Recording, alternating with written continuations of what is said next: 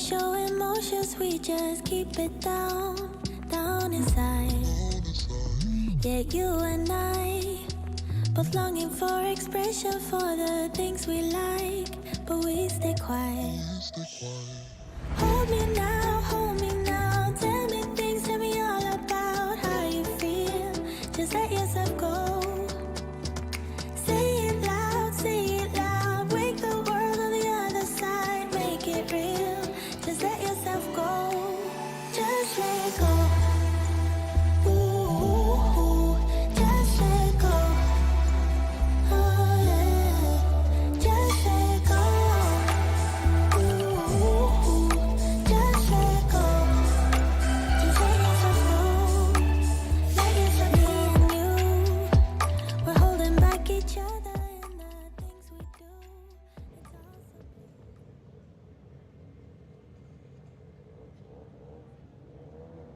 All right, welcome. Day 2, we are into racing for the Garrett Advancing Motion Jamboree, presented by Link, Engine Management, tunersedge.com.au. We are moving into round 1 of racing. This is it, Terry Dale.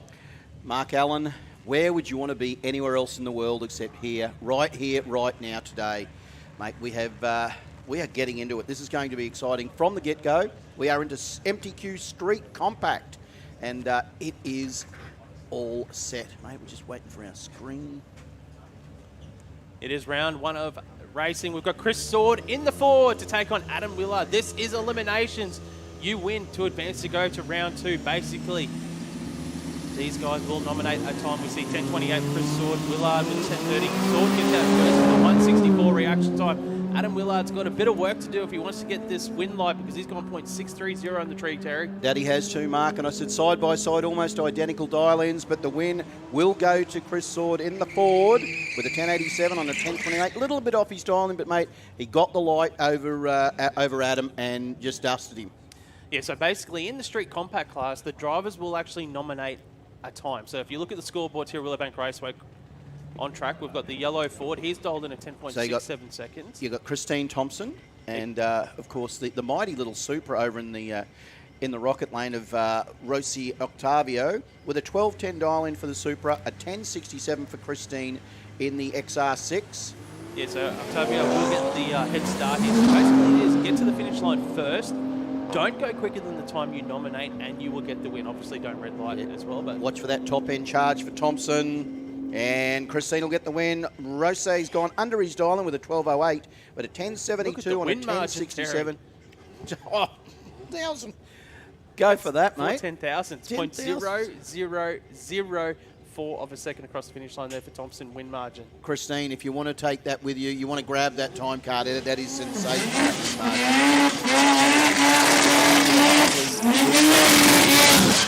Get it. Got it. Done. Well done. Oh, the little Gemini and Mr. Stephen Beach in the little 808. So there's a couple awards that I think the commentators have got to look out for today as well, Terry. Looking at the commentary team to determine the following: best wheel stand, best burnout, cruise style, which is the best presented team, and there's also a Rotary compression tested win for the best reaction time from a Rotary in racing as well. Nice. Well, we'll let the guys in the next tower do that. But mate, we don't have too many teams with the guys in this category, so yeah. They all look. They've usually got, you know, their mum and their fans, which is a couple sitting in the crowd, to be honest, Mark. But Stephen Beachy dialing in at a 10.55 to a 15.10 for Luke Ty in the Gemini. So Stephen having a really good time of this car. He's regular to the Street Series here. Been learning the trade, been upgrading the car, getting it really sorted well. And picks the front wheels up as well for a street car, which is pretty good. Oh, a 381 for Luke Ty. Steve, hold on to it. 081. There's some Street Series talent there. Let's see if he can keep it safe under and keep it above that dial in. Yeah, mate, safe as houses. A 1096 and a 1055 for Steve Beach. Well done, Stephen.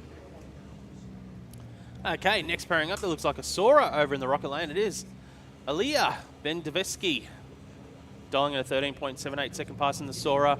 Ashley Bagdonis in the Nissan Bay 5 Racing, dialing 1080. So we'll see the Sora will leave first 3 seconds later, we'll see the Nissan to start the chase down. The mighty Gazelle. Will it be the Gazelle this morning, Mark? So can we grab Street 289 to the lanes, please? Street 289.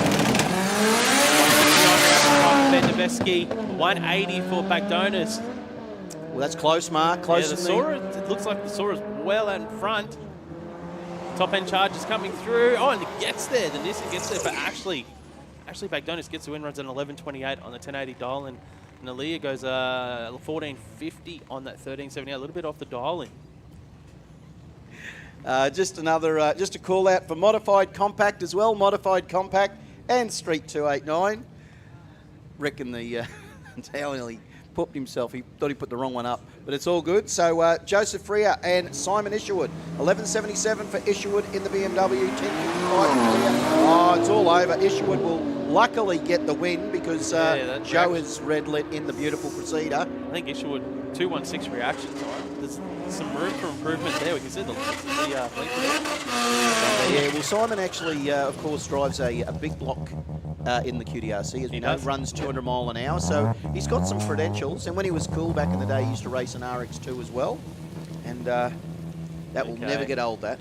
So, but anyway, Paul Clyde and Ray Box. Yes, the Ray Box over there in the Audi, and with a 13.10 dial in for Ray, a 10.50 for Paul Clyde in the RX7, with the Loco Mechanical on the side in the 13B. So this will be a good little matchup.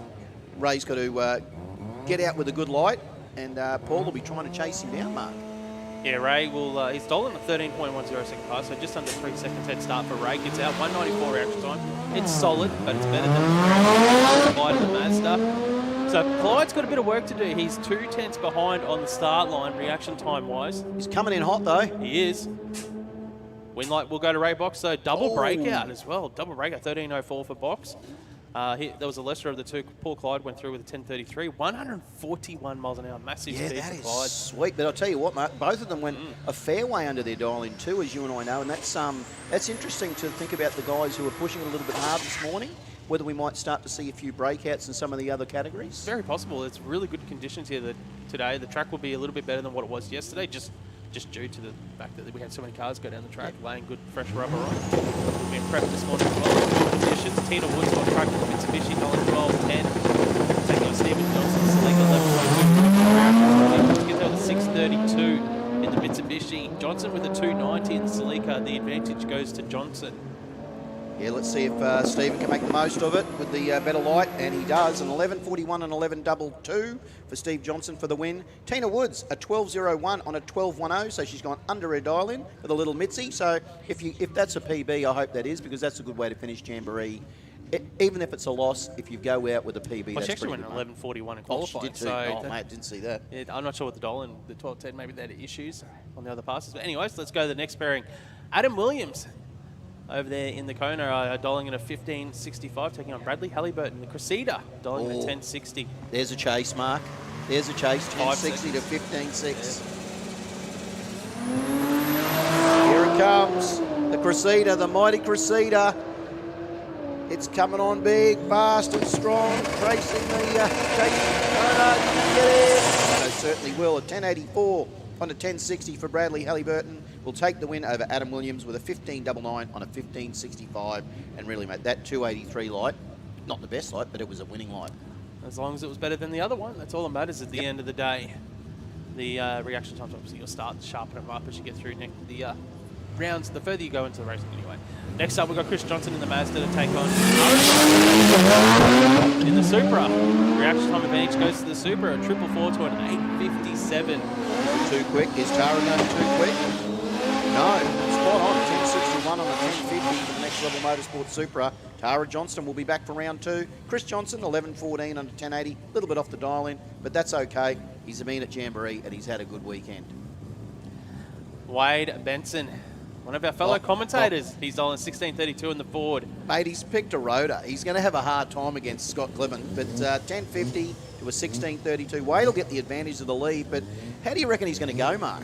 Let's have a look at the reaction time first for Wade. That's good. 0.41. Best one we've seen today so far. That's a good job from Wade Benson. Taught him everything. 0.46 from Scott Cliven. 5-hour advantage to What's Benson. going through Wade's mind? He's Maybe got the looking- radio on. He's Where's that rotor? There it is. Breaks out by half a second of 15.93 on the brakes. Yeah, you know what? That's sad. He'll have to put the forward back on the trailer for him, and he'll have to go sit with his dad and watch the rest of the racing. But Scotty, out of the Rotary action in the little Corolla, good work, mate. 10.56 on a 10.50. That was a close race. Benson- Both of those should have gone through. Benson probably would have won any other races Yeah. around so far. He's Absolutely any other race. He's drawn Scott in the first round, like of all people. So, but anyway, good luck there, boys. But Travis Beckman up against Christy Lee Shelton. 12.40 for the Skyline, a 10.50 for the Datsun, with a nice burnout too through their mark. He's heated the tyres up nicely. Let's see if Travis can make the most of it, having to chase down the Skyline.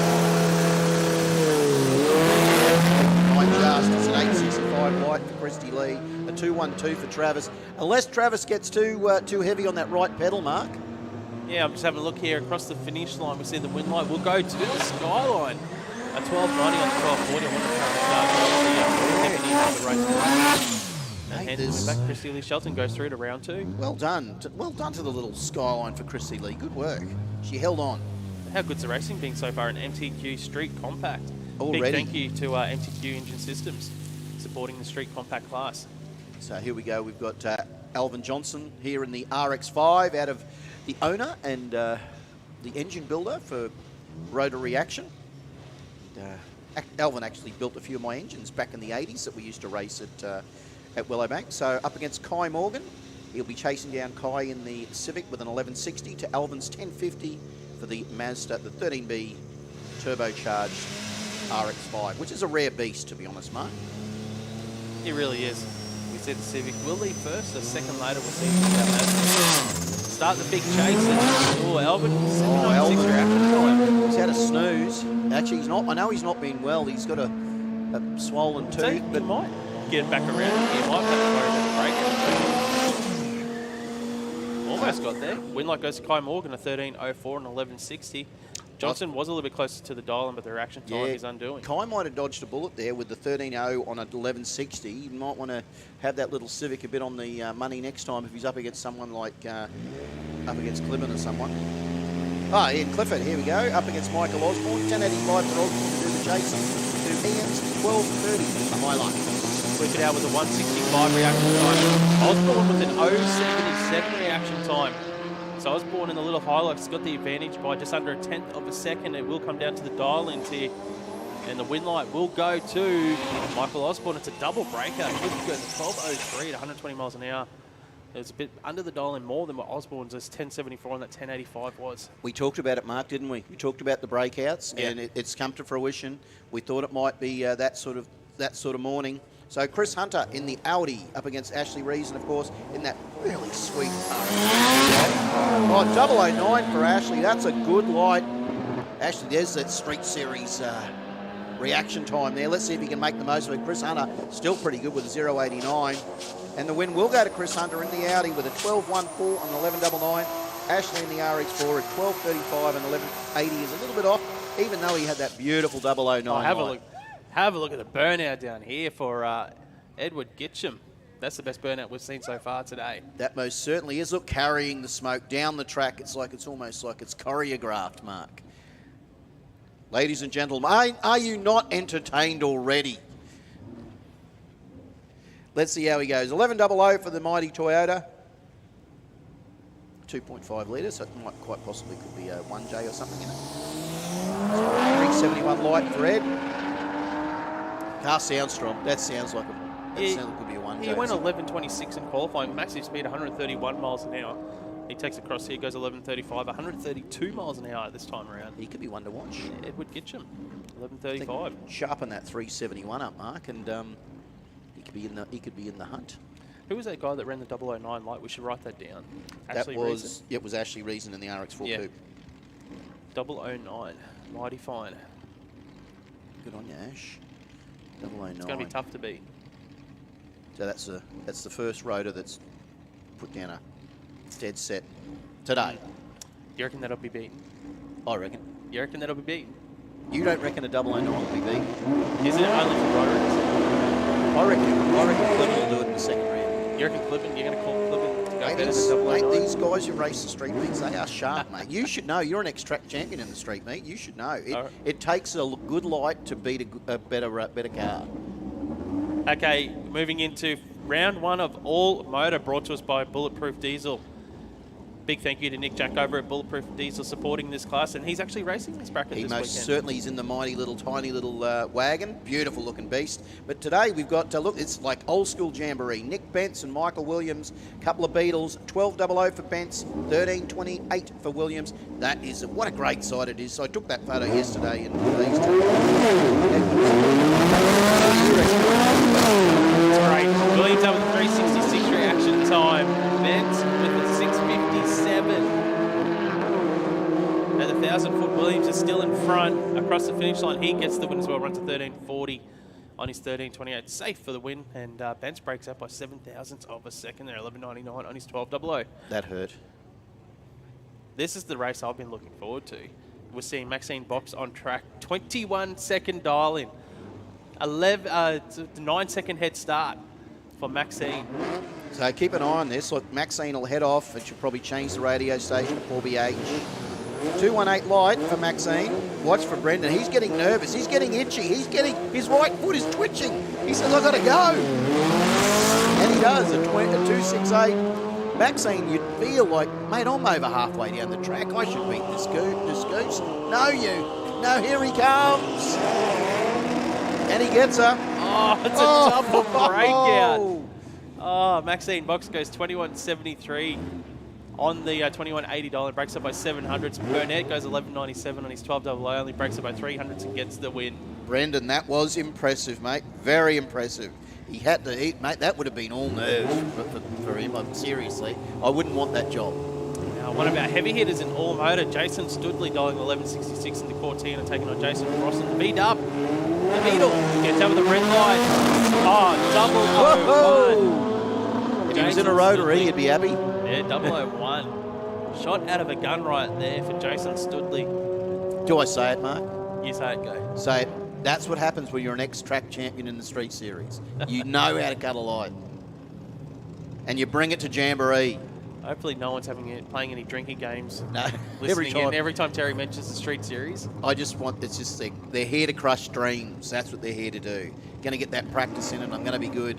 Yeah, mate, so what you're not racing. When you talk about the Street Series here at Willowbank Raceway, what actually is that series? Just to let everyone know. It is purely just for street-driven vehicles. You can run as quick as 900 in a late model car or 1050 in a older style car. We have a ladies category, a street bike category, which runs 9.5, and everyone is welcome, and it's a great night, as you know. That happens here at Willowbank Raceway once a month. Yes, it does. So 7 times a year, and then we go into our final. So, and you can race any time. You don't have to be a member. You don't have to be to sign up for the series. Just come along and have a crack. There you go. Next pairing up here in All Motor, it will be another V-dub. We've got a few V-dubs here this weekend. How good is that? That's a couple of really cool cars on the line. The Doom Bug and the little Mazda sedan, they are so good.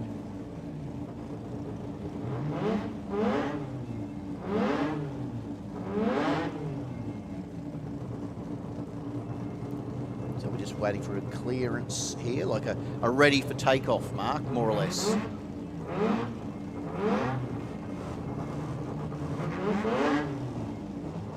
I think it is pushing up. Something's gone awry, I think. They might have been paired up incorrectly. Yeah. I think that's what's happened.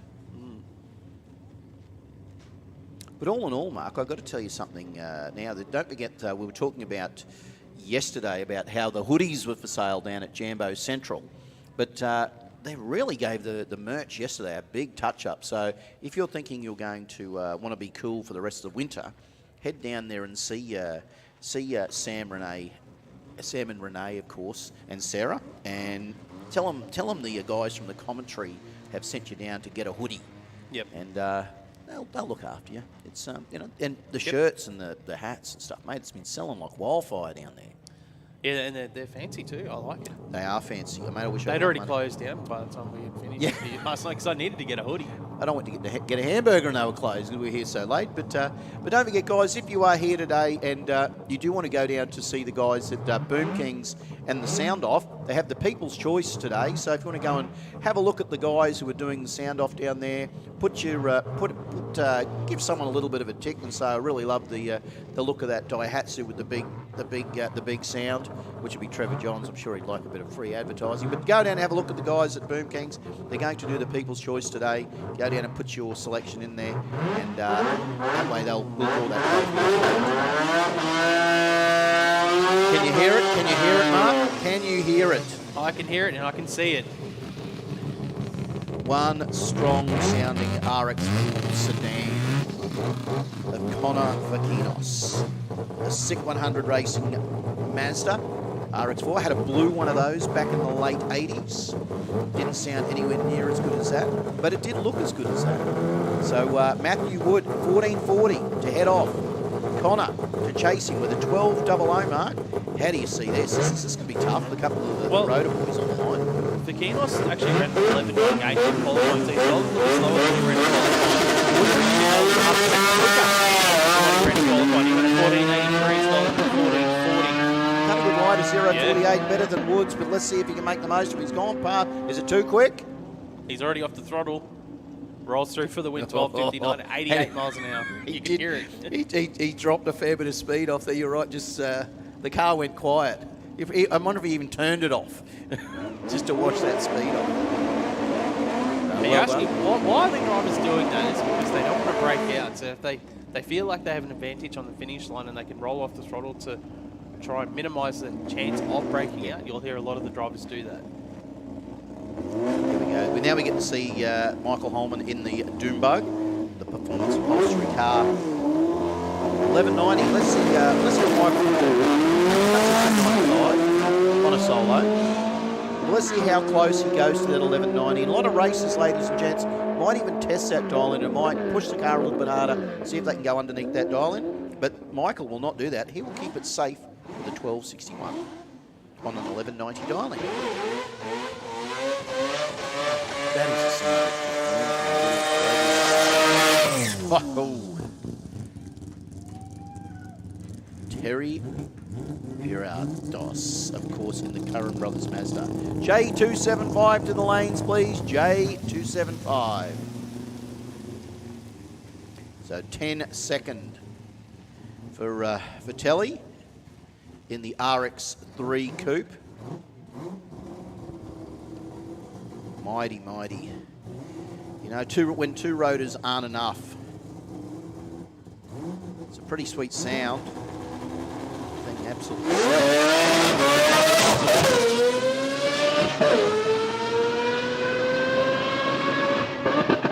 Whoa! Has a little bit of a shift up there. It says, oh, I'll just get off that then. Run 11.7 on a 10.00, but we'll wake the crowd up, wake the cows up in the bottom paddock as well, which is good. So we need Street 289 to the lanes, please. J275, you guys should be in the lanes as well. And modified compact. So don't forget, Mark, if you're at a little bit of a loose end, everyone, make sure you go down and have a chat to our traders. We've got a lot of traders still here today with the Garrett Advancing Motion guys, of course, there. Link ECU there. Lotus Caravans. Shannons are out the back behind the tower. Go and have a chat to those guys if you haven't got your beast insured. The guys from Bosch Motorsport.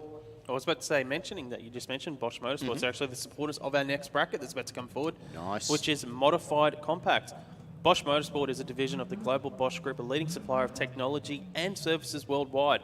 We are now also here in Australia, New Zealand and South Africa. ECUs, digital displays, data loggers, power management boxes, race car, ABS, fuel injectors and pumps, spark plugs, lambda sensors, position sensors, pressure sensors, temperature sensors, over 5,000 items available. Check them out, Bosch Motorsports. Thank you for supporting the Modified Compact bracket, which will be getting underway with round one of racing very shortly here at the Garrett Advancing Motion Jamboree. No, nice work there, Mark. So, of course, other sponsors that who've got some trade stalls set up will be MTQ Engine Systems, Fuel Tech, Precision Turbo, Motive DVD, ACL Bearing Company, of course. Haltech, Golby's Parts are here. Exotic Filled Candy. That sounds like something that you should probably have just to keep us going during the day, Mark. But Flash Stickers, Meraki Garage, JDM Streetwear, Boost Dock, Aeroflow, Iami, and of course Race Mode. We thank all our sponsors because without you, this thing would not be as good as what it is, and we love you all to death. It is a great thing that we have so many very cool sponsors too, Mark. We don't just have sponsors, we have sponsors that are passionate about the Jamboree experience, and the Jamboree experience is a beautiful thing. Oh, look, we're getting a little bit of a drag here, Mark. You know what that means. It's not only going to get louder like it just did for All Motor, it's going to get faster.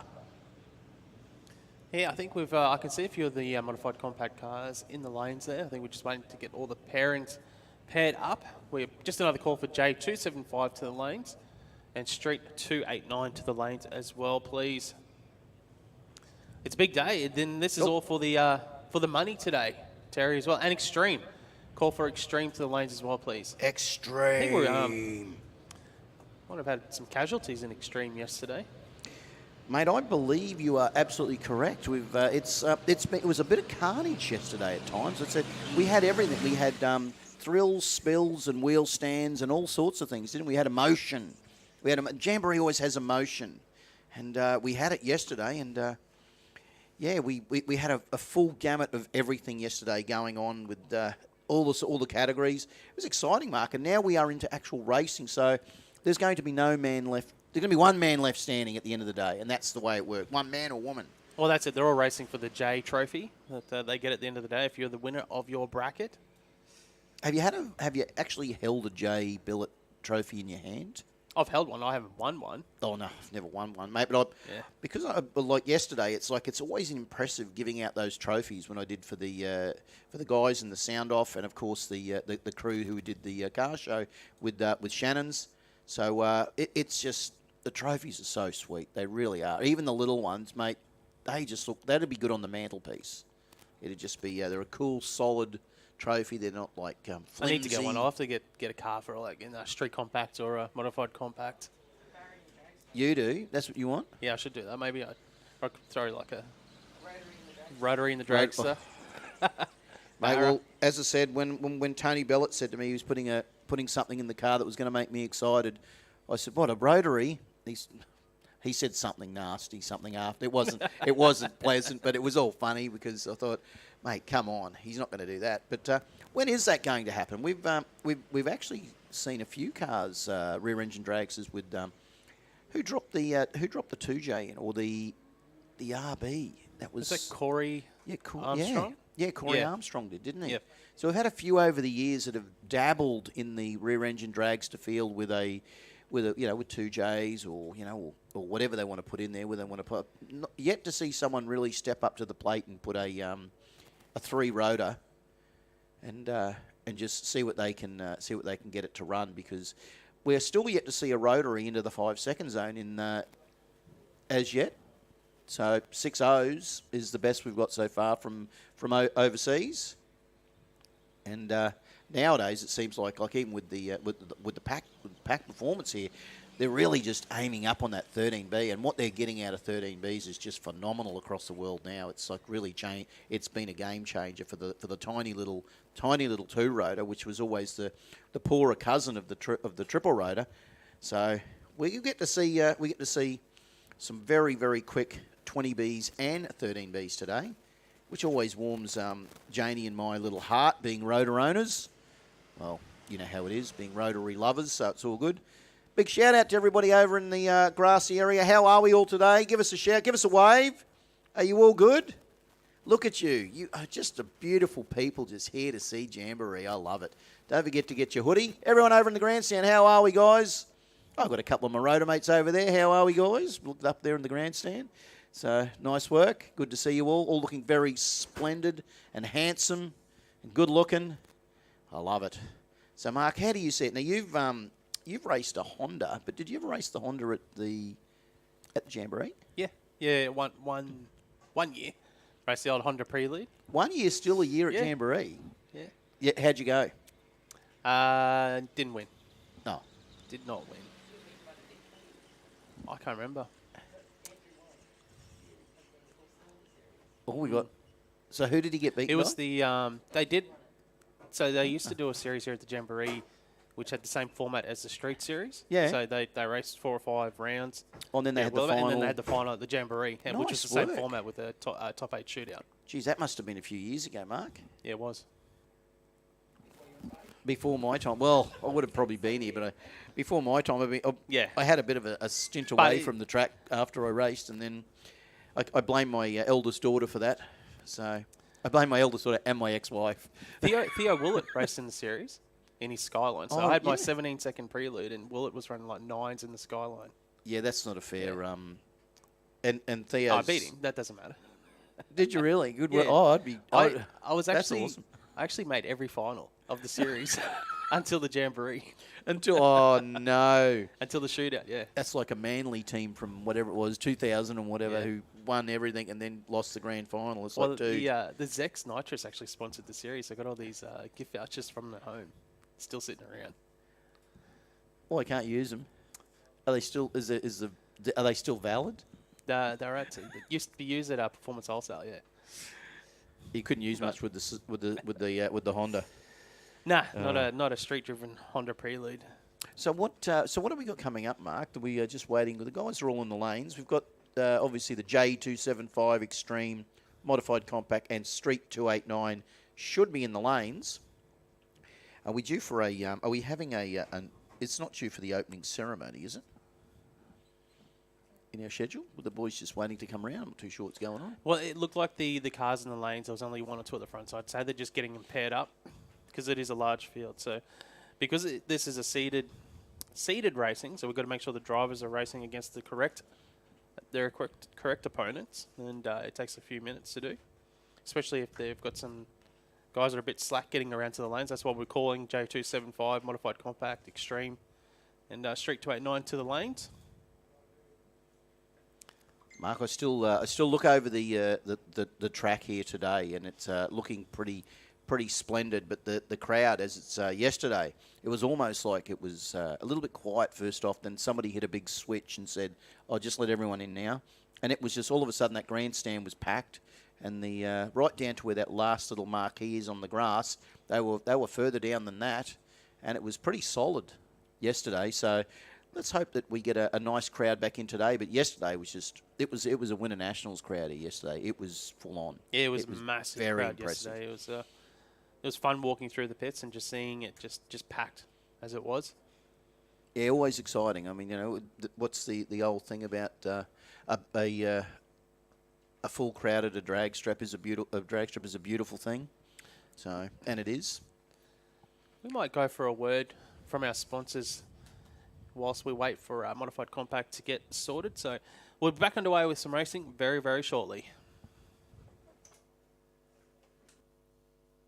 Warehouse at 42 Moss Street, Slakes Creek, is the retail and trade side of Race Car Engineering, who have been in business for over 15 years, specialising in aftermarket performance parts for hot rods, street cars, drift cars, circuit race cars and drag racing vehicles. RCE Performance Warehouse have a huge showroom housing all the best performance brands from around the world. Whether you're after a set of valve covers to dress up your engine bay or an engine block to start your next build, they can tailor a package to suit you.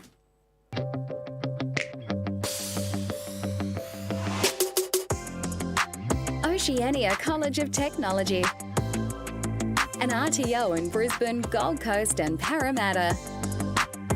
It provides job-ready skills to students in various automotive courses, like light and heavy vehicle mechanics, underbody technology, auto electrical, motorsports, automotive panel beating, automotive diesel technology. With small-sized classrooms, it has a fully functional mechanical workshop. It provides real and practical knowledge to all its students, under the supervision and training of highly qualified and skilled trainers.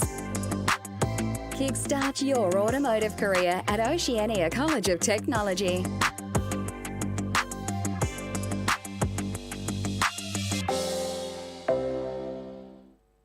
Performance tuners and racers trust Bosch technology for their high-performance engines. Precision, reliability and performance. Bosch fuel injectors give you peace of mind, knowing your engine is getting the best fuel delivery, race after race, year after year. Optimised spray formation for improved combustion, smoother power delivery and better throttle response. Bosch fuel injectors will put you ahead of the competition. Search Bosch Motorsport Australia. There's good, there's better, and then there's Bosch.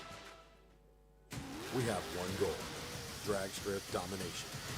Quicker ETs, #1 qualifiers, final round victories. We earn these things for ourselves and our racers with engine management designed to work the way people actually use it at the track. Our systems are constantly updated with new functionality and free updates because progress never stops. Always learning, always improving, always striving to make the best.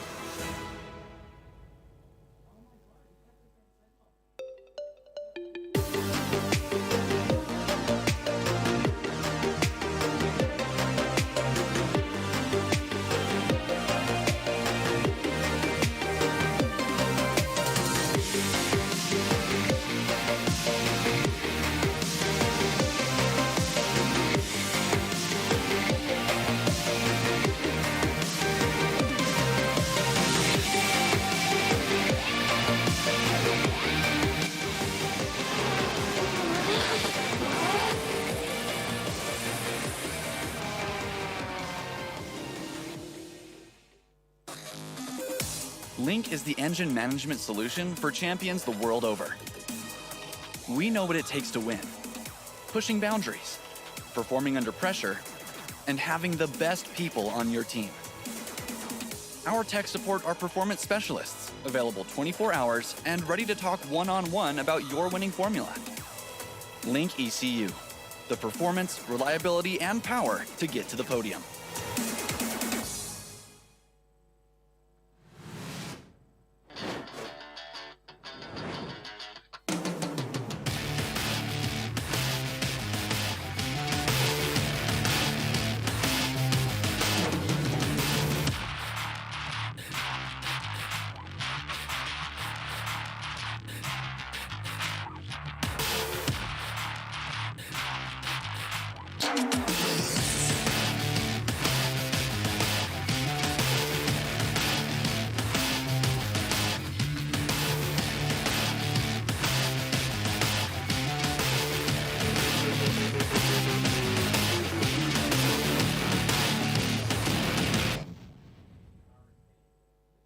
How would it be if we funded a pilot program for you to run that enabled you to bring some vision-impaired kids onto the Saints Play program? Oh, wow, that would mean the world. My reward is the smile on the kids' faces. And since you've given so much to others, we'd also like to do something for you personally. How would it feel if Pepper sent you, your partner, and your daughter Molly to the Gold Coast for a few days? Yeah, awesome. I don't know what to say. It amazes me. Thank you very much. We've always had a few cars. They're all special. The T-Bird. Oh, that's mine. The Combi for when we want to get away. The XR8. It's going to be a classic. They're all insured with Shannons. We've also got Shannons Home and Contents cover, which helps protect our automotive collectibles, tools and memorabilia in the home and garage. If you're motoring enthusiasts like us, it's got to be Shannons. Shannons, insurance for motoring enthusiasts. Call 13 46 46 for a quote. Quick call, modified compact, final call, modified compact, final call, please, modified compact. This is your final call. You'll miss out on racing. Since 1997, Vibrant Performance made its mark as one of the industry leaders in the development and engineering of exhaust and induction components for the automotive aftermarket. Over the years, Vibrant has seen its evolution pivot from the chambers of an exhaust and induction components brand to becoming the primary source of professional fabrication components for professional fabricators. Vibrant Performance offers a wide assortment of professional fabrication components for all your turbo, exhaust, induction and fluid delivery needs in a variety of sizes that include HD clamp systems, intercooler assemblies and cores, AN fittings and braided hose, as well as PTFE lined hose and fittings, 4-ply silicone couplers, aluminium and stainless mandrel bent tubing, high-performance mufflers and resonators, V-band flange assemblies, turbo flanges, fabrication and assembly tools, and much more. Vibrant products are the ideal choice for naturally aspirated or forced-induced car, truck, off-road, marine, and power sports vehicles. If you're curious to what other products we have in our fabrication program, please be sure to find us at vibrantperformance.com.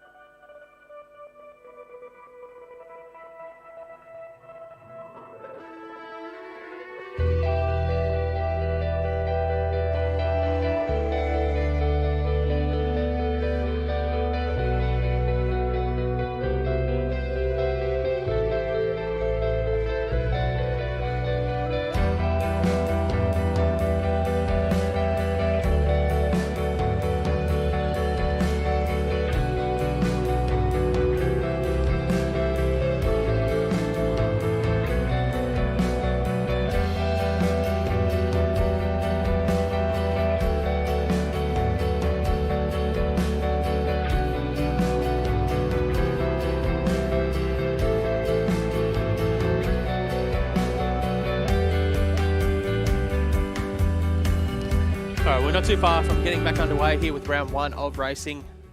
The next bracket up is the MTQ, not MTQ, the Bosch Motorsports Modified Compact class. And we're just waiting on some slack. Mark, some slack races getting back around to the lanes. How many items you reckon Bosch have got in their catalogue? Over 5,000. That is exactly right. That is exactly. a ton. Imagine working for Bosch, and like if you started there tomorrow. And you said, mate, you got to learn this catalogue. You'd go, are you kidding me, dude? Have you got a thinner catalogue? No, you got to learn all those by the next 6 months. Otherwise, your tenancy will be voided. So J275 Extreme. You need to go to the lanes if you are not already there. Wakey. It's Jamboree 2022. Garrett Advancing Motion. You need to be in the lanes. We want to see some fast vehicles. That's what we need to see, Mark. Yeah, we only got a couple hundred races here this weekend, you know. Yeah. What are they all doing sleeping in? Get to the lanes. We've called you. Okay. It looks like I can see some movement down there, Terry. I can see some movement. So let's I hope put Angry Mark away now. Yeah, let's hope that, what do you put on your dad or your dad or your mum voice? It's like, come on, now come on, kids. You need to, So it looks like we might be moving into Bosch Motorsport Modified Compact. And I do believe I can see the mighty little nugget garage of Scotty Hoffman just about to come through that burnout, into the burnout box, and away he goes. He'll light that little 3RZ up. And it might be going into street, actually. Street 289, so... You are spot on. It's they've gone out of order. Maybe these guys are ready. So Speedflow, thank you the guys from Speedflow. Thank you so much. We are in Street 289. Hoffman and Adams. So Street 209 is a heads-up full tree race. Mate, this is tough. So first to the finish line wins. Watch for Hoffman to get out and carry that front wheel halfway through the field. There he goes again. Look at that. It's up in the air. It's down. He's out in front. Adams got the better of the tree, but it doesn't matter because the 784, 177 miles an hour. Hoffman, Mr. Nugget Garage goes through, mate. Yeah, he gets a win here in round one of racing. Next pairing up, we've got Russell Archer in the Mazda for R&J Racing to take on Michael Silk and the Datsun Wagon. Silky had some fun driving yesterday, Terry. Mate, I tell you what, I am absolutely amazed that Michael is back. That is sensational to see him back here in that, what can only be described as a handful and a half of wagon. So Russell Archer, he's got the little 13B. He's got some hard work to do because Silky will get out with a wheels up affair. This is a tough race, Mark. Yeah, Silky was that number 6 qualifying, ran at 8:30 in qualifying. Archer was number 13, ran at 9:63 best. Oh, Whoa. big move for Archer. At about 100 metres out from the start line, we see Silky goes through for the win, 8:49, 163 miles an hour. But Russell Archer got over towards the centre line, then made a big step out on him. He did, didn't it? And Really just had a really good look at that centre line and did the right thing, got off it. And Michael Silk carried the front wheels, got it back in the groove, and was gone. That's a good burner from Andrew Robertson there in the too, Mazda mate. for Pascoe Jewelers to take on Carl Herbert for Rotary Motorsport. Having a look at the qualifying tail of the tape, Carl Herbert was the number 8 qualifier, ran a best of an 8:51. Robinson was a number 15 qualifier, ran a best of a 10:19. So you think the advantage at the moment would be to Carl Herbert. Yeah, Robbo's got some work to do, hasn't he, Mark? I think Carl might be sitting in the box seat thinking just play the game right. You know, I don't want to give Andrew an opportunity if I get things slightly wrong, Mark. Because, as you know, just because the car is probably a second and a half quicker doesn't mean that things don't go exactly to plan. And you know what? In a race like this, everything needs to gel. Everything needs to line up. So Herbert and Robinson, the battle of the mighty Rotors, both sedans. Yeah, Robinson was really consistent qualifying, around 10:30, a 10:20 and a 10:1. Herbert wasn't as consistent, but he did run an 8:51.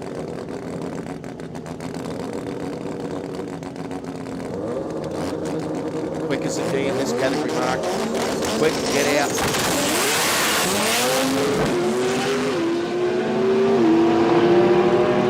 That has proven the point. Carl Herbert, 8:51 to back up an 8:51. That's pretty stout, Mark. A 167 mile an hour, 10:50 on a 10:1.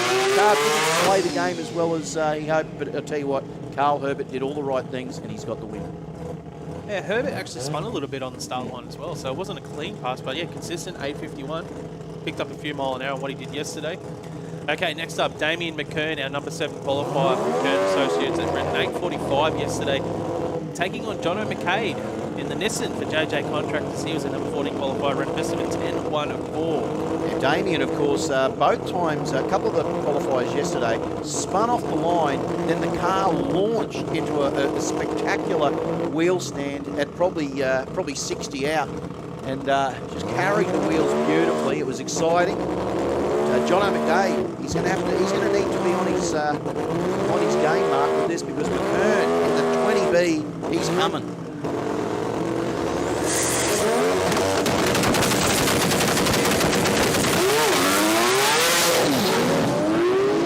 Oh, there it is again. Look, wheels up, carries it, drops it down. Damien, there you go, my man. 890 at 165. The mighty Grump 2, Damien McKern, go through. How nice is that? But John McDade, a lot of wheel spin for these guys, mate. It's a little bit hard to get a hold of the track, it seems. You know, they're talking to one of TJ Graham's team members yesterday. And, he was saying they're old tyres on this thing, so it does a fair bit of spin. A lot of the guys are finding it hard, as you know, Mark. A lot finding it hard to get parts, tyres, parts. So you're having to put up with older gear that you would normally go, mate, I'm racing Jamboree, I'm going to put a new set on it. But no, they just you can't get them. You can't get them. But we get to see the little Gemini up against the RX-8. 9-1 earlier in qualifying for Corey Hunter from Victoria in the Wheel FX Gemini. And the 101 Motorsport TJ Graham RX-8. 8-1s, 8-3s, 8-5. So TJ's got that thing pretty well dialed in if it was bracket racing today, mate. Yeah, and I'm looking at TJ's increments here that he ran yesterday. 175 mile an hour. Like, that's some serious horsepower. That's a 7-second car every day of the week. But you will notice the wheel spin off the line with TJ. As I said, old tyres, young driver. That's the way.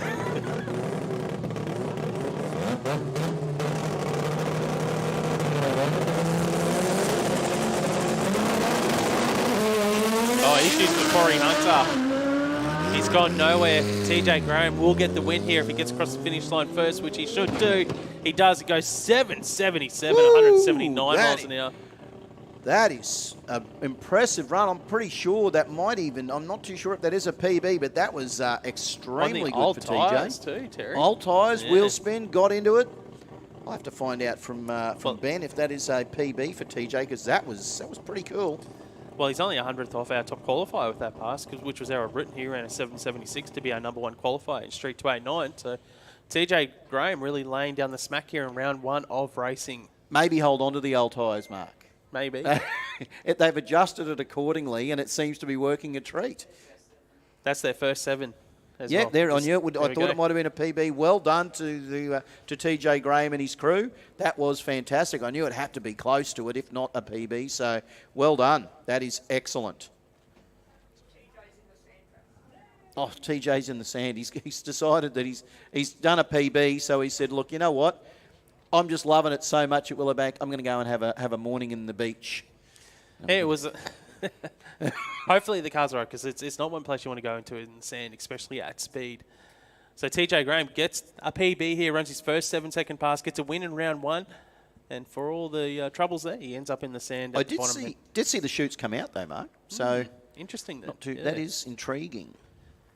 Yeah, well, we are here in round 1 of Street 289, brought to us by the guys over at Speedflow. Check them out. Speedflow Products has been proudly manufacturing and supplying quality hose and fittings to the performance industry throughout Australia and the world for over 25 years. Located in Taree, New South Wales, Speedflow has grown to be Australia's number 1 choice in performance hose and fittings due to their innovative design, manufacturing, quality control. This is thanks to our skilled staff and ability to control every aspect of manufacturing, from machining, polishing, anodizing to assembly and packaging. A big thank you to Speedflow supporting the Street 289 class here. We are in round 1 of racing for these guys, and we'll be back underway once we get TJ out of the sand very, very shortly.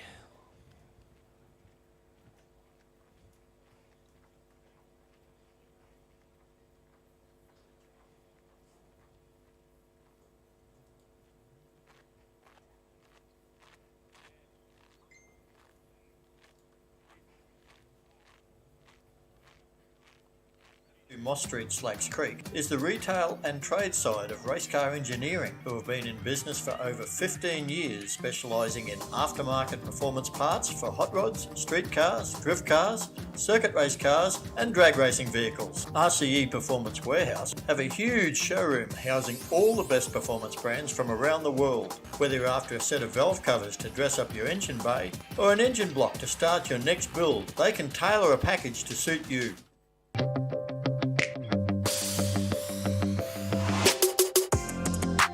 Oceania College of Technology, an RTO in Brisbane, Gold Coast and Parramatta. It provides job-ready skills to students in various automotive courses, like light and heavy vehicle mechanics, underbody technology, auto electrical, motorsports, automotive panel beating, automotive diesel technology. With small-sized classrooms, it has a fully functional mechanical workshop. It provides real and practical knowledge to all its students, under the supervision and training of highly qualified and skilled trainers. Kickstart your automotive career at Oceania College of Technology.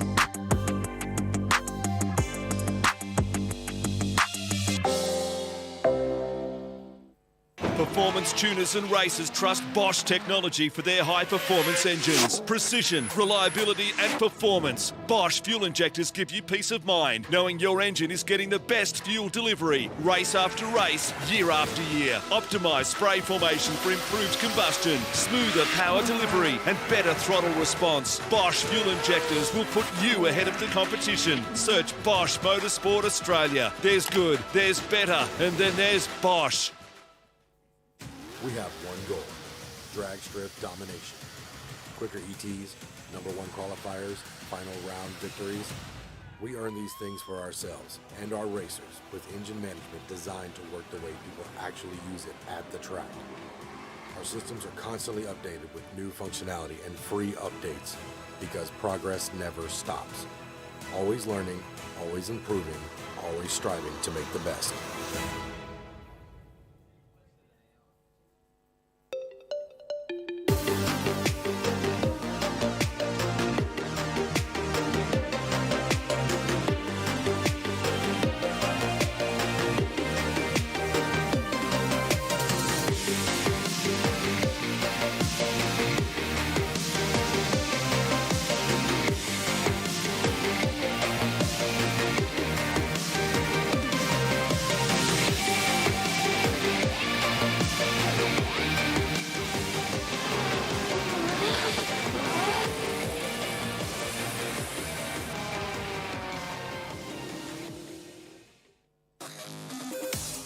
Willowbank is the engine management solution for champions the world over. We know what it takes to win.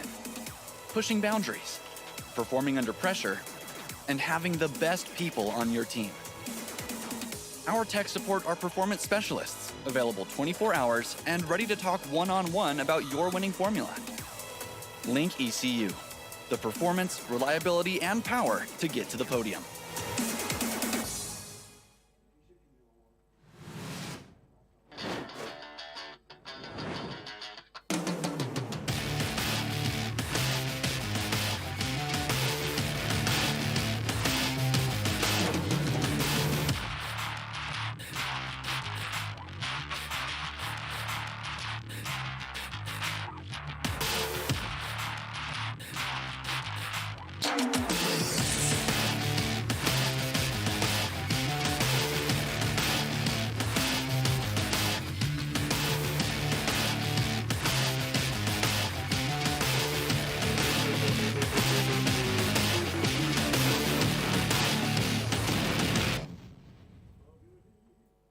How would it be if we funded a pilot program for you to run that enabled you to bring some vision impaired kids onto the Saints Play program? Oh, wow, that would mean the world. My reward is the smile on the kids' faces. And since you've given so much to others, we'd also like to do something for you personally. How would it feel if Pepper sent you, your partner, and your daughter Molly to the Gold Coast for a few days? Yeah, awesome. I don't know what to say. It amazes me. Thank you very much. We've always had a few cars. They're all special. The T-Bird. Oh, that's mine. The Combi for when we want to get away. The XR8. It's going to be a classic. They're all insured with Shannons, We've also got Shannons home and contents cover. which helps protect our automotive collectibles, tools and memorabilia in the home and garage. If you're motoring enthusiasts like us, it's got to be. Shannons. Shannons.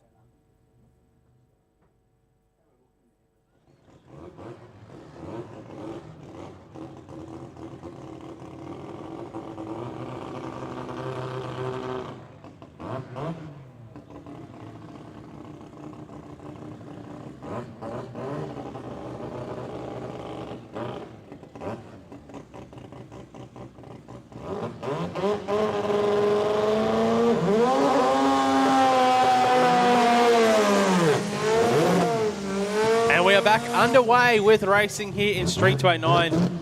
Round one brought to us by Speed Flow. And in the Speed Flow lane, it would be it's actually Steve Sloan.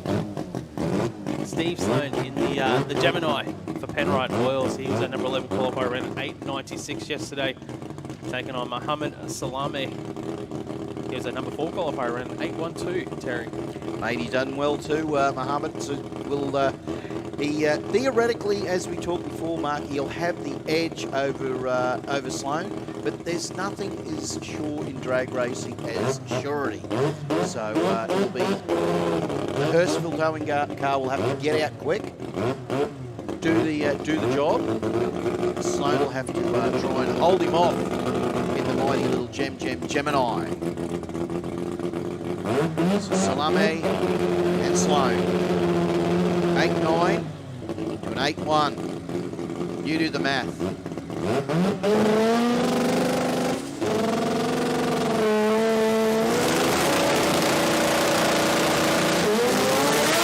Oh, Sloan gets out. Oh, got it squirrely, but is he going to be able to put it back into it? I think the Gemini might have him. Is he got him? Is he going to get him? No, he won't. That's what happens in drag racing sometimes. You can get it a little bit out of kilter and you can hand a win pretty well. Sloan has got the win with an 8.77. He's gone quicker than he has all weekend. And nice work there to Sloan. Will take the win. Mohammed, 9-0. Just got it loose at about the 60 and really couldn't recover. So, Mark, that was the classic of the little mouse that roared.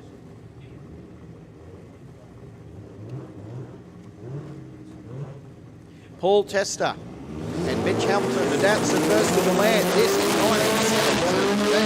Oh, Hamilton picks up the wheels, and Tester gets off it in the Galant. Hamilton, yeah.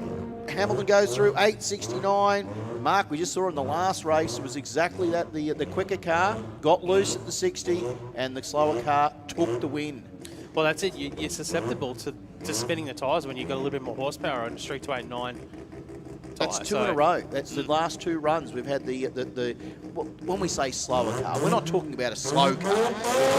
It's still fast. Just qualified a bit lower down the field. Yes, that's it. So, yeah, well, I'll tell you what, you got to bring your A game, and you got to, no matter what, you put yourself in a good opportunity.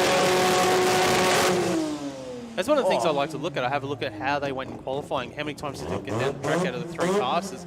And sometimes you'll notice that, like the 1 or 2 qualifiers might have only got down the track once out of their 3 runs, but those guys, like in 6th, 7th, 8th, 9th, got down 3 out of 3. You know, mate, that was a good burnout there from Patrick Long there, Mark, in the Monster Performance Racing RX-7. Errol Britton goes through his regular, just clinical burnout in the mighty Subaru Utility. He was our number 1 qualifier, Britton. He just seen number 2 qualify in that very lane in front of him and go out here in round 1.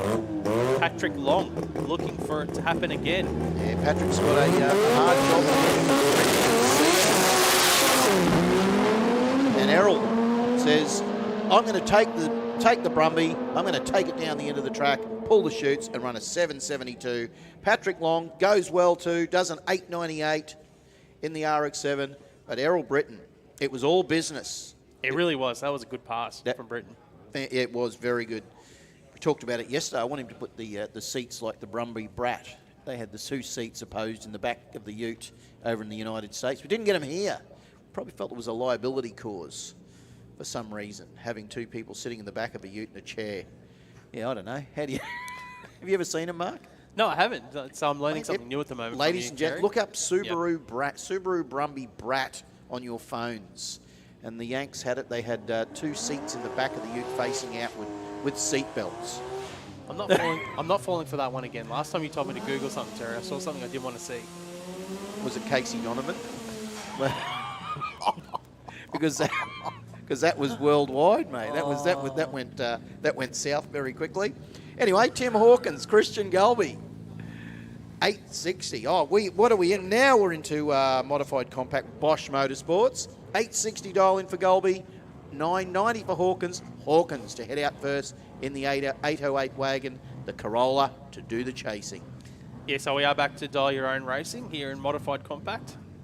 So the drivers will nominate a time. You can see on the scoreboards the times that they've nominated. Tim Hawkins, 9.90 seconds in that little wagon. In the 808 wagon, the Corolla wagon, Gulby, he's told at 8. Oh, here comes Gulby. Watch for the Toyota. It's coming on fast. Is it going to be enough? I don't think so. Not a chance. 10.04 on a 10.08, on a 9.90 rather for Hawkins. Well done to Tim. And Christian just couldn't get the car off the line and out there to chase down the little wagon. Yeah, modified compact. Brought to you by Bosch Motorsports. Next pairing now, we've got Aaron Murphy dialing in 9.80 seconds in the Ford. Taking on Troy Dumbrell, who's dialed in at an 8.75 in the Mazda.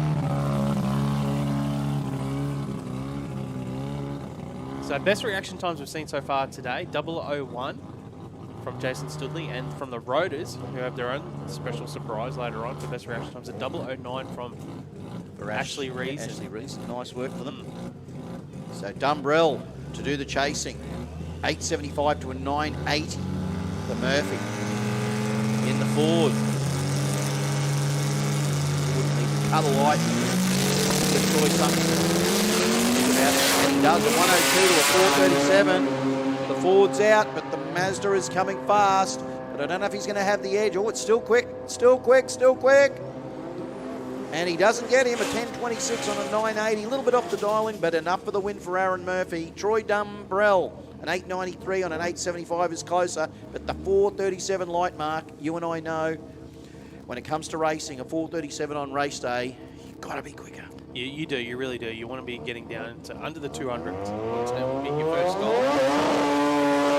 This is a battle of... This is a good race. Yeah, it's a battle of the locals. We've got Nick Baxter and Parry Georges. Parry in the 13B turbocharged Gemini. Nick Baxter in the 3RZ Lexus. 8.75, ran into the 8s again yesterday. Parry, a regular to the QDRC and a Jamboree with a 990 dial in. Parry to, he's keeping the car down this weekend. A couple of shots up. Oh, 077 for the Rotor, 116 for Baxter. Will Baxter be able to make the most with that 3RZ? It looks like he may. Got on the brakes too, did Nick? A 920 on an 875. Parry a little bit off his dial in, and he won't be back. But Nick Baxter, the mighty 3RZ, has done the deed today. Yeah, good pass there from Nick Baxter. Next pairing, now we've got Naomi Vandertot in the Sylvia for Golby's Parts, dialing in at 8.35 seconds. Daniel Lake has dialed in at 8.90 seconds in the VL. Having a look what they ran in qualifying, they both dialed in a little bit quicker than what they ran in qualifying, so they're both expecting to run quicker today. Naomi went an 8.42, Lake went a best of a 9.15. Were they listening to our commentary earlier when we were talking about those breakouts, those double breakouts, Mark? Maybe they're going, maybe the commentators have some, maybe they do listen to us. Maybe, and if they are, they shouldn't. You really shouldn't when it comes to your racing. That's the best advice Mark Allen's going to give all weekend. If you're listening to the commentators and taking it as a device, you should not. Definitely not for your dial.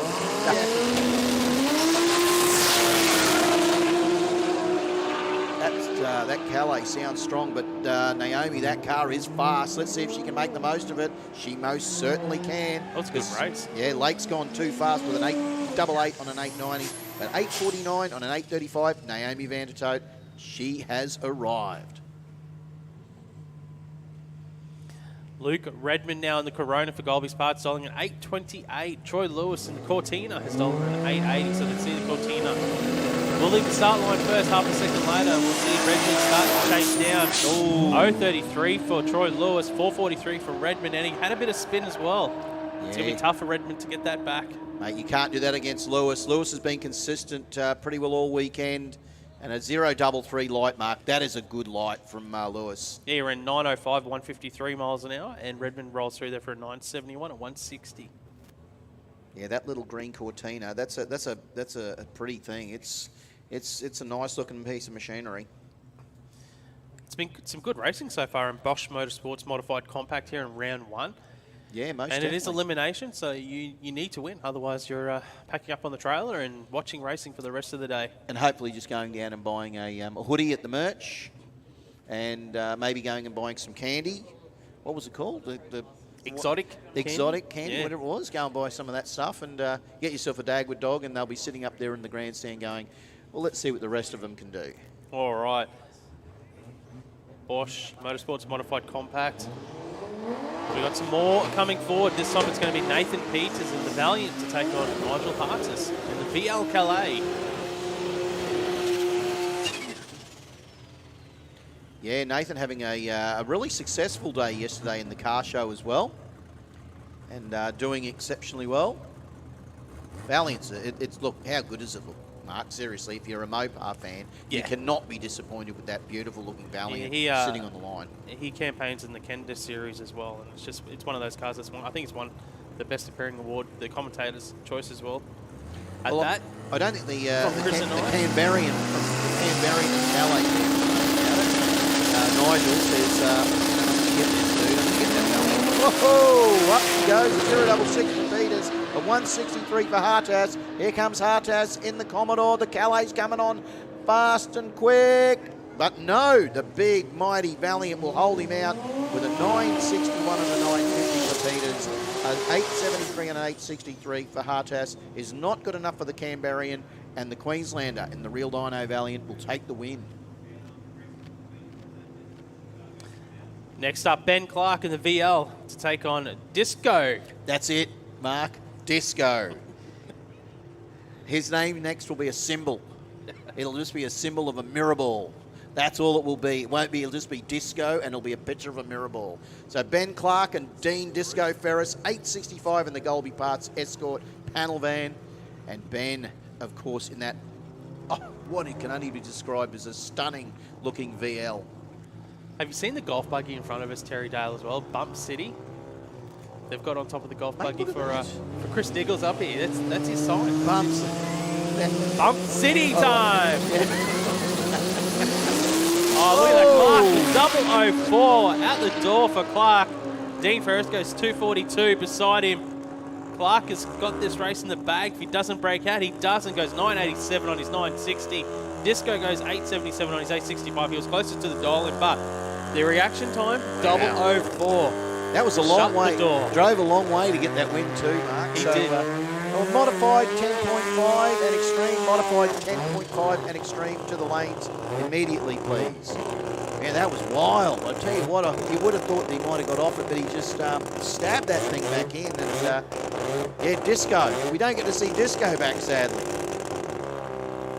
But we do get to see Matt Lyle in front of us for Enviro Waste Services. I don't get to see Matt do a pass yesterday. He's gone at 7.9 seconds. Yeah, 19 seconds. But Matt knows how to run this. So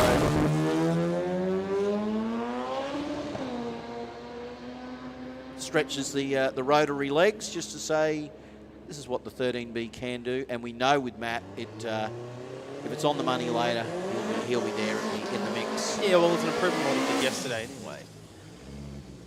So we must have had a few cars in turn because we've got a couple of solos here. Robbie Butler in the Corolla, dialing in at 8.50 seconds. He ran a best of an 8.90 yesterday in qualifying. Wasn't a full pass, so we know that Robbie can go a little bit quicker than that, which is respective. You can see that on his dial, and he's gone 8.50. Don't you love it when they put almost a half a second on the best they've run over the previous day?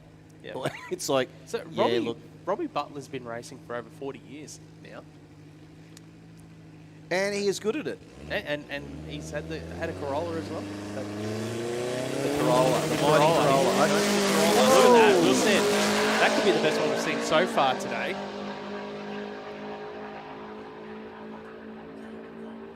Well, what would Chris, if Diggles was here with us, it's Hang Height Hall. Yeah. Is it? That's It's how the it is? Triple H. They're the Triple H. How much hang did they have? How much height did they get, and how long did they go for? Well, I think Damien McKern probably hung a little bit longer at the 60. He was pretty you're right. stout. Yeah, McKern was pretty good as well. McKern was really got it, kept it up there and bounced it up again. So, but I think we might see, we'll have to write down Robbie's. That was pretty impressive, and I did think Peter's RX-7 did a pretty good burnout earlier as well.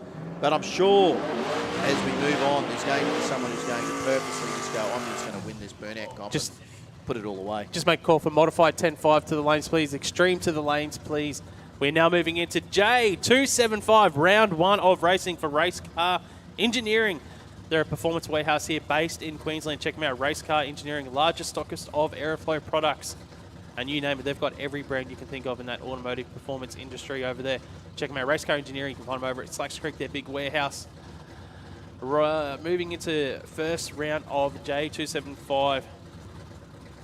So the J275 class, Terry, is a heads-up pro tree class. So basically, first to the finish line wins. It's as simple as that.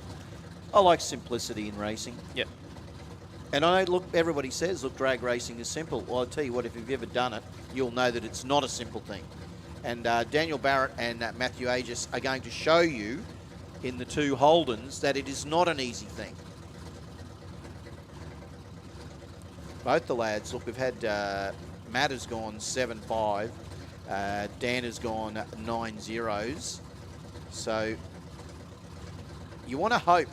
As we said earlier, Mark, we talk about the quicker car versus the car that's not as fast as the other, and it's about don't get anything wrong. If you're in the quicker car, you can say, oh yeah, look, I've got the quicker car, I should be right. Mate, don't ever think that, because we've just proven it 2 races in a row that the car without the extra horsepower took the win. And the other thing these guys have got to attend to is the Pro Tree start line. We've had the green light on for about 2 seconds here. Whoa! Aegis gets out all right though. Look, pick the front wheels up, sails it through for a 7.52 to back up his 7.59. So he's gone quicker has Aegis as well there, Mark. And that was look, the guys both loaded him up on the line and both of them cut a 3-odd second. I'm telling you right now, if Barrett had cut a better light, anything under a sub 1 second. Yeah, you are spot on. He would have won the race. He would have run the race. Yeah. and when I'm talking sub 1 second reaction time, like that's still considered terrible in drag racing. Like you want to be 100 and under, 0.1 of a second and under. And I'm just saying you'd have to be better than 1 second. Mate, someone's coming to get you in the next round. Yeah. Someone's coming to get you. Oh, here we go. This car warms my little heart, this Tirana of Ryan Holtz. We've got Chuck Jeffkins, of course, tuned by Dale in the Holden.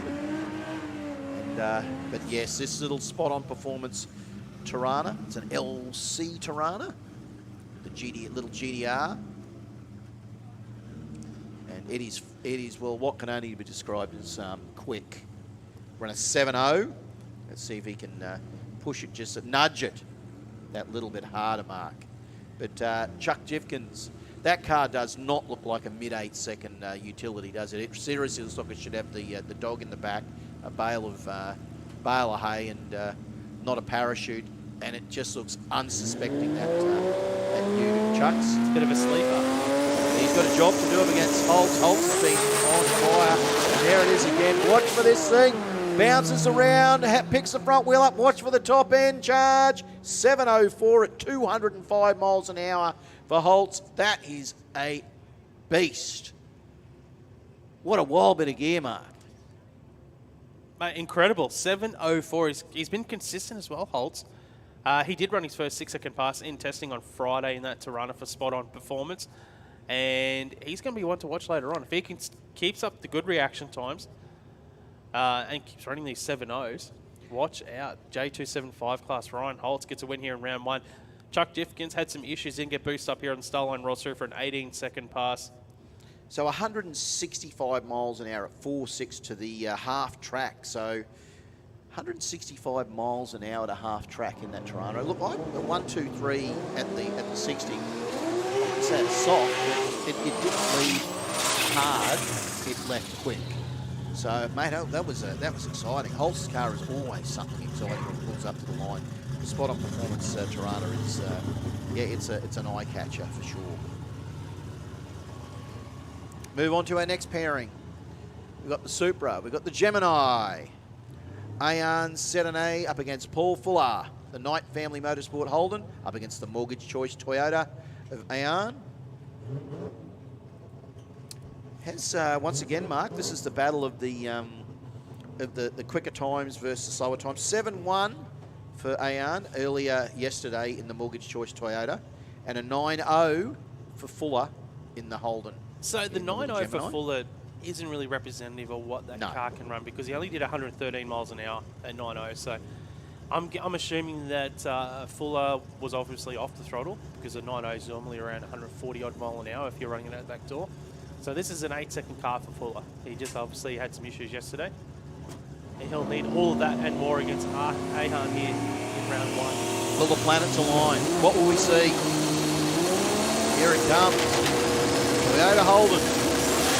Oh, picks the front wheel up and bounces around, but Ayan says, I don't care about the theatrics. I am out of here with a 7.09 at 203 mile an hour. He did. He just would have looked to his left and saw the wheel stand from Fuller and said, you know what? I'm just going to go do my business. That was a good wheel stand too from Fuller. We had a couple of them. He had a couple of attempts there at the wheel stand.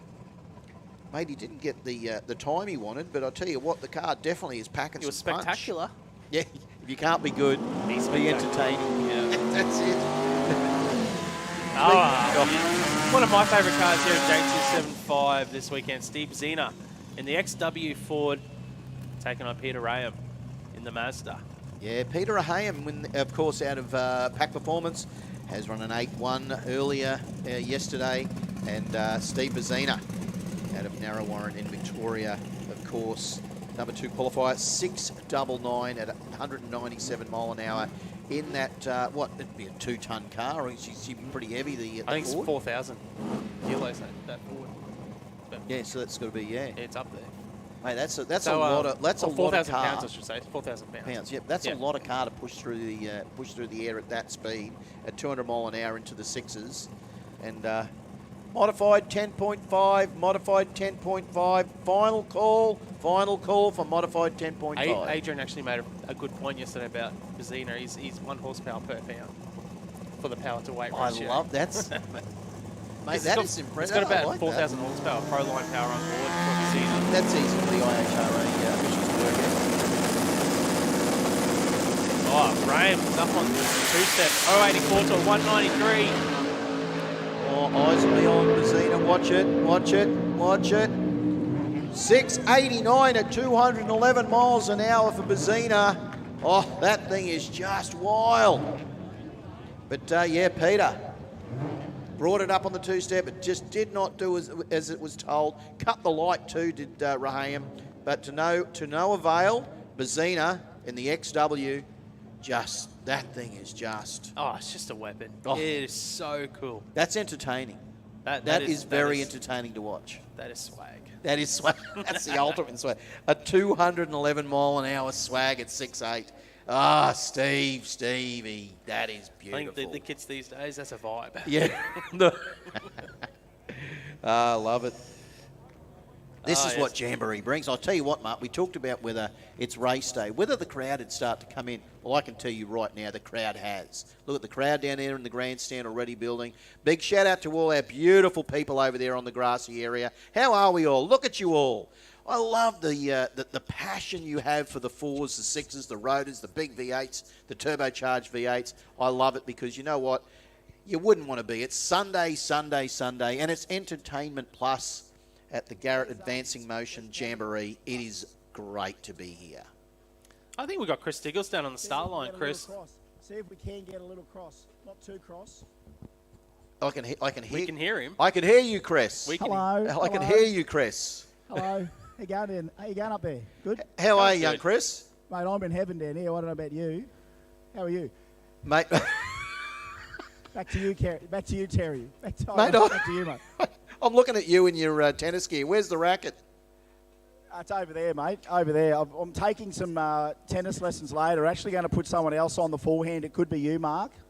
On the forehand? Could be you, because I'm coming up there for the beginning of Factory Extreme once we get through our formalities. Now, look, we are a couple of minutes away from the formalities. So about 10:30, we're having all of our Pepper Money Cash Boost winners here.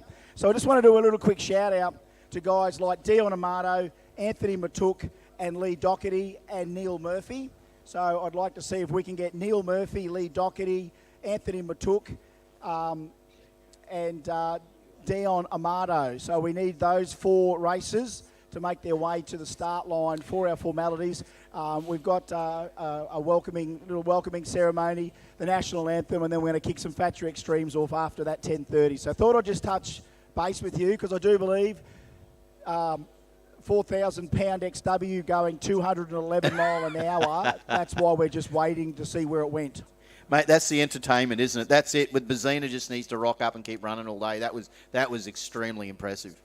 We're in the middle of J275, are we not? That we are. Yeah, so we've just got this to go, and then we're scheduled for about 10:30 for our Pepper Money Cash Boost. We've got the big checks down here.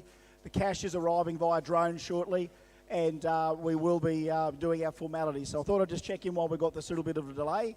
And then obviously after we get into it this afternoon, hopefully we're on the forehand, the backhand, you name it. But make sure you take an opportunity to go and grab all this great merchandise that's around because Jamboree people, they put a lot of effort into these events. And you know what? The races turn up to be a part of it. And that's why you're seeing wall-to-wall quality stuff here, aren't we? Most definitely, Chris. You are spot on. Mark, what do you reckon? We've had a ball this morning and yesterday. It's just been so good. Chris, you know how it is, mate. It is Jamboree. We've had the weather gods have turned it on for us this weekend, and the races have brought their A game, and no one's going home disappointed. Absolutely not. And some of these races are going to pick up a little bit of cash there too from Pepper Money, so that's going to be exciting for those guys. Flown in by a drone. I did notice. I don't know whether what's he talking about? I don't know whether he's taken the Mickey or not, but not over this airspace. We might get it dropped in by that cargo plane dropping in. I'd like to see a low flying thing come through there. But Mark, yeah, we are in a J275 still, of course, brought to you by Race Car Engineering. And Varun Sharma, he's got the mighty 2J just about to come through, and Michael El-Khoury in the Commodore with the LS powered. So, but Mark, yes, it's all happening today. We've seen some winners and losers already this morning. We've seen some great racing. We've seen some good lights. We've seen some terrible lights. We've seen some wheel stands. We've seen some close racing. We've seen some breakouts already, and it's just you and I on the microphone. Wait till the pro categories come. Yeah, not too far away from the pro categories. And, of course, the big boys, Factory Extreme, will be out very, very soon.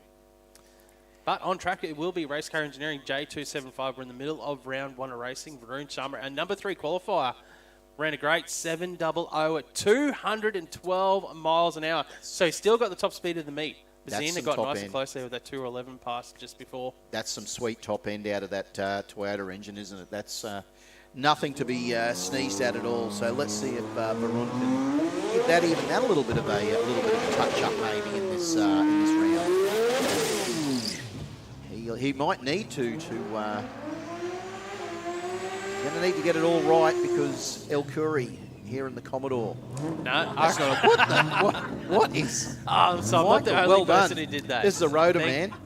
That's the fun, mate. This is coming from the only rotor man in the commentary, and I can't see anything from the box. Can I? I've just that happened to me twice yesterday, Terry. So did you call it a Commodore as well? Twice yesterday. Because Michael, in that spot, you can't see it. Michael, I just need to let you know on there when you listen back on the broadcast that I actually do have 3 rotaries at home, and I do apologise immensely for what I've just said for your beautiful looking RX-7 there. And it's got a 2J in it. I don't apologise that much. Only kidding. It's a beautiful looking car. Yep. Well, that's the battle of the 2Js then. Yeah, Sharma, 700 and qualified number 3 qualifier. El Khoury was our number 10 qualifier with an 8:30, 164 miles an hour. So Sharma was quicker by about 1 second. But as we know, what you did in qualifying doesn't matter. It's all about what happens right now here in racing. So street compact to the lanes, street compact to the lanes, please. Mark, this will be exciting. And I tell you what, Varun needs to get it exactly right because Michael will bounce.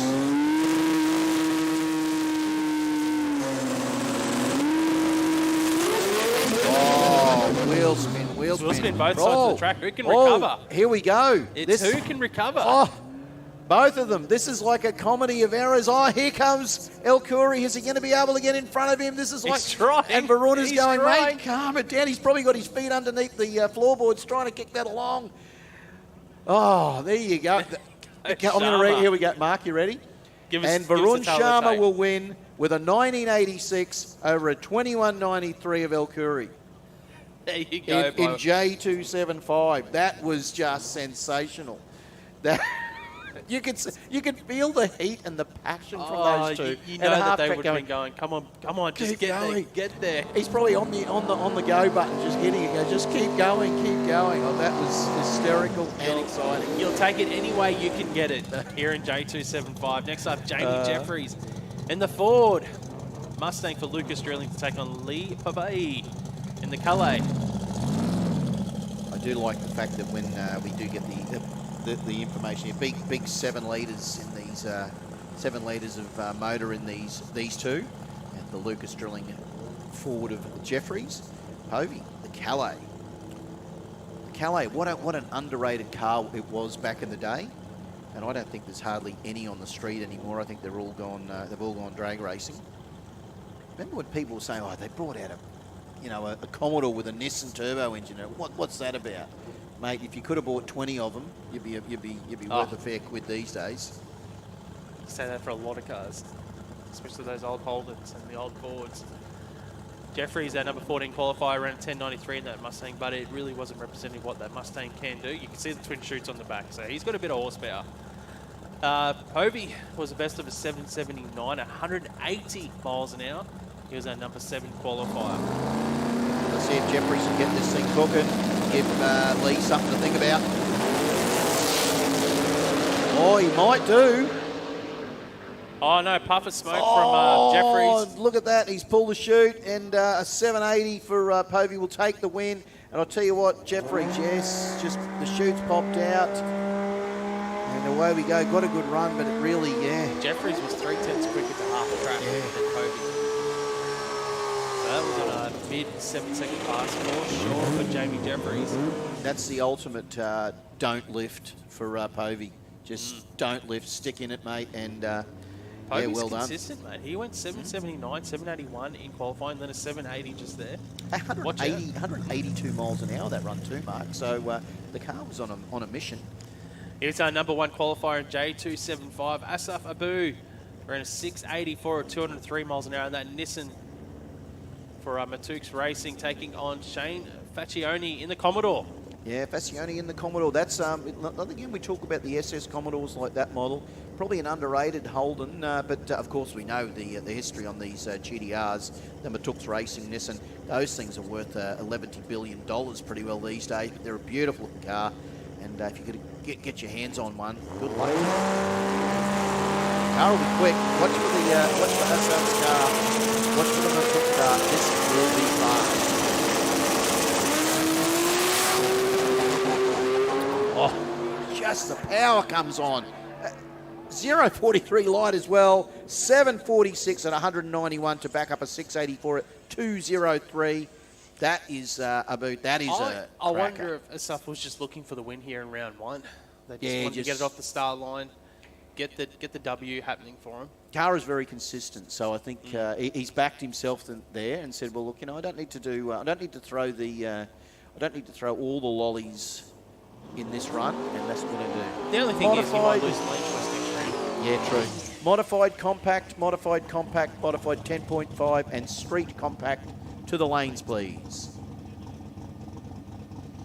Yeah, that car comes on like a tidal wave there at the 60-foot mark, doesn't it? Just and it did. Might have taken a little bit out of it just to to get through to the next round. So we're moving now into Extreme. Now, we had a bit of carnage in Extreme yesterday, and we might be just down to the one car doing exhibition runs now. Damien Boyce in the Chev.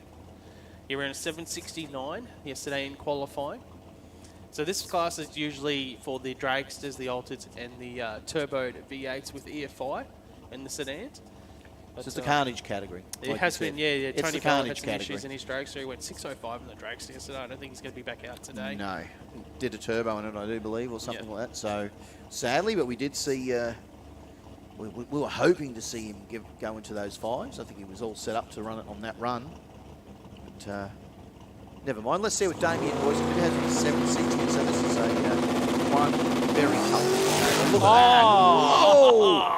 There's your wheel stand of the day so far. Yep. Damien Boyce. Well, he's pulled it to the side, so he might have heard it. You've seen the sparks from underneath, so the sumpers hit the track. Or the plate at least. Oh, the plate, sorry. Yeah, the plate at least, the mate. plate underneath the car, he's hit the track. The spark plate. What do you call it? The bump plate. It's pretty impressive, though. Damien, we're going to have to put that down. Right. So, Damien, I'll tell you what, that was damn fine. I hope the car's okay. So, as I said, modified 10.5, modified compact, street compact to the lanes. I'm sure the guys at Drag Photos got that shot there, because that was a cracker shot. Gee, I'll tell you what, Damien, that was impressive.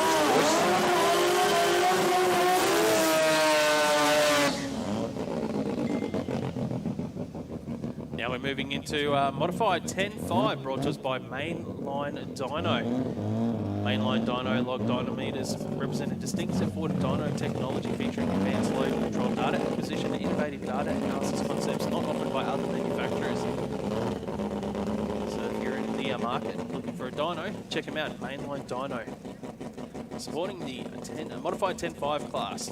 First up we've got Johnny Ricker in the Holden to take on Robert Cady in the Mazda for CQ Rotary.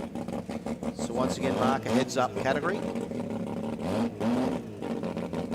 So the Central Queensland Rotary of Rob up against the Lion Service Australia. Holden and John. Commodore versus the little RX2. Oh, Rotary gets out with a red light at 203 for Ricker. Gets the win automatically. John realised, I think he just about looked up there at three-quarter track and went, oh, I've got a win light. And runs a 769 at 181 miles an hour. It almost felt like he backed it out a little bit, but the car was strong, the Holden. And 985 with a red light for Rob in the CQ Rotary. The very nice looking little RX2 coupe sedan. Yeah, there was a decent field here this weekend, modified 10.5. And number one qualifier was Giovanni Inturisi with a 7.18 at 201 miles an hour. But on track, we've got our number two qualifier, George Jezewski for Lotus Caravans. He ran a 7.21, take on Adam Popovic. The number five qualifier, he ran an 8.29, so Jezewski 7.21 in that. Well, it's a Holden versus Holden battle here, It is, Terry. Mark. And once again, we talked about how many Commodores, how many Commodores come racing. It used to be Tiranas back in the day, but now it's most certainly, if you come to Jamboree, there's a lot of Commodores running and a lot of very, very good-looking, quick Commodores. To be honest, he's the man behind Lotus Caravans, still, I think, George Jezewski. Mate, you want We've to got get a couple onto of that. those Lotus Caravans here. I reckon, look, caravanning's been the big hit in the last few years with the spicy blue hitting. A lot of people hitting the road and hooking up the van. Mate, they're fancy caravans. I was having a look at them over here behind the grandstand, and they are immaculate. You could take that anywhere. I think I've seen Thor himself have one of those. Chris Hemsworth going Bloody around with hell. the Lotus Caravan. Mate, that's a name you drop if you're gonna drop a name. Look, you wouldn't drop the name Mark Allen or Terry Dale, but if you could drop Hemsworth, who's got a Lotus, good work. Anyway, we move on. We a couple of quick Commodores in the house. Jezewski and Popovic. We are in modified 10.5. Oh! Whoa! That's some drama. Massive wheel stand for Popovic. George Jezewski is absolutely fired up there. Hopefully he can pull it to the side. We'll get our emergency guys quickly out there. That was a big bang from George. Mate, that was a lot of action. Let's see, here they go. They're getting out there quickly. Yep, nice work. He's out of the car. Fantastic. Oh, lots to be said having a door car. George got out there faster, mate. Geez, I tell you what. I'm going to try and put some positive spins on that, George, but that was a 004 light, mate. She got out quick, and Popovic just flew to the sky in that thing, and he's thrown his gear off. Hopefully he's okay. Well, look, he's walking around, and hopefully he's fine, mate. So it's always a good sign when we see them get out of the car under their own power.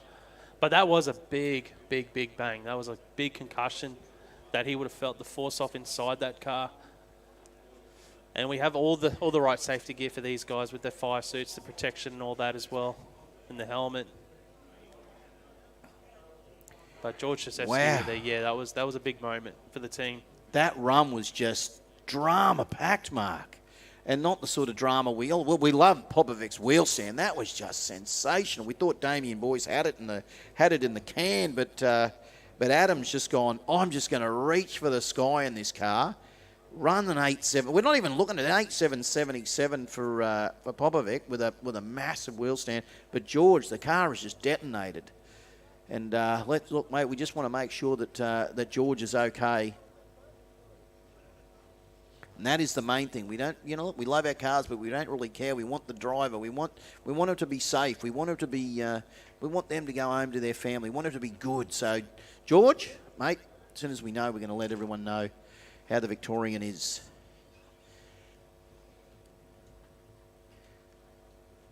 Might probably be a good idea to maybe go and pay a few bills.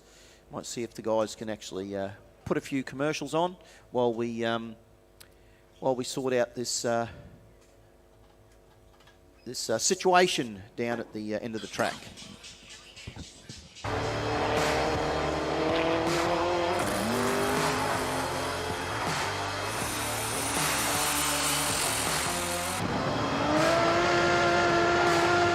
Since 1997, Vibrant Performance made its mark as one of the industry leaders in the development and engineering of exhaust and induction components for the automotive aftermarket.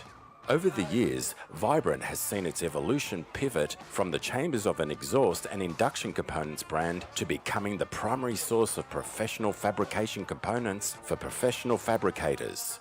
Vibrant Performance offers a wide assortment of professional fabrication components for all your turbo, exhaust, induction, and fluid delivery needs in a variety of sizes that include HD clamp systems, intercooler assemblies and cores, AN fittings and braided hose, as well as PTFE lined hose and fittings, 4-ply silicon couplers, aluminium and stainless mandrel bent tubing, high-performance mufflers and resonators, V-band flange assemblies, turbo flanges, fabrication and assembly tools, and much more. Vibrant products are the ideal choice for naturally aspirated or forced-induced car, truck, off-road, marine, and power sports vehicles.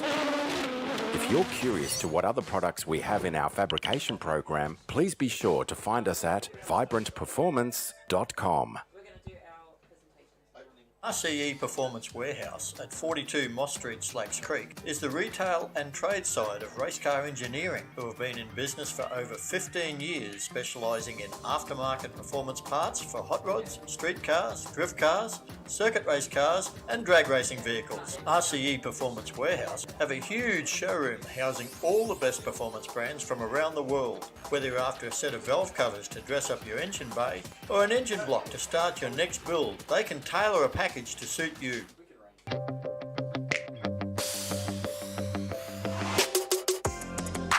Oceania College of Technology.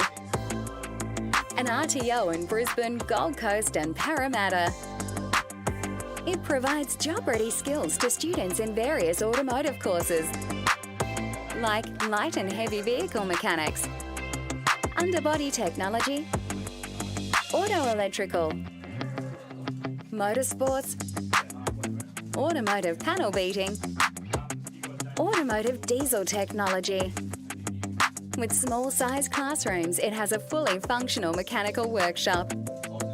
It provides real and practical knowledge to all its students, under the supervision and training of highly qualified and skilled trainers. Kickstart your automotive career at Oceania College of Technology.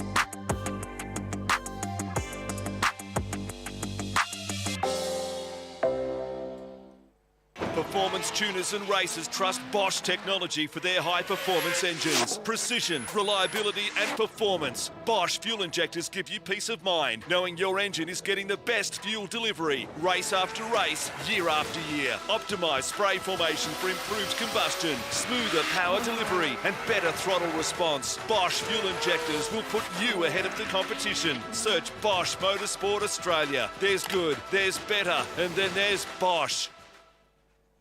We have one goal, drag strip domination. Quicker ETs, #1 qualifiers, final round victories. We earn these things for ourselves and our racers with engine management designed to work the way people actually use it at the track. Our systems are constantly updated with new functionality and free updates because progress never stops. Always learning, always improving, always striving to make the best.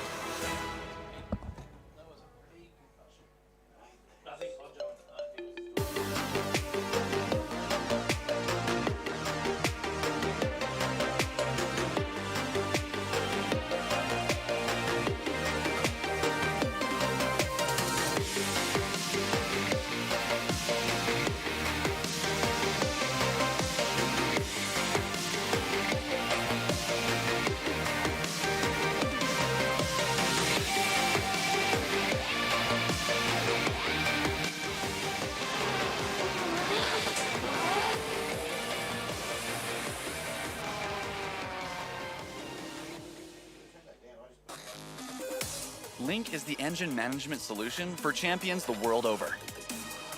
We know what it takes to win. Pushing boundaries, performing under pressure, and having the best people on your team. Our tech support are performance specialists, available 24 hours and ready to talk one-on-one about your winning formula.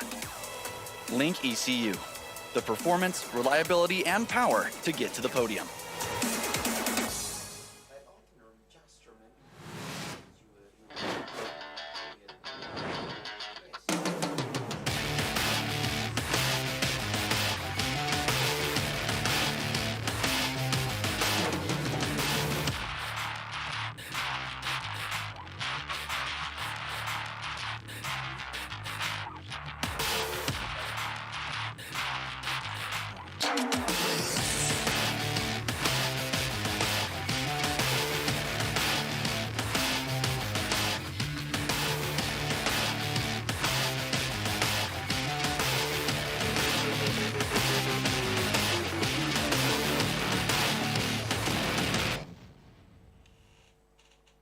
How would it be if we funded a pilot program for you to run that enabled you to bring some vision impaired kids onto the Saints Play program? Oh wow, that would mean the world. My reward is the smile on the kids' faces. And since you've given so much to others, we'd also like to do something for you personally. How would it feel if Pepper sent you, your partner, and your daughter Molly to the Gold Coast for a few days? Yeah, awesome. I don't know what to say. It amazes me. Thank you very much. We've always had a few cars. They're all special. The T-Bird. Oh, that's mine. The Combi for when we want to get away. The XR8. It's going to be a classic. They're all insured with Shannons, We've also got Shannons home and contents cover. which helps protect our automotive collectibles, tools and memorabilia in the home and garage. If you're motoring enthusiasts like us, it's got to be. Shannons. Shannons, insurance for motoring enthusiasts. Call 13 46 46 for a quote.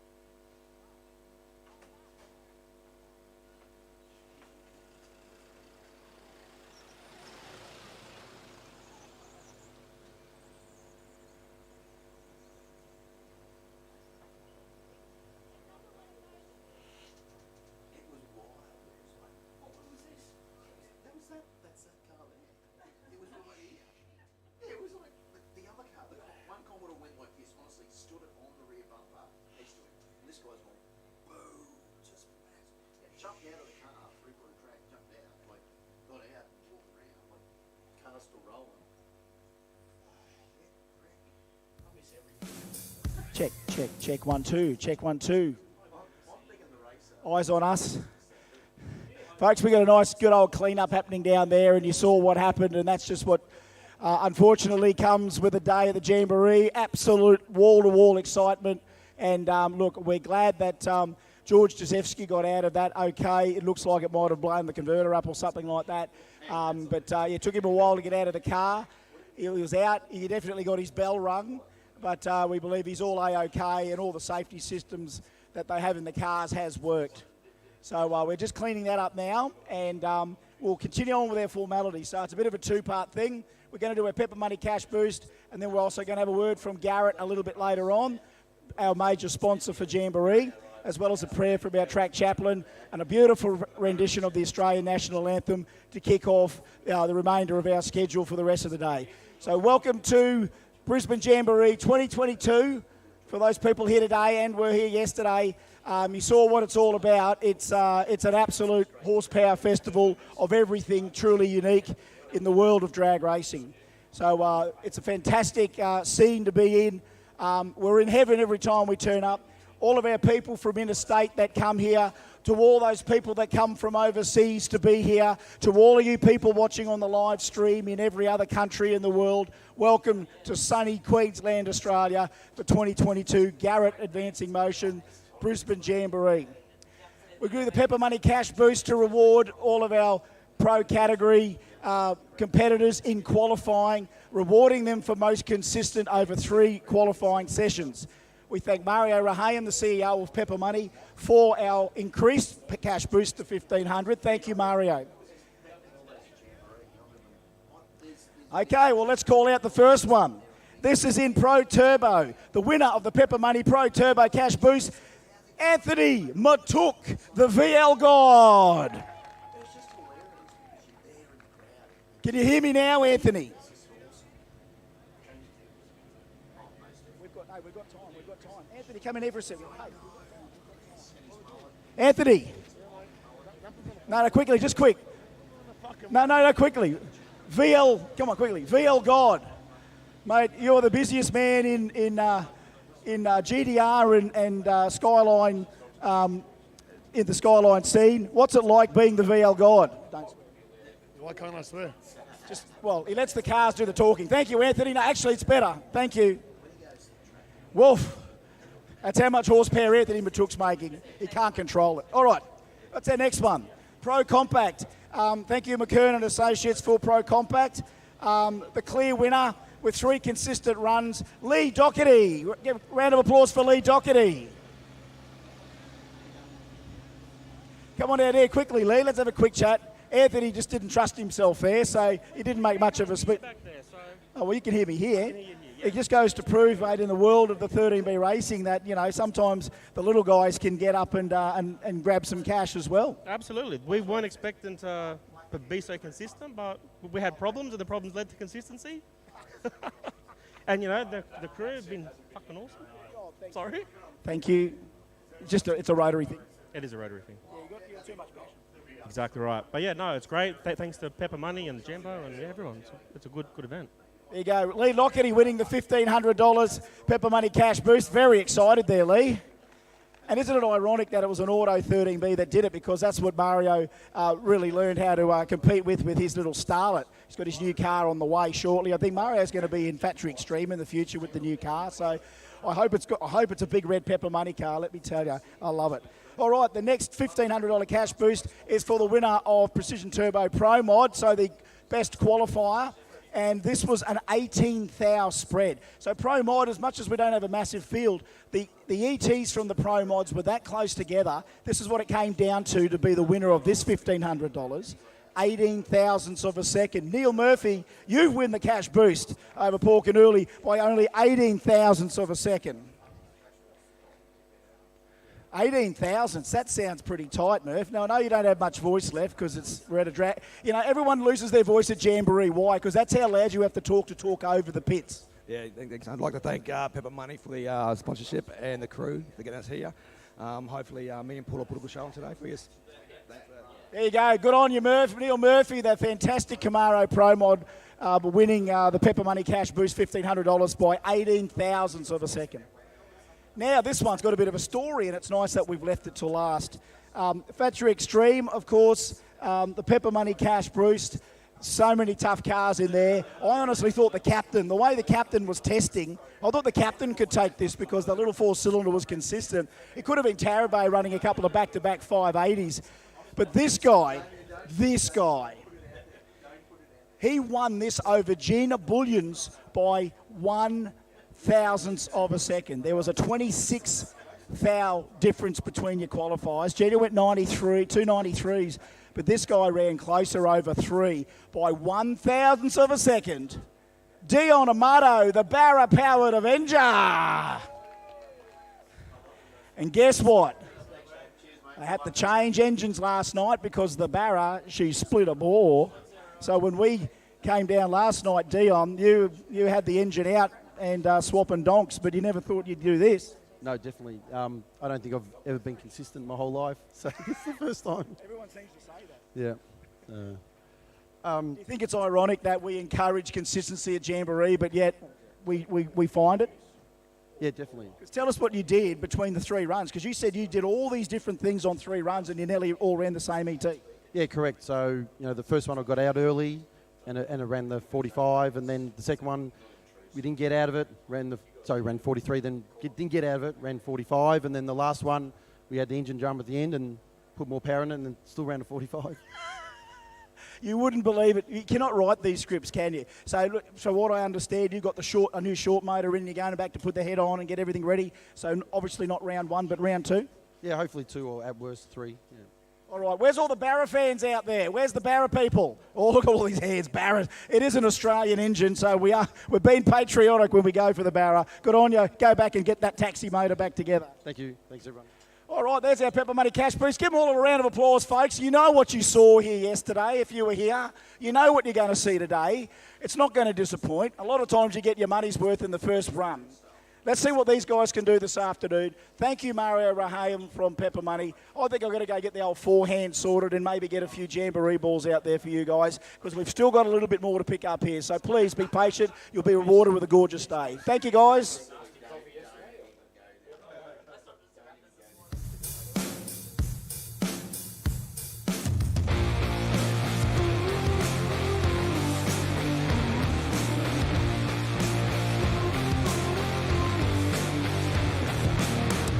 You'll shut up when I walk over towards you, don't you? Samsonek, Salupa. Now, see, don't swear. Salupa. All right, thank you. That's what the Godfather could give us there, because it's a hell of a word. It means family, I think, isn't it? We're in the horsepower Salupa here. We are in the the 20 big Salupas. There we are. Of course, his boys coming out a little bit later on in Pro Turbo with the RX3, the world's quickest RX3. We've got the world's quickest and fastest Barra-powered sedan in Dion Amato. We've got the world's quickest Barra run period, 6:05 Tony Bellett. The Aussie 13B record hasn't been dropped just yet, but I'm sure there's a couple of contestants there in Pro Compact rather, that want to do that, including a few guys that want to join that 6-second club. So that's all to come. Factory Extreme, we're going to roll them around shortly and run them after this last pairing that we had here, I think, for J275. So because of what we've had go down track here, unfortunately, we've got to clean that up. Just jumble our schedule a little bit, and we'll have some formalities with Garrett and our prayer and national anthem when we're ready to go, guys. So back up to you in the box, or if we need to run some ads for a bit as we get out the racket and whack some balls, eh?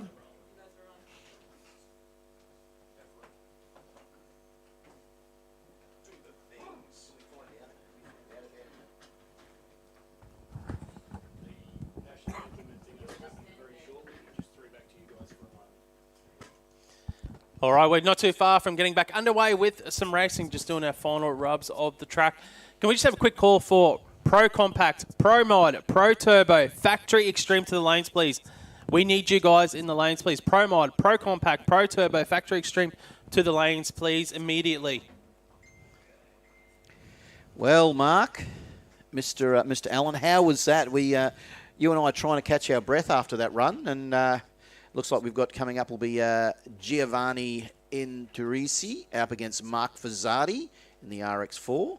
And if you haven't seen Mark Fazzardi, if you haven't seen Foz's RX4 yet, when it comes to the lane very shortly in the Speedway lane, it's a very, very nice looking machine. So be prepared. But I'll tell you what, with that what can only be described as eventful run, Mark, we did see Adam Popovic pull one of the best wheel stands we have seen. Oh, by far. It was just that was a big epic. wheel stand. It was epic. So we had Boise down, and we even had Mr. McKern down as wheel stand contenders. But then Adam's gone, well, we'll see if somebody can beat that. Hold my beer. Yeah, yeah, that's exactly it. So yeah, as I said, look, Mark just gave a call out to Factory Extreme, Pro Turbo, Pro Compact and Pro Mod.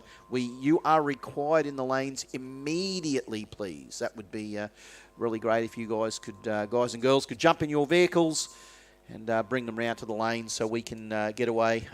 I think we're doing the anthem very shortly, Mark. Yeah, is that right? Anthem. Yeah, I'm not singing. But And rumours abounded. That Chris Diggles might sing it in Elvis tone. But In an Elvis that's what he wants to do. impersonation, But I think the powers that be, I think Colin actually grabbed him aside and said, mate, you can get away with a lot at Jamboree, but there's some things you can't get away with. And that's singing the national anthem Elvis style. Okay. And that's a fair call, isn't it? Oh, Chris was up for it this morning. That was his hook. Mate, he's got his tennis gear on. He's ready for anything. Yeah. He is ready for anything. Look at him over there. Look at many him. personalities. Have a look at him Chris over there Diggles. now. Look at him. He's in his element. Mate, look at him. Look, Chris, just be careful with those balls. We don't want anybody to get injured with those balls. Mate, that's gone into the go-kart section. Seriously, there's some 12-year-old kid racing a go-kart's just been knocked out. Look at him. He's good at this, isn't he? Look at him. It's like, It's not tennis, his first anyone? rodeo. Yeah, that's right. Tennis, anyone? He's no Ash Barty, but... That's him done for the day. That's it. He is done. Yeah, that's it. He'll come back He's up. getting a warning on his watch right now. Heart rate is over 180. Yeah, he'll go to fix he's a plumber by trade, of course. So Chris will go to fix a squirter tomorrow, and his right hand won't even work. He'll go, mate, I can't even turn the wrench. It's not even happening. Oh, look at him. Look at these two. They're like it's in unison. This is. Anyway. Oh, the 360 backhand. Oh, Diggles. Mate, I'll tell you one thing. Chris, he's always entertaining. He's just loving it too much. Look. Yep, no, that kid's not coming back after that hit. How far can you hit it, Chris? What about the people on the other side, Chris? Can you hit them Yeah, across? Can you get it across? Can you get it across the track? Diggles, can you get it across the track, Chris? Well, across. Here we go. Oh. You got to exchange it to J Central for a prize. Is that right, Chris? That's what you got to do. No, just the red one. Just the red ones. Yeah. Which he's going to try and hit across the... Yep, it's it. There's the call, ladies and gents. Here it comes. Here it comes. Ladies and gentlemen, please be upstanding for Chris Diggles to hit the tennis ball across the track into the grandstand. Does he actually get it across? Can he get to the grandstand? Mate, I've seen... What are the odds? He's a Kiwi, isn't he? Has he got the arm? We missed it. Did you do it? Did he? Hang on. No, he's talking it up. He's faux launching. Here it comes. Here it comes. Ladies and gentlemen, here it comes. Chris Diggles. It's a build-up. Hey, where's the cucumber sandwiches in the crowd, ladies and gentlemen? Chris Diggles on the tennis court here. Here we are at Wimbledon. It's been a great day. It's been a great day for tennis. It's been a great day for drag racing. And is he going to catch it? Is he going to catch it? He's made it. Oh! It's bounced down. It's gone down the drain. There's a clown down there. Don't go down there, kids. Overtaking lane. Dave's going to go. Oh, Dave, no, Dave. Dave, don't do it. We've already had enough accidents. We don't want you blowing a fufu valve, mate. Here he goes. Mate, you throw. I'm going to insult him here. You throw like a commentator. He throws like a commentator. Weak. Seriously, Chris Diggles. Are you going to hit another one across there, mate? Chris, we want to see if the people are. He's rapid fire. Oh, Diggles. Oh. Danger to himself and others. One of those kids is. Look, the kids are scrambling like I think they're throwing them back at him. Yeah, the kid. The kids are scrambling like it's their last meal. He does realise he doesn't need to hit that hard at him. Chris, there's one up in front of you, mate. You're going to have another crack at getting it across the track. I want to see the people in the grandstand. What's his name? The Big Bash, catching it in the crowd. Look at this. Look, mate. Mate, I bet you would have been a gun on the yo-yos back when he was like 12 years old too, I reckon. Here he goes. Yep. That's all right. Needs a jaw replacement. It's all good. Diggles, you're going to hit one across the track again? We want to see these guys across the track, see if they can catch it. Come on, they were pretty average before. There was 7,000 of them and no one could catch it. You hit the tractor. Don't hit the tractor.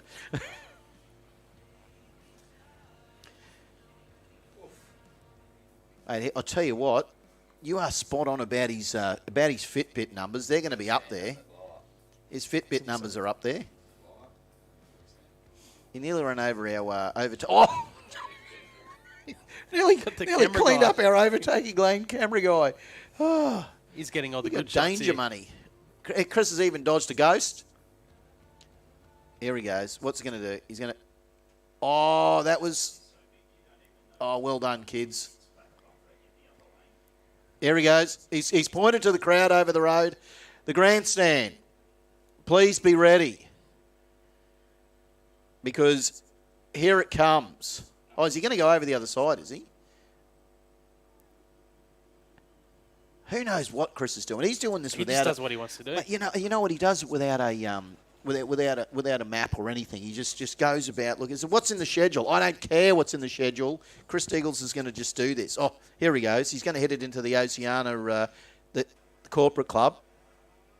Mate, careful. If they spill a beer, it's not funny. So, he's cranked that up. He's done a McEnroe. He's crashed the racket. Look at those blokes. I've never seen so many blokes with beers absolutely poop their dacks. Oh, look at you, mate. Well done.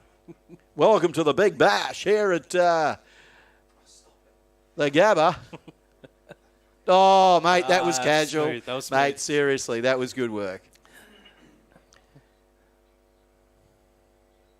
Look, we'd like to have him mic'd up because I want to know what he's saying. Because whatever he's saying... He'd be out of breath, mate. Yeah, how are we going to throw the ball? He's going to come up here and call the pro categories. Hodjo's going to have to do the lion's share of the work because he's going to get up here and Chris is going to go, It'd be a nice change, wouldn't it? oh. Boom, boom. I'm not going to say anything, Adrian. I don't want to get myself in trouble here. Yeah. No, nice work there. So look at him. He's still he just... Oh, nice. He's just... Very nice catch. Some of these guys are... got some skill, not just drag racing skill or They've caught or a ball or two spectator in their skill. time, by the looks of it.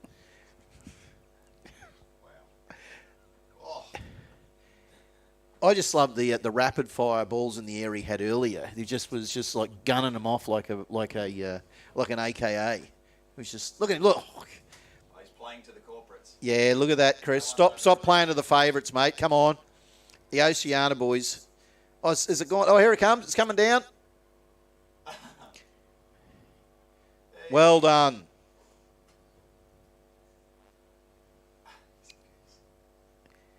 Oh, well, we know one thing. It's like we need to have a chat to his wife, Liz, and see how entertaining Chris is at home. When she locks him in the shed. Yeah, when she locks him in the shed. That's about it. Chris, just stay there. He's definitely a lot of fun, that's for sure. So Yeah, it looks if like you're on the grandstand side, I think he's about to come around to the grandstand side. Oh, yeah, the grandstand. I can see balls coming up here in front of us in the commentary box. Oh, you reckon? There we go. That's another one. Oh, kid, come on. You could have been a star. No pressure. Yeah. Chris, give him another crack at it. Let him redeem himself. Redeem yourself, mate. Mate, that $5,000 worth of dental work's just gone out the door. Are you trying to knock off their slushies on the yeah, that's what he's trying to hit their slushies. Someone's going to be go home with a big red... Oh, well done, Curto. Good work, mate. Got it on the rebound.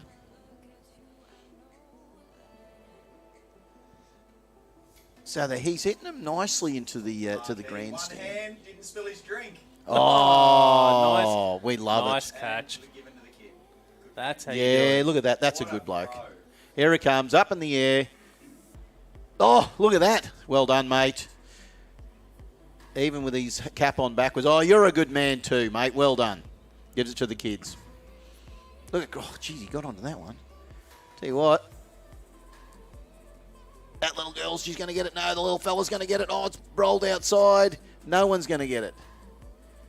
Oh, yeah, she's going to go. Oh, the kid got it. The little fella got it. Oh, mate, you should give it to the young girl, mate. Be a good kid. Oh, you are a good kid.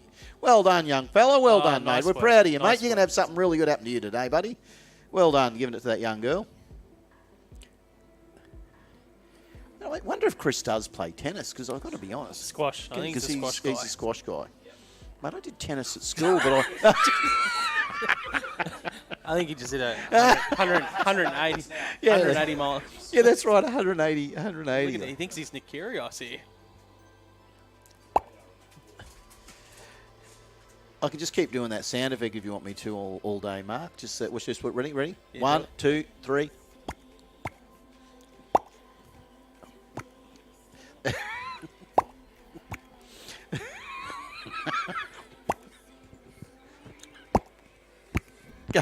Good work, Chris. Good work. Have you run out of balls? Says no one ever. Oh, look at that. There he goes. A close, short one. Oh, he's got it himself. So, tell you what, they're an active bunch down there on the grounds. They've that one woken is them. on the track. He's most That definitely woken them up. Well, I got to tell you, Jamboree, it's most certainly, it's always entertaining, Mark, and we've had a good laugh because, oh, he's thrown the racket. He's just gone angry. Doing a McEnroe. Yeah, we need to see his, we will need to see his step count. when he comes back into the tower here. Actually, he's getting a warning from from Laurie in it, from the IHO official, mate. You've passed your test. You can now play tennis against the pros. Oh. Wow, angry man. No, calm it down, Chris. Come on, we're all about the peace and love here at Jamboree. He's good at this. Here he goes. On the bounce. No one's going home alone. I can tell you that. Look, no one's going home. Everyone needs to go home with a ball. So as I said, folks, don't forget Factory Extreme Pro Turbo Pro Compact Pro Mod. You are required in the lanes because we are going to be doing the opening, of course, with the anthem, which will not be sung by our Chris McEnroe. It will be sung by someone else. I don't know actually who is doing the anthem, Mark. Do you know? I don't know. All I know is it's not me. We didn't get Benny Bishop in, did we? No Benny Bishop this weekend. Who was the young lady we had? Emma. We had Emma Wagonsfeld, wasn't it? Yeah, it might be. Maybe Emery, maybe. I don't know. They're just throwing names Don't out know. there. We could just throw someone under the bus. Yeah. I think Janie's going to do it. Janie's going to do the anthem. Well done. Maybe we might get Dave from Overtaking Lane. He might do the anthem. That'd be nice, mate. How are Might have you? some pipes on him. I don't know. Mate, we know you can't jump a fence. We found out that earlier on. You tried to mount the track fence, and I thought, mate, you were going to be on the highlights reel next to Popovic doing a wheel stand. Look at Chris. He's just like still out there just slugging away, giving those kids the entertainment factor. I haven't seen any two-handed backhands from him yet. Oh, and there it is. You There it asked is. for it. There A we double go. two-handed belt. Well done, Chris. There it is. Look. Away she goes. Nice work. All right, where's the slice? We want a slice now. Chris is working up to it. What do you want, a vanilla slice? Yeah, so as you know, folks, if you've all been, if you've only just arrived, we did have a big flame earlier, so there was a fair bit of a clean up, and in what was what can only be classed as a extremely dramatic run from the two Commodores, and it was a big flame, big wheel stand, and just wait to find out if he's all good, because we want to make sure that everyone's fine. Did get out of the car on his own power, jumped out of the car, and but it was a big boom. And if you get a chance to see the vision that's kicking around, I'm sure it will be. It was pretty full on, so we hope he's okay.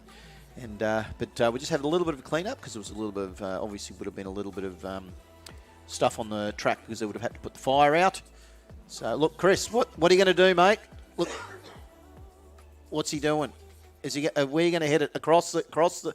Okay, do you hear that? Everyone in the grassy area, those kids have been running around. Here it comes. Here it comes. Chris is just about to hit the ball across the track. Oh, up further. Up into there. And I can't read sign language. What's he saying? I'm going fishing. I'm going to catch a brim. I don't know. Do you know? Can you understand that sign language, Mark? I don't. Mate, I can't understand Chris when he's talking beside me, let alone from all the way up here, and he's just doing whatever he's doing. Oh, he's got you got the these are coloured the winner ones. These are the winner ones. So this is the prize one where you can take to Jambo Central. Not that one, not the black one. The red the one. red one. Mate, I feel like I'm watching Sesame Street. It's the colour one. The colour one. Down to the red one. Yeah, the red which one. Side are you talking? Which side we should hit it? I reckon you hit it across to the grassy area. Yeah, because I reckon those guys over there, they're half asleep now. So we're going to wake up the grassy mound, and you guys just better get on your toes. Oh, look at that. Nice work, Eagles. Here it comes. Oh, come on, kids. These kids are bloody awful, at some of them. Here it comes. Here, oh, look at this scramble. Look at this. Oh, it's all happening. Oh, he's mounted the fence and everything. Oh, look, it's a scramble. That was an impressive hit. That was, Chris. I tell you what, mate. Ladies and gentlemen in the grandstand, give him a round of applause for that. Round of Come applause. on. Round of applause. Chris Diggles, well done, my man. That was a good hit. Look, you still got the kids running around. They can't find it. Or someone's got it. Someone's bolted out the front gate with it. Well, you know what? The kids are going to sleep well tonight. mate, and you and I know if they're not rolling down the grass, they should at least be running around on the grass. They should be doing something here, active. And Chris is in his active wear. He's got his jamboree. He's got his jamboree headband and his wristbands on, all ready for today's action. And when he goes to a music festival later on in the year, because once summer hits, we've got all these music festivals coming up. That's well done, kid. The close shot. Stop giving him easy shots, Chris. You don't really want him diving on the grandstand, let's be honest. Mark, I thought I knew you, but I thought I knew you, and now I don't know you. Because really, I think that close shot, that kid down the bottom here, he got the shock of his life when Chris just lobbed that thing straight at him. He had a crack at it, though. He got his hands up in front of it. I don't know if I'd call that a lob. That was a bullseye. Mate, it was a bullseye. It was a hot shot. Yeah, thank you. Hang on. What's going on? He's going back to the start line. Oh, Lizzie says, I'm going to have to get... Look, Chris is impossible to contact when he's in the zone. When he's in the zone. Is that Andrew's photo? Yeah. Jet F18 guy. I'm here to talk to you about our long term of Jesus Christ. Oh, here it comes. Here it comes. One more up. We're going to run the last of the factory 10-5, mod 10-5 even, and then straight into factory extreme. Ah, there we go. We're going to run... That is... there we go. We had just had word that we're going to run the last of the modified 10-5s. Then we're going straight into the pro category. So, ladies and gents, if you're out getting the merch, which you should have done already, get ready because it is just about to get louder and faster very shortly.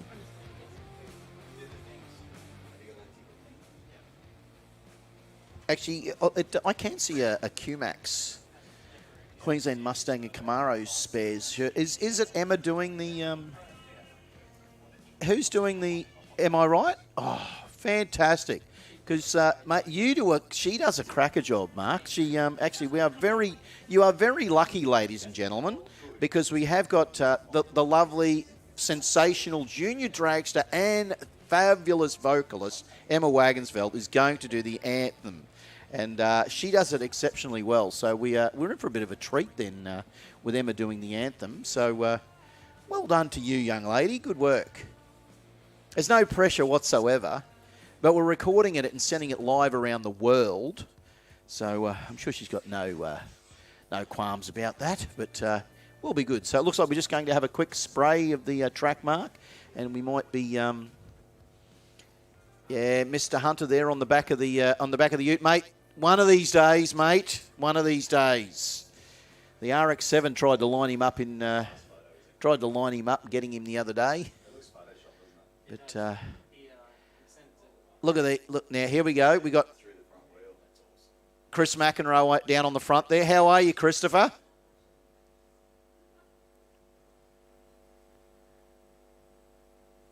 Oh, he's waiting because we need our sound guy up here because he's trying to talk with no microphone. I don't think we've got anything coming through. I think it was that one there, was it? Nope.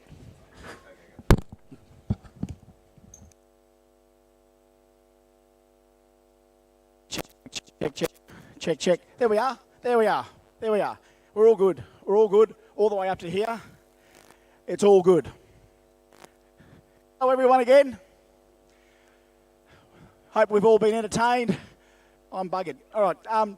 Okay, this is our second formality part of the Jamboree for 2022. Garrett Advancing Motion have been helping with Jamboree as one of our prime partners in this whole event scene that we're doing. Plenty more events that we've got planned in the future, and of course, our first one at Heathcote in October. But if you'd like to please make welcome to the microphone, we have Paul Carlson from Garrett. Please welcome Paul. Thank you. It's great to be here, and what great weather this weekend.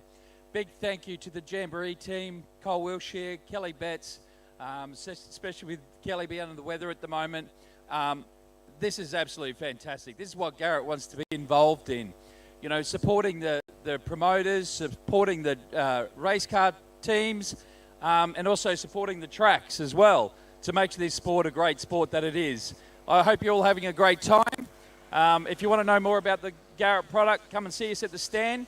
But hey, just enjoy the day. It's going to be a fantastic day and some great racing ahead. Thank you, Paul. Round of applause, please, for Paul Carlson from Garrett. Just a heads up, folks. Pretty soon we'll be just running one pairing to finish J275. Then we will have round one of Factory Extreme. So just bear with us. We've got one pairing at J275 and then Factory Extreme straight after that. Now, we'd like to have a word from our track chaplain, Tim Davey, in regards to when we go down the track here. Of course, we all hope and wish for everyone to be safe. And sometimes we need to really hear that in a way that I think Tim will be able to elaborate on. So please, a round of applause for our track chaplain, Tim Davey. Oh, it's great to be back racing. Why don't we pray? Lord, we thank you for this day and this amazing event. And we ask for your safety over the drivers and their crews, and the safety over the spectators, officials, and all here today. But Lord, we ask for a safe day of racing with personal bests, world records, and a whole lot of fun. In Jesus' mighty name, amen. Enjoy the day, everyone. Thank you.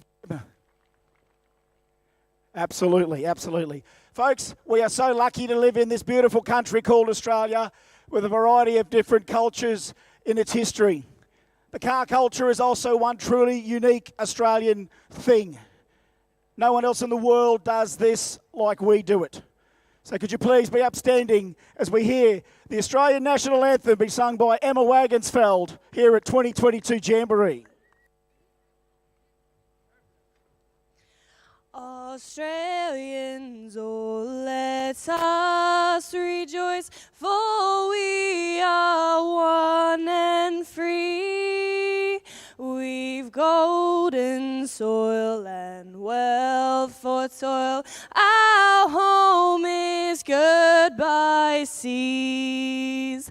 Our land abounds in nature's gifts of beauty, rich and rare.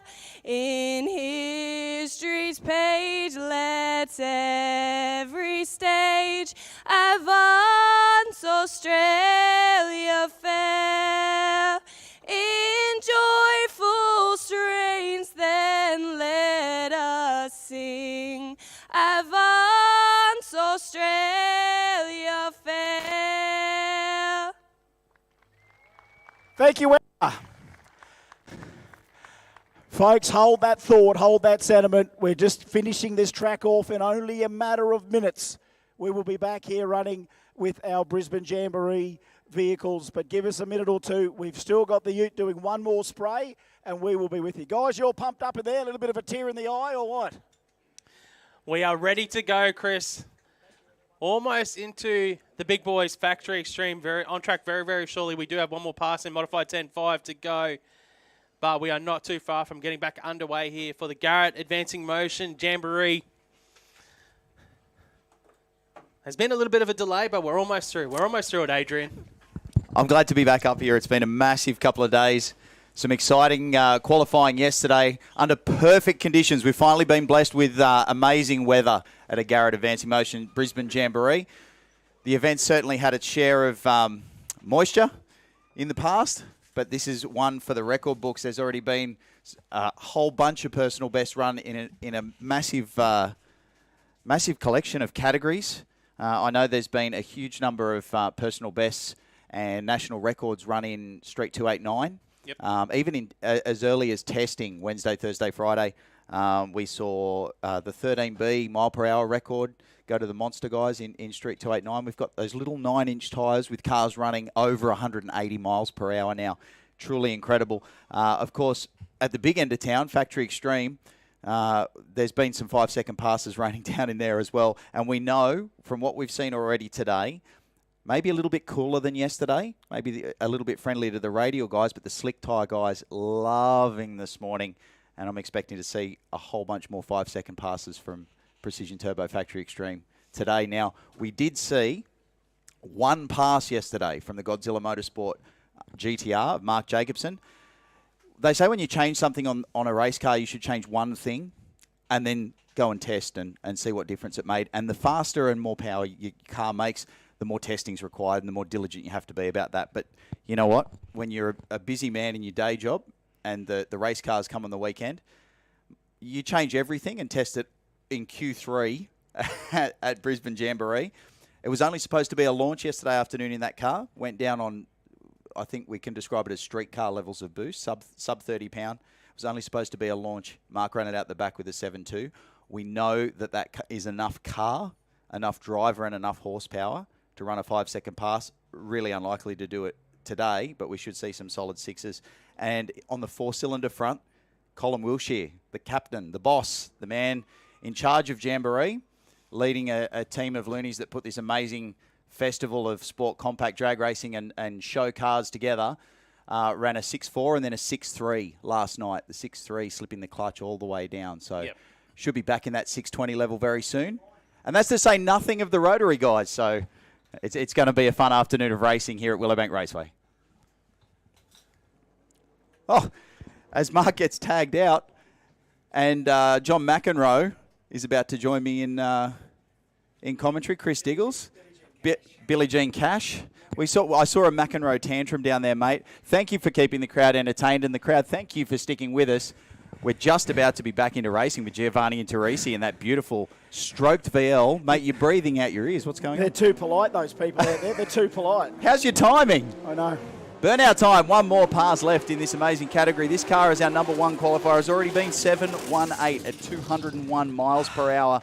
Personal best for that car, but nowhere near, you're right, mate, nowhere near the performance that we can expect once that car is put together. I challenge anyone to scull a bottle of water after running up the back steps straight away. That's not a metaphor, is it? Mark Fazzati, I'm impressed with this car. Methanol burning 20B.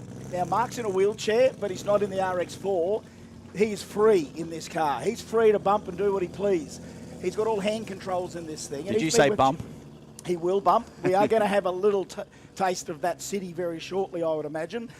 But so good to see Mark Fazzati. He's been coming to Jambos for years. And look, he hasn't let the disability set him back at all. He just wants in, and he's here and enjoying it in modified 10.5.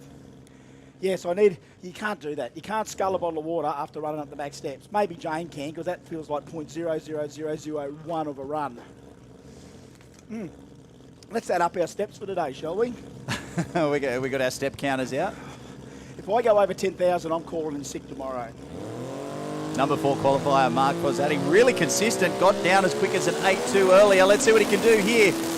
Brisbane Jamboree gets the early lead. Mark Fazzati's after there. It's up to the VL to chase, but the early numbers are staggering. Is this going to be a 6-second pass for this car? 7.47.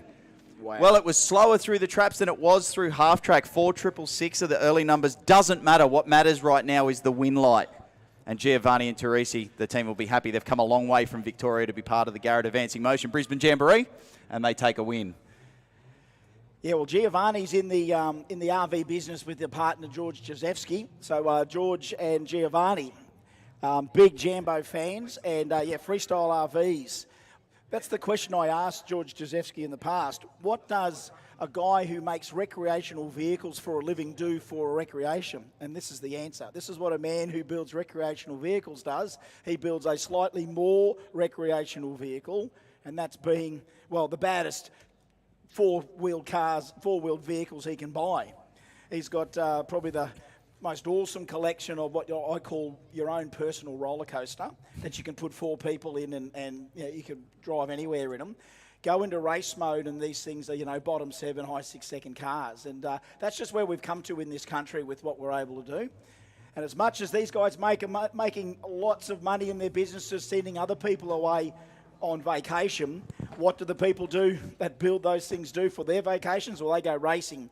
They race, they cook, they hang with their friends. It's the whole thing. You know it, Hodger. It's exactly the same as caravanning, just at a much faster pace. Well, I'll tell you what, the Lotus ones down at the back here, of course, which are from George's company, you can free to go in and have a look in those things. They're a beautiful thing.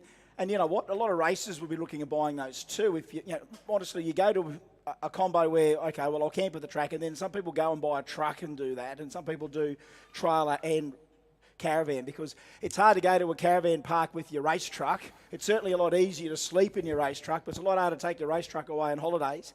Some people do have setups that can kind of do both, but I know a lot of people that have got that caravan there as well when they come to the track, and they are definitely doing very brisk business. Because why not? I think we're one of the best countries in the world for you to go drive around and see it all. And these guys are just enjoying the fruits of that industry, just absolutely booming. Mind you, you look at the vehicles we have in the pits and in the staging lanes. You know, talking to a lot of the workshops out there, and you know, no one's got a sad story to tell. It's all busy, busy, busy. Like that many cars, people wanting the cars that they can do a lot of different things with. You know, it's that next thing. And like, you know, we may all not afford Lamborghinis at the end of the day, Hodjo, but you certainly want a piece of something that's going to dust any Lambo off that you could possibly think of. You didn't bring your Lamborghini? I bought a version of it. I bought a little mini Lamborghini. Now, I don't know how quick Lambos do, but I'm sure I'm quicker than some Lambos. I'm sure I'm quicker than some of the older ones. So I've only gone like 10:02 in my little Lamborghini, but that's, you know. So we're not talking about the work van? That's not a Lamborghini. No, that's a workhorse. That's a high ace that wears out tyres in 10,000 Ks. That's what that is. If you want to talk about a hard-working vehicle, that one... Mate, what your little buggy needs is a whole bunch of turbo smart gear. Oh, look, I think it's all probably got the room to have it, Hodjo. I wonder how they went down. Remember Golby's had that little thing down, I think, on their stand, or was it the Haltech stand? There was a People's Choice Award for $1,000 worth of gear from there to vote on whether you like Millsy's Bedford or whether you like Hoff's KE70 stuff with the 2J in it.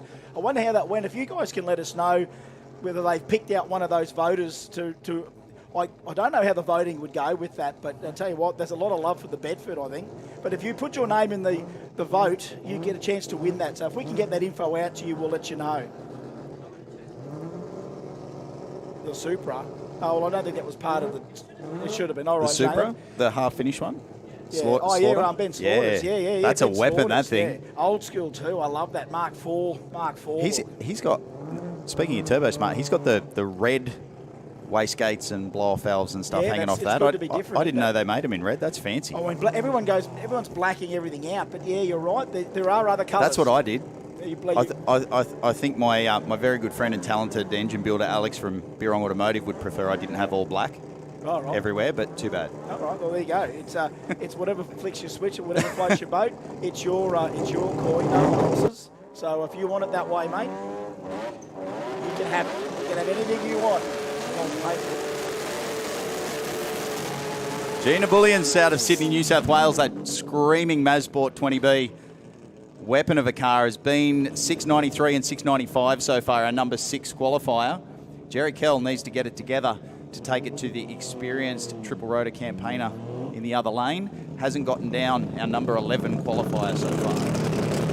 Now, Gina's been quicker. I remember one Winter Nationals here, she was running in Factory Extreme, and they got the clutch just about perfect on the launch, but it did what they call the old-fashioned drove through the clutch, so it didn't have enough, it was starting to slip near the finish line, and that 20B was screaming past 11. Gina clicked it early, and I think it went 39, or it was a really quick pass up till then. And I just always remember that run to say, well, I've always looked at this car to go, you watch, it'll get back to its old tricks and then some when they're ready. Jerry Keel, well, you know it's all going to come together again. It's only one pass away. That's why they keep turning up, because, you know, a good run's only one pass away. And let's see what Jerry can do now. Now, of course, Jerry had a bird's eye view of Tony Wedlock last night in qualifying when Tony had that massive crash at the finish line. Tony got out of the car. We had to cut him out of the car, but he was okay. But that was one of the biggest monstrous crashes we've seen at a Jamboree ever. Jerry saw it from his driver's seat in front of him. For anyone that's been asking, Tony is well, and he was out of hospital late last night. The report is on their own Facebook page, so he'll be doing well, recovering. I'm sure he's got some bumps and bruises, but we can fix cars. And a tale to tell, let me tell you. All right, good to see Billy Nabbin have guided Gina back in. She's ready to go. Back in the seat of the big car. Factory Extreme, round number 1. Rotor versus rotor. There we go. Oh, that's better off the line for Gina. 108 to a 108. They're nearly identical, 60 foots. Gina, 678, getting back there. 706 at 191, but Gina's getting back to familiar territory. Went from point A to point B. Hodjo, 205 at the end. A great run for her. It's a fantastic big tyre. track right now, and Mark Jacobson is going to look to get into the sixes. Only his second pass, as I mentioned earlier, chatting to Mark. There's been a lot of work gone into this car, an awful lot of changes. I can't believe it. So many changes. And to make things even more difficult, with the full carbon body instead of the fiberglass body, it's about 120 pounds lighter. So that represents an entirely new challenge as well. He's up against someone who is really on form at the moment. Cole Wilshire in that 4G63 full billet, twin compound turbo, 2,000 horsepower, 4-cylinder. These cars, Hodjo, these cars. Like, you know, we are just purely batting on our own merits here. We really are. In Colin's case, you know, the Aussie billet 4G63, it's the trickiest Eclipse in the world. It's the third quickest 4-cylinder now. So I think the Brazilian got into second in the teens, Kaka down. And of course the brunettes, 595 nearly 2 years ago with the Ecotec. So in the top four, we've got Ecotec, Opel, or, you know, the Opel version of the Ecotec, 4G63, Volvo. There's half Toyota. a Hemi. There's half a Hemi in Sweden somewhere as well. Some people don't like to acknowledge that one, but it's still a 4-cylinder. Got 4 pistons. It's a 4-cylinder. It's a 3.7 litre 4-cylinder. I think he went 626, Chris Radine. So Chris Radine with half a Hemi. It's really a World Cup. You think darts is popular as an international sport. Sport compact racing has got the map, the whole globe of these countries doing the same thing that we do, except Aussies do it one way. And you know what? It's pretty well done the best way. Okay, look at this. So Blaze is making sure that they get it in the stage. So maybe something to do with the initial clutch setup. Don't want to heat the clutch up too much. So he's just helping Colin in. Mark Jacobson there. How's that for a thrash to be here with all of that? But he's here. He would have been on the dyno for half of yesterday, maybe. Had a couple of hours sleep in the last couple of days, but he feels refreshed and ready to go today. Colin Wilshire with seven gears to get through. 6 gear changes, really tall first, and then you'll hear it changing gears like a Leader sports bike. Get down through there. Colin's out, wheels in the air to about 100 foot. The big chase for Mark. He will not get there. Colin Wilshire goes through the deep end, 632, 226. Flying for captain. Yes, sir. It went 632 with a 7 last night. It goes 632 with a 5 first hit today. Jet Racing, as you said, in that purple patch. And you know what? Mark Jacobson, just for a car that's come from scratch, to go 722 last night, 703 there. The captain, 058 on the tree, 103 to the 60 foot, 415 and a half track at 179. And hats off to the Jet team. 1 from 1. It is the world's best stuff, man. Colin's down there and said, do you want me to go up and get in front of all this stuff? Let's get in front of this stuff. He goes, we're already in front of it. The world is watching, and welcome to everyone watching around the world. This is Australian Jamboree action. And the quality of the cars are just gobsmacking.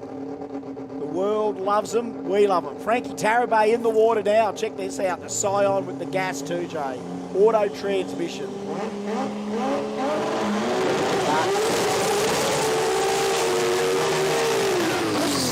Oh yes, Archie Kieski beside him. Queensland's Archie Kieski, Mazfix Performance.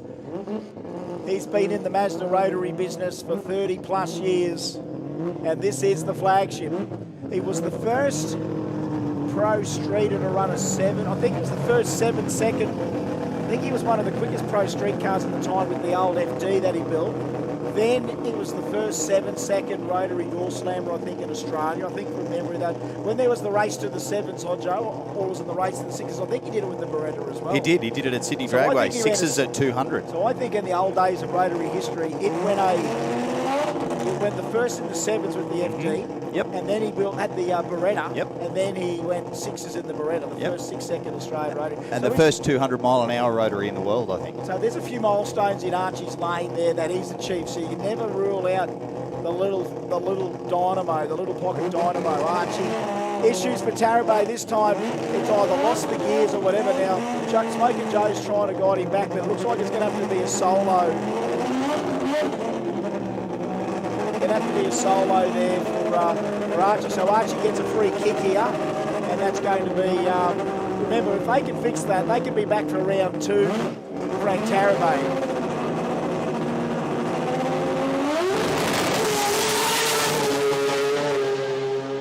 Well, 103 in the 60, half track 432. Archie goes through, 678, 190 mile an hour. So that's 2 678s in that one session. One from Gina, one from Archie. Great run there from Archie, 103 in the 60. Did everything so beautifully. It's good when it comes together. Unfortunately for Frank on that particular session, he missed out on getting a win, but he can come back into the next round a bit later on. And that's when I think we'll see Dion Amato, because they still didn't have the cylinder head on that new engine.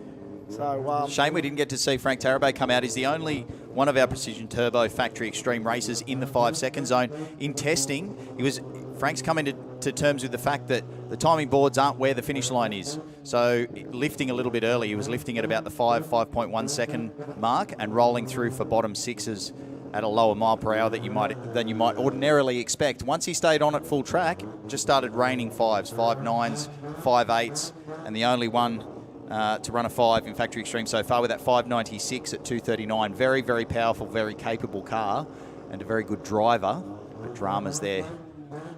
It's come full circle, you know. Just when you go for the throat, you normally put in a clutch and you put in a 5-speed gearbox, but then there's a lot of effort to get that clutch set up right in those things. So the auto things, and that's what Frank and Gas have done and even Joe went back to an auto in their cars. Now they may not be running 550s, 560s, but they're running 590s and 580s, and the car a lot easier to tune. The good news is, Chris, no eliminations. Frank will have another chance to come back out. We're going to see that car again, provided they can fix it. So nobody's going home. Nobody's on the trailer first round. Every kid gets a prize if you want to keep turning up to the last round. Here's the man. You're talking about leading the world or leading the country. This is the quickest RB on the planet, bar none, the end. It's the top dog. It's the big biscuit. The Don. The Don. Now Anthony Matuk, as much as that was a decent skid, I think he's saving VL Gold in Pro Turbo, because you know he keeps an eye on those burnout trophies for Jay. So I'm glad Jane's sitting here taking it all in. He made it pretty clear yesterday that the he was going to take another burnout trophy home to add to his dozen or so that he already has. Apparently he's built a whole trophy room out of billet J's for winning the Jambo. To put the rest of his billet J's in. Yeah. Now the Don, billet 3.2 litre. RB26, 5-speed clutchless gearbox. Marcus Pepe, Boostworks, South Australia, debuted this car, well, in the last couple of months. This car's been ready to go. Tested for a couple of days, took it into beams a few times, tried the auto shifter, tried a few things with the clutch. They did quite a few different things to acquaint himself back to the start line. Because it's not like he can turn up at Adelaide International Raceway and book a test day. He can't do it. South Australians cannot test. Frank's blowing up here, but that's another go, mate. Gets another go, just this time. Well, nowhere to test, nowhere to race, but come to Jambo, do a little bit of testing, and then bust out the number 4 qualifier in this really competitive field with the 676. The team were happy with that. By the same token, they know there's lots left. Well, if everything goes well here for the Don, this could be a cracker. But I'm not going to underestimate an underdog ever. A little 13B, it's like Colin, it's coming in with less than it could have.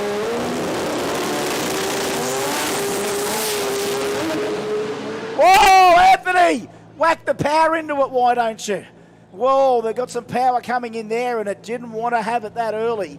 Well, it really lit the tyres up about second gear and just went for the fence, but he got off it. 8.28 at 1.13 is 1 from 1. Pepe went 1.27 in the 60, and it wasn't right off the hit.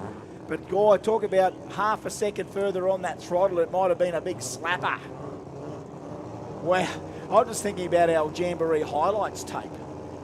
The Jamboree highlight video. It's just going to be a repeat of the live stream, start to finish. Pretty much. This is like the world's largest highlights reel.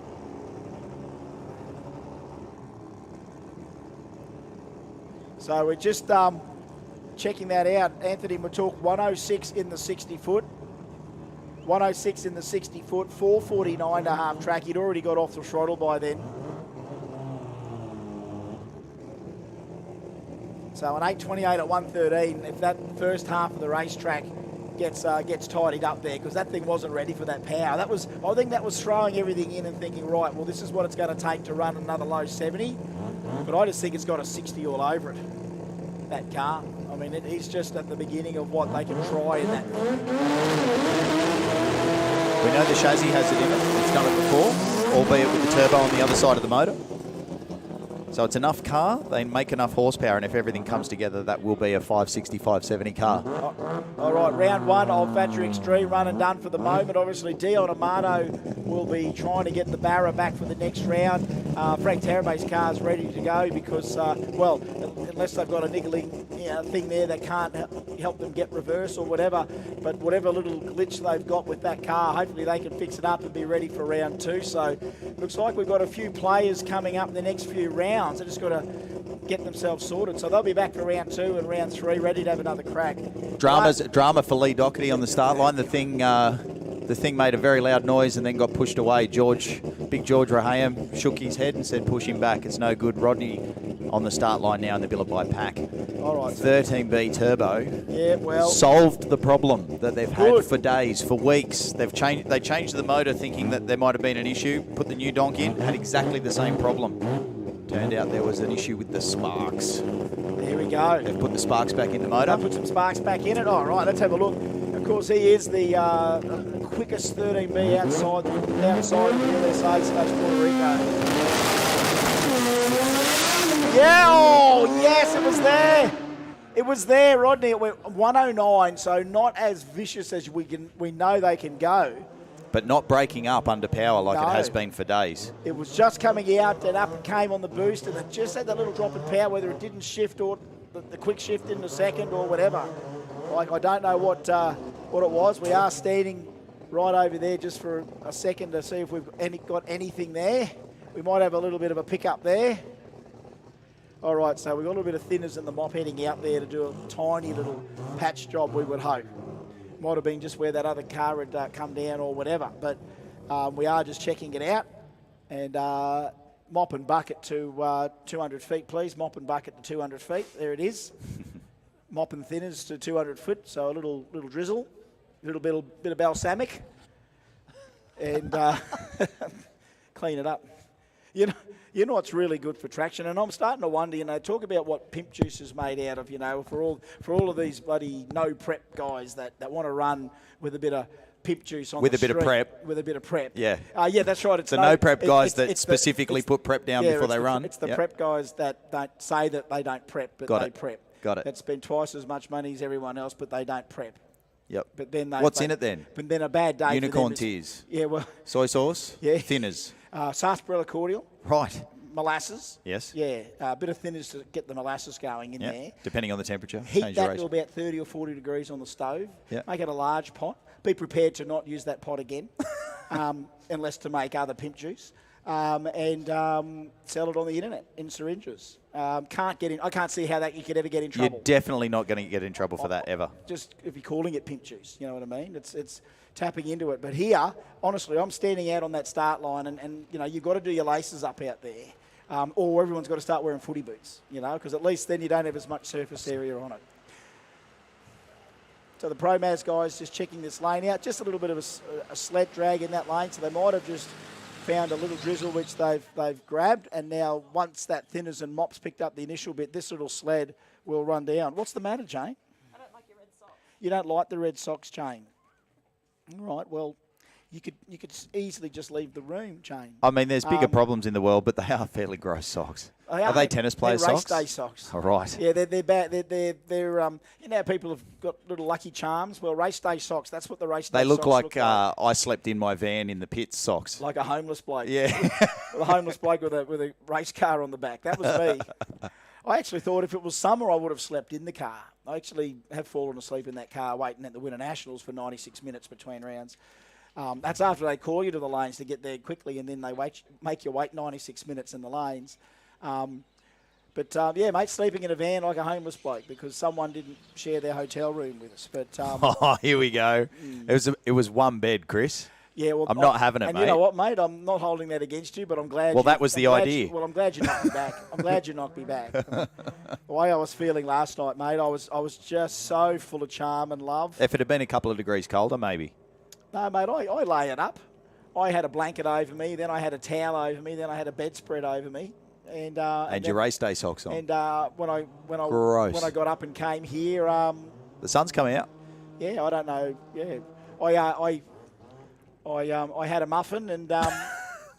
Is this your diary? I don't know what her name was, but yeah. We've got a tailwind today, Chris. No more headwind that we've had for the last few days. Yeah, this is going to might upset some people.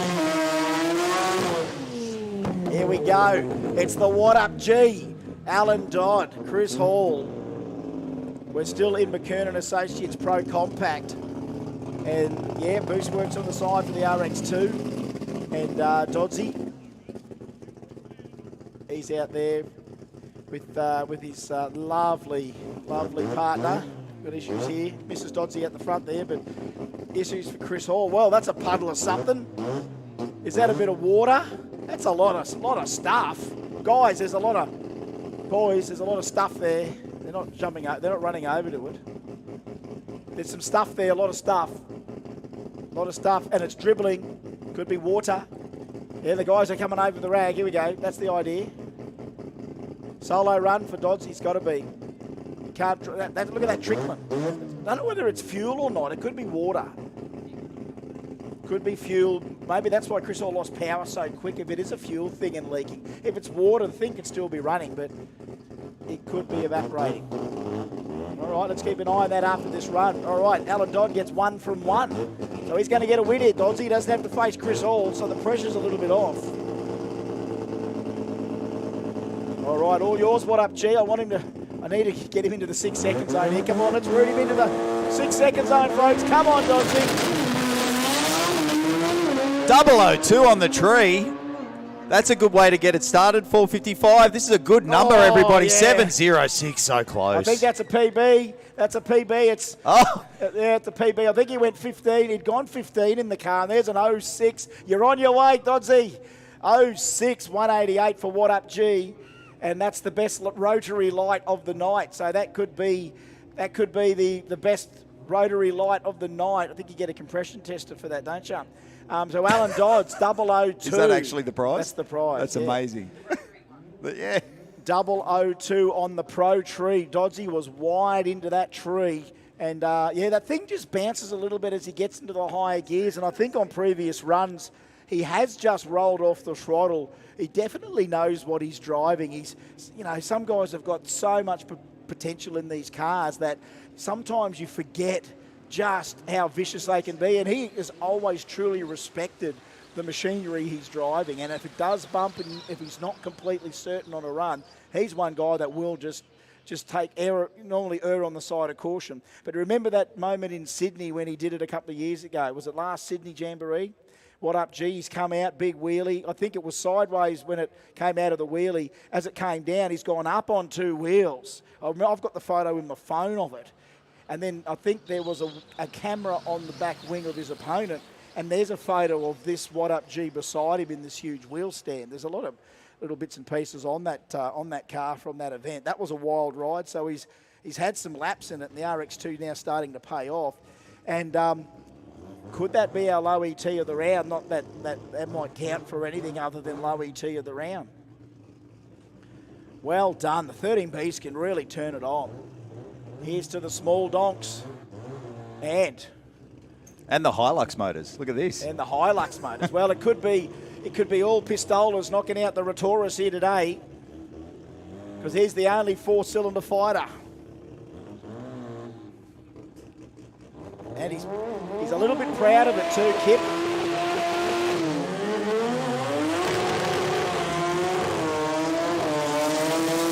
Oh, Simon. Give it a rev. Yes.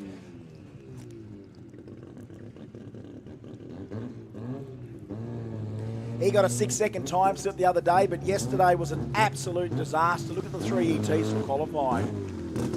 His average ET yesterday was like a 25. And he went 6, I think he ran his first ever 6 here on Friday with the car. So he was hoping yesterday to take steps forward, not take steps backward. But this is the nature of the beast. You've got to love these beasts until you put them back in the trailer. He's gone from the penthouse to the outhouse, from testing to qualifying. Let's hope he can go back the other way today. We don't want any 25-second passes. This is going to be a killer piston versus rotor battle. Both deep into the 7 second zone. Kip went 7:51 and 7:44. That 3RZ powered Toyota Starlet, very Puerto Rico. Of course, the RX-8's very Puerto Rico. So the rest of the world, we do it the same way you guys love to do it. Small, loud and fast. Pro Compact, McCurd and Associates. Piston versus rotor.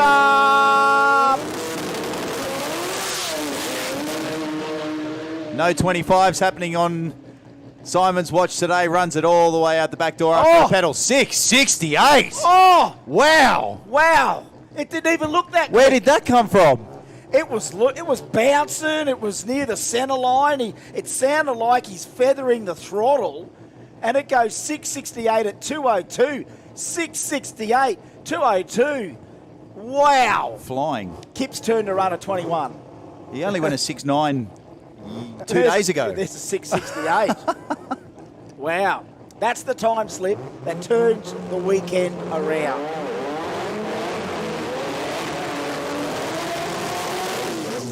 Oh, boy. Steve Barnett's here to we're party. full of surprises. Steve Barnett, our number one qualifier, a 678, which was a planned shut-off very, very early. That was rolling from about 1,000 foot. One very serious race car with a massive following internationally. Has a big fan base here in Australia, of course, but around the world, Steve Barnett and his incredible Mazda have a following. Well, that's called the blueprint now. It's a weapon.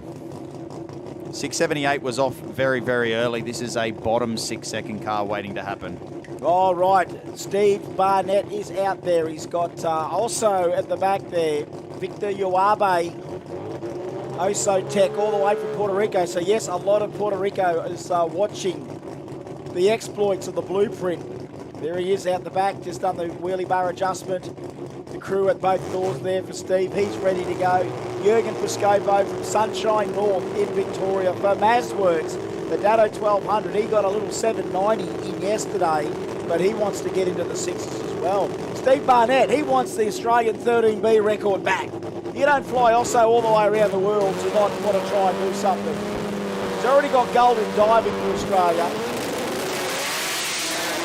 Whoa, 100, 60 foot, half track, 420. This Finish is enough. line, 55. Oh, 55 for Blueprint.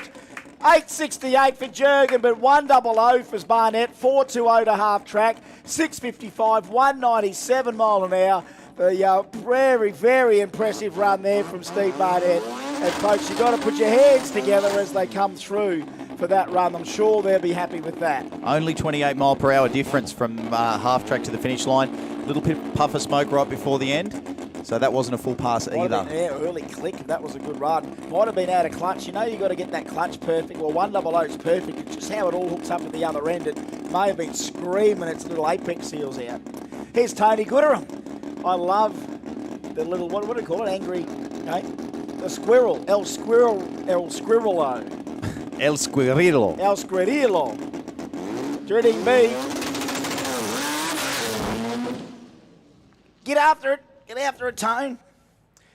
El Squirrel. Looks like the squirrel's choked on his nuts, and they'll be back a little bit later on. That's the Tino. It's what a squirrel. It's what a squirrel will be biting on. And dig up. All I can say is he might have dropped one of them on the launch, and that's what distracted him. But El Squirrel will be back. Don't call a car something and don't expect to have jokes made about it. Can we get Factory Extreme? Well, they're gone. Pro Turbo should be nearly there. Pro Mod, I think they're nearly there. And it says Euro up there. We've got some Euro going down the track today, have we? Street Compact, it says here. Modified Compact. I'm just looking at the signs there that we've got flying around in the wind. We've got our top qualifier in Pro Turbo coming up in the left lane in just a moment. By the looks of things, Street Compact, Modified Compact. Pro Mod, you should be there. And Pro Turbo is not too far away. Yeah, these boys, yep. So Modified Compact, Street Compact. And I'm just watching my little timer here. I've got about 11 minutes before I got to go to the stage and do bikini competition. You poor bloke. We got the bikini comp on, folks, in about 27 minutes on the stage. So bikinis on the stage. Some of them the girls are wearing them as well. Here he is. 20B Salupa. Jay Sadek, part of the 20B Salupa, the family. He's loving it down there, the Sadek boys. Dad and son, Jay. Pack team all over it. 20B, automatic transmission, 650s this car's run. It's the quickest quickest RX3 in the world. Modified compact to the lanes, please. Modified compact to the lanes, please. Street, compact to the lanes, please. What's he gonna send?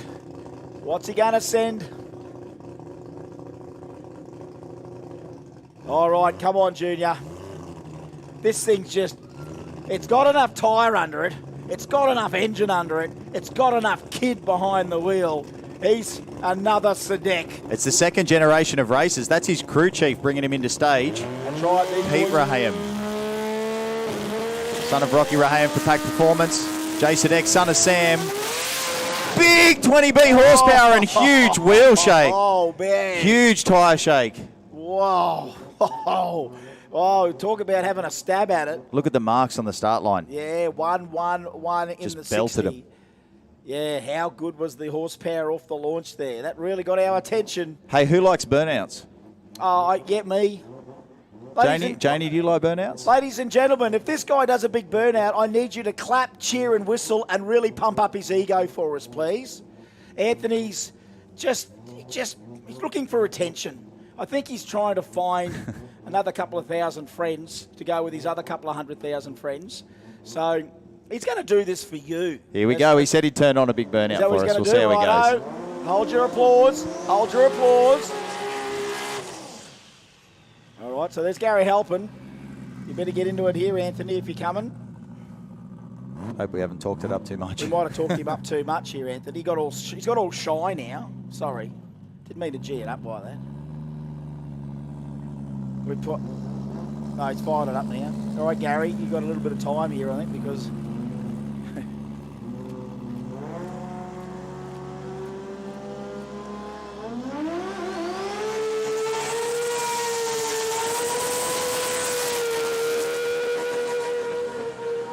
There you go, folks. Let's go for it.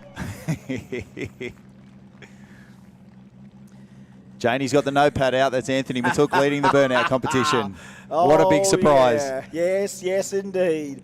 I go for the smiles on the dials. That's what I go for. You look out at the crowd and it's like, yeah, did that make an impact? You know who got a really big impact in the first round of all motor even was Telly Parados' 20B. Oh, look at the crowd and all the crowd's just going, awesome. So there you go. I love it. Make it stop. Yeah, you show me again. Do it again. I love it. Do it again. That's what we try and do here. Spectacular stuff done regularly. That's what we try and do here. That's hard to do, spectacular stuff done regularly. All right, so Euro to the lanes, please. Modified compact to the lanes, please. All right, Gary helping. 2JZ on board. Auto transmission. He's got Dale from Castle Hill helping him tune the Haltech in this car. And in the talk, Pro Turbo first round. Vibrant performance. Oh, well, Matook drives it off the sideline. Takes it through the finish line. Oh, 665 for the VL Gold. PB for the car, I think. Could be the personal best for him in that car. Jeez, hey, he gets out of the Don Factory Extreme car, zings the tyres at second gear, has to hop back in, gets in Old Faithful, spins the tyres, grabs second, goes for a power wheel stand, goes towards the wall, steers it back and goes 665. Ladies and gentlemen, this is the spectacular stuff that we love about Jamboree, and you've got to give them all a big round of applause as they tow down, because that's a great run. Old Faithful just went 175 miles per hour.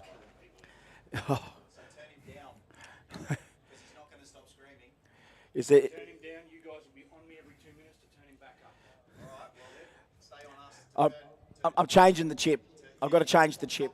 I'm dropping the chip. All right, there we go. So, well, you know what, Anthony McTook, stop being so damn spectacular. There we go. If everyone could just either, can we turn the volume down on me or turn down your performances, please? Can everyone just knock some boost? He's getting too excited. Yeah, can everyone stop? Can everyone stop putting the kill tune up into it so we can get a bit of? Well, I think it's because we're blowing the speakers up in the back. That's what we're doing. That's all right. Well, I mean, they can get more speakers. We're trying to bring what's happening on track to everyone else, and everyone else in the place kind of knows when some epic stuff goes on. We've just got to keep it calm. Keep it down. Just take it down a notch. Just Let's something nice and quiet, nice and calm, like the two blown pro mods that are about to fire up. You know what? Let's just take a couple of moments of silence. We've had the screaming RBs. We've had the screaming 2Js. We've had the screaming 20Bs. We've had the screaming 13Bs. We've had me losing my stuff a few times. I think it's time to just sort of calm it down and get a little bit of quiet stuff. Let's get a bit of quiet stuff happening. Let's get a few quiet cars out. Where are they? A couple of Tesla. They'll come. You know what? A break and back with more with Pro Mod and a tick. So we'll just go on a quick ad because I reckon we're ready to hit a couple of quiet cars here in a sec here on Pro Mod. So just give us a sec. We'll be back in a tick.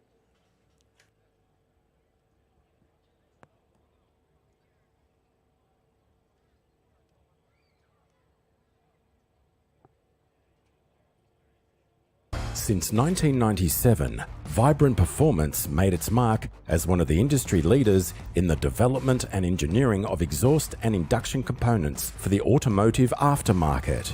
Over the years, Vibrant has seen its evolution pivot from the chambers of an exhaust and induction components brand to becoming the primary source of professional fabrication components for professional fabricators.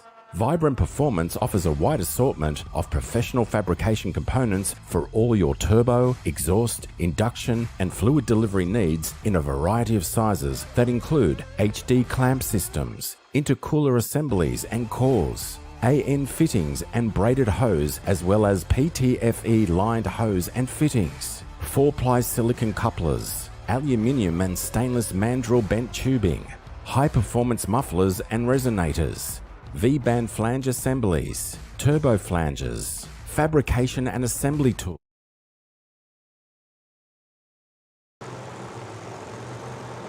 Well, something nice and calm and quiet and tame, like Paul Canuli in a Pro Mod. It's going to be joined by something calm and tame and quiet, like Neil Murphy in a blown Camaro. Mark Allen or Terry Dale. Mark Allen or Terry Dale, can you come back to commentary, please? Mark Allen or Terry Dale, can you come back to commentary, please? Yeah, you know what? Yeah, I love Pro Mod as well. Of course we do. Of course we do. These guys cheat. They've got 520 cubic inches of big bully V8, and they run things like screw superchargers and methanol fuel and have funny things like lock-up converters and 5-speed gearboxes. It's just not fair. That's nearly 3 RBs. It's also not fair that these things run 560s, similar to, say, maybe what a 2J might run.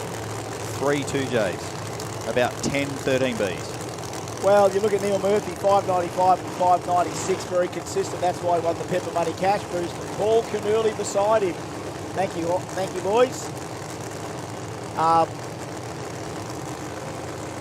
Paul Canuli with the Mustang, 568 and 573. We've got a couple of quickies here, folks. Isn't it nice to have a break from 13Bs just for a couple of minutes?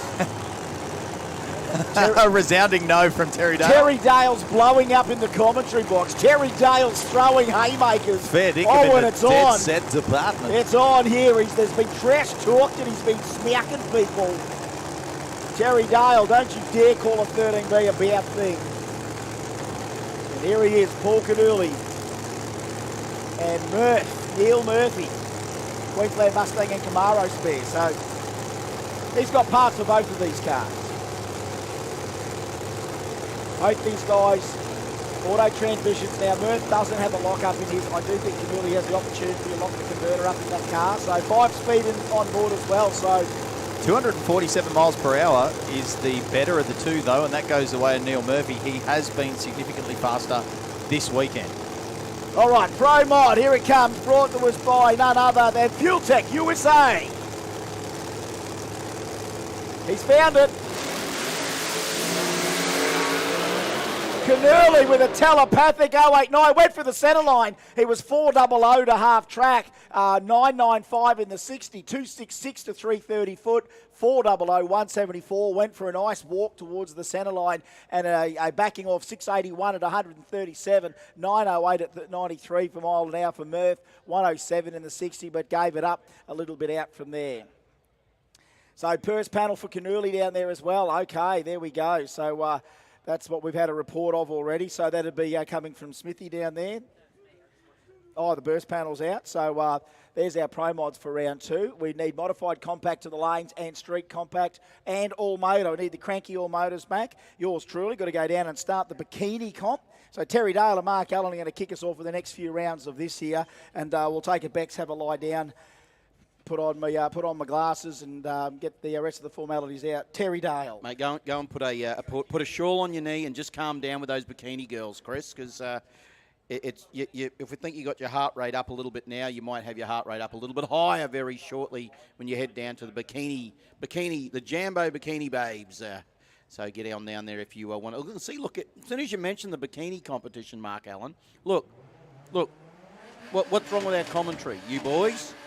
Seriously. Go. How does this work? Well, we don't blame him, mate. No. Moving now into round 2 of Street Compact, brought to us by the guys over at MTQ. We're now moving around to first up. We've got Ashley McDonough dialing in a 10.80 second pass, taking on Simon Isherwood, doing 11.79. So McDonough is already in full stage, waiting on Isherwood to move in. The BMW will leave first. The Nissan will do the chasing. Will the Gazelle do the deed again? Or will Isherwood? 214 from Isherwood, a 561 from McDonough. I don't think you can give Isherwood that much on the tree mark. Not at all. Isherwood's an experienced racer. You can see the brake lights on there. He gets to win, goes 12.57 on that 11.79. He's got the brake lights on and he'd have the radio on and he'd be listening to us going, if Terry mentions that I used to own an RX2 one more time, I'm going to come up and thump him in the tower. But a 12.57 on 11.79, safe for the win for Simon Isherwood in round 2. So nice work there from Simon. Yeah, McDonough went through with a 12.02, 108 miles an hour in the lane beside him, but the reaction time, that was the big tell of that race. It was, Mark, without a doubt. And look, you can tell the seasoned campaigners, the racers who've raced in different categories, who know what to do with dial your own racing. It's an art, Mark. It really is. It really is. And my probably biggest advice to some of these rookie racers that maybe that they're at their first event, second event, like have a chop in qualifying. Yeah. Go red. Don't be scared to go. Don't be afraid of a red light. Yeah. You got to learn where those limits are. And we know this lady here, Christine Thompson. She is not scared. She is one very experienced racer. She's up against Ray Box, Mr. Jamboree, as Mr. beat up. Cuts out with a 195, 0.39 for Thompson. Watch for the fast charging finish of the XR6 Turbo. Ray will go, whoa, here comes Thompson. Sails on past and gets the win with a 10.67 on a 10.67 on a 39 light. Mark. Very, very nice. How good is that? Sorry to see Ray go, but Christine is good. That was a good pass, yeah. 67 on a 67, dead with 9 thousandths over. All right, Bradley Halliburton now in the Cressida, dialing a 10.60 second pass. Chris Hunter in the Audi is dialed in 11.99. So the Audi will leave first, the white Audi. The last remaining Audi in the category, I think. So we've just got the white. He gets out with a 0.87. Red light for Halliburton, so we get to see another Audi come back. Sadly, we don't get to see that Black Track Performance Cressida back.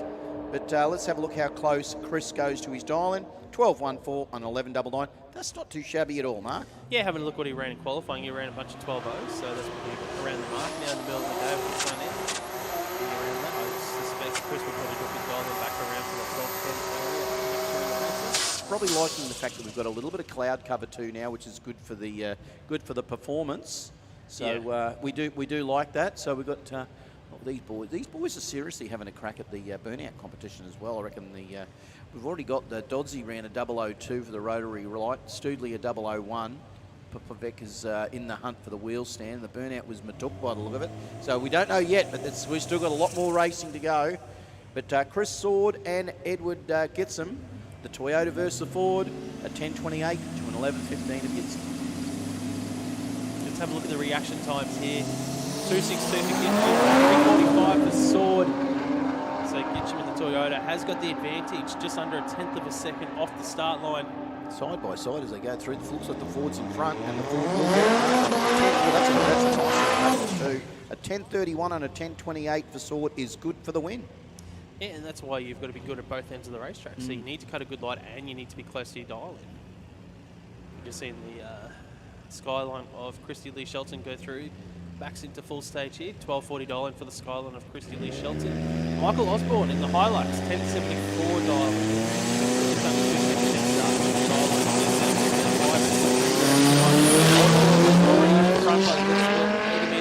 128 on the tree. Well, hold the phone. Is Michael going to get off it? Is he going to go too quick? No, he's safe. 11.15 and a 10.74. I thought Osborne might hand Chrissy Lee a little bit of a gift package there. And she did get a good one in the last round. And no, but not this time. We get the win to the mighty little Ute. Yeah, next up, Stephen Johnson dialing an 11.22 in the Celica. Taking on Scott Clibben in the Corolla, dialing a 10.50. Yeah, I'll tell you what, the Rotary light's going to be up. Johnson, Scott Clibben will get the automatic win and go through to round 3 here of Street Compact, brought to us by MTQ Engine Systems. Yes, too, thought I'll just keep the Rotary reaction Corolla just safe and see how he goes. There we go. We've got Stephen Beach up against Kai Morgan, the little Honda Civic of Kai Morgan with an 11.60 dial in. Stephen Beach having an absolutely ripper of a weekend, putting the car well and truly into the 10s, dialing in at a 10.55. Car is launching well too for Beachy. Car is pricking up the front left and even the right front wheel at times as well, which is no mean feat for a street-powered, street-driven vehicle. Absolutely not. Mate, he's out all the time in it too. He loves his Facebook page. He'll be out in shops, out in the workshop, doing whatever, saying street-driven, street life, and we absolutely love that. The little 808 with, of course, the 13B turbo. So have a look at the front. We'll see that pick the front wheels up, but he's going to need to chase Kai Morgan down in the Civic. He's just got to play the game now, as Stephen. He's just got to go through because the Civic's got no chance of catching him. And nice and safe there, Mark. Yeah, he gets to win 10.98, 103 mile an hour, backed off there. Kai Morgan goes through with a 12.62, 122 miles an hour. Mate, going rounds, kicking goals. That's what these guys are doing. Yeah, next up, Tara Johnston in this Next Level Motorsport Supra, dialing at a 10.50. Has a solo pass here in round 2. We'll go through to round 3 of racing there for Tara. Reaction time. So the dial on a 10.50 did go at 10.26 in qualifying, so we'll have to watch the dial. They've got the brake lights on the brakes. It's like, actually, I wouldn't be surprised. There's a street compact class 10.50 and slower. Also, she might be best playing it safe. So 12.44 is most definitely. So look, modified compact street 289 and all motor. 10 seconds. 10 seconds. There you go. Gets a win here. Next up, are we moving into modified most compact? Certainly are, and that'll be Nick Baxter. Yeah, Bosch Motorsports Modified Compact, round 2 of racing. Check out Bosch Motorsports, over 5,000 items available through Bosch Motorsports. Everything from digital displays, data loggers, you name it. Check them out. Ben Clark on track in the VL, dialing at 9.55. And Nick Baxter with an 8.80. I know, how good is that? The Euro service and repair car of Nick Baxter, the little Lexus with the 3RZ on board. Let's see what if he can get his Clark dead even on the reaction time, 53 to a 53. Here it comes. It's all the dial in. Oh, can you believe it? A 9.57 on the 9.55 will take the win for Ben Clark. Nick Baxter will have to put the little 3RZ back on the trailer. 8.86 on an 8.80. That was a tidy race there, Mark. That was a great race. That was good. Even on the start line. So it came down to who knew the cars better in these conditions. Who had the better dial in, and it was Ben Clark this time, 200ths of a second over his nominated dial in. Baxter was 600ths over, handing the 400ths win margin there. And once again, Ben Clark decided to take the wrong way round to the finish line. He likes to use the first half of the track. There we go. Robbie's red lit, but Nathan won't care. The mighty real Dino Valiant dialing in at a 9.50, goes through for 9.59. So look, Nathan's on the money as well anyway, Mark. Yeah, good reaction time for Nathan again. He's right in that zone, doing exceptional. As I said, he had a good day yesterday too. If you've only just rocked up, did well in the car show. Did Nathan in the Valiant as well? Yeah, that is. We are in Bosch Motorsports Modified Compact here, round 2 of racing for these guys. Yeah, Robbie Butler, but that's not even just a red light. That's a yeah, that's a big one for that's Robbie. a 382 red. That's like a yeah, which is unusual. I wonder if he bumped out of stage maybe or something by accident, maybe rocked or. And he did actually look, but as is typical of Butler, with an 859 and an 850, he's consistent as Robbie is. Yeah. So that light was, I reckon it might have been something a little bit awry there, because not that sort of red light. Not that sort of red light from an experienced racer, yeah. Okay, looks like we've got a solo pass here for Tim Hawkins. In the wagon, the little 808 wagon. Mate, it's so cool. It's got rear and side louvers. Don't want anyone peering in, seeing the groceries in the back. I had a little. I've owned a few RX3s back in the day, but I never had a parachute on the back of one. The car has 990 dial in. Has run low 10s, run a 10.0.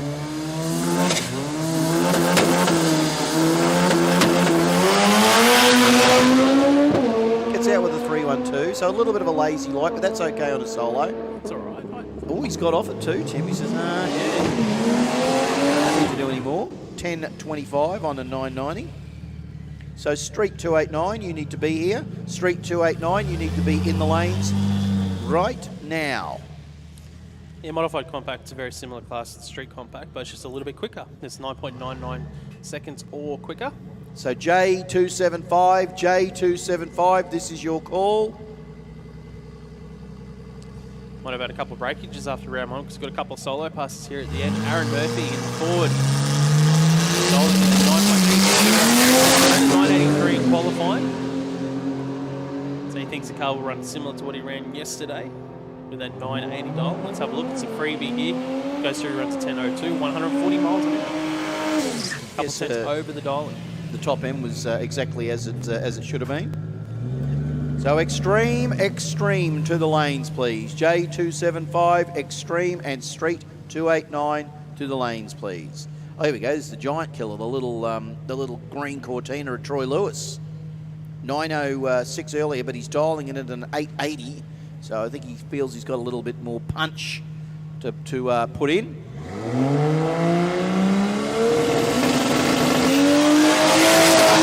It's out with a slow light, but when you're on a solo, that's okay. You have a little bit of a search for what the car's doing on boost. 898 on an 880. So the dialing was pretty good. So when it's race time, he'll be fine.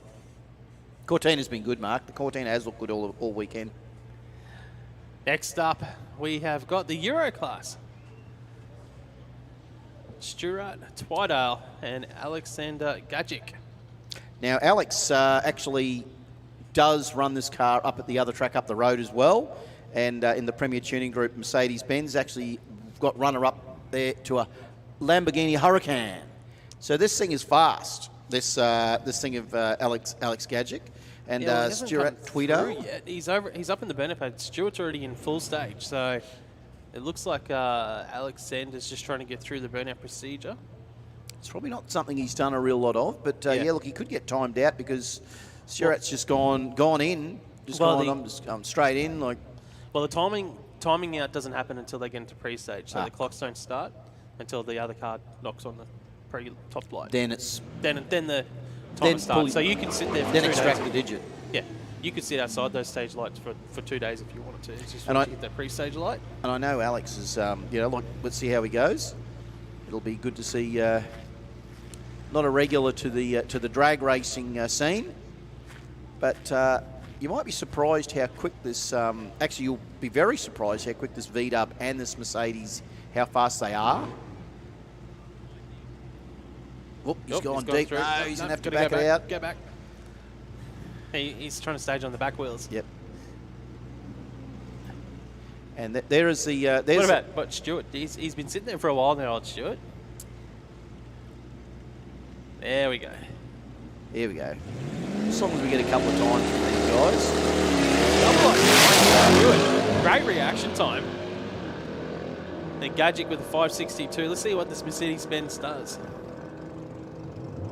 Whoa, that was about a 989. 143 miles an hour. Very impressive from Gadget. Twilight goes through with an 1107, 129 miles an hour. But that Euro car, mate. Mate, I knew it was fast. You're right, It's fast. 143 miles an hour. Did it have a parachute on the back? I don't think. Mate, Alex is the prime candidate to come and race Real Street, isn't he? Yeah. That thing is... He probably didn't realise how fast it was going to be, but I'm pretty sure you've got to have a parachute once you hit 140. In the Real Street comments. Anyway, let's. You know what? It's not for you and I to discuss. Look, here we go. Stugley's been left behind on the start line. He only goes 0.40 to an 0.30.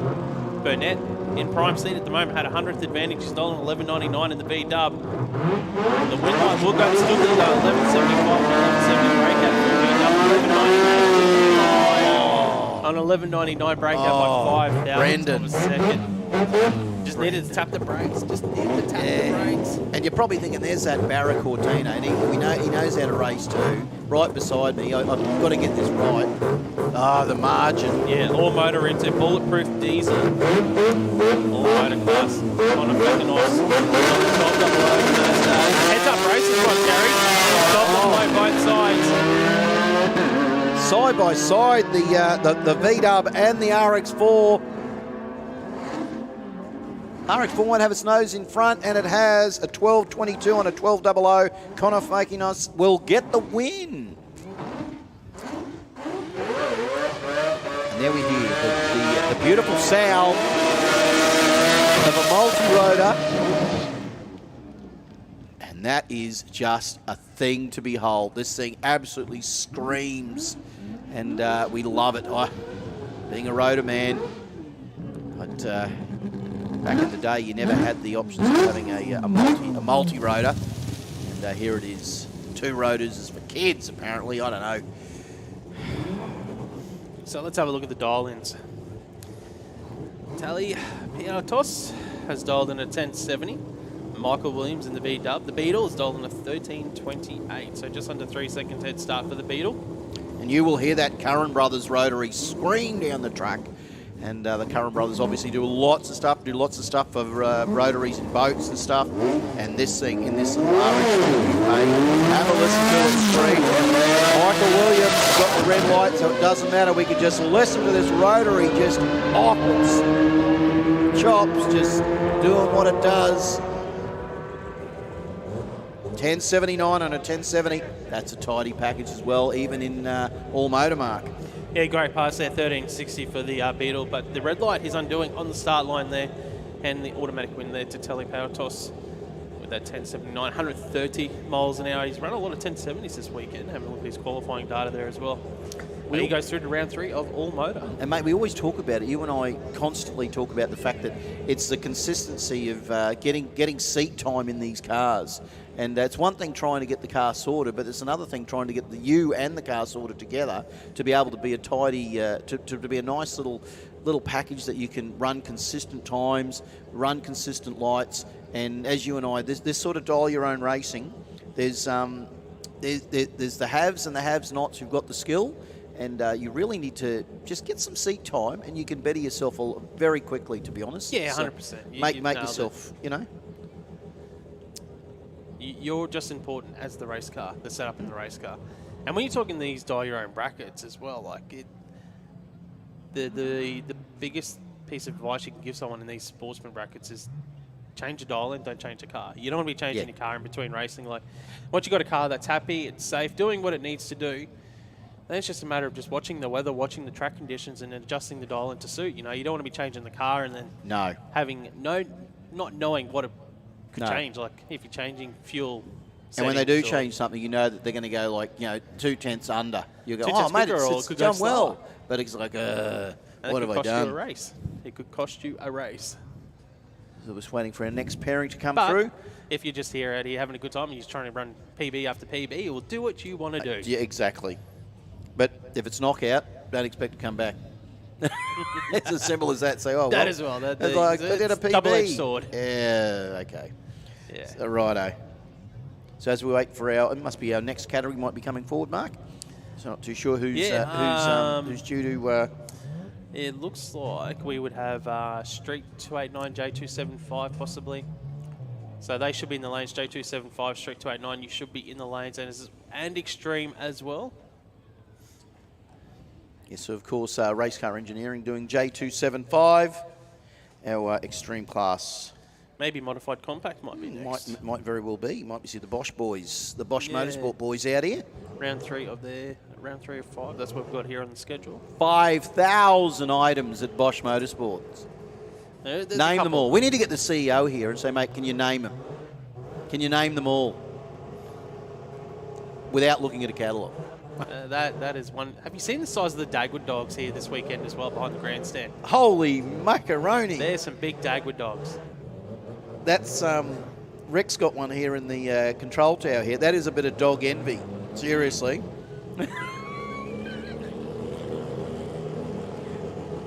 Oh, you can see Mr. Ben Graham there, out there. That means that TJ Graham must be rocking up in the little RX-8, which actually PB'd earlier on with old tyres. We talk about the old tyres. You hear what he did while he went into the sand? Why'd he go in the sand for? Tail shaft loop come off and cut a brake line. Fix it up, they're good to go. Yeah, big moments. Yeah.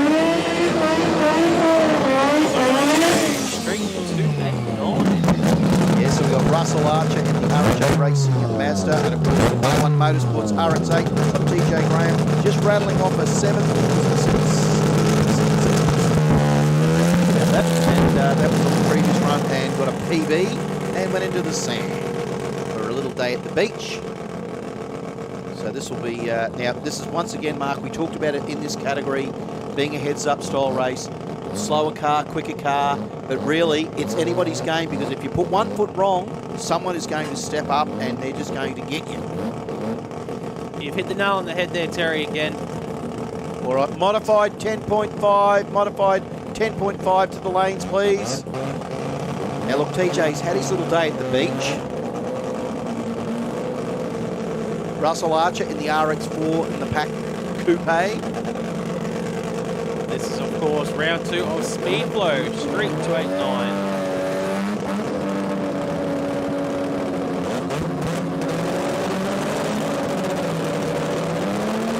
Both in the full stage, good to go. RX-8 looking solid again. Pulls the chutes early even just to, says, oh, that'll do. 840 at 142 for TJ, a 1026 at 130 for Russell Archer. But the little RX-8 will get the win. A little silver bullet, Mark. She went well. She did go well, mate. Next up, it will be Mohammed Salame to take on Corey Hunter. Mohammed will be in the Hertzfield Towing Mazda, 13B power on board. Travel away from New South Wales this weekend to take on Corey Hunter, all the way from Victoria in the Wheel FX Gemini. Yeah, the piston-powered Gemini.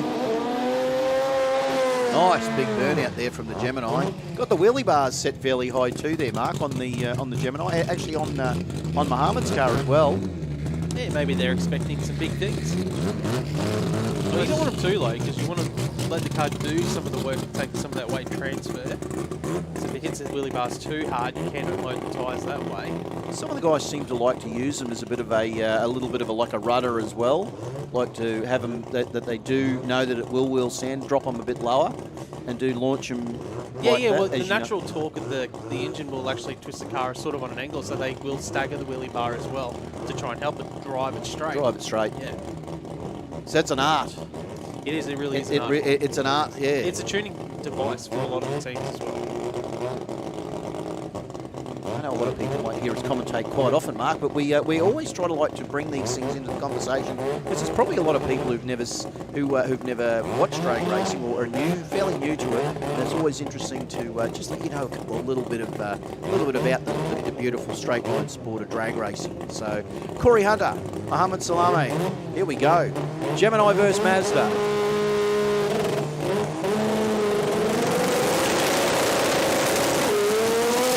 Gemini bounces around. The RX-7 gets out well with a 0.97, 0.50 for Hunter, but it's not going to matter.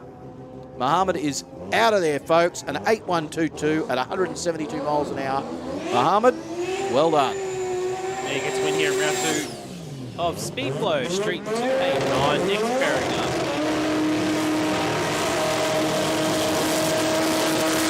Oh, put your hands together. Nice. Patrick Long with the big burnout for the Monster Performance Racing Mazda. That was a big burnout. Tell you Lots what. of smoke. Tell you what, there could be. And I don't know. I reckon. Do you write his name down here? I Terry, reckon. at all? I reckon Matooks was good, but Matooks was pretty good as well. you reckon? Oh, it was down half track. Yeah, it's going to be tough to beat Matooks. Carl Herbert in the Rotary Motorsport Mazda, the Monster Performance Racing car of Patrick Long, all the way from down south, just up here to do the obligatory Jamboree run. Carl Herbert in the lane beside him from Rotary Motorsport. So in qualifying, Herbert ran a best of an 8.51. Patrick Long ran a best of an 8.98. So not much separating these two cars. That'll be good, Mark. It'll be a good drag race, this, because both competitors being so close, we might have a side-by-side battle, just both of them glaring across at each other.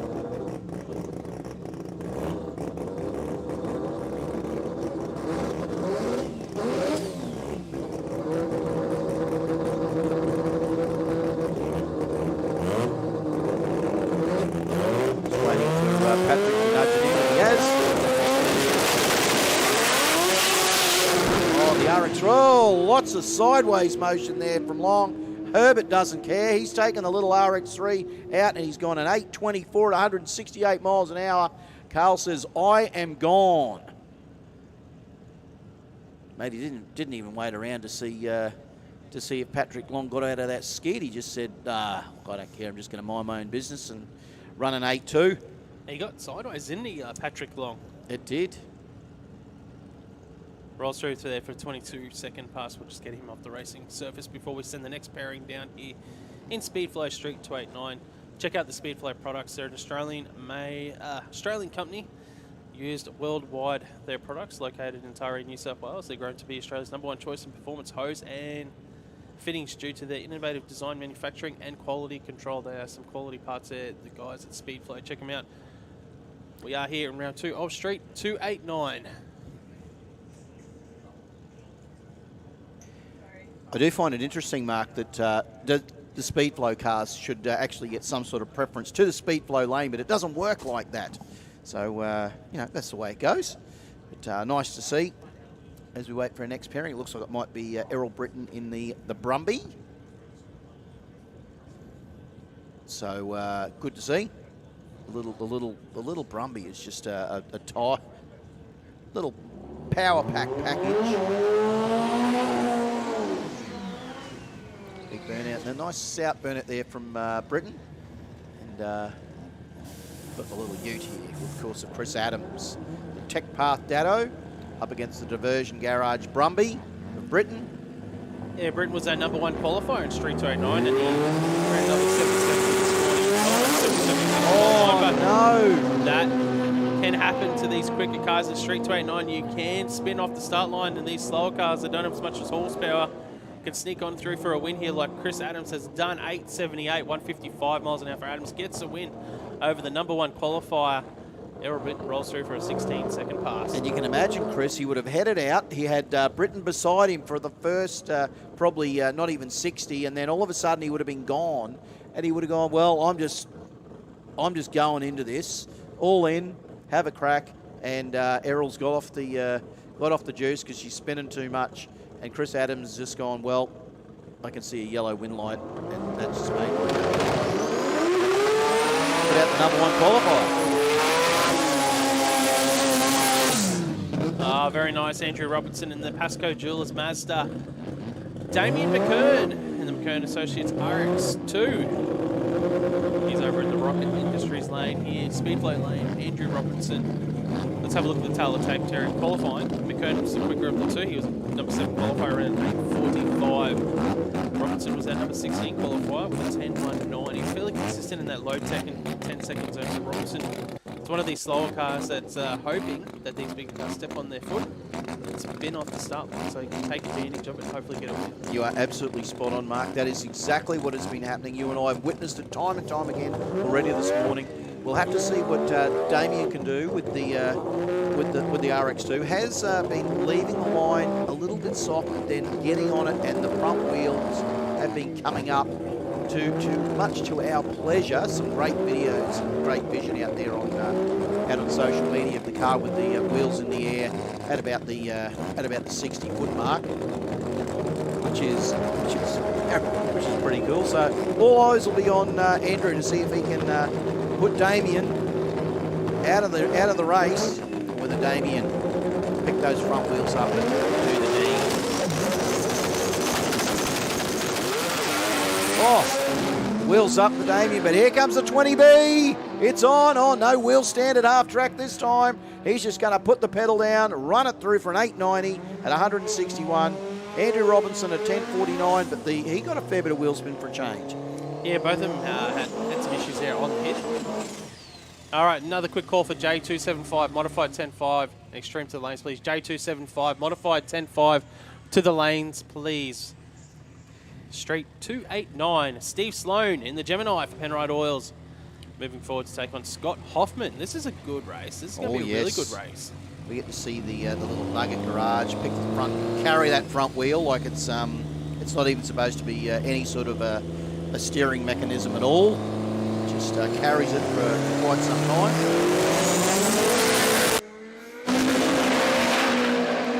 Oh, the 3RZ is out and gone. Scotty Hoffman, away he goes. 792 at 175 miles an hour. Sloan with an 885 at 154.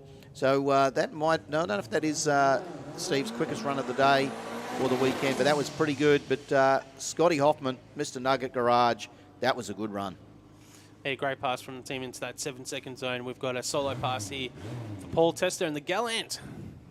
We need the Euro guys. The Euro class. Can I get you guys to come back round, please? The Euro guys, can you get to come back round, please?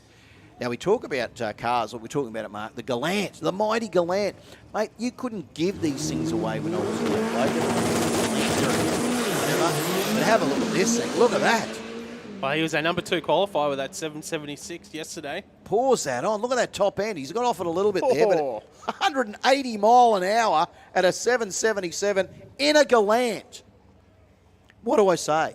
It's impressive. Really impressive. It should have a doily on the back bloody on the back bench there, but instead it's got a parachute. So nice work there from Paul Tester. That car is impressive. I love that. I want to go back now and tell them my mates who got the Galants we should be buying them. Here we go, Damien Boyce was in the running for the wheel stand competition until Adam Popovic came along and said, "Here, hold my beer. I'm out of here. Watch this." But Damien Boyce, the beautiful looking Nova. So you watch this thing. He did pick the front up pretty tidily earlier on. Yeah, riding it to the 760s today, Damien Boyce. It's a tidy Chev actually. Like that is really nice. The body is really straight. Loving the paint on it. It's like the khaki green is. It's not an often painted colour for a race car, really. Yeah, I don't even know what colour you would call that. But mate, is that actually? It does look like that is a vinyl roof. It does. If that is a genuine vinyl roof, that is the coolest shit I've seen all weekend.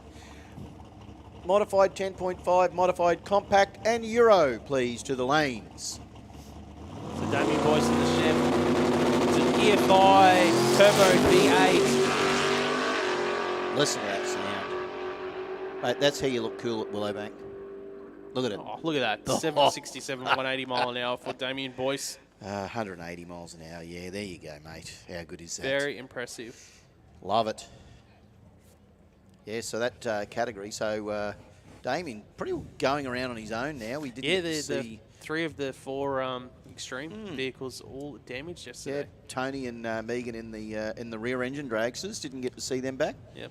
which is really disappointing because I do like seeing them, and we a little bit sad, but the crowd's got more than enough entertainment. If you've been here since this morning, well, besides all the action and the drama on the track, you've had Chris Diggles doing the ace tennis star that he is, hitting the balls in the air into the crowd. It's been pretty exciting. We've got the little ute that can just about to come through. Yeah, we're moving into round 2 of J275, brought to us by the guys over at Race Car Engineering. We talked about it before, Chuck Jeffkins, and I like it all the way from New South Wales, but it's tuned by Dale. I don't know who Dale is, but mate, that's... Dale Hellier? It is, it is. Yep, cool. So Chuck Jeffkins, I still love that name. How good is that name, Chuck Jeffkins? Not too sure, actually. And Varun Sharma, of course, local lad, the Oceanic College. Yeah, Terry Dale. In the 2J. Tuned by Terry Dale. It's not tuned by me. No. Calm down. No, exactly. It does run too well for me to be tuning it. I just look at it and go, where's the augo? No, I'm only kidding. But yeah, little Chuck Jeffkins, the little Holden utility is running the mid-8s, but he's up against Varun Sharma, who's ran a 700. Car is quick, will go into the 6s at 212 miles an hour. So don't forget the Oceanic College down there at Coopers Plains.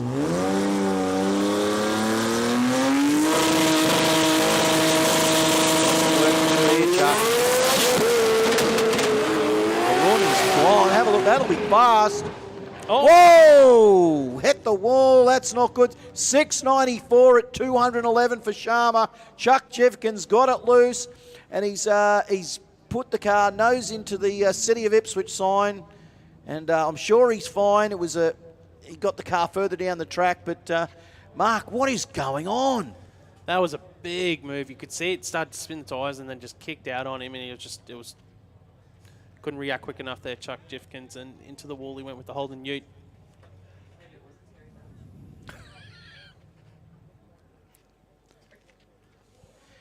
Well, let's hope that we'll make sure that, look, Chuck's getting out. Going to get out of the car. Make sure he's good. Hopefully he'll give us all a hands up and a wave that he's all good. But he gave that a fair old hit there, Mark. That is just before the City of Ipswich. It was a hard hit. So, it yeah, really he was. Just turned right and give us a wave. Chuck, are you good, mate?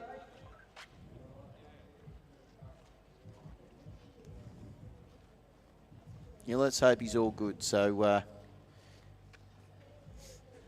it wasn't like the previous incident. But Mark, we seem to be getting all the drama. It's more drama than bloody, I don't know. What? Married at First Sight. I don't know. I haven't watched that, mate. So no, neither have I. sure. I'm just trying. Oh, we got Janie loves it. Janie Yeah, obviously Janie loves it. Yeah. Mate, if you want drama, it's just you got to be there for the what is it? The dinners. What do they call it? Yeah. So, but look at that. We the guys are just checking the track down there just before where Chuck. Well, I don't want to say tagged the wall because he actually hit the wall. Gave it a fair income smack, but making sure that Chuck's okay. I'm sure he will be. Might be a good time. There's not going to be much of it. There's going to be any cleanup by the look of it. They're just checking it all, so maybe depending on. It might be time to throw to some of our supporters here at Willowbank Raceway for the Garrett Advancing Motion Jamboree.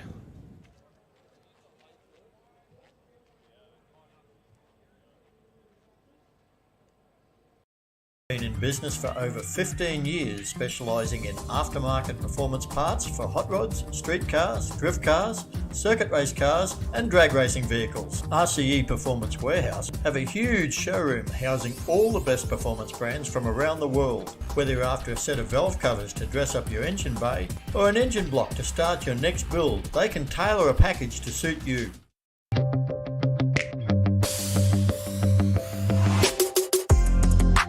Oceania College of Technology, an RTO in Brisbane, Gold Coast and Parramatta. It provides job-ready skills to students in various automotive courses. like light and heavy vehicle mechanics, underbody technology, auto electrical, motorsports, automotive panel beating, automotive diesel technology. With small-sized classrooms, it has a fully functional mechanical workshop. It provides real and practical knowledge to all its students under the supervision and training of highly qualified and skilled trainers. Kickstart your automotive career at Oceania College of Technology.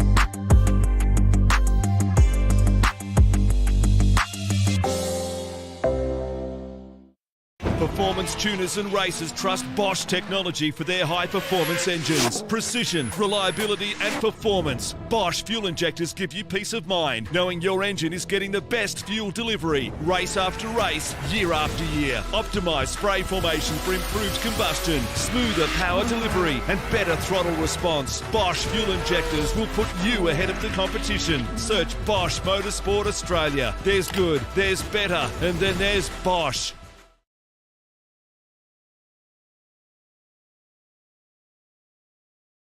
Modified 10.5, modified compact. This is your final call. You need to be in the lanes. Just to let you know, ladies and gentlemen, that there's just a little bit of glass when he hit the wall. So we're just giving that a little bit of a tidy. So it might be a quick idea just to run down, grab yourself a hoodie off the ladies at Jambo Central, and we'll go back and we'll pay a few bills with our beautiful, lovely sponsors.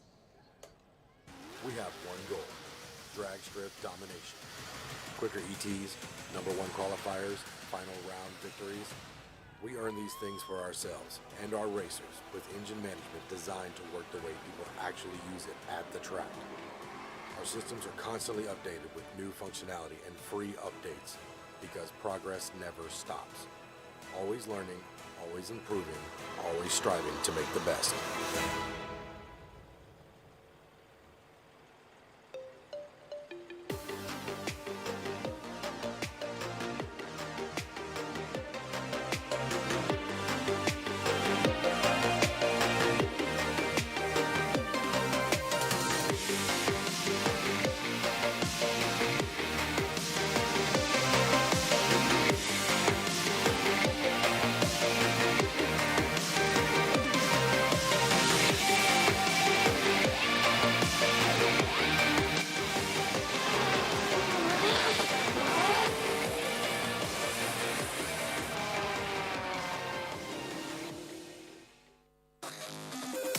Link is the engine management solution for champions the world over.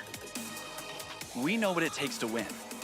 Pushing boundaries, performing under pressure, and having the best people on your team. Our tech support are performance specialists, available 24 hours and ready to talk one-on-one about your winning formula. Link ECU, the performance, reliability, and power to get to the podium.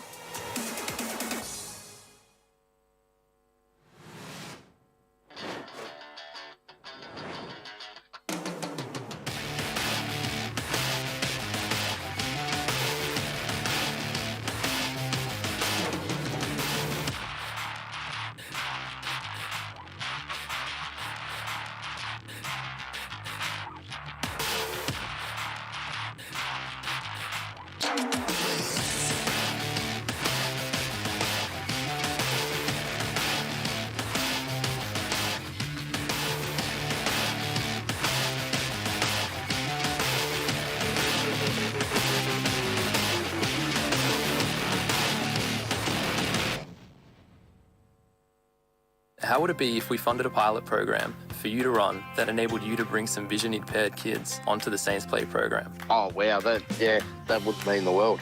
My reward is the smile on the kids' faces. And since you've given so much to others, we'd also like to do something for you personally. How would it feel if Pepper sent you, your partner, and your daughter Molly to the Gold Coast for a few days? Yeah, awesome. I don't know what to say. It amazes me. Thank you very much.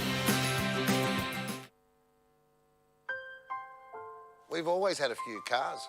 They're all special. The T-Bird. Oh, that's mine. The Combi for when we want to get away. The XR8. It's going to be a classic. They're all insured with Shannons, We've also got Shannons home and contents cover. which helps protect our automotive collectibles, tools and memorabilia in the home and garage. If you're motoring enthusiasts like us, it's got to be Shannons. Shannons, insurance for motoring enthusiasts. Call 13 46 46 for a quote.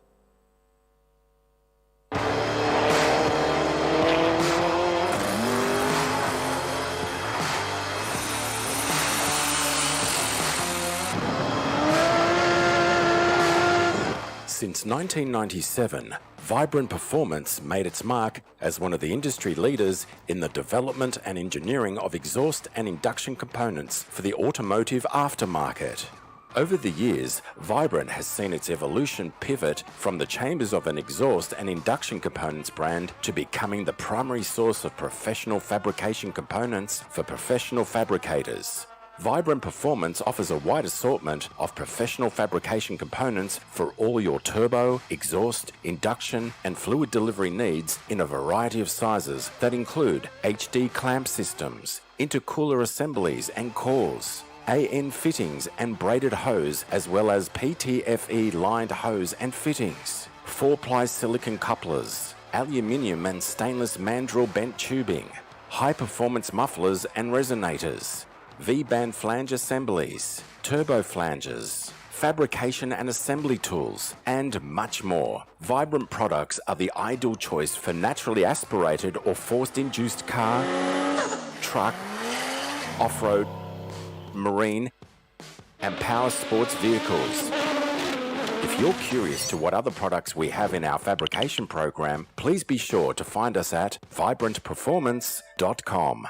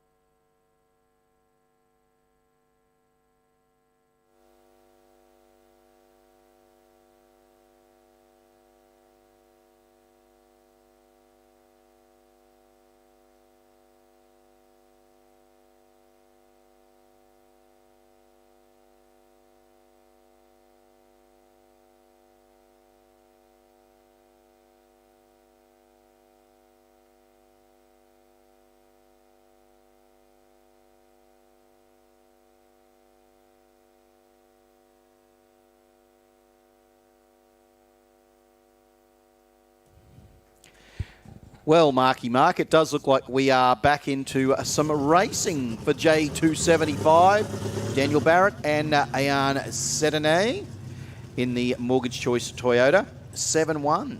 And earlier, Ayan was pretty quick with that 7-1. So let's see. He's up against the HSV of Daniel Barrett.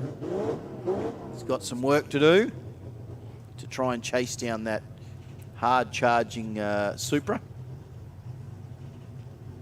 206 miles an hour out of that Toyota, Mark. Anything over that 200 is you're getting... You've got some serious horsepower. Probably a couple thousand horsepower. Daniel Barrett in the HSV, the Holden. In qualifying was our number 13 qualifier.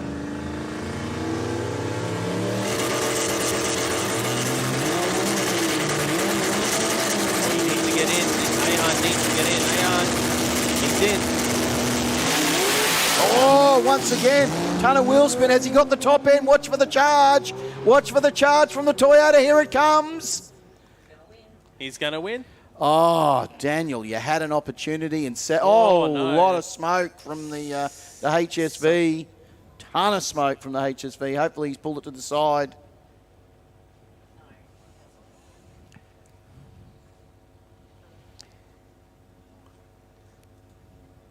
That was a ton of smoke, and Yeah, it sounded like he was shut down as well. I'm not too sure. Like it wasn't like he was under power at that point. Yeah, he only went through the. He was only through the 8th at 63 mile an hour, then the quarter at 54. So sadly, the car went lean and went off, whereas Ayan went just a lot of wheel spin and then got the 2J. I would assume it's a 2J in that thing, in that Supra, and he just got it motoring and had it at 143 mile an hour at half track, coming on fast and hard to that HSV, and got him. Going to have our officials will go out and check that, of course. But wow, Mark, it's drama after drama, isn't it? Really is. It's been one of those weekends, hasn't it? It just. Yeah, Mark, we were talking. A couple of people have been asking me about the grudge runs, isn't it? The grudge runs will be, if they've got time for it, it'll be just before the finals. My understanding is. Okay. So that's what. I've had a few people ask me about the grudge runs. I think that there's a chance or an opportunity to have some grudge runs. They will run them before the finals because they'll have to get all their finalists, obviously, because some of the pro categories would have just run, and you won't be able to get them to go to run straight away. So probably might have to just check things over, let things cool down, then get the car set for the final. So we'll be announcing if they'll be having grudge runs before the finals. So at this point in time, we are unsure. I can see them out there with the truck. Yeah, we can see the trucks out on track. I'll just see if I can get an update for us, Terry, and I'll come back to you. Yeah, mate. And what I'm going to do is we'll actually, just to let everybody know, we had the Boom King guys down there yesterday when we gave out the trophies to the guys doing the sound off. If you want to go down there and have a chat to Jay down there from Boom Kings and have a look, they have a spectator trophy. So if you want to go down there and have a look at all the cool cars with the loud sound systems, and go and have a look and pick one that you really like, you can put your name in the draw, and they get the winner of the day, who has the most votes from the spectators, will get a beautiful J Billet trophy. They held it over to today because we thought, well, they had it all yesterday, so they're over there. If you can hear the big bass coming from the back of the grandstand. So go down and have a chat to Jay and the guys at Boom Kings. Go and have a look at the cool cars over there with the extreme sound systems. It was pretty cool yesterday.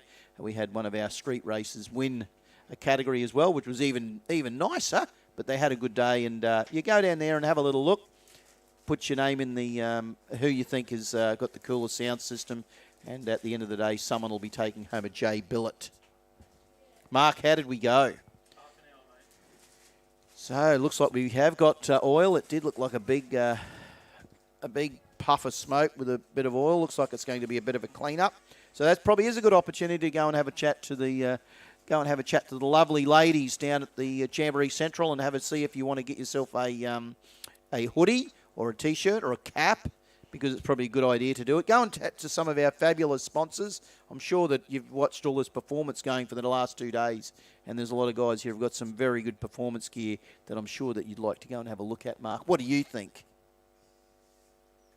Sorry, mate, my microphone wasn't on then. I know, Rookie mistake. Felt like I was just talking to myself. Yeah, But no, everything you said, I agree with. You thoroughly endorse. Thank you so much, Mark. But thoroughly endorsing my sentiments on going, seeing our Trader Alley. Go and have a chat to them all. Go and see the guys down at Boom Kings. Have a look and vote for someone who's got a cool sound system. Sure, there's a few cars still on display down there as well. Always good to go and have a look at the pits. If you're on the grassy area, the pits down behind the grandstand, you are more than welcome to go down and have a look. Don't get in the race's way, but they love the fact that people come to have a look at their cars. You'll be down at the bottom of the tower soon to get selfies with all your fans, Terry. Is that right as well? So anyone that wants a selfie with Terry, an autograph, you'll be down there? Sure. My wife is down there, so at least I get one autograph, maybe. Okay. So if you want a selfie with Terry, they'll be down at the bottom of the tower very shortly. Selfie with Terry, Mark. Mark, you're the one with the Christmas tree, not me. Yep, you have nothing to say now. You're saying we're actually saying we've got a booth set out the back here, just over there near the Shannons guys. There's a booth set up there with the Mark Allen fan club.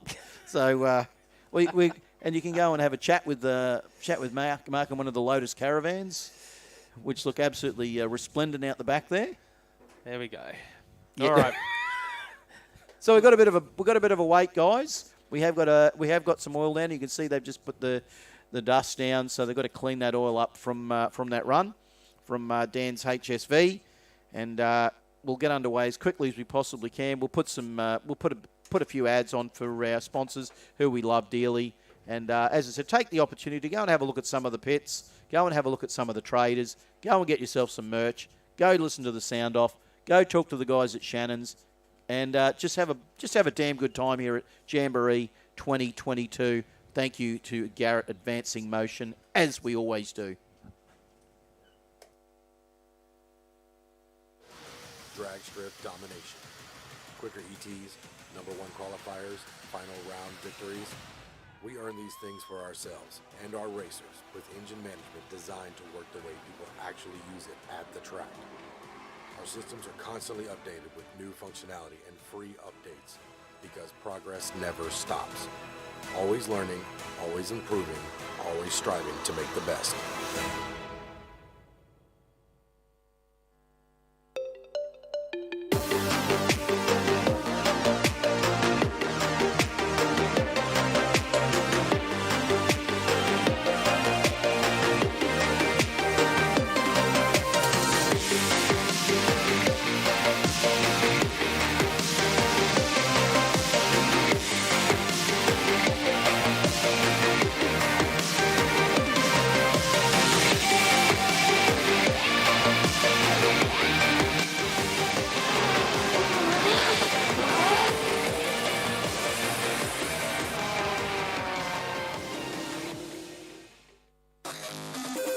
Link is the engine management solution for champions the world over. We know what it takes to win. Pushing boundaries, performing under pressure, and having the best people on your team. Our tech support are performance specialists, available 24 hours and ready to talk one-on-one about your winning formula. Link ECU, the performance, reliability, and power to get to the podium.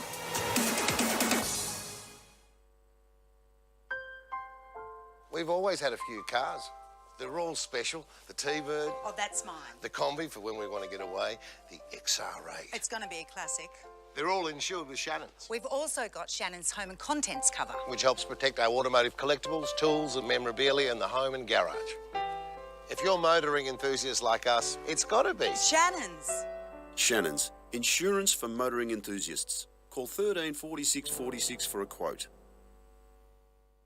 Performance tuners and racers trust Bosch technology for their high-performance engines. Precision, reliability and performance. Bosch fuel injectors give you peace of mind, knowing your engine is getting the best fuel delivery, race after race, year after year. Optimised spray formation for improved combustion, smoother power delivery and better throttle response. Bosch fuel injectors will put you ahead of the competition. Search Bosch Motorsport Australia. There's good, there's better, and then there's Bosch.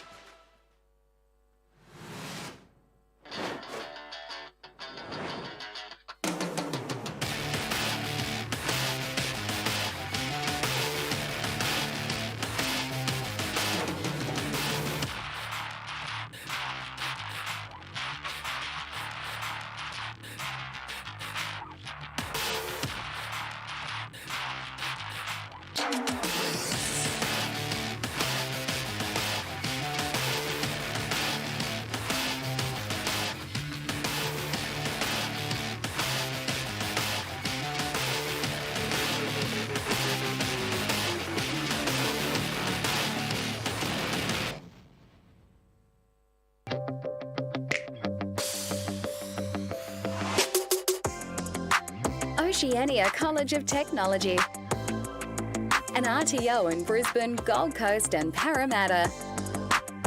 It provides job-ready skills to students in various automotive courses, like light and heavy vehicle mechanics, underbody technology, auto electrical, motorsports, automotive panel beating, automotive diesel technology.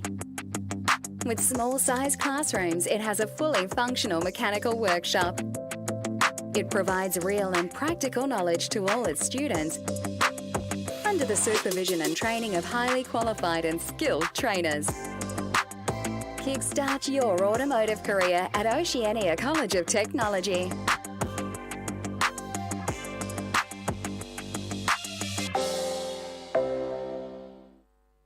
How would it be if we funded a pilot program for you to run that enabled you to bring some vision-impaired kids onto the Saints Play program? Oh, wow, that would mean the world. My reward is the smile on the kids' faces. And since you've given so much to others, we'd also like to do something for you personally. How would it feel if Pepper sent you, your partner, and your daughter Molly to the Gold Coast for a few days?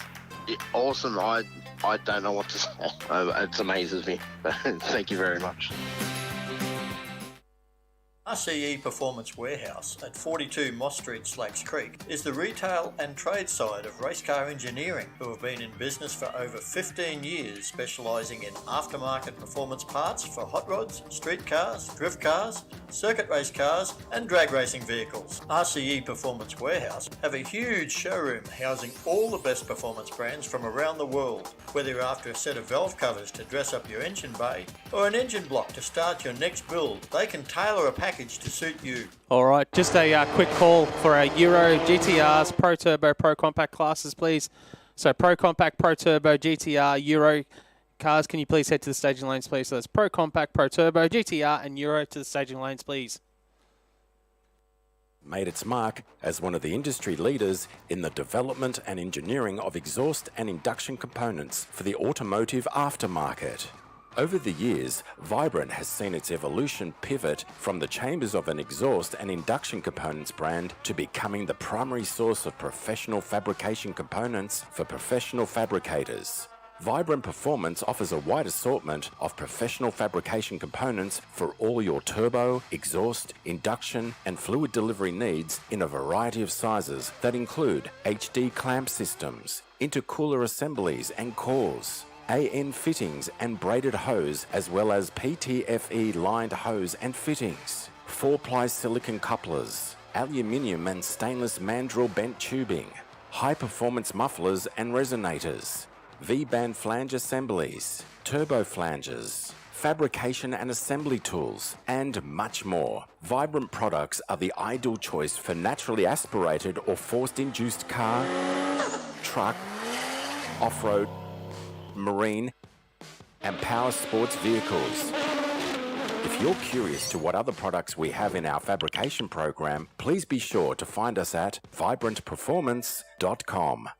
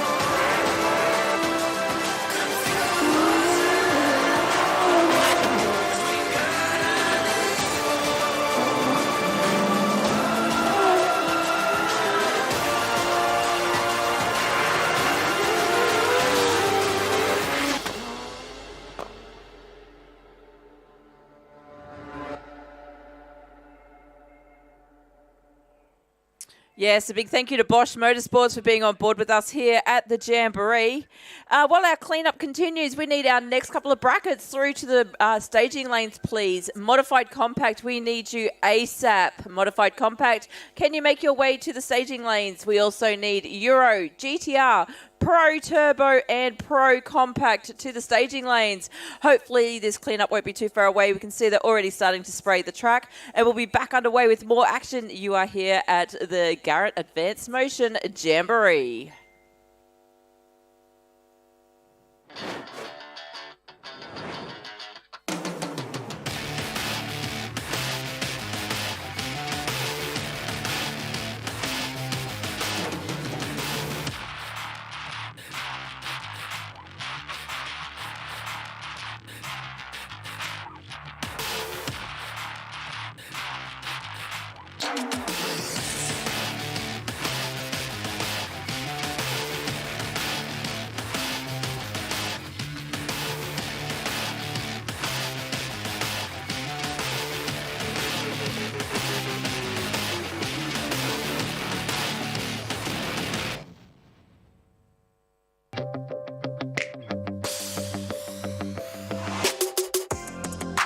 Oceania College of Technology, an RTO in Brisbane, Gold Coast and Parramatta.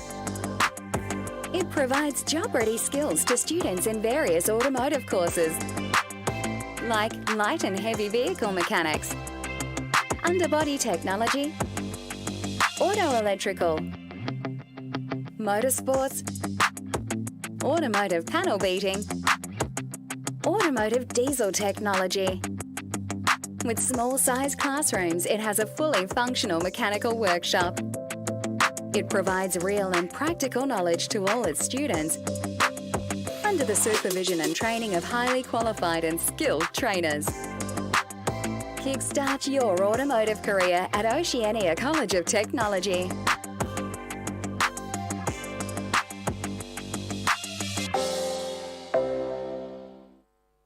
How would it be if we funded a pilot program for you to run that enabled you to bring some vision-impaired kids onto the Saints Play program? Oh, wow, that would mean the world. My reward is the smile on the kids' faces. And since you've given so much to others, we'd also like to do something for you personally. How would it feel if Pepper sent you, your partner, and your daughter Molly to the Gold Coast for a few days? Yeah, awesome. I don't know what to say. It amazes me. Thank you very much. RCE Performance Warehouse at 42 Moss Street, Slacks Creek is the retail and trade side of Race Car Engineering, who have been in business for over 15 years, specialising in aftermarket performance parts for hot rods, street cars, drift cars, circuit race cars and drag racing vehicles. RCE Performance Warehouse have a huge showroom housing all the best performance brands from around the world. Whether you're after a set of valve covers to dress up your engine bay or an engine block to start your next build, they can tailor a package to suit you. We have one goal: drag strip domination. Quicker ETs, number one qualifiers, final round victories. We earn these things for ourselves and our racers with engine management designed to work the way people actually use it at the track. Our systems are constantly updated with new functionality and free updates because progress never stops. Always learning, always improving, always striving to make the best.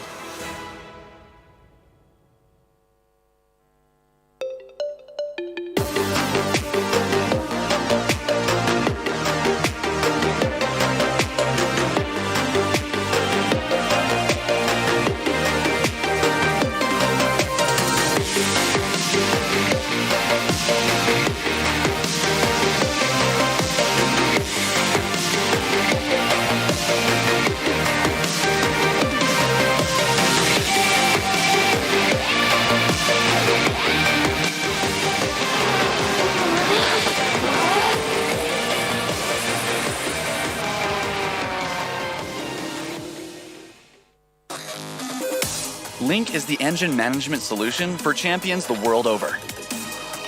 We know what it takes to win. Pushing boundaries, performing under pressure, and having the best people on your team. Our tech support are performance specialists, available 24 hours and ready to talk one-on-one about your winning formula. Link ECU, the performance, reliability, and power to get to the podium.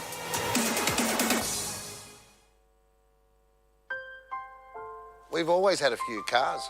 They're all special. The T-Bird. Oh, that's mine. The Combi for when we want to get away. The XR8. It's going to be a classic. They're all insured with Shannons, We've also got Shannons home and contents cover. which helps protect our automotive collectibles, tools and memorabilia in the home and garage. If you're motoring enthusiasts like us, it's got to be. Shannons. Shannons, insurance for motoring enthusiasts. Call 13 46 46 for a quote.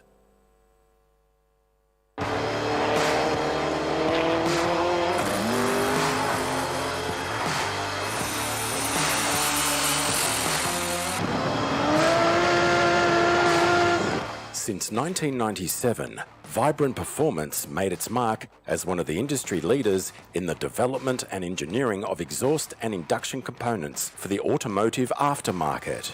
Over the years, Vibrant has seen its evolution pivot from the chambers of an exhaust and induction components brand to becoming the primary source of professional fabrication components for professional fabricators. Vibrant Performance offers a wide assortment of professional fabrication components for all your turbo, exhaust, induction, and fluid delivery needs in a variety of sizes that include HD clamp systems, intercooler assemblies and cores, AN fittings and braided hose, as well as PTFE lined hose and fittings, 4-ply silicon couplers, aluminium and stainless mandrel bent tubing, high-performance mufflers and resonators, V-band flange assemblies, turbo flanges, fabrication and assembly tools, and much more.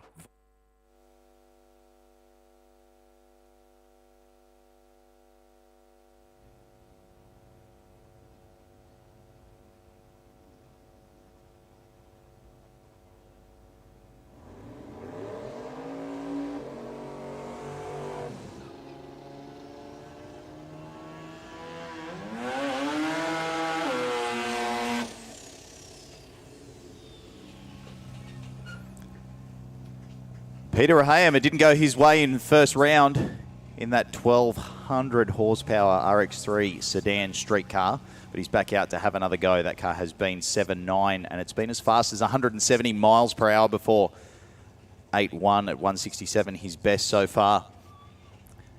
Up against Shane Faccioni, done more laps this week at Willowbank Raceway than just about anyone else. Tested it all day Friday. He's been out here 3 times yesterday and once already today. This is, of course, a Chicago shootout style. So all these cars race 3 times before going into a final. And interesting enough, Adrian, neither of these guys got the win in first round. Yeah, one of these people is definitely not going to be in the final of J275. Right. The simple version, if you win, that's a good thing. We all know that. If you lose, it's a bad thing. The 2 drivers with the most wins go into a final. If there's more than 2 drivers on the same number of wins at the top of the table, it's the quickest ones.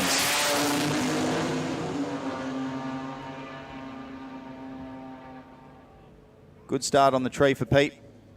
but he's off early. 8.03, 168. And a nice win there to Shane there, Adrian. Your voice changed, Mate, Janie. all of a sudden it's gone, hi there, Adrian. Wow. How are you today? Wow. Goodness, I'm not one to judge. Yeah, nice little bit of gear. Ryan Holtz's car. I mean, you're sure you would have seen it already this weekend. Oh, Joe, how good is it, mate? Don't you love this? Look, to be perfectly honest, I'm not a Toyota guy. I'm not a Holden guy, and this is one of the nicest cars on the property. It's genuinely a show car up close. It's a weapon of a drag car, and broke into the sixes in testing on Friday. So very, very happy team. Of course, Ryan Holtz, a number 4 qualifier with that 7.0. Over 200 miles per hour out of this car. Phenomenal car. Paul Fuller, someone else who's been throwing a whole bunch of laps this week. A little flat black Gemini, great colour for a race car here in 275.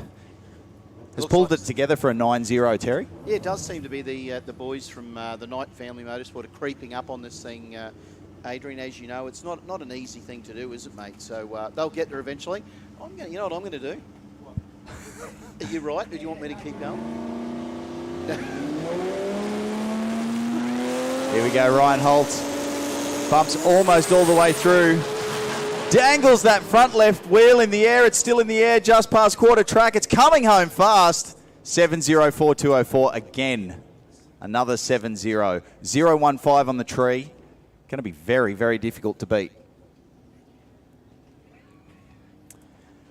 Well, I'm glad your voice changed a little bit, Janie, but I have a feeling it's going to change again. Yeah, thanks, Adrian. Good to be here, Jamie. Diggles is up in a sec, but tell you what, it's Jane does not sound like that.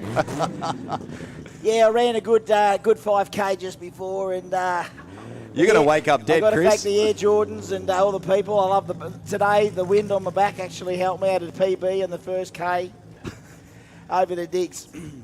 The wind is at the back of these races right now. Lee Povey, a Queenslander, up against the Matooks Racing R33 GDST, driven by Asaf. This car's been 684 at a stomping 203 miles per hour. It's been as quick as 6701 before. All right, hold the phone. Here we go. A little bit of J275. Bump City, baby. Bump City. Oh, sing the time. Sing, sing, sing. Oh, has the LS got enough against the 2J? Not this round. 738 to a 768. What 2J, buddy? That's all Nissan power. Well, I do apologise. I do apologise. Sometimes we get the engine wrong, but that's one bad RB.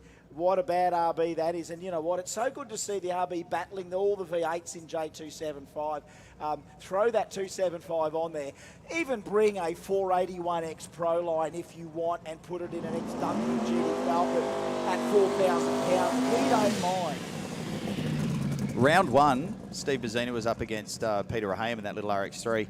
I said to Peter, what's the approach going to be, mate? He makes a little bit more horsepower than you, and I think he's gone about a second quicker. He said, mate, he's got 2,000 horsepower more than me. I asked Pete, how much does the RX3 make? We did the math. It's actually got 3,000 horsepower more than Pete.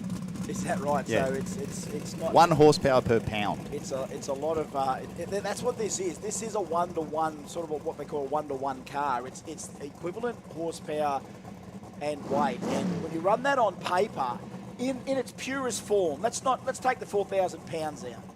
Let's just say a car that can do that. It's 5-second stuff. That's what these things are in pro mods, but they're a lot lighter. Physically, it's going to be very hard to run a 5 with this, but that's the 1-to-1 that we've seen in other vehicles be a 5-second run. Do the metric mecha comparison. It's like your 1,800 kilo street car, which is pretty normal for a family sort of 4-door, making 3,000 kilowatts. Yep, and this is a poetry in motion if it all works. Get on it, Steve.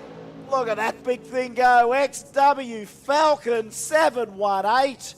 718 at 181. And remember who did that other run in that lane? Ryan Holtz, 2J Tirana. This Aussie muscle running bottom sevens at nearly 200 mile an hour.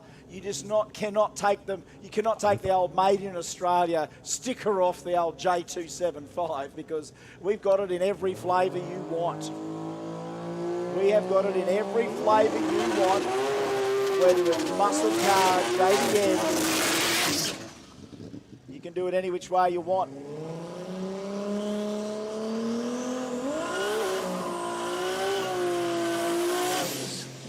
And this is another way to do it.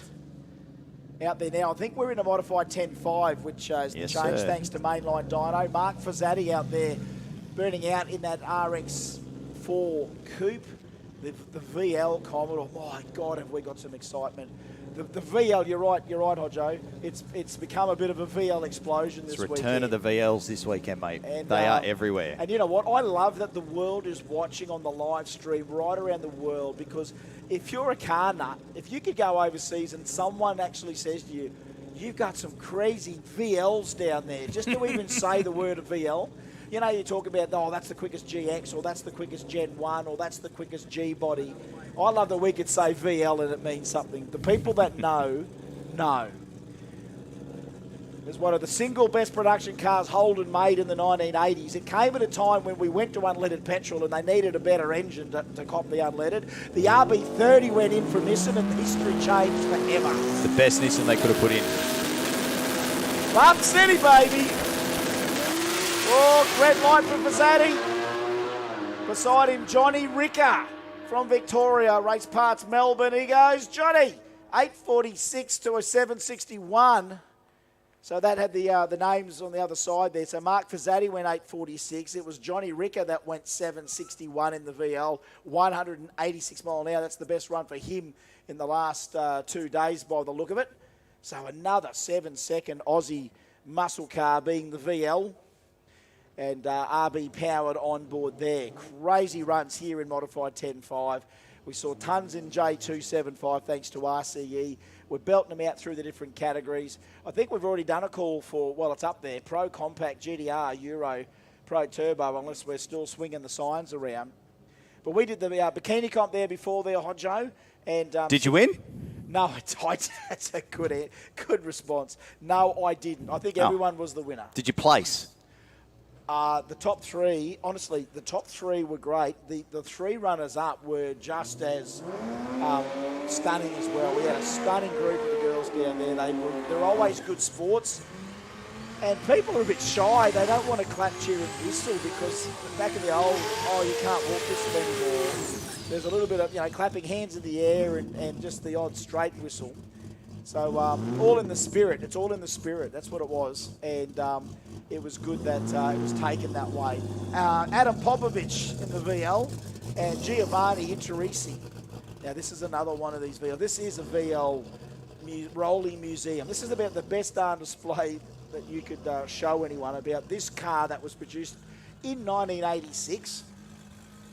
It was the second plastic bumper Commodore when the VK came out with the black pushrod, last of the Holden overhead valve engines. And then in 1986, when unleaded came, well, Ford gave you the XF. Yeehaw. Series 2, I think.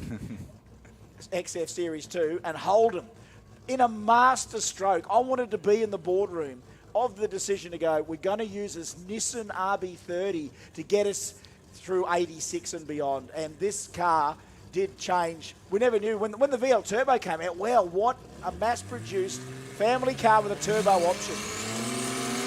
Giovanni's car has been going from strength to strength. It's not going to do a number today. Adam Popovich, on the other hand, is out of there. This car that's gone 829 so far this weekend betters it by 0.3, 806. So some guys getting more results, some guys getting a little bit of a drop in expectations there. A 718 from that car yesterday for Giovanni was a huge run. I was actually on the start line when Giovanni ran that last night, and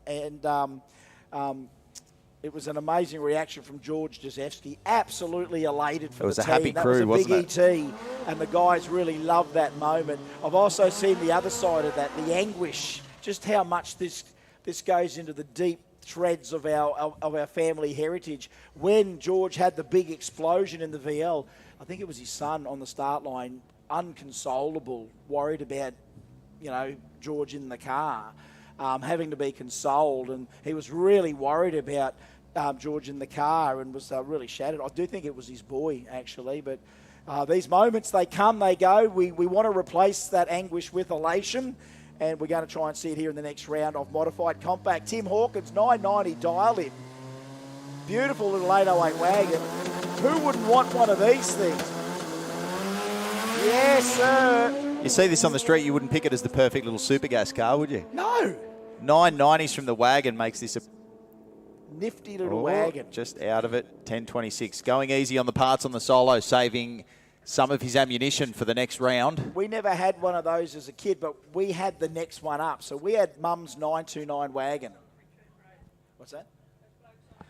Okay, those gentlemen walking down the return road there out on the grass, can you guys try and just duck through that gate there at the end of the grandstands, please? It's a bit of a sort of no walkie zone.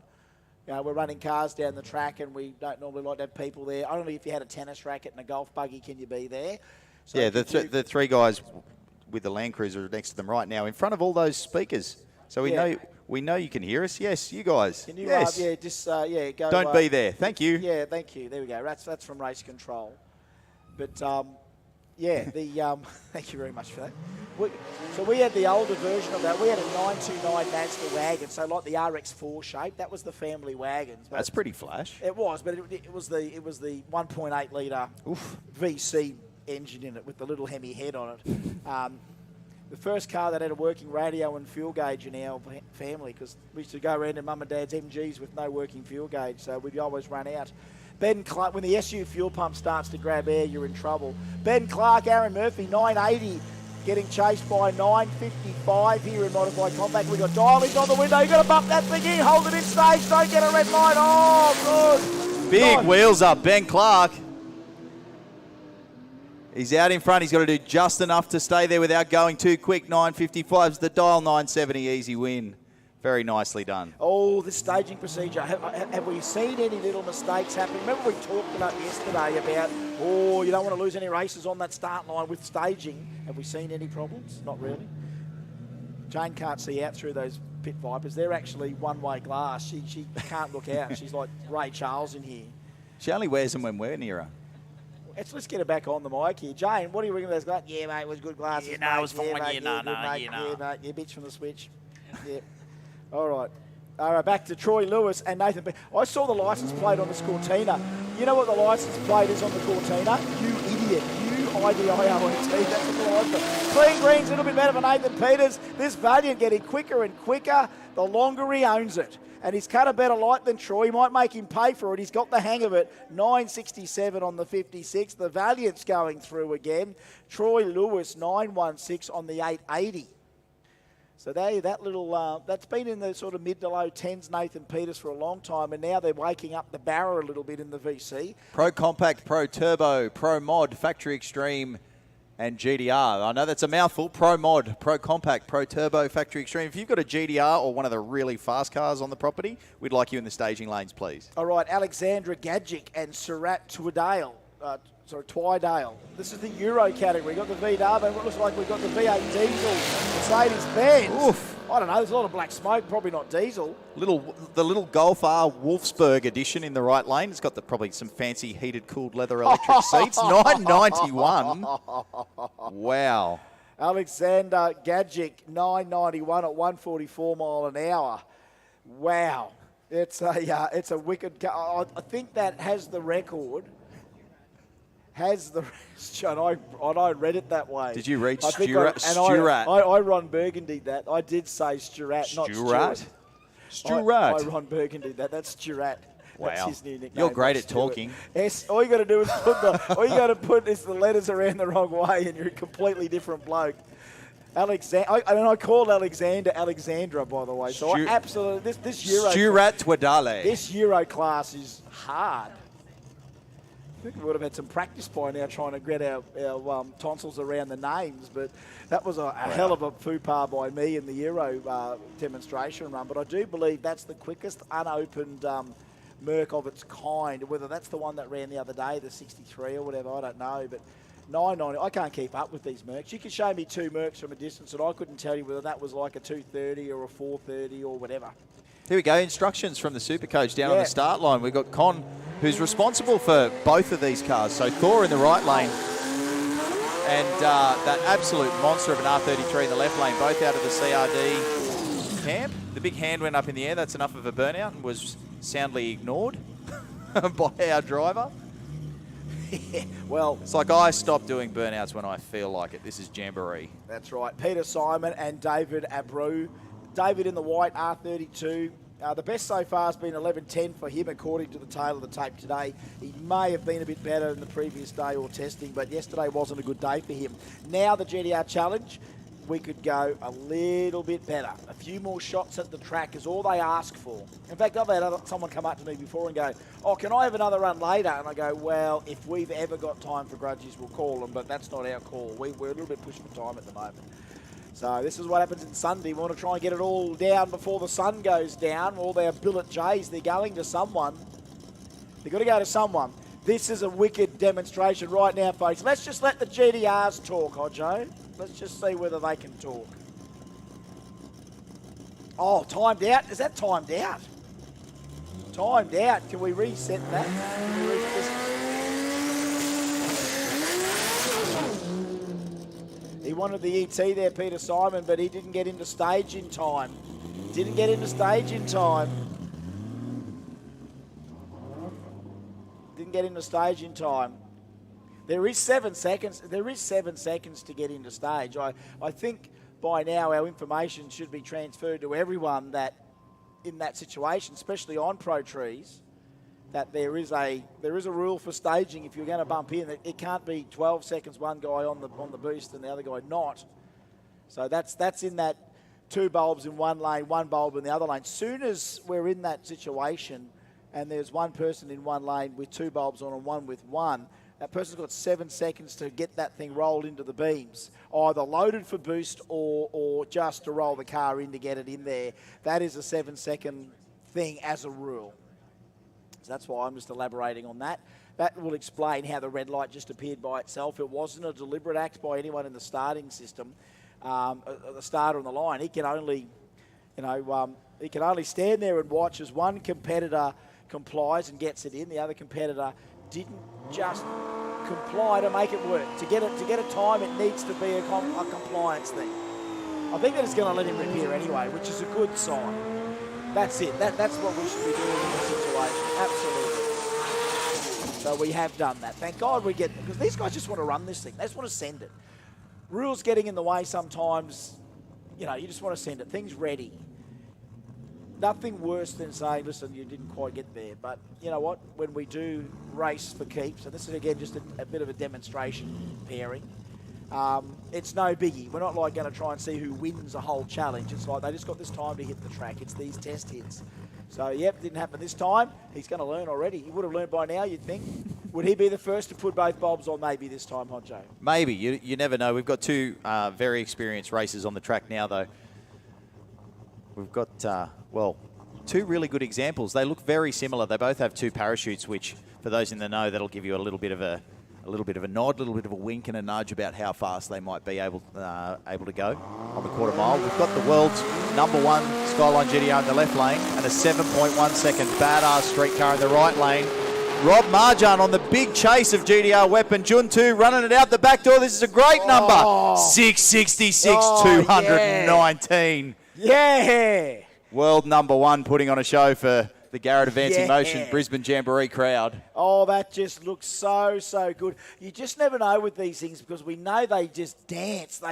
It can't be an experience you could try to explain to someone, but when we do explain that when guys build these cars, they bought themselves one hell of a personal roller coaster.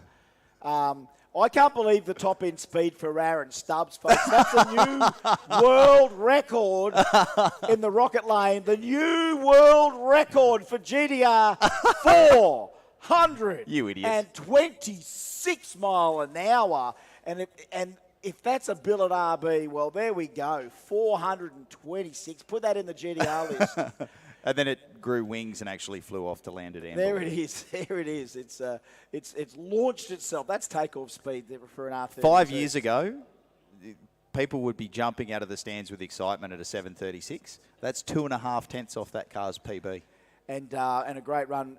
As much as the guys just took their own time to get out of there. So Stubbs 2.3, Robert 2.97, but look at half track 4.43 for the R30. 174 at half track. It was making 174 mile an hour, all that horsepower in by then. But we just know that thing just wants to walk. That steering must be the most surreal feeling steering experience. 219 mile an hour out the back, folks.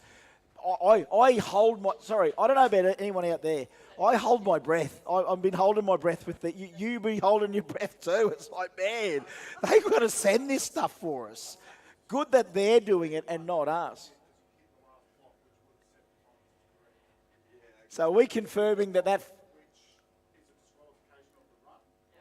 There we go. Okay, so the 666. So the 660.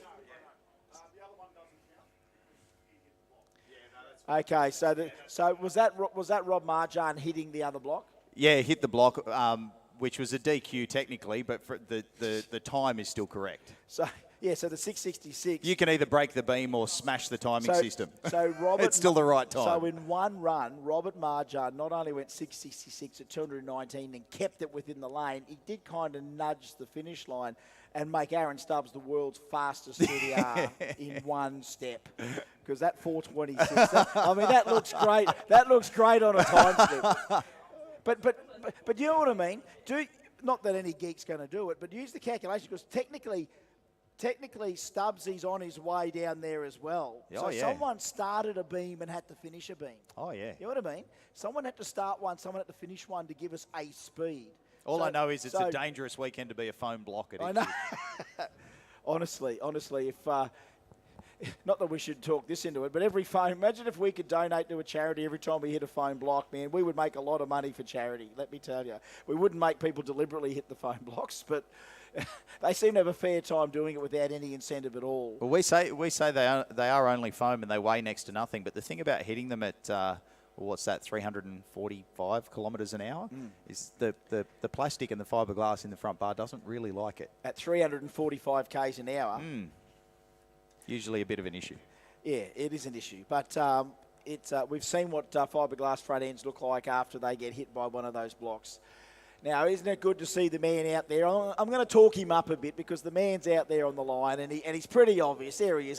Rocky Rahayem going for a walk out there in the middle here at Jamboree and had the opportunity to catch up with the Pack family last night. And it was great to talk to the family. And, of course, talking about how, right from the beginning, I remember little Peter hanging around, was the little kid. He was Rocky's boy and, Savannah and Karen and Uncle Rodney and Uncle George. And just to see that kid sort of grow up now into to the man that he is in his 20s. And then right at the end there, Rocky goes, get the covers off. Get the golf buggy out of the way. Diggles hop in the Pack 13B and take him for a drive in it, Pete. So Pete took me for a nice little lap here last night in that thing, and it is just a testament. And if anything, that's all you got to do to want one, is hop in it, and the thing's got the big dash in there, and it's all trimmed properly. It's got the paddle shift auto. It's trimmed properly. It's very, very quiet, very, very streetable. And look, we didn't get up to any shenanigans because he's not that silly, but to have a 7-second time slip probably in the glove box as it has.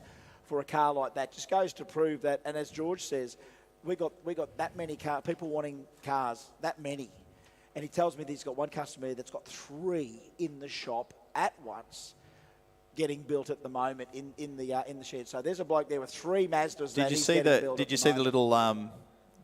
the little sort of BMW iDrive looking thing in the center console? No. So the way that Dad Rocky has got it set up, he can change his start line boost, his start line RPM, the whole bit all from the center console. So if he has a little bit of a wait, maybe he sees the 3 cars in front of him go up in tyre smoke, he can just sort of turn it down a little bit. And to come back and just sit with the guys and enjoy their hospitality and just know that, we're all on the same journey together, Hodjo. If we keep turning up, they'll keep turning up. If you keep turning up, they'll keep turning up, folks. Let's make a bit of a Jambo pact to just keep doing this as long as we've seen these heroes come to be who they are. All through exactly the big J that we've got here. Jamboree has made these people. They'll be the first ones to admit that's been a big part of their rise to superstardom. Well, he got down with the 7-second pass on his last attempt. Rodney Rahayem has got rid of the bugs in the system. Got this billet bypack 13B turbo absolutely screaming. Now he's just got to stick the start line. He's got the middle sorted, and then he can stick the landing, run it out the back door, hopefully somewhere.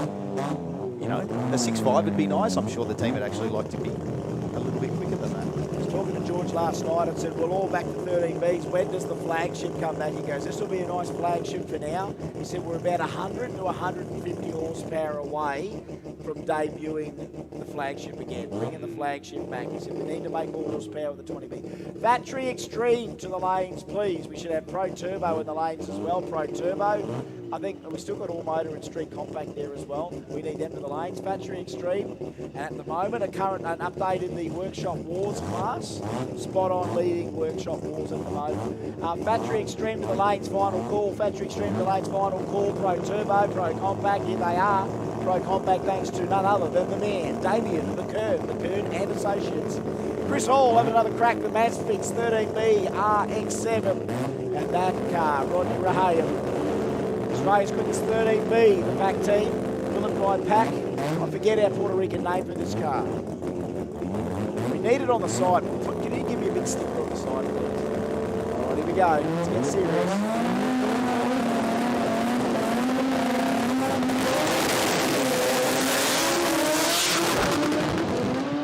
On and off, half track 443. 60-foot 110 and a 795 at 108. Chris Hall 105 for Chris Hall. Chris Hall found that 60-foot magic, but then after that, every other gear change didn't work as well. Is that Azar? Where? That probably is Azar. Is that you, Azar, down there? Yeah, it looks like Azar. It is Azar. Well spotted.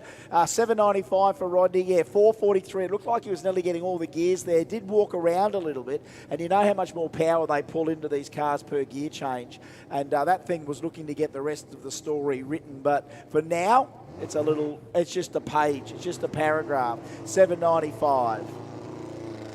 That thing is going to go all the gears when it needs to, when pushed. And this is one motivation right here coming out. And again, they've thrown apparently word around the pits is that this blue car's had an engine or two since yesterday and Friday. They've been playing with getting the engine combo right. So it's not the only team, Packer not the only team out there that's trying different things to iron out all the last little bugs. That's the difference between a high six and a pointy N6. And I can't believe we've gone in the world 614 with a 13B. Can't believe that. That's where we're at. 14 with a 13B. So Australia, we're into the 40s. Of course, we've seen Rodney into the 640s. Steve Barnett in the low 650s. That's where the two are in the pointy end of 13B. And years ago, that would have put it right in the pointy end of World 13B. We've got 1, 2, 3. And then this little 80-inch wheelbase flying the ointment out there. It's the Kip, Sam Kiprios, the 2.7-litre 3RZ Toyota on board. The Tacoma engine, as if you want to talk international language, not the Hilux. That's Australia, if you say that. It's the Tacoma. Sam Kiprios, the only guy waving the flag for the Pistons Brigade in this class. Steve Barnett from Putney, New South Wales. He's an electrical contractor by trade. He's a former Olympian, a former Australian Olympian diver. An Olympic diver, folks. So if you didn't know a little bit about Steve Barnett, there you go, a bit more info. So this man's been to the top of representative sport at Olympic level. What does the man do to unwind after some competitive diving? Let's try and run the quickest 13B run in Australia, just as a new challenge. And remember his old RX3 days, like he learned how to steer in the RX3, the three-quarter car. So it's not like Barnett hasn't had a few steers in the past, and this thing should be on rails, but hey, we're also asking to develop the other 500 horsepower that the RX3 couldn't use. Kip, well, he's going to use what he can on that car consistency, 744, 751 today, trying to play the long game to put the only four-banger into the pointy end. At the end of the day, in McKernan Associates Pro Compact here in E number 2.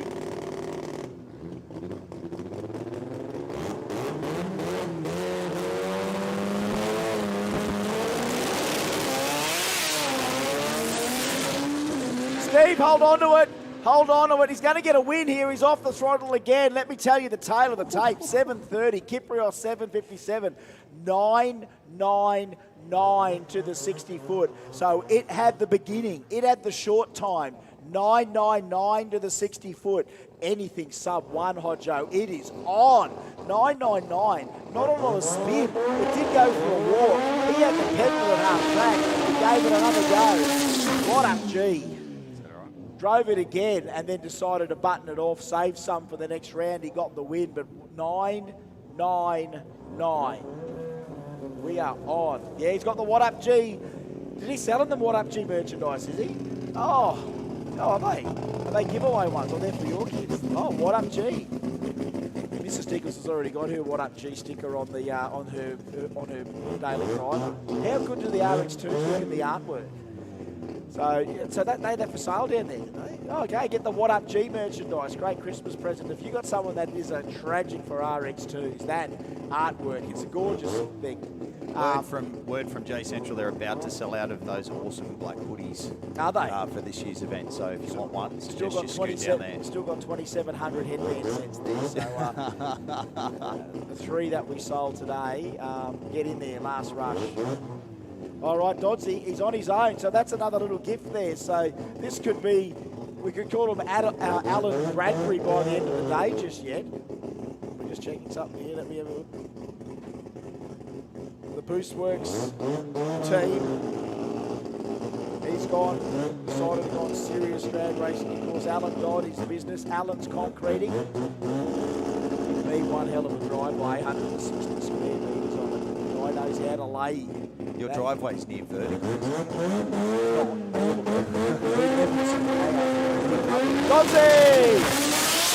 He's on another mission. The team were absolutely pumped with the 720 earlier. This is running straight and fast. Yes! 6.99! There it is! 6.99 with a 9. What Up G goes 6 seconds, and he's going to be crying through his dreadlocks tonight, Alan Dodd. Doesn't matter what it finishes with. What it starts with is the number 6.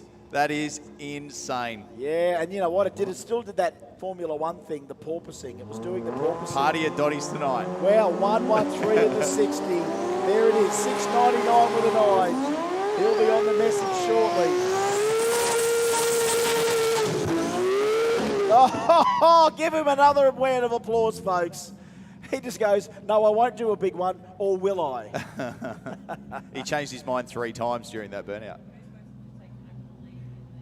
Are you serious? So the Workshop Wars has just changed title, and that's Dodds, because of Doddsy winning that round. That's now Boostworks in the Workshop Wars. Wow, it's all happening. We've got to wait to the next round of probably J275 and everything like that. There's a few more wins to get there, I think. It's a hell of a battle to the end of the Workshop Wars thanks to Castrol Edge. But right now, Gary Halpin, he's in there. He could be, again, the captain consistency that the bigger horsepower cars might just have to consider. That's 2JZ in the Datsun 1200. Oh, I love it. Nice and low, big tyre on the back. Anthony Matuk, well, the VL God gone back to the auto, and it went 660 in the last run, so hold on to your hats here. Pro Turbo, brought to us by Vibrant Performance. Oh, 7 seconds, Anthony. Oh! 7 seconds. We talked about 7 seconds. There was 7, and he gets an 8.59 there for Gary. 8.59 for Gary, but Anthony couldn't get the bulb on, couldn't get it on. That's 7 seconds. It does seem like an eternity. You feel this urgency. The longer you look for that bulb to light and it doesn't light, your little head goes haywire going, oh, getting close. And that's only with 7 seconds. You know what I mean? It's crazy. You know, sometimes you can guess what a minute feels like. You go, I'll be back in a minute. You come back, you're actually gone for just a minute. Watching a bottom bulb not come on, you do have that urgency that definitely we're under that 7 seconds and time's running out. And unfortunately, that staging procedure, that does determine winners or losers in every round, especially when we are engaged like we are in race mode. So that's a little bit of an anticlimax for them. Anthony, a little trickle there, but we're just picking that up. He looks like he may be ahead in the best burnout. I do think he's leading the best burnout. We're not done yet with that either, folks. We still need your input by the end of the day as to how they're travelling with burnouts. And Light of the Night, where are we at with Light of the Night? We got any numbers there? 002. So Dodsey's the quickest Rotary so far, reaction time at 001, and our Light of the Night so far was Jace Studley, 001. Someone's got to go perfect between now and the end to take that off Jason Studley. Someone's got to go better than 002 on the tree to take it off Alan Dodds. And maybe courtesy of Dodsey's second time, you'd almost pack it away. I'm done. You know what's going to feel better than the first 6 second run is the next 6 second run. So I think they're on a sweet spot. So let's see what happens in the next round for them in Pro Compact. But that's Pro Turbo thanks to Vibrant Performance. It looks like we're ready for a little bit of Factory Extreme. We've got some all motor in the lanes. What else have we got in the lanes here? Should be Street Compact for the next round. God, it is wall-to-wall action. Every category, we've got an agenda. We've got guys in there wanting to have another crack, wanting to either cut a good light, get the thing in a stage, get another time slip that matters. Because it's hard to win a billet, Jay. I mean, look, it could be easy. You know what might be easier? Go and get a massive loan, buying a CNC machine, teaching yourself how to draw CAD, make your own J trophy if you want. You get a loan from Pepper Money, of course, to buy a CNC, just to win your own billet J trophy. That's one way to do it. The easier, well, I shouldn't say it's easy, it's never easy. The harder way, less expensive way, not much less expensive, is to bring something out to a jamboree and fight with what you got. And we do give out those fantastic billet J's. They are an award. And you know what, up till then, you know, trophies only had X amount of value to them. And, you know, Ray, over the years, you know, we had sort of like the pewter J. I guess it was a pewter. Remember they were a metallic J at the beginning, the logo. And then, of course, Cole's got it now and then decided, well, you know, Blaze has whizzed up a few ideas. And then the J, the billet J has come in. And people have all jumped on that, wanting one of those as the trophy. Wouldn't it be interesting if we could crunch the numbers since we gave them out, just how many trophy winners we've had? Because we've had a lot of repeat winners. We've had quite a few repeat winners. Like Anthony Matook's just about owned every J burnout contest trophy you could get. There's some top qualifier mini J's as well. So we've got top qualifier mini J's as well. And then the big J for winning the category. Oh yeah, we tip a bit of, there's a little bit of love in there as well. Might be a bit of coin in it for us. But there we go, Factory Extreme, look at these two. The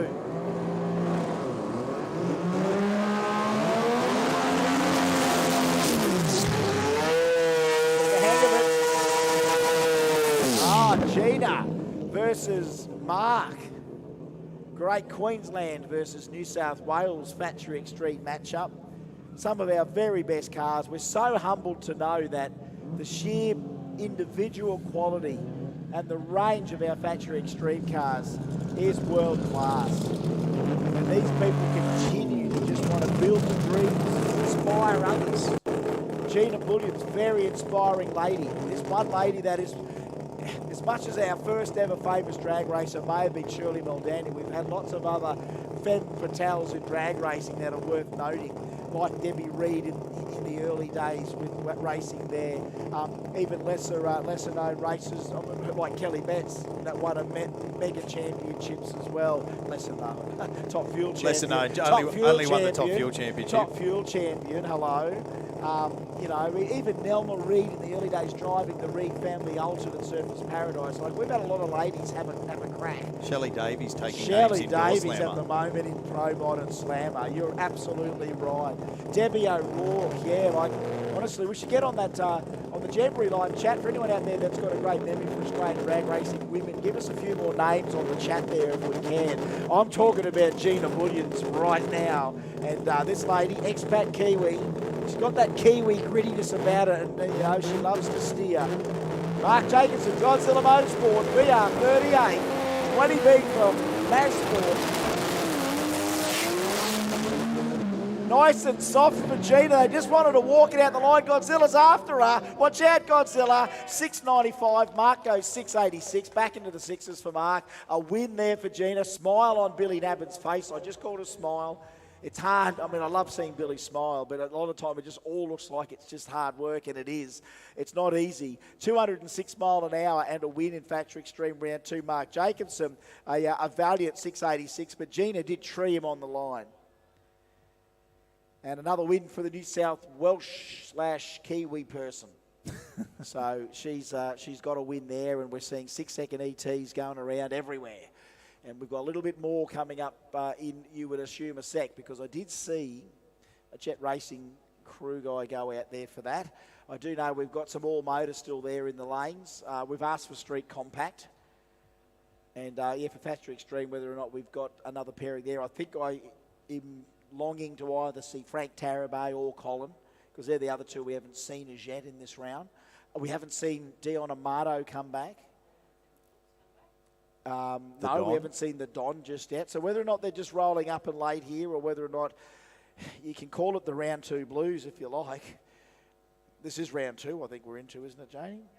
So you get that round 2 blues. Now, I know Dion Amato's got an excuse. He was changing engines out last night. So we'd split a ball. Oh, there's Marcus Pepe. So here they all come. Here they all come, folks. Round 2 of Factory Extreme. And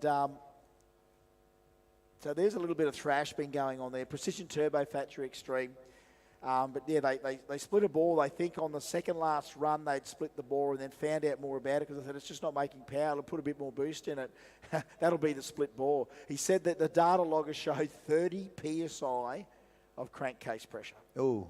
It blew out the rocker cover gasket, torched the rocker cover gasket against the turbocharger.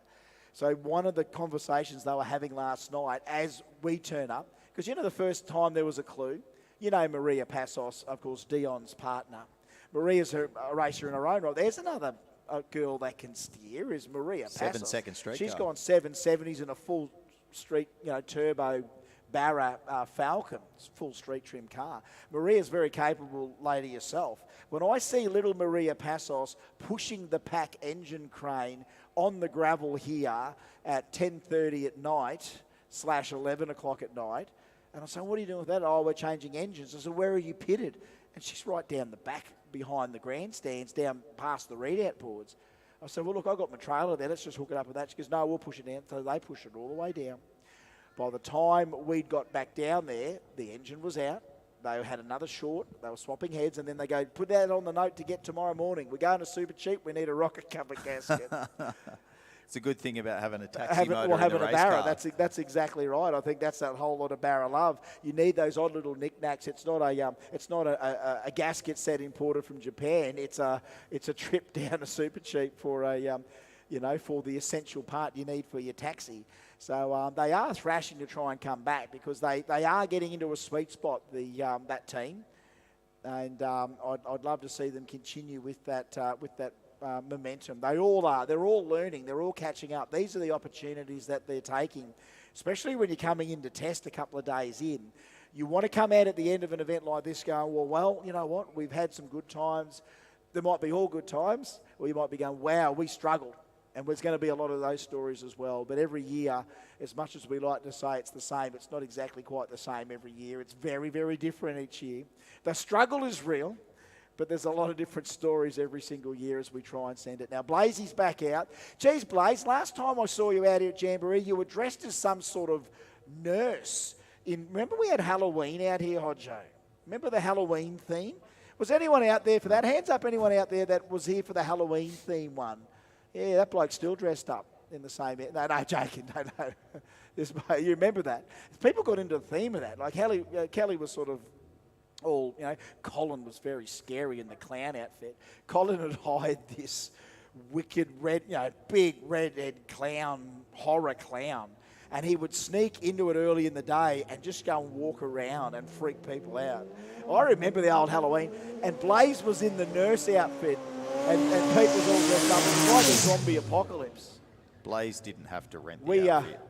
I copped some flack on the stream from that because I actually paid I paid him out a little bit. Someone took offence because I paid him out when I should let him express who he really is if he wants to dress as a nurse.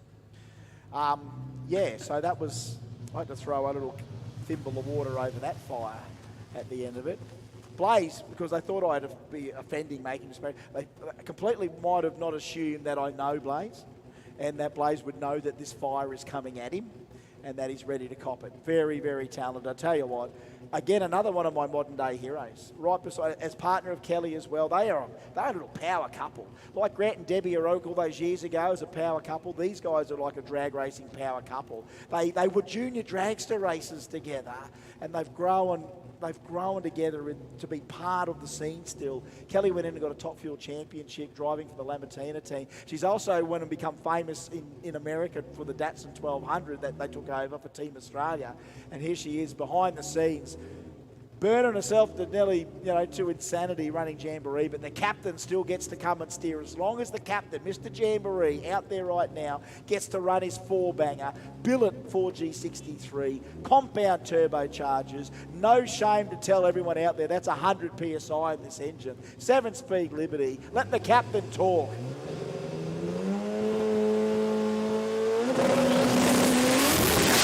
Oh, too much stink on the tyre. They really threw some at it and it didn't like it at all. Spun the tyres, 697. Let's back it out the back there, 217 mile an hour from the 4-banger. But yeah, that wasn't a happy tyre then on the back of that car. And look, missed the mark there. It's a tick in the box to say that's a win. So the little 4G63 gets to fight in the next round of Factory Extreme. But who will it be? Do we reward the big hitters that are hitting the home runs? Mind you, they're all improving as well. We've still got another couple to come. But that's a good win there, even though if you had to pedal it and fight for it, you could still turn out a 6-something. If someone beside you gets it on a string, well, you'll have the best seat in the house to watch the wind light come up, not in your lane. So that's the thing. Sometimes you do get the best seat in the house, but you're in the other lane. Sometimes that's not a good feeling. So let's just see what transpires. This is in the second round of Factory Extreme, by the way. We've got all the other categories calling around. We need Street Compact. They should be ready. All Motor, they should be ready. We're in that Factory Extreme call now. I don't know who we're waiting for next that we can call up. But we're at that stage where, it is a survival of the fittest type of thing. It's a mixed. It's like the Amazing Race, except way more exciting. To me, the old Amazing Race is a bit... I've seen it as a show. Just people, I don't know, you watch it? No one. Anyone? Not my famous Amazing Race. My favourite Amazing Race is what we see here. It's a survival of the fittest. And as Randy Savage, Macho Man Randy Savage used to say, it's the cream rising to the top. That's right, we're going to see it right here in the World Wrestling Federation when the very, very best come and take victory. The cream. And then he goes, and then it's like, what do you think about your battle with Hulk Hogan? I hate him. Hogan, I hate him. Janie's going to turn you off, and then the commentator goes, what about your wife, Lady Elizabeth? Elizabeth, she's chilling the champagne. Give it some, Anthony. It's not quite the Stone Cold Steve Austin of not quite the Stone Cold Steve Austin of import racing, but he's close. Anthony Matook. You should Google. You got to Google the old Macho Man Randy Savage. Some of these early rants, like this guy's like a talking heart attack. Literally, this guy's so ripped on steroids. He's got the bandana, the big sunglasses, and the cream rises to the top. And every time he'd do it, he'd bring up this little thimble of cream and put it on the commentator's shoulder and go, "That's right, I'm telling you, it's going to be the best victory ever because the cream rises to the top." Nothing means nothing. Modified Compact, Street 289 to the lanes. Modified Compact, Street 289 to the lanes, please. Thank you. Modified Compact, Street 289 to the lanes, please. Now that I've undone the belt, that feels better. All right, Colin gone. Now it's Marcus Pepe and Anthony Matuk. 13B, so he's bringing in a very small knife to a pretty big billet gunfight, and if the Don nails it, now look, he's in this lane, so this might work in Anthony's favour. Let's have a look at this. This man steered that much stuff this weekend. VL God's like a little practice thing. Hops in this thing and has to go super serious. Battery Extreme!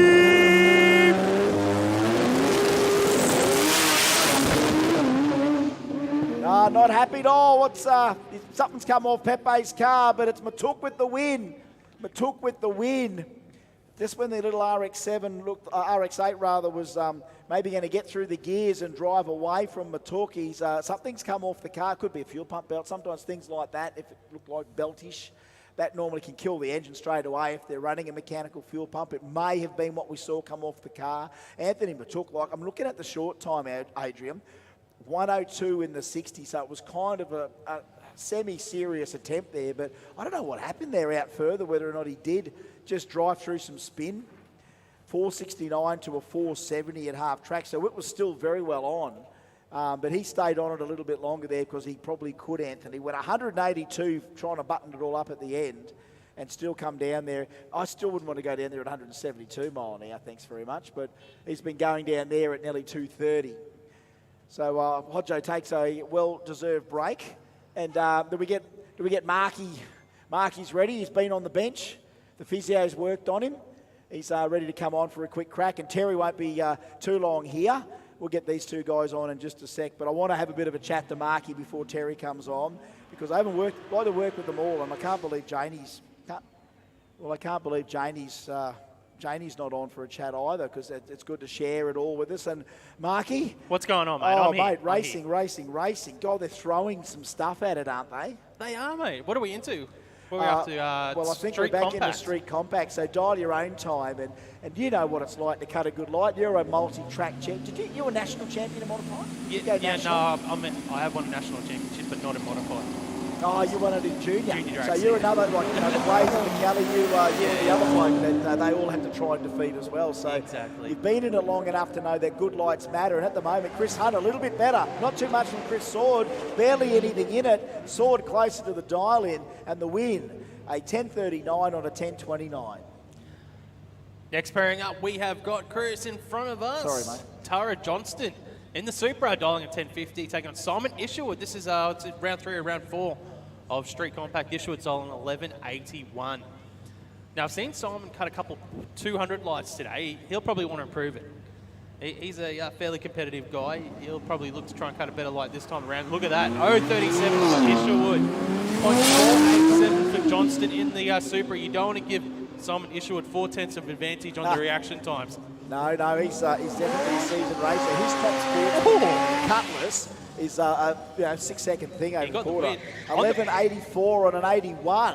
He was on the brakes early too, so he was lucky that he got on the brakes there, because he was on a breakout, I reckon. Next up. That's a stout deal. Now, Scott Clibborn and Christine Thompson. Now, I naturally go for the stick shift car, so I'm going to go for the Corolla 10.50, chasing at 10.67. Sending usually first, and it's going to be an automatic win because of red from Clibborn on the start line. He's been cutting good lights today too, Clibborn. He has. He's gone cherry, but he's given up the run. What is he saving? Apex seals. Like, something happened. The thing's taken a big swallow of nothing, and it's a breakout. Oh, but it's a red light. Oh. Unbelievable scenes here as Chris tries to grasp the knowledge of his drag racing abilities. 10.61, the breakout. Great call there, great overreaction, and just goes to show with the team, you should pull over and stop. Mate, Stephen Beach now on the start line in the Mazda. I love working with Marky. I love working with all yous. I love yous all. Beach is dialed in at 10.55. You bring out the very worst in me. All right, Michael Osborne, $10.74 in the Hilux. So the Hilux will leave first. Steve Beach, Terry Dale's doing the Mexican wave in behind here. He's going for Steve Beach. I love the way this thing's been coming off the line. I'm going to go for the stick shift as well this time. Michael Osborne, 10.74, half a light behind in the Hilux. 3RZ against 13B.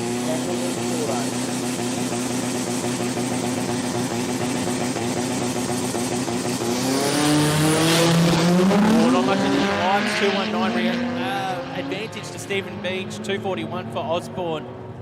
So just a couple hundreds there advantage for Beach. Is it enough? It's not, because we see the win light for Osborne, 10.95 on a 10.74. Beach was a little bit off his dial in there, 0.7 of a second over the dial in. It's hard to get your head around this turbo auto white Hilux that goes 10-second times. You know what I mean?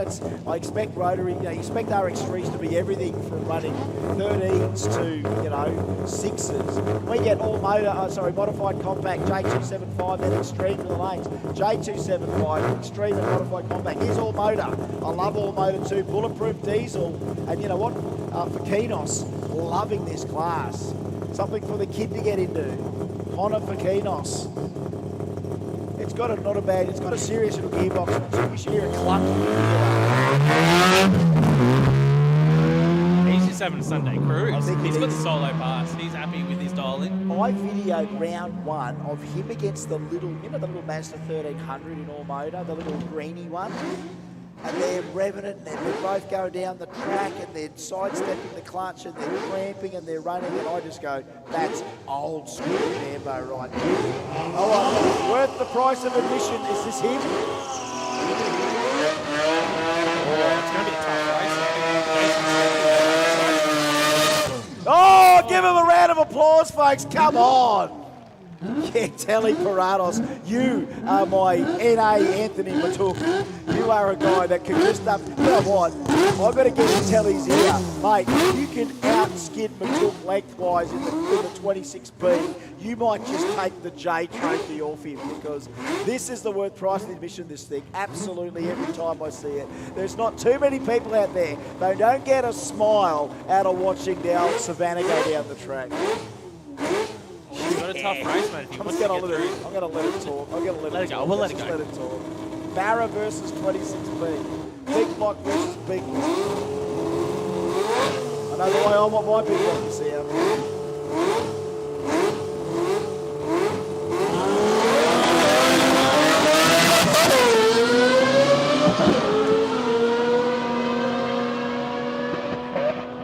Oh, the gear tally, the gear tally.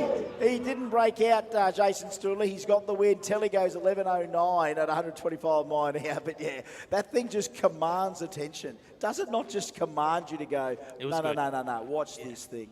Watch this thing. Jason Stooley, though, tell the tape for him. 0.44 reaction time. Rolled off the throttle. 11.83 for the win. Oh, how good was that? Another call, please. J275, extreme and modified compact to the lanes. Oh, have you got a moment, Mark, that you can share with us that you think you've gone, you know what, you've come to the track since you were a kid? Like when your dad had the auto parts store on the other side of the hill here at Willowbank, and you're this little, I don't know, well, I'm not going to say you're a snotty-faced kid, because, I don't want to judge how Barry brought you up, whether Barry packed you with a hanky or anything like that. You know what I mean? Like you might have had an Auto 1 hanky back in the day. Or bumper to bumper. Bumper to bumper, that's right. Yeah. But bumper to bumper, the early days. And here's little Marky running around Willowbank. This kid's probably, I'd love to know which kid's grown up literally like a guy like this, because he's done it right from the beginning, saw the track, knew that as soon as he could do it, he wanted to do it. And then Junior Dragster kind of came around at that time that you started. And one thing, of course, around you sort of snagged a little bit of product sponsorship and legit sponsorship. So you started to wear the old corporate shirt a little bit early as a kid. How did you go with the old show and tell? It's like, oh, Mark's like the coolest kid at school. You know what I mean? Some people learn to play... Some people learn to play guitar to be cool. Some people go junior dragster racing. You can shut a lot of kids up at school without saying nothing. Hey? You've got me there, mate. No, you go on, mate. Yeah. Show and tell. You would have pulled the old trophies in, mate. The old trophies? Straight away. Yeah. Mark Allen pulling in the trophies from a very young old age. Newspaper clippings as well. Oh, you'd have a scrapbook like nothing else from the achievements in the sport. In there, and a dragster guy, and dragsters all die. Literally, I think he's got the big back tat that says that. Dragsters all die. Mark Allen's got the big back tat. Dragsters all die, and it's good that we get to a couple of events during the year that we get to work together, and I like to see him explode out of the race because he's a different guy in race mode. He goes commentary mode. He gets to actually unwind a bit, crunch some numbers. We get him at Kendra especially to have to crunch the numbers and just to see him work. It's like what I'm not going to say he's like Rain Man, but he's good with numbers. I tried to do that in Sydney by myself, Mark, just quietly, and I got it done. I was wondering how you went I in got Sydney it done. without me. I did Rusty and Bushy's head in collectively, and Margie and their Heart of Law. I had all three of them scratching their head. I go, well, this is kind of how it works. We've done it for ages. One car wins. He wins round 2. He wins round 3. Oh, we've got multiple cars that have gone 3 wins. How do we determine finals? Our quickest ones, blah, blah, blah. We got through it, mate, without you. A lot of times we go, geez, I wish Mark was here. No offence to Rusty or Bushy, but they could be watching on the stream. So look, I'm going to hand it over to. I'm going to leave Marky here. I thought I'd talk up all of Marky's credentials. Thanks, mate. I appreciate it. Just because if people want to know, who we're dealing with up here. Well, you've heard of Hodjo, you've heard of Terry doing Street Series forever here now, and Janie gets on once in a while and talks about endurance and post and pre-workouts, the best running shoes, best pit vipers to buy. She's indoctrinating young children at school with drag racing, so that's her background. But I think, I'm going to go and think, I've just got to go and run the rest of the balls out. If we're going to have a few delays between now and then, I'll come back for the last round of all of those big boys. And I don't have any more commitments down on the stage. Thank God those damn girls put their clothes back on, so I can now relax for the rest of the afternoon. So I'm going to get Terry Dale on there for a bit of a damn chat. I'm going to eat another one of your Tim Tams, Mark. Go for it, mate. And we're going to get through with a bit more extreme, a little bit more modified compact, and I think it's a perfect time for me to go and dangle my little dingle down in the middle there, and that's what I call myself, my little dingle. I'm going to go down the middle there and hang out with my J275 family and watch them from Ground Zero to tap in to the rest of the energy that we still have to keep in reserve for the rest of the day here at the 2022 Jamboree, Day 5. Diggles out. That was Chris Diggles, everyone. Put your hands together. I just don't know where any of our conversations are ever going to end up when Chris is in the commentary box with us. They start somewhere, and he's the Cameron Munster of commentary. It starts somewhere and ends up over here. And it's a journey. It's a journey to get to that point.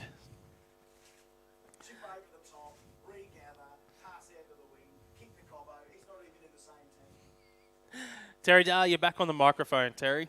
I actually feel like saying nothing now because I almost needed a lead into that because Chris went into poetry mode, and the last paragraph was like he was reading a eulogy for someone.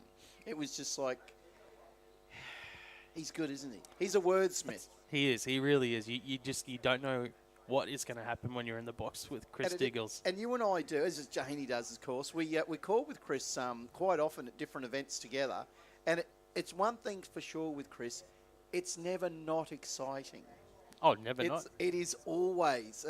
Even Hodjo when he's here, Hodjo will just shake his head like, yep, just let him go. It's all good. But I love it. It's he's a character. He's an absolute character. I'm not sure our sound guys love it. No, I don't think the sound guys love it. But I can tell you now, the people love it because if they you've do. never been to it, like you know what it's like, mate. If it's at the at a cash night or one of the Golbies or the other gears that you call, and the action, the way he projects it builds the tension, it builds the excitement, and it, mate. You know what I think? Mate, he's I'm not going to say that because he's standing right next to me now, but he's very valuable to our sport because he's a lot of excitement. Oh, there's a reason why he's known as the Kenda guy, the Jamboree guy. Yeah, and that so. Mate, you'd have to class him as the voice of Jamboree. He's been doing it so long. But he's, if 100%. you hear anything, you'd go, well, mate, that'll be Diggles. Yep. Jane's gone. Oh, hang on a second. Hold the phone. Everyone's got their Fitbit out, and they're saying, I can tell you now, that if you guys have done 5,000 and 7,000, just hold the phone. You should talk to people out there if anyone's done more steps. Oh, no. I'm at 7,000, but yesterday was 11,000 steps yesterday. I'm glad we're talking about our steps up here in commentary. I did 9 more steps. Here at the Garrett Advancing Motion Jamboree. That's what I needed, Garrett Turbo, to get my steps up. What are you doing, Mark? Yeah. If we were doing a park run, we'd be Oh, no. questioning you. Yeah. No, we're not going to park run. You've got a sore foot, and I can only walk because I'm lazy. I could go do a park run right now. Easy. Yep. Yeah, 5K. Not in that heat. Yep. Yeah, sure. Now let's have a look. Now look, we've got to tell everybody out there a little secret here that the boys over there in one of the corporate boxes. I know you guys here in the grandstands mightn't be able to see it, but they built a little can pyramid at the front of their box. And they've done it again today. And we did see the guys over there in the Oceana College of Technology Corporate Club. We thought they might have had a go at it as well, but I don't know, maybe the person coming around cleaning it up said, no, we're taking those cans away, which is a bit disappointing.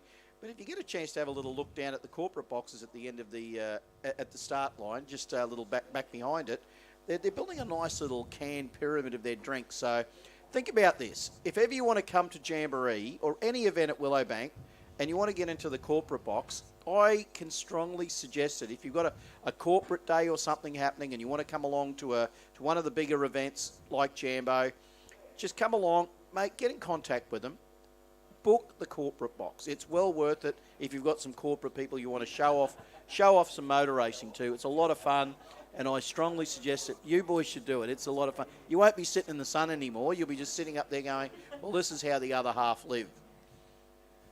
So, Mark, we are nearly into it again. We are nearly into it. We're getting there. We're getting there. We're at the pointy end. Mate, so it looks like I'm just looking at the fact that Mr. Jason Stoodley in the Barra, we know he's sharp and he's consistent, and he's proving today again how it is. Now we had a look. Here it goes, Mr. TJ Graham. You can see Ben lining him up there. So TJ in the RX8. He'll be up against Andrew Robinson in the Pasco Jewelers little 808.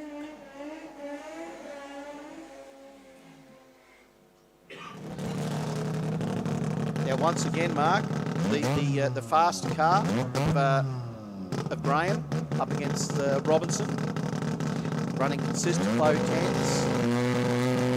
TJ pushing it into the 7s earlier on. PB, very excited.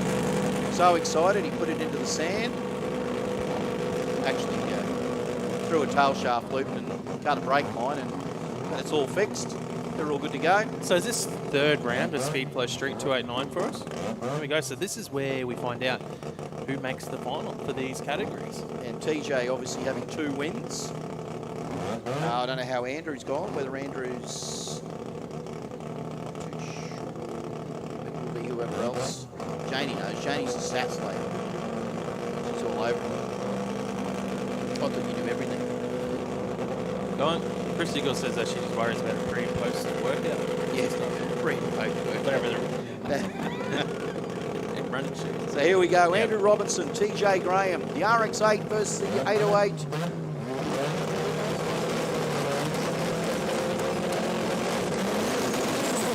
Oh, wheel stand for Robinson. Gets out, but here comes the RX8. Goes on past Robinson. Graham looks good. Is he going to get off it? No, he won't. An 8.32 at 177 mile for the win for TJ Graham. Once again, consistency out of Robinson at 10.30. So TJ has had 3 wins. Thank you, Janie. Thank you. He's had a good day already, I can tell you. He's had a day at the beach. He's had everything. Russell Archer, Mohammed Salami. Mark, the mighty Hurstville towing Mazda up against the R&J Racing Mazda. Yeah, I was just watching their crew. They weren't happy with where he was in the group. They're sending back and they're bringing him over to the left a little bit more. So I think they're trying to get out to a bit more of the glue that hasn't been affected by the other cars. Russell's got a bit of work to do, Mark. Going to need to be on the money, and hope that Mohammed is a little bit off his game in this run. See, the radial cars love glue. They love the traction glue on top of the surface. So when these cars are doing the big burnouts, they're essentially actually taking off some of that glue each time they do that. So some of these guys with the radial tires, you can see, are actually trying to get out of the middle of the track to get where there's a bit more fresh glue for these guys. Nice little bit of down spills on Mohammed's RX-7. Both of them just really well presented cars. Let's have a look. All eyes on the prize.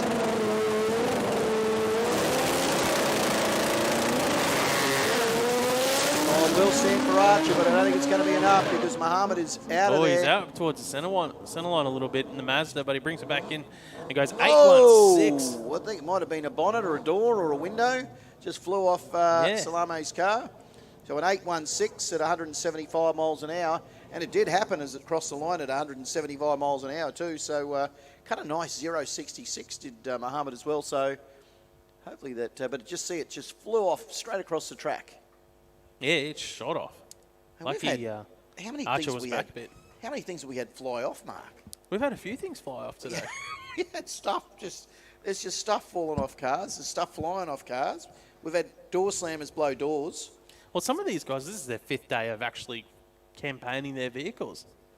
So they've probably gone through a bit of shake and look, force throughout the week. If the driver's tired, I'm sure the car's tired. Exactly. Saying, exactly. I'm just going to throw a door off here. We'll do something. We'll find out what happened. But Mohammed Salame got the win. So you can see our track officials out there just checking out the. It's just a panel of some sort. Well, I'm hoping that it was something simple that hasn't hit anything like any of the windscreen or windows, and there's nothing on the track for us to clean up, and we can get back underway with racing pretty quickly, and Mohammed can fix the car and get back out here later on if he's through to a final. That's best case scenario for us. Yeah, so we're having a look. So just we're wandering around out there. Yeah, we can see a few of them down there. Because obviously sometimes if the bonnet comes up and hits the windscreen, obviously it can shatter and obviously put more debris on the racetrack, which we've got to clean up. It flew off pretty straight up, though. Yeah, it did. It took off straight. It took off vertical and just flew through the air. Mate, gee, as I said, we've had some excitement today.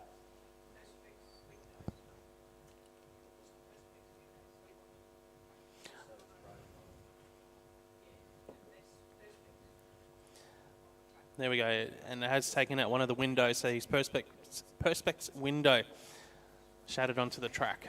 You've got to say that quickly, Mark. Yeah. Perspex window. Yeah. Say it 3 times fast. So, they'll just be picking up the little pieces of the Perspex window. Hopefully, they can get that. I hope they've got another Perspex window for the. I don't know. You think about roadsters and that, they don't have any sort of windows. They're all open, like roadsters and. Well, there's the MX-5 Halters, was running earlier. He didn't have a roof even. How crazy is that? So I don't know. I don't know what the reeling on that sort of stuff is, but anyways, we've got to clean this up. So we're going to be down for just a couple of minutes while we sweep it all up, and we're back underway with racing here in the Street 289 class, brought to us by Speedflow.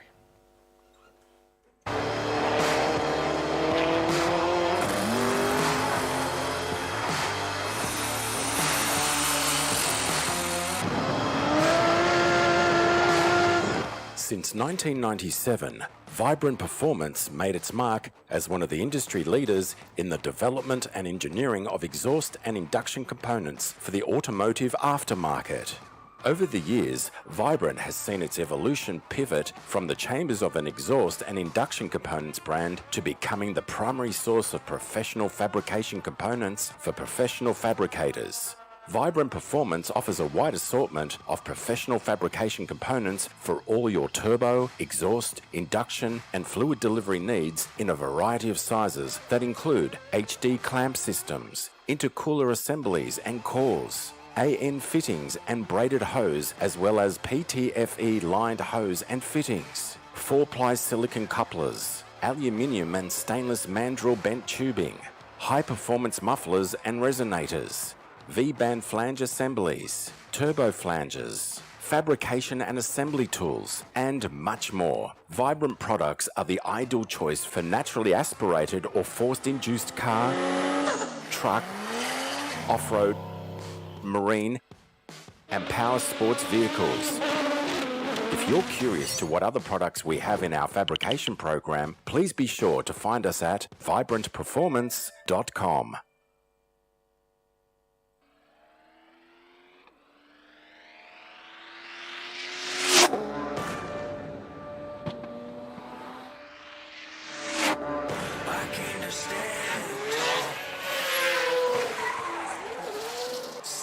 The barrel of a gun, it's aiming, 'cause that's all it All right, just a quick call for our J275 class, please. J275, modified 10.5. Modified compact to the lanes, please. So J275, modified 10.5, modified compact. Guys should be in the lanes. Also, I just got a message from Jamboree Central. They've just found another box of their T-shirts.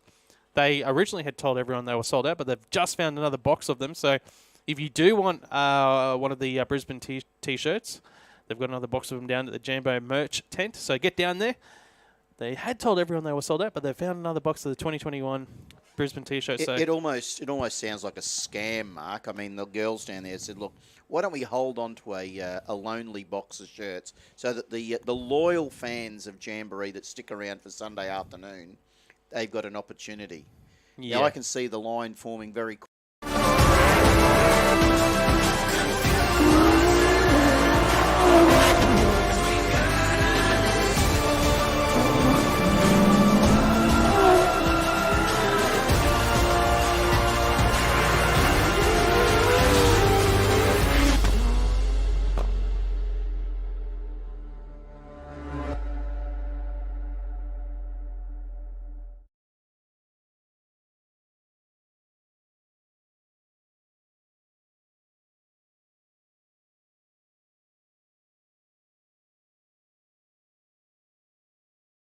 On the mound side of Willowbank Raceway. 33,000 steps with a heart rate of 102. All right, we'll move back into Street 289, brought to us by Speed Flow. Apparently manufacturing their quality hose and fittings for approximately 25 years, Speed Flow. Check them out, an Australian company here supporting the Brisbane Jamboree. Carl Herbert in the Mazda for Rotary Motorsports to take on Chris Adams in the Datsun. This is heads-up racing, Terry. And it made, to be honest, they're both pretty close in their time, so this will be close. See if the Rotary can reel in the little Datsun. He might be able to, maybe not, maybe.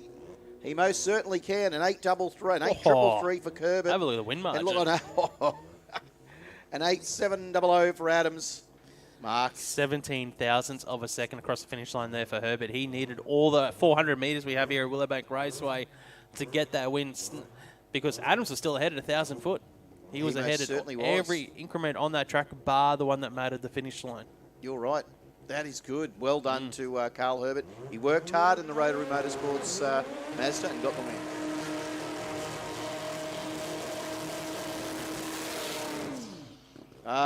Big burnout there from Patrick Long in the Monster Performance Racing RX-7. Getting a handle on this car quite nicely is Patrick. Just another quick call for J275, modified 10.5, modified compact to the lanes, please. We need you there immediately. It's nice to have a buy. It's always a bit of a comfort, isn't it, Mark? It's like a little cushion. It relieves a little bit of stress on the team and yourself as a driver. But these are the sort of passes that I would take to, you have a chop at everything, have a chop at the tree. Yeah. If you go red, it doesn't matter. But all those sort of little things that you might not do, as we say, in a race, but just drive it out the back door, Mark. Yeah, exactly. You're right. Have a go at the tree. Have a go at the car. See what it can do. And that way, if you're in a final, well, you've got that. You got a lot to think about then. You got, well, hang on. Yeah, I'm just not a fan of wasting runs, especially when you've got something like this in front of you. But I can understand if it's a real seasoned campaigner who might want to just take the light, but really, Patrick should use this as an opportunity to have a stab at it, as you said, Mark. And the other thing is, you won't learn if you don't do some things, like especially in a heads-up class where it is all about performance. Make changes, see what the track can take right at this point of the day.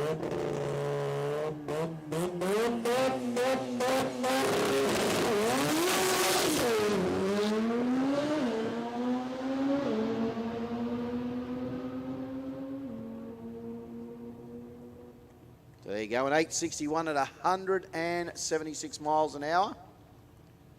Not sure how that went for the boys. I think they look like they're fairly happy with that.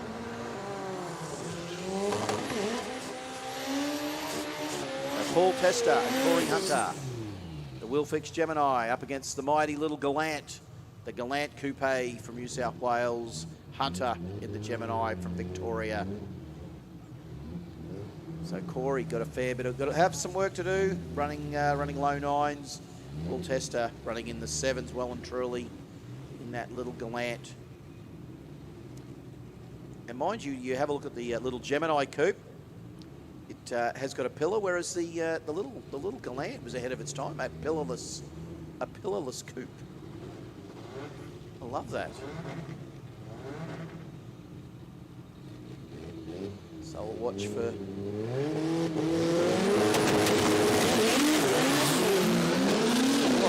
Whoa. Bouncy. But Tester is gone.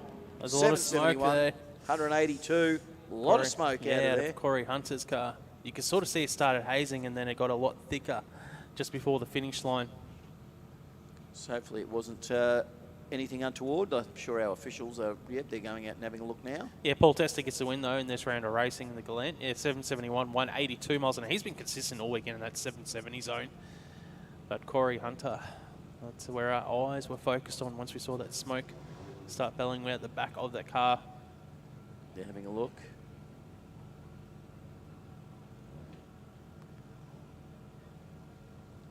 So what you want is the official to run out there. And have then a run look. back. Yeah, and then run back over the fence. That's exactly what you want him to do. But he's not at the moment. He's walking around, just having a little look. Just seeing if there's... He's having a bit of a skid. Doing the old the Willowbank shuffle there at the deep end. We always talk about the fact that it is still sticky up that end of the track as well. Hard to believe, but it is. There's a lot of the quicker cars, Mark, that you call in the pro categories, the top fuel cars and the funny cars. They are still accelerating, still trying to dig into the earth as they cross the line. Across the finish line, yeah, you're talking about the G-force, like the actual downforce from the rear wing on the rear slicks is something like 2 ton of force going on those rear slicks across the finish line when you're talking about the speed they're going That's at. Yeah. brutal, Mark.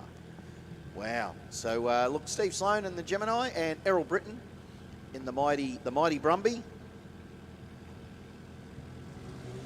So Sloan will have to do some tough working to try and grab a hold of that Brumby. Britton did go up and spin in that last round of racing. He did too, as well. yeah. So we talk about that, didn't we? It's measure the quickest, doesn't it? You know what? You race, you learn, and there's Errol says, not this time. Well, that's interesting because Sloan's usually fairly consistent with that car and getting it down the track. 782 for Britton, gets the win here at 178 miles an hour. And I actually gave Sloan a real shot here in that race after, seeing what Britton had done previously. And I knew that Sloan's usually fairly consistent, probably gets it down the track 8 out of 10 passes in this car. But Errol said, nah, not today, sunshine. I'm going to run this thing, and I'm going to run a 7.8. So here we go, Mr. Nugget Garage, Mr. Scotty Hoffman, in the Cleveland Dyno Corolla. I didn't realise how much of a cult following he had, Scotty Hoffman. Yeah, no,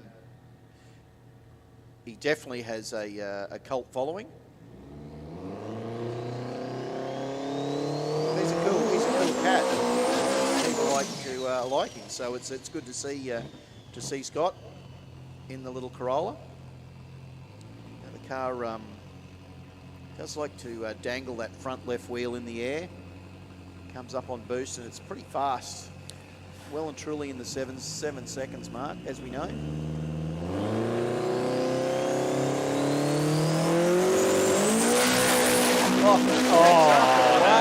How about that from Scotty Hoffman? That's why he's got a following. And that'll be fast too. Look at that, 785 at 177 miles an hour. Almost carbon copy. He has been so consistent in that car. He had a bit of smoke in the braking area as well from Scotty Hoffman.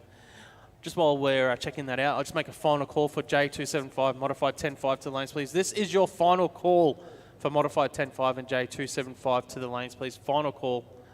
This is it. If you're not there, you won't get to race this round of racing. Well, that sounds really sad, doesn't it? But you know what? You got to do it. You got to be there.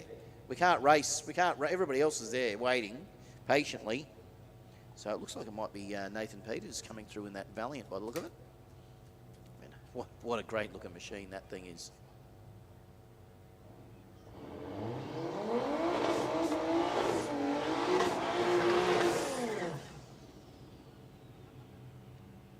That it is. Nathan Peters in the Valiant. What a great looking car. That just almost like if you could take that car as your formal car, it'd be in high demand. Oh, picks the front wheels up. There's a dial in of a 956. See how close he goes. That ring might go under that, maybe. No, 965 and a 956. That's consistency, so well done, Nathan. Yeah, he actually rolled off the throttle there, Nathan, slightly down 12 mile an hour of what he'd done previously, only 128. Had been in the 140 zone this weekend. Of course, we're getting down to the nitty-gritty modified compact. I think might be down to semi-finals possibly for these guys. Modified compact brought to us by the team over at Bosch Motorsports. How many items? Over 5,000, Terry. 5,000 items from Bosch. And I want to see that catalogue. That's a big catalogue. That's a lot to learn. I don't know if I want to be a BDM for those boys. That's a lot to learn. Yeah, you know, the Bosch Motorsports brand, you know, you got ECUs, digital displays, data loggers, power management boxes, fuel injectors, spark plugs, you name it, mate. Position sensors, pressure sensors, temperature sensors. They got a lot down there. Ben Clark in front of us, so in his VL Dolan and 960. This is a Sunday cruise here. This is beautiful. Just take it all in. Have a look at the crowd. Give him a wave. He's got Vivaldi on. He's got Vivaldi, and he's sitting there just enjoying it, thinking about having a cup of tea. I have no idea what Vivaldi is. Yeah, no idea, Terry. So, is it classical music? All right, there we go. Of course it is. God, I can't believe you two young ones. And you're not that young, so calm yourselves. We're pretty young. He's got We're pretty young. He's got, I was going to, 4 MBS on. That's true. Well, Clark gets a win with a 25-second pass. I think he just wanted that time slip so he can frame it and say, well, I won the race with a 25-second pass. Like that run earlier. That was hysterical, the run earlier with the, the two that was boys. Good. Yeah. The two lads trying to run out a 20-odd second run. That was funny. But, Ian Clifford just said you're showing your age for that music choice. Yeah, Terry. Tell Fez to stop texting me. I've told him before.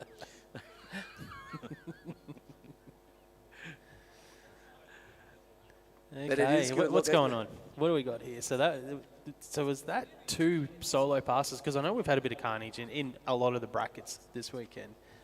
So it might be Ben Clark and Peters in the final. Ooh, that for would a be modified nice. compact. Like we've only had the 2 cars come down. The Commodore versus the Valiant. That'd be a good pairing if that. Who do you give the advantage to? Because Peters actually did a pass, so he knows where his car is at right now at this time of day. Maybe Ben thought, you know what, I'm good. When you look at the times that he's run already, even in like qualifying, he's pretty consistent. So he's probably he's through the pretty final, happy. so he's done something right today to get this far at the day. Always love the bit of spray going down. So a little bit of traction for the track, for all its hard work. Bit of glue, bit more track glue. Remember the old days of VHT? Remember the days where the crew would run out and put a little bit underneath each tyre, scrape the bottle. And they were the days of the dry hops. The dry as well. hop on the dry VHT, hops and and the bikes had the burnout pole.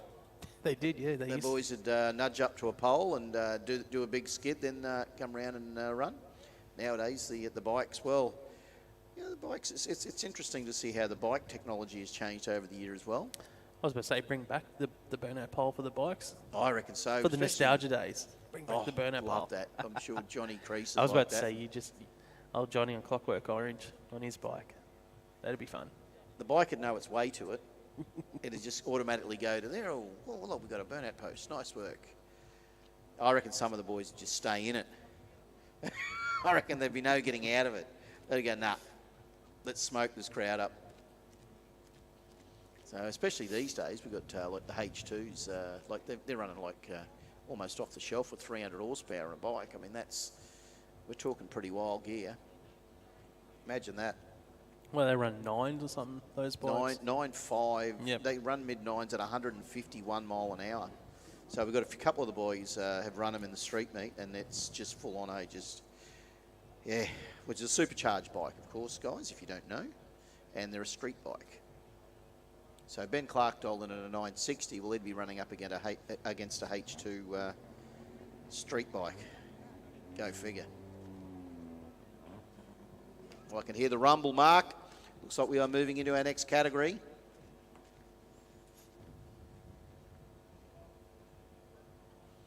I know the guys next door in the tower next to us are all punching some keyboards and doing some stuff and trying to work out things. Well, I think I could see the Extreme Chevy coming forward of Boyce. No. Yeah. Here we go. We've got the finalists for Street 289, Terry. Scotty Hoffman and TJ Graham. Ah, well done. There you go. Scotty Hoffman and TJ Graham in the final for Street 289. If you guys want to get back to the lanes, please. Yeah, a couple of locals. We've got the Rotor versus the 4. That's a good pairing. Nice work. So TJ, he's had a good line of racing today, and as has Scotty. Scotty's putting on the show as well. Oh, here we go. Damien Boyce. They said had a big fat wheel stand this morning, and thought he might be in with a chance until old mate come along with that Commodore and did the big wheels up affair. Beautiful car, Mark. I know we've discussed it earlier. We still want to know. I haven't had a chance to have a look to see if Damien, if that actually is a vinyl roof or whether that is just a matte black paint. Bezza, you can see it, mate. Is that a vinyl roof on that thing? There we go. No, the guys they're shaking their head on the start They're saying no. Yep, I can see one of the boys on his head shaking his. Because up from the top here, it just is a beautiful piece. It just, how good is it? Low slung.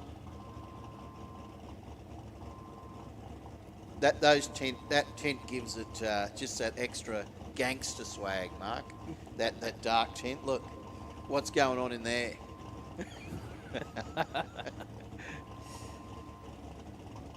Car's fast too. Yeah, in the high 7-second zone. It is a turboed V8 on EFI. Gets out 119 to the 60 foot.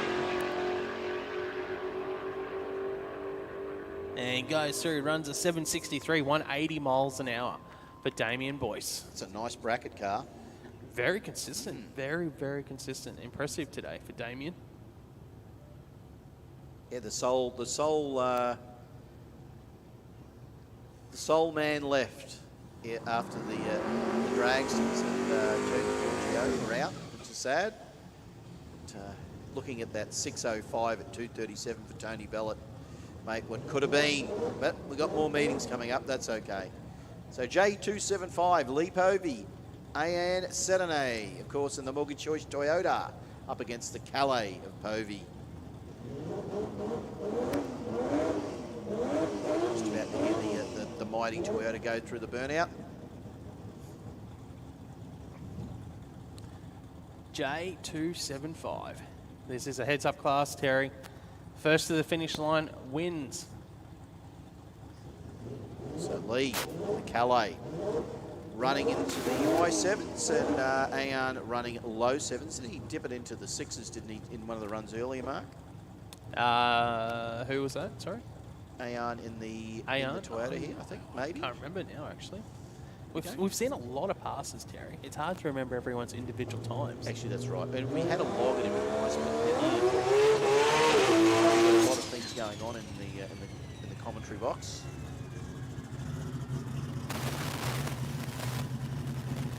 Believe it or not, it's not all Skittles and beer, is it? I have not seen any Skittles or beer up here. No, at all. Which that was the disappointing thing when I came. It seems here like an on odd Saturday. mixture as well, Terry. I'll be honest. Skittles and beer. Yeah. Sour beer. Janie knows. She is the beer guru. Okay, so there is actually a Skittles beer. Is that what you're saying? Okay, there you go. All right. You know what? That's something that I don't know if I want to try. We are in J275, though, brought to us by the lovely people over at Race Car Engineering. So Ayan and Lee just about to head off. Anything wrong, boys? Ayan gets out. he's going to be headed. The Toyota is out of there. 758 at 197 miles an hour and a 778 at 182 mile an hour for Lee. That was a good run for both those competitors, but Ayan got it out there and just put the run to bed. That he did get to win here in round 3 for J275. It looks like we've got Holtz in the Toronto. I can see over in the far lane from the commentary box. For Ryan Holtz, it is, and Shane Faccioni coming forward. So Holtz been very consistent in that low 7-0 region in this car. He did dip into the 690s in testing, his first ever 6-second pass. 211 miles an hour, I think, he ran as well today. Mate, that is speed-wise. That's phenomenal. That little Toronto. Oh, no, sorry, that was Bazzina, went 211. My bad. Bazzina did, yes. Yeah, Bazzina did, yeah. Steve must be coming through too. He's back in the lanes. But let's see what Shane and Ryan can pull out of the hat. See if Shane can dip it into the 7s. Ryan, see if he can dip it into the 6s. We've got a bit of cloud cover, so that's always good. Yeah, that'll nice help for the the track slightly. Nice for the turbo cars.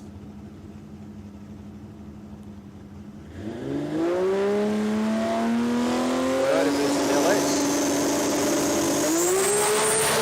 Way to go. Didn't cut a crack of light, Mark. Zero. Watch the Holt. Watch for the time. 7:03 at 205 miles an hour. Watch for Shane. 790. There we go. There There's a 7-second pass Oh. for Shane Faccioni. The crew are ecstatic down there. 170 miles an hour. Put your hands together for Shane Faccioni. He didn't care about the win light. He wanted to make sure that pass was perfect for the team on the start line there. He waited until everything was right up where they wanted it on the boost and all that, and Shane Faccioni got 796. That is fantastic work for Faccioni. Please welcome. That's fantastic, guys. Well done. Congratulations. Paul Fuller, Steve Bazzina. Fuller in the Knight Family Motorsport, holding up against Bazzina in the XW. Yeah, Bazzina, 211 mile an hour in that previous round of racing. Incredible. Absolutely incredible. Paul Fuller has, he's gone all right so far this weekend. Yes, but mate, Bazzina using that rear wing with every bit of downforce possible. Does he really need it when he's 4,000 pounds? I think he probably still does at 200 and whatever mile an hour. I think it likes to stay nice and straight. So there we go. Bazzina versus Fuller. Watch for the board. Oh, Fuller got out good, but here comes Bazzina. Bazzina's on a march. The car is quick. Here she goes. 692 at 207. There it is. That is the number. That is a number. Did his chute come out, Bazzina? Just having a look here at Steve Bazzina, just on that thing. He might have gone deep. Might have down gone deep? Yeah, just having a look. Well, He's gone deep, but he hasn't gone he's into gone the deep, sand. So we'll have to get him off the track here. Well, we before will have get a underway with the next pass. Mark, 870 for Fuller with a 0.75 light. So Paul cut a light, cut a good time, and yeah, went through well in the little Gemini as well. Got it down there nicely. Well, let's hear from a word from our supporters here at Willowbank Raceway whilst we wait for Steve Bazzina to get off the track.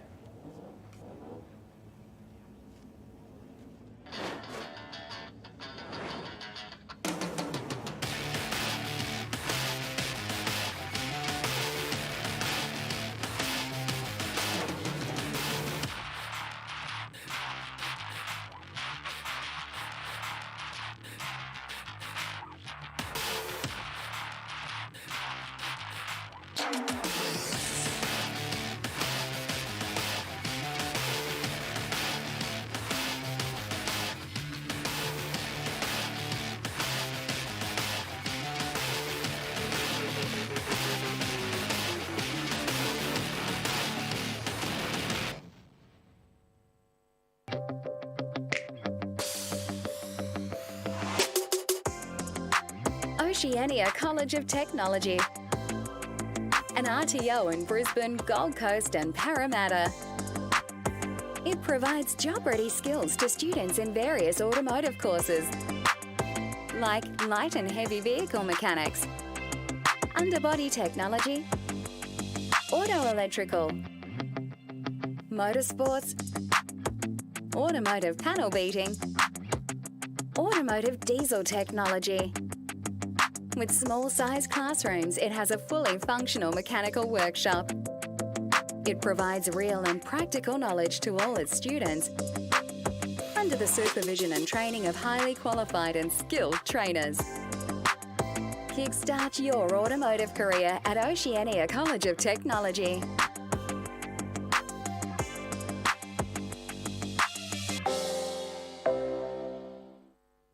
How would it be if we funded a pilot program for you to run that enabled you to bring some vision impaired kids onto the Saints Play program? Oh, wow. That would mean the world. My reward is the smile on the kids' faces. And since you've given so much to others, we'd also like to do something for you personally. How would it feel if Pepper sent you, your partner, and your daughter Molly to the Gold Coast for a few days?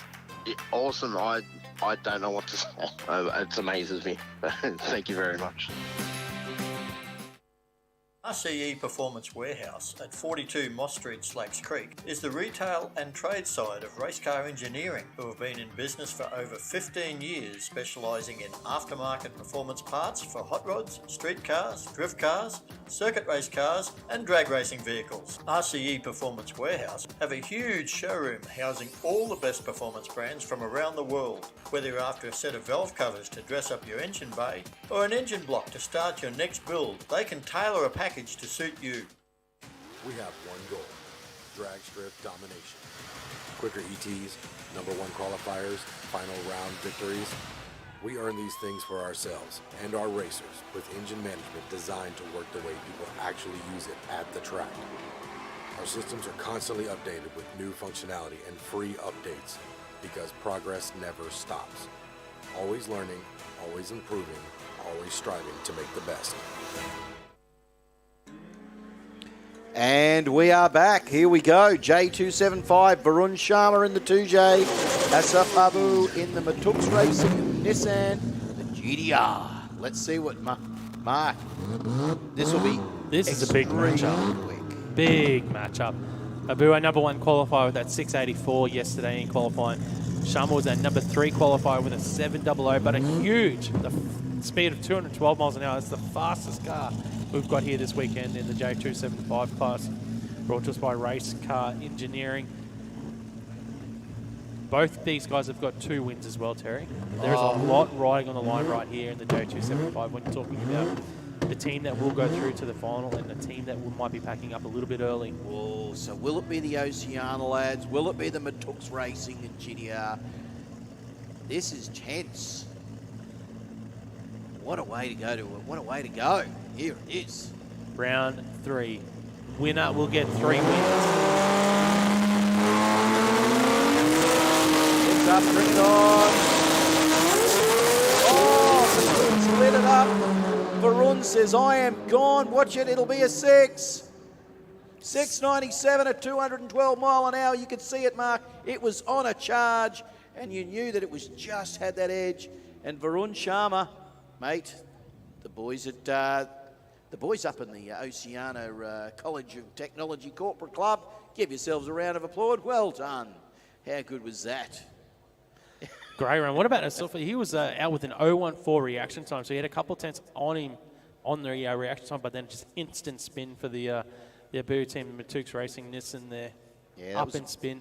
Sad, but I tell you what, Varun just said, no, I'm gone. 212 mile an hour again from Varun Sharma. He goes 3 wins from 3 starts. Is that enough to get him into the final? We don't know just yet, but it's looking good. Mate, I like it that we don't have to make any of those decisions, Mark. Just we just commentate and wait for the officials in the room next to us, in the big luxurious room next to us, to say that's who your finalists are.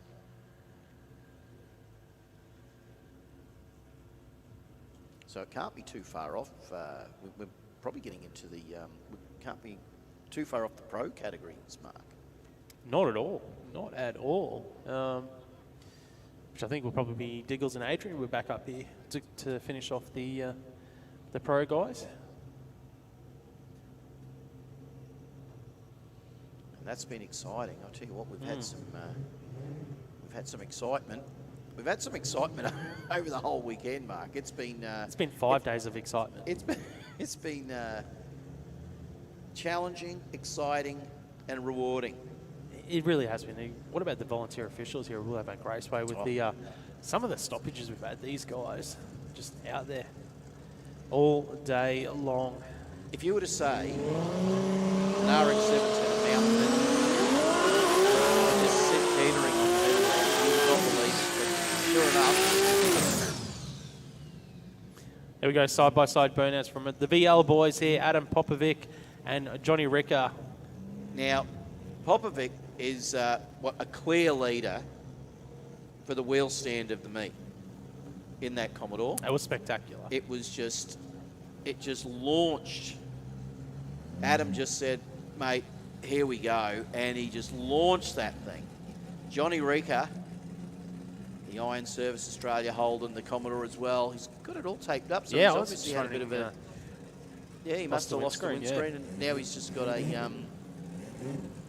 Might be just a bit of... it's a bit of plastic or something. It's a bit of flex there. I tell you what, look, the car goes pretty hard, so let's hope it doesn't pop out. We need Euro, GTR, Pro Turbo, Factory Extreme, and Pro Compact, please. Now, all eyes will be on Popovic, Adam in the rocket lane. Speedway lane of with Johnny in there. He'll be running the 7s, 8s for Popovic. But yeah, so we got the Commodores again on the line. This is it.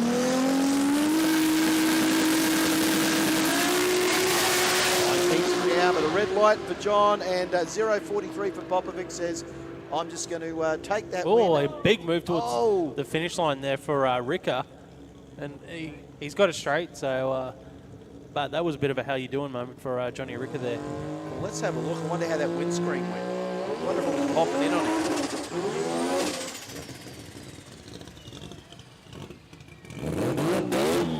We got Mark Rosati, the RX4 Coupe, up against Giovanni Interisi in the Freestyle RVS Holden. And the Hidden Valley Whitsunday RX4 of Mark Rosati.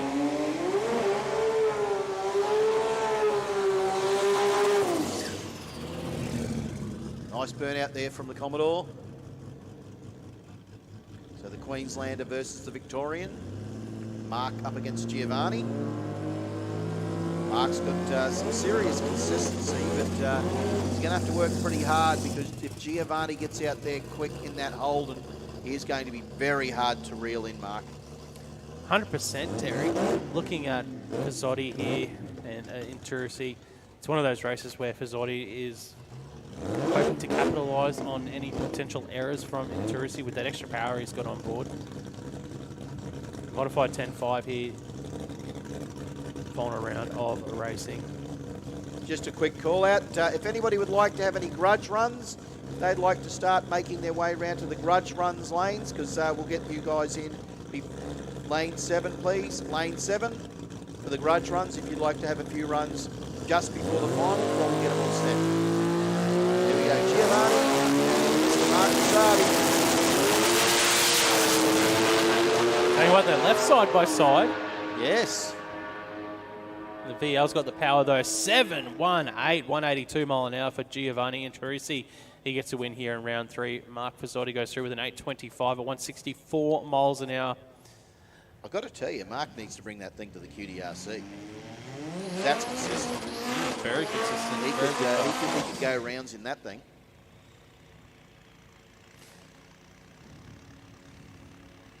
So here we go. Big burnout from the forward. Nice work. Yeah, so as I said, lane 7, if you want to have a couple of grudge runs, you're more than welcome to come round through. And we'll get you out here because as we get our finalists set, before we go into our pro categories. Michael Osborne, Chris Sword, 10.29 for Sword, 10.72 for Osborne in the Hilux. He will be chased down by the Real Dyno Performance Ford. Nudges it in. Osborne. Oh, good reaction time for Osborne. 086 to a 284. Osborne is in the box seat here. Dolan at 1072. He can't go quicker than that. The brake light's on 1076.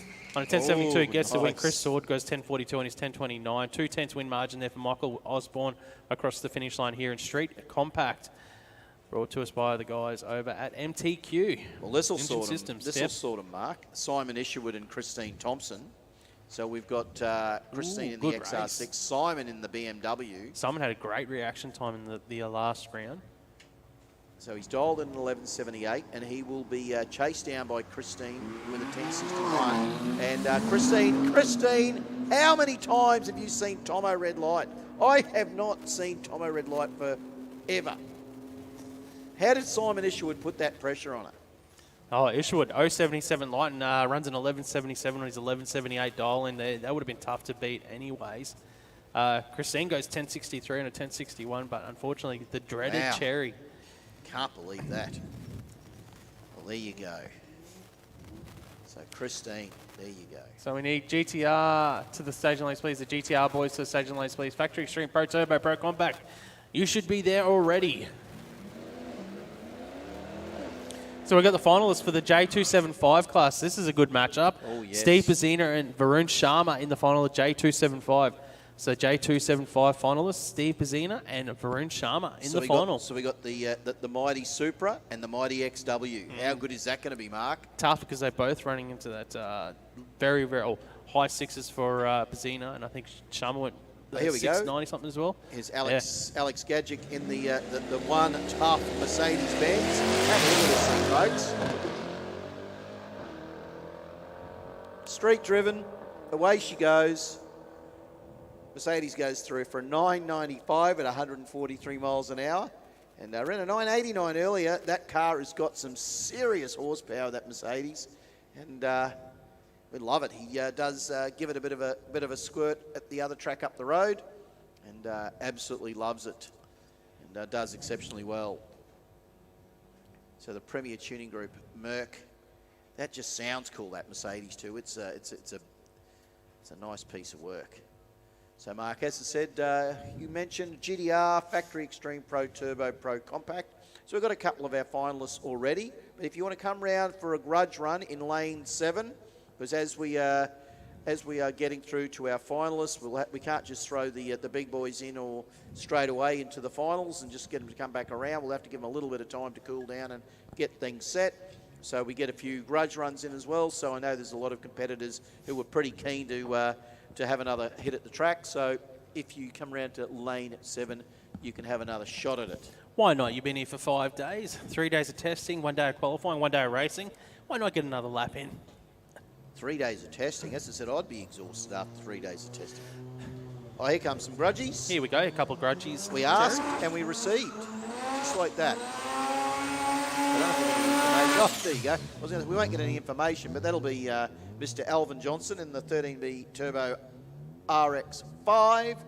The RX-5s are a little underrated car back in the 70s. They were kind of like the ugly sister of the RX-3s, but they've become a real collectible item now, and they got a beautiful dash that wrapped around.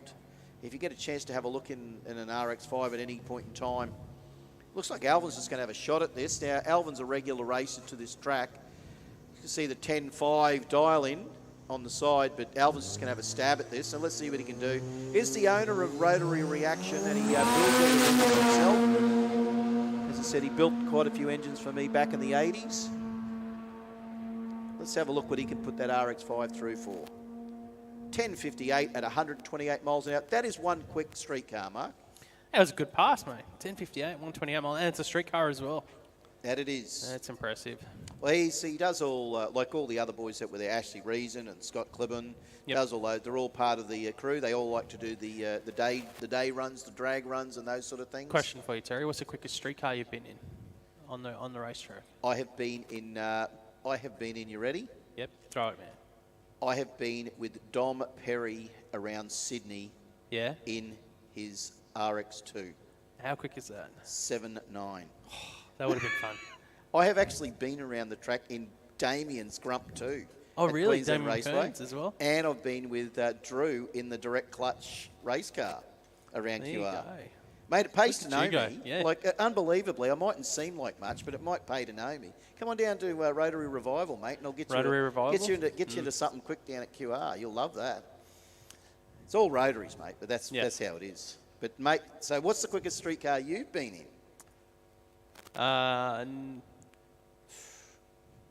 Got you thinking. Yeah, it's got me thinking now. It's got me thinking. Quickest one I've driven on the racetrack is only 13s over the quarter. Okay. Yeah.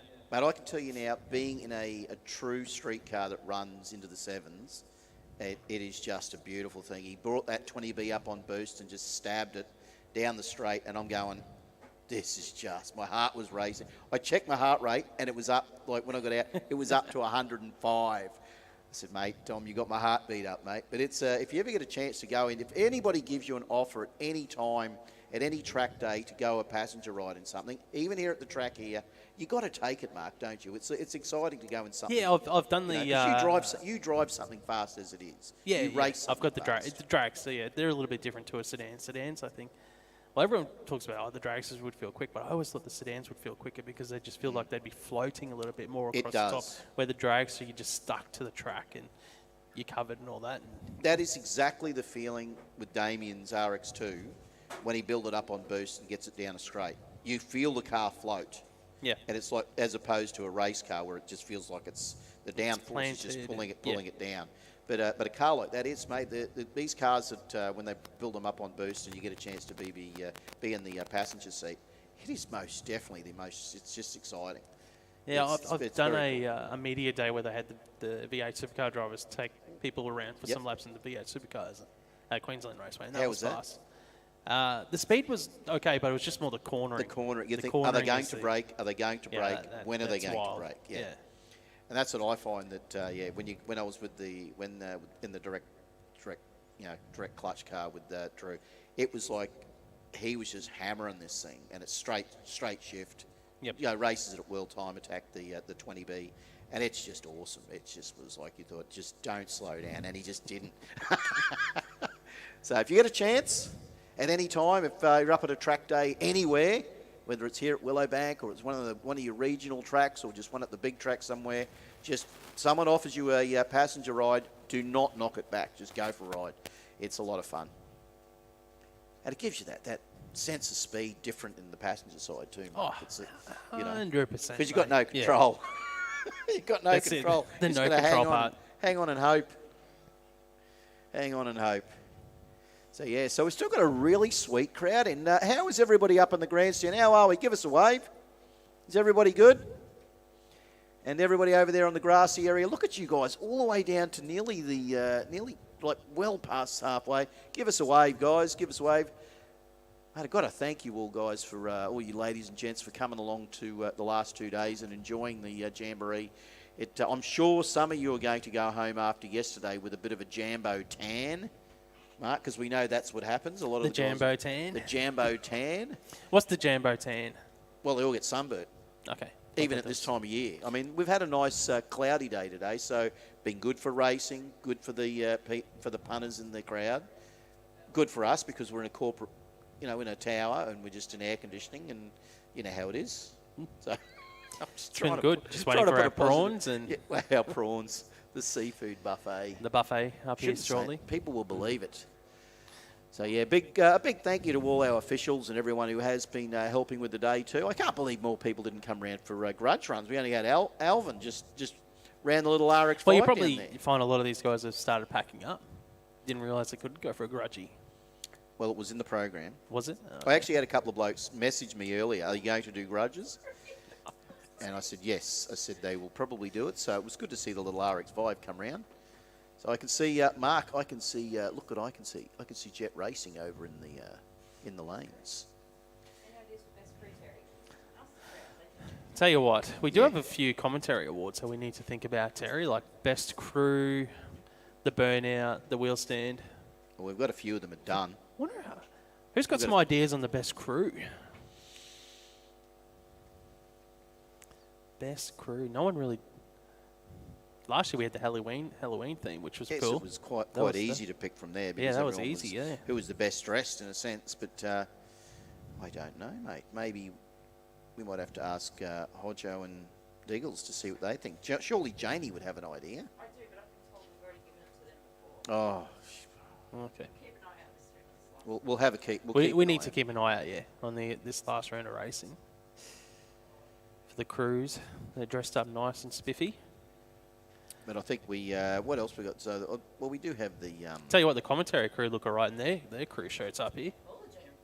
Yeah, Look at us go. Yeah, big We're thank looking to good. the to Jamboree for our new swag shirts that we've got. The blue ones matches my eyes, which is lovely, and yours, Mark. Yeah. And Janie. Oh, she got brown eyes. I like how you went, oh. Oh, that was disappointing.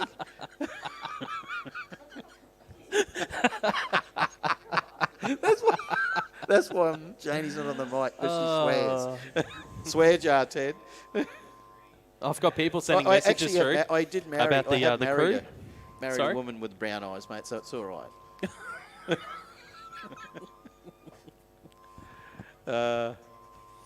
How's that stickiness out there, young bloke? How's it look? He don't care. He's just in the zone. Is it good out there? Is it? He's not listening to you, mate.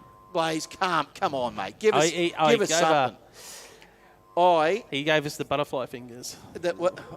Spirit fingers. Spirit fingers, that's Spirit it. fingers. Spirit fingers. Here we go. Looks like we might have a little. Is this our? Is it a grudge? Might be the Euro class. It does say Euro on the side, but whether they've already, because I know we had the Merc go through. I think they're just an exhibition class this I think weekend, so these guys are just. Oh, because that could be the. Who's doing the burnout? Someone's coming through on the burnout, Terry. Who we got? Let's have a look at the timing system in front of us, Terry. It's not telling us anything. All I know is that is Alex in the Merc. Maybe they just have. Yeah, that's Stuart and Alex. So there we go in the V-Dub and the Mercedes. Merc gets out. Watch for the Mercedes with a big charge, but that V-Dub is not slow at all. It is both of them side by side as they go through the traps. Look at that, a 994 for Alex and a 1074 for Stuart in that V-Dub. That is fast. I tell you what, that is Euro right there and then. Very quick, very quick. So, Mark, we aren't far off vacating the chair, to be honest, my man. Not at all. Not at all. And that We I get think will the, be the end of us for the 2022 Garrett Advancing Motion Tuner's Edge Link Engine Management Jamboree. It's been an exciting day. I've got to be honest. It's and it's not over yet. We've got these boys will be bringing us. Once we go through these pro categories, will be bringing us our finalists. So then it'll be all on for all money. As I said, not too sure if any of the guys are still coming around to lane 7 if they've already finished and they want to have a bit of a grudge. Well, Terry, I've actually got the finalists now for Modified 10.5. Oh. Giovanni Inturisi and Adam Popovic in the final of Modified 10.5. So Giovanni and Adam Popovic, you guys are in the final of Modified 10.5. You get to see the big wheels standing on top of that. Whoa! Shot out like a cannon, that little RX-7. Now these guys just having another run. We get to hear that mighty 4-rotor. The Curran brothers built. Just, mate, they do some wild gear with those rotaries in boats and all sorts of stuff. But the sound on that thing is just sensational. Well, you could say it's an acquired taste, but for someone like me who's a rotor nut, it is beautiful. So here it comes. Yeah, Diggles wants one of these engines in a Suzuki Sierra because that's not asking for trouble at all. But here we go. Have a look at this. He's going to put it in a Samurai.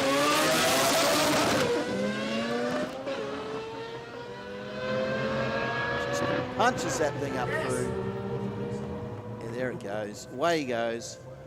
A 1084 and a 992 for the little RX-7. So nice work. So Mark, all right, I'm going to do it. I'm Let's going to do pass it over to Mr. Adrian Hodgson and Mr. Chris Diggles. Yeah, it's been a fun weekend, everyone.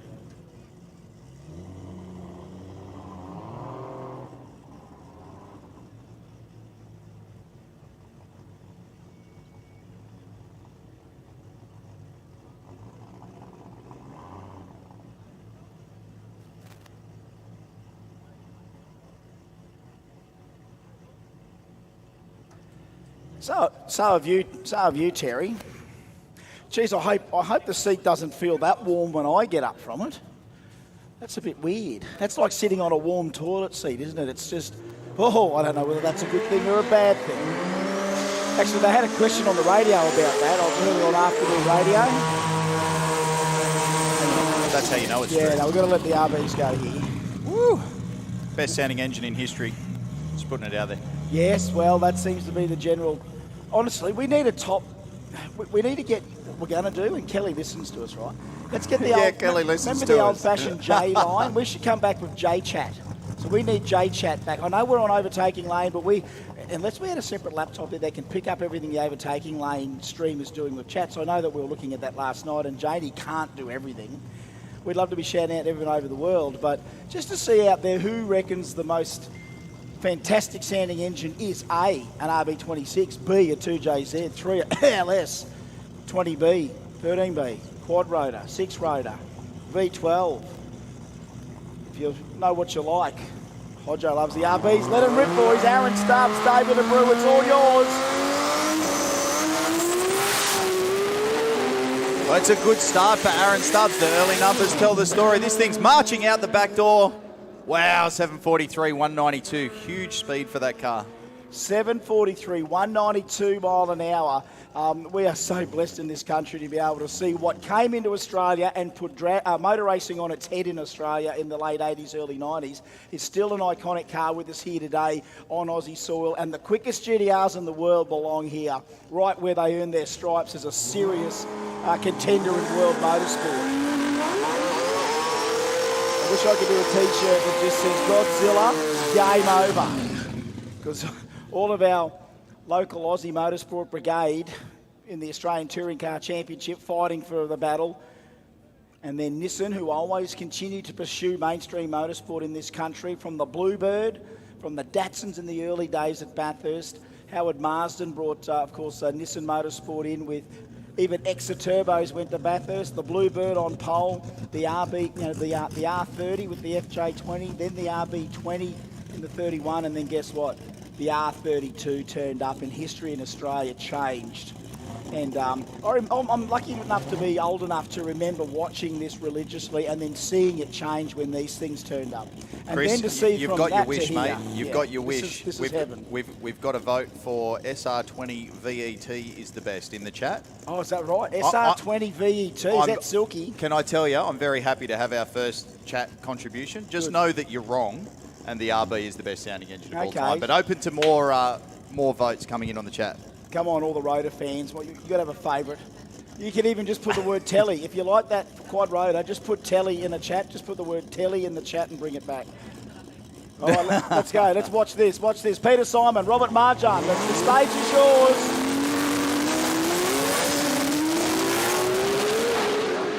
Oh, that's walking all over the place. Marjan trying to get the power down, but it's Peter Simon gets a 746. How tight it's been, the consistency. Whoa, Holy crap. Holy durly, hold on. Hold on. Epic moment that we're just checking on down the deep end. We are sending off some attendants. So we're just... Okay, so there we go. We might have a situation there where we've got to just check down that deep end. So, okay, righto. So it's a pretty decent one, folks. Stand by with us. We won't speculate. We'll just let everyone get down there to that situation. It feels a little bit, it feels chillingly familiar to what happened. We felt this way with Tony Wedlock last night when Tony went through the deep end at big speed. It's 213 mile an hour, Robert Marjan. 198 mile an hour. Let's just put that in perspective, Hodjo. He's come through, Robert Marjan, at 230 mile an hour. I don't know which of the two cars has reported to have gone over. It looked like there was a little bit of haze and then smoke in the left lane, so I think my guess is Peter Simon, but it serves no one to speculate. While they do look very much like street-appearing cars, it's important to reinforce the fact that these are teched for the times and speeds that they do. There's a very rigorous set of rules that need to be followed that are then inspected and checked. And we do that to keep the drivers safe in the event that something like this happens. So that involves keeping the car structurally sound, having measures like roll cages and that kind of thing. But then also the driver safety. So, helmets, neck restraints, all of that kind of stuff plays a big part, Chris. And it's important that even though they do look like street cars, albeit with two giant parachutes hanging off the back, they do meet the requirements to race at these speeds. There's also a hell of a lot of bar work that they tie in. So when it's a cage, it's not the old-fashioned bolt-in thing that, used to sort of pass muster back in the early days. This is where, a lot of serious fabrication goes into these cars to not only strengthen what already Nissan gave them as quite a very well-engineered car, but then all the cage and bar work, the harness mounts, the seat, everything, they are serious bits of gear as a race car as far as what it's required in the basic rules of safety. So we are just waiting to just clarify a few theories of what happened. Now, look, anyone out there that was a little bit further down might have seen more than we did. I mean, I'm trying to grab a bit of incremental, so I didn't watch the car the whole way down. Hodjo did. We've got a long camera here in the braking area that next thing you know, we had smoke and all sorts of things carrying on. But if anyone out there's actually got us on Messenger, just to put through whether or not you can clear up a few things, what they saw. And it might have just gone for a massive walk under the chutes. Sometimes you think it just goes into the wall, like, the car goes a bit sideways, hits the wall, and off it goes, like bounces off the wall. We hear this car might have actually got onto its roof. So that's pretty scary to think that we're in some sort of situation where that thing's gone over. So I'm just wanting to clarify to make sure. We had a few hand signals here that kind of said it went over, and it's like, well, did it go over or did it just hit it and go down? Because it's a lot safer if it hits it and goes down while it stays on its wheels. It did go over. It did get onto its roof, did it? Right, okay. So they're still trying to get him out there, or? Okay, so we're still waiting for that. All right, so the word on the street from race control is that is on its roof, down the bottom, still on the surface, not in the gravel, not that far down. I still think it's too early to call whose it is. I'm assuming, considering we saw one run a perfect pass and one run Nelly a perfect pass, it's hard to speculate, but I'm assuming it looks like, put it this way, I'll give you you want the rub? Is oil from there to the bottom. We're 45 minutes away from going again. We're going to clean up all of that. We are still waiting to hear about whether he's out of the car. We still don't know what car it is. I'm not going to speculate whether it was Robert or Peter. I'm assuming it might be the Croydon car. Oh, it was Peter. It was Peter in the white car. Well, I've got Robert. It's Robert in the. I thought that was a white one. It was a black car. Thank you for that. I've lost bits of memory. So it is, okay, so it was the left lane, we believe. It is the left lane. It wasn't Robert coming through at 213. It wasn't Margin, so it wasn't the right lane. We've just had word in that it was actually Peter Simon in the near lane, 746 at 198. So that poor thing's got onto its roof. So we might have got into the wall and it's gone over. And it's down the end, but we've got oil from there to the end. So we're just waiting to make sure he's out. So just stand by, folks. We just need to confirm. So that's literally what's happened. The thing, you know how loose these things go. You know how crazy we're pushing these things. We all know that. That's why we're here, isn't it? To see just the most amount of horsepower you can ever see put into something. And when it all goes well, it's epic. We see the numbers come up, we get excited. We then see things go wrong, and it's going wrong in a big way. I can't remember having this much carnage in one day. But folks, 45 minutes downtime, so people might be thinking of getting out and getting along. And if you do that, I hope you've had enough. You can watch the stream on the way home if you want, but that doesn't mean that we should kick you all out. You're more than welcome to keep staying to the end. We'd love a nice big crowd for all of our J winners, because a lot of people out there fighting for the glory of being a 2022 Jamboree winner. And this is the path towards creating another piece of history in Jamboree. Unfortunately, Pete Simon's got mixed emotions about it, and let's just hope as we wait for the news that we will know a little bit more. So, folks, just a break and a back with more here. I am trying to find the last group of Jamboree balls to crack out to you folks if you want to hang around. Get your catching. I hope we don't bring catching mitts in the future, but that might end up being the way we go. I am trying to get the buggy out again. We might have to in the next 45 minutes, but you know what? A break coming up. Back with more in a sec with some updates from race control down the end. The Garrett Advancing Motion Jamboree 2022. We are kicking along here, etching into history again. We take a breather and we'll get you some more news shortly. Hope it's all good.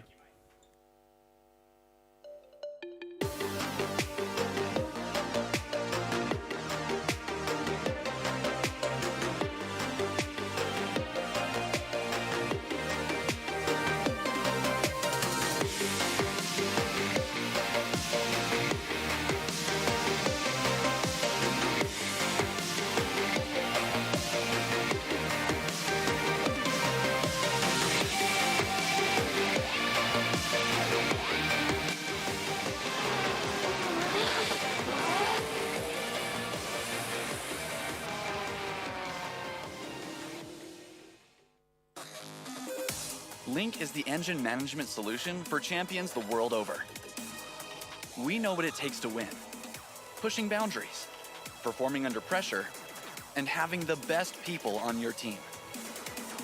Our tech support are performance specialists, available 24 hours and ready to talk one-on-one about your winning formula. Link ECU, the performance, reliability, and power to get to the podium.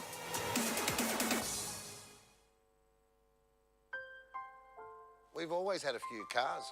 They're all special. The T-Bird. Oh, that's mine. The Combi for when we want to get away. The XR8. It's going to be a classic. They're all insured with Shannons, We've also got Shannons home and contents cover. which helps protect our automotive collectibles, tools and memorabilia in the home and garage. If you're motoring enthusiasts like us, it's got to be Shannons. Shannons, insurance for motoring enthusiasts. Call 13 46 46 for a quote.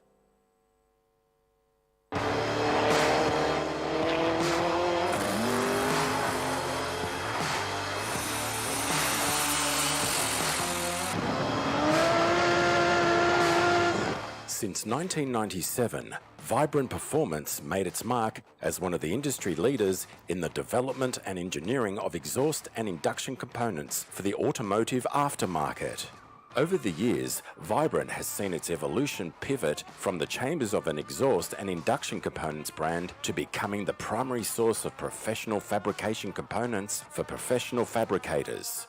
Vibrant Performance offers a wide assortment of professional fabrication components for all your turbo, exhaust, induction and fluid delivery needs in a variety of sizes that include HD clamp systems, intercooler assemblies and cores, AN fittings and braided hose, as well as PTFE lined hose and fittings, 4-ply silicon couplers, aluminium and stainless mandrel bent tubing, high-performance mufflers and resonators, V-band flange assemblies, turbo flanges, fabrication and assembly tools, and much more. Vibrant products are the ideal choice for naturally aspirated or forced-induced car, truck, off-road, marine, and power sports vehicles.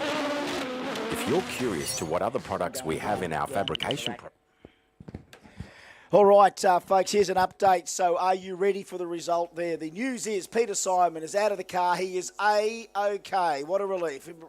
Round of applause for the effort. We were looking at Robert Marjan hauling him down the deep end because, again, remember, Peter Simon got out at a 2.5 second reaction time. Robert Marjan went 3.8 reaction. So for another 1.3 odd seconds, Robert's held back. Remember, Peter went down by himself, and then Robert came hauling him in the deep end. Now, it looks like the chutes didn't come out for Peter. Peter's trying to pull the thing up from 198 mile an hour with no parachutes. And I know GTRs are good as on the brakes as they are.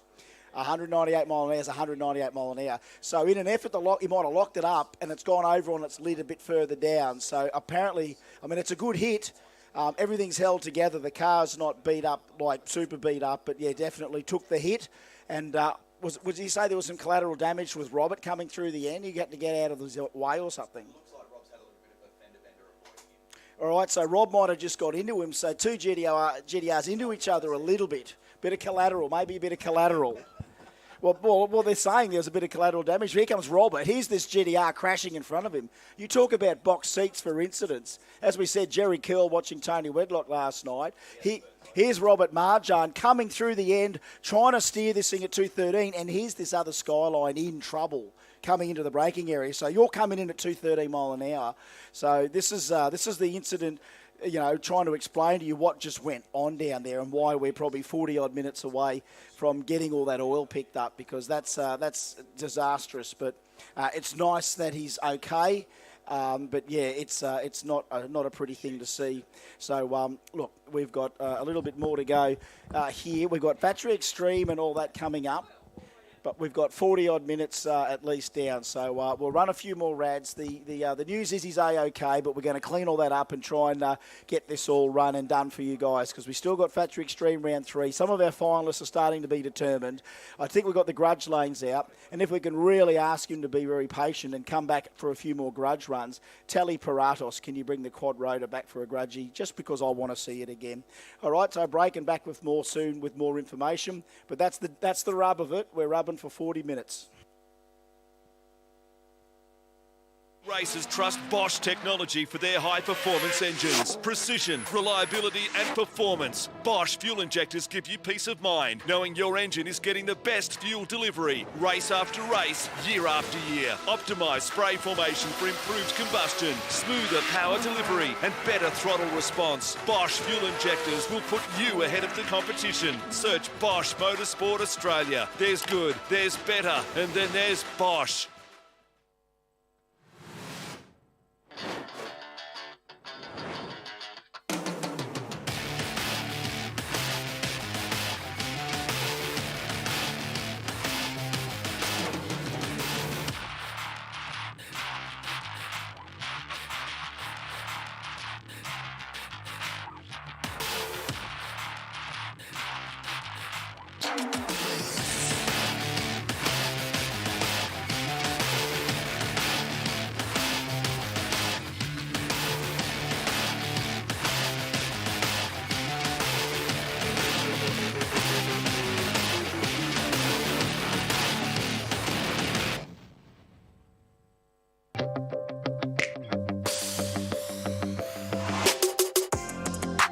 Oceania College of Technology.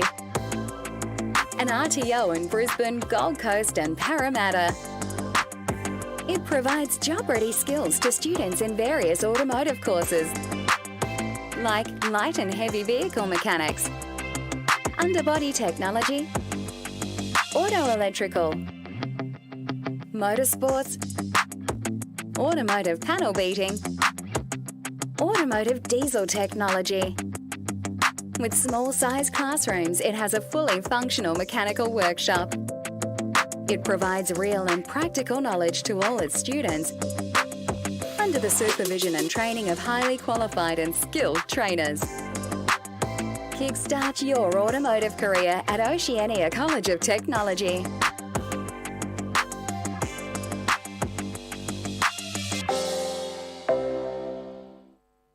How would it be if we funded a pilot program for you to run that enabled you to bring some vision-impaired kids onto the Saints Play program? Oh, wow, that would mean the world. My reward is the smile on the kids' faces. And since you've given so much to others, we'd also like to do something for you personally. How would it feel if Pepper sent you, your partner, and your daughter Molly to the Gold Coast for a few days?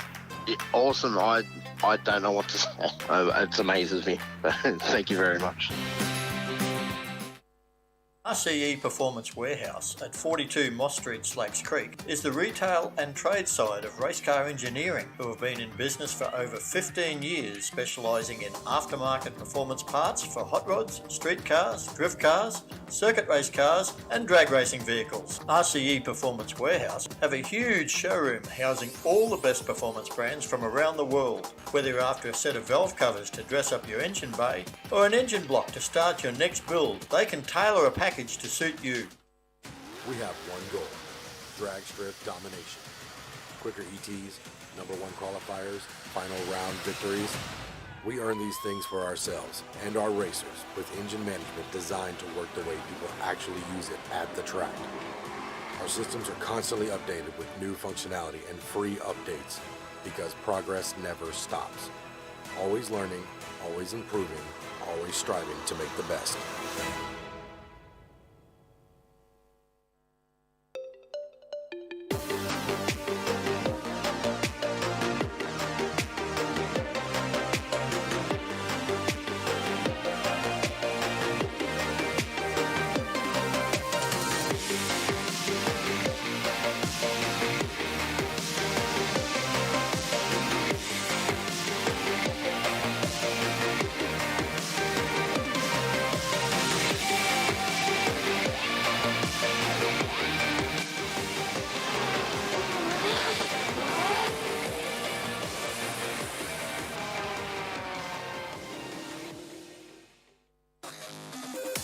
Link is the engine management solution for champions the world over. We know what it takes to win. Pushing boundaries, performing under pressure, and having the best people on your team. Our tech support are performance specialists, available 24 hours and ready to talk one-on-one about your winning formula. Link ECU, the performance, reliability, and power to get to the podium.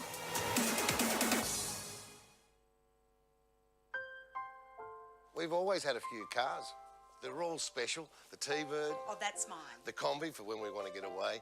The XR8. It's going to be a classic.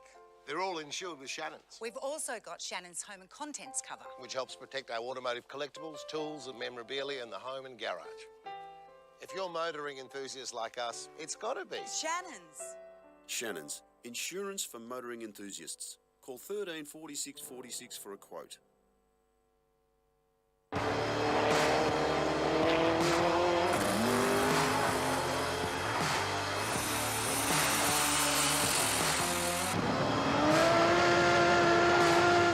Since 1997, Vibrant Performance made its mark as one of the industry leaders in the development and engineering of exhaust and induction components for the automotive aftermarket.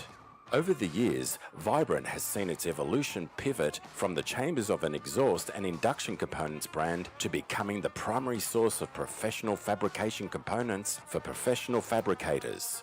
Vibrant Performance offers a wide assortment of professional fabrication components for all your turbo, exhaust, induction, and fluid delivery needs in a variety of sizes that include HD clamp systems, intercooler assemblies and cores, AN fittings and braided hose, as well as PTFE lined hose and fittings, 4-ply silicon couplers, aluminium and stainless mandrel bent tubing, high-performance mufflers and resonators, V-band flange assemblies, turbo flanges, fabrication and assembly tools, and much more. Vibrant products are the ideal choice for naturally aspirated or forced-induced car, truck, off-road, marine, and power sports vehicles.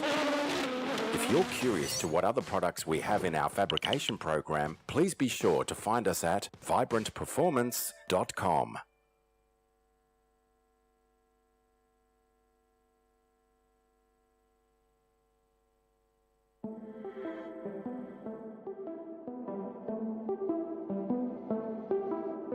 Look as far as I can see, but you don't want to talk to me, no. And not through words, not through songs, not through whispers, not through phones. When I look at you, I know that got me in a state of mind, traveling through wasted time. Think of how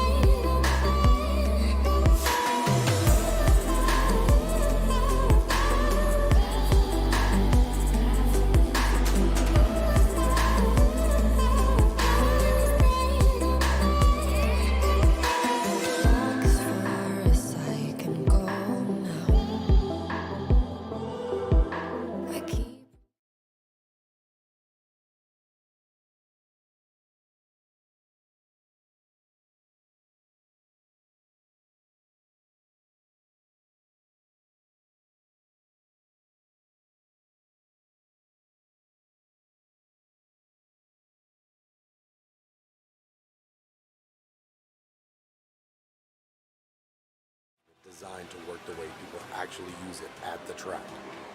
Our systems are constantly updated with new functionality and free updates because progress never stops. Always learning, always improving, always striving to make the best.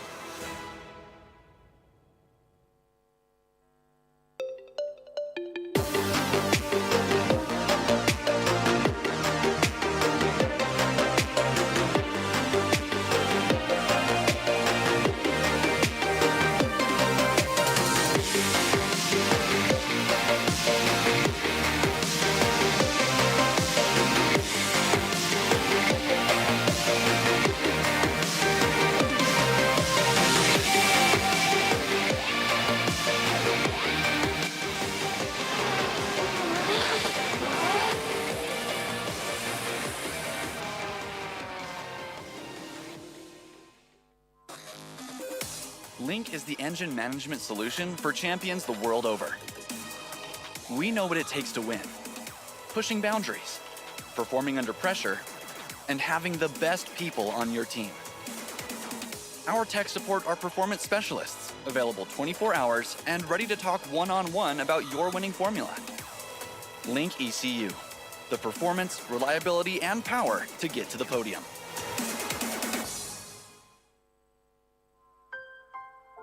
We've always had a few cars. They're all special. The T-Bird. Oh, that's mine. The Combi for when we want to get away. The XR8. It's going to be a classic. They're all insured with Shannons, We've also got Shannons home and contents cover. which helps protect our automotive collectibles, tools and memorabilia in the home and garage. If you're motoring enthusiasts like us, it's got to be Shannons. Shannons, insurance for motoring enthusiasts. Call 13 46 46 for a quote.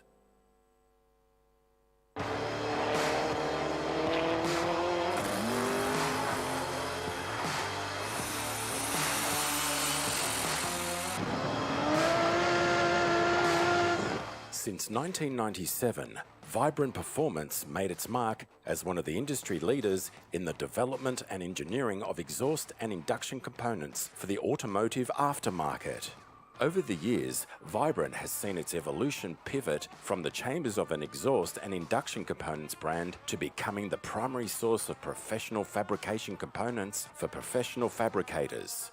Vibrant Performance offers a wide assortment of professional fabrication components for all your turbo, exhaust, induction, and fluid delivery needs in a variety of sizes that include HD clamp systems, intercooler assemblies and cores, AN fittings and braided hose, as well as PTFE lined hose and fittings, 4-ply silicon couplers, aluminium and stainless mandrel bent tubing, high-performance mufflers and resonators, V-band flange assemblies, turbo flanges, fabrication and assembly tools, and much more. Vibrant products are the ideal choice for naturally aspirated or forced-induced car, truck, off-road, marine, and power sports vehicles.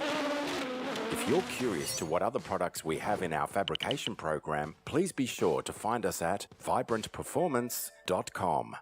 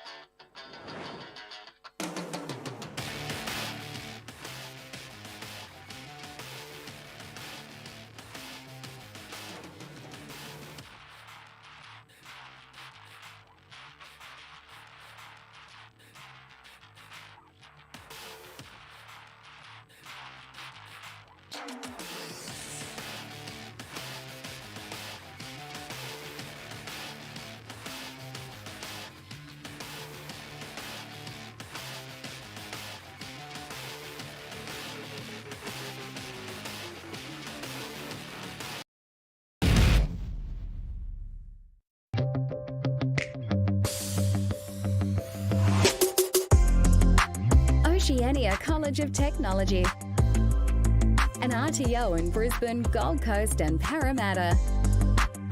It provides job-ready skills to students in various automotive courses, like light and heavy vehicle mechanics, underbody technology, auto electrical, motorsports, automotive panel beating, automotive diesel technology. With small-sized classrooms, it has a fully functional mechanical workshop. It provides real and practical knowledge to all its students under the supervision and training of highly qualified and skilled trainers. Kickstart your automotive career at Oceania College of Technology.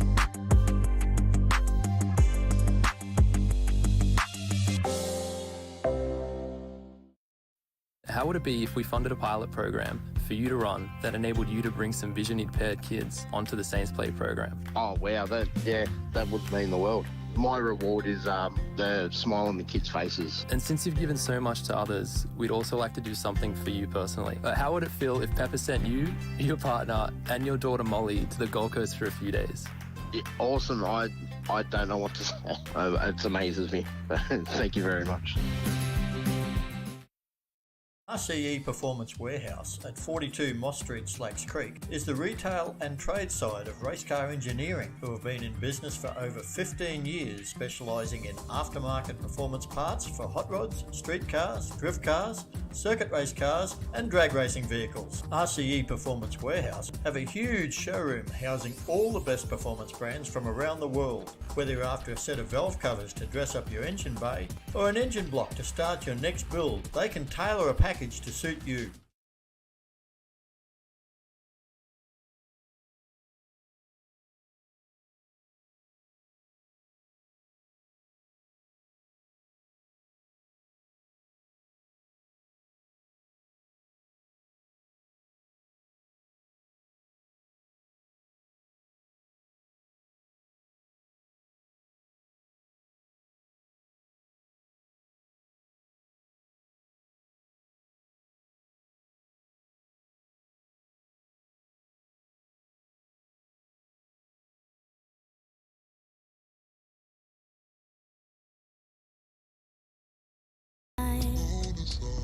Yeah, you and I, both longing for expression for the things we like, but we stay quiet.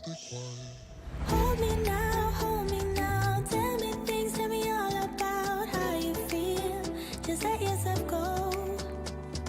Say it loud, wake the world on the other side, make it real. Just let yourself go, just let go.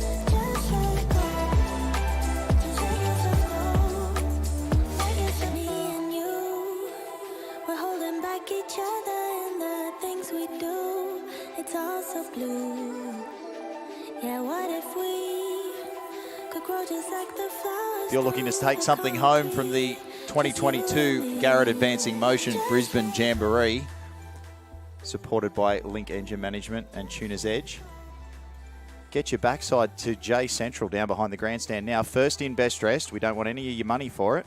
Some of the big core flute signs for your garage wall. There's only a very limited number there. You're going to have to be incredibly quick down at the merch stand. It beats wallpaper. You're going to have to run. Go and grab one. And I believe they found another box of T-shirts. So if you get in there quick, you might be able to take a couple of cool little trinkets home with you. Good luck, everybody. And good luck, everybody standing in front of Chris Diggle's overhand serve down there in front of the grandstand. I'm sure he's going to have a go at reaching the other side of the track again soon. Here we go. Oh, is this the red one? This is the red one. This is the one you take to J Central in exchange for a prize. Hopefully the prize isn't compensation for a black eye for being hit in the face with a red ball. Does anyone on the hill want it? No, they're not interested. Oh, look out. Oh, watching kids stack is my favourite hobby, I've got to be honest. Oh, into the fence.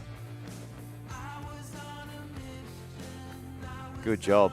And might I say, that's a fantastic mullet. Flowing in the breeze. We'll be back to racing very soon, folks. Thanks for your patience.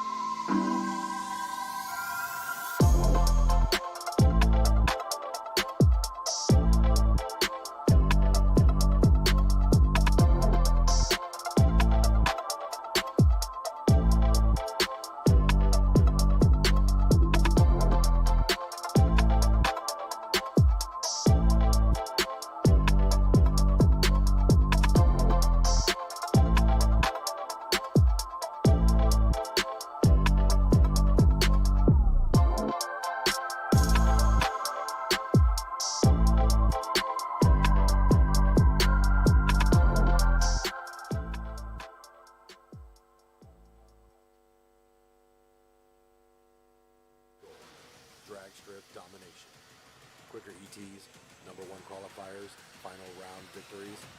We earn things for ourselves and our racers with engine management designed to work the way people actually use it at the track. Our systems are constantly updated with new functionality and free updates because progress never stops. Always learning, always improving, always striving to make the best.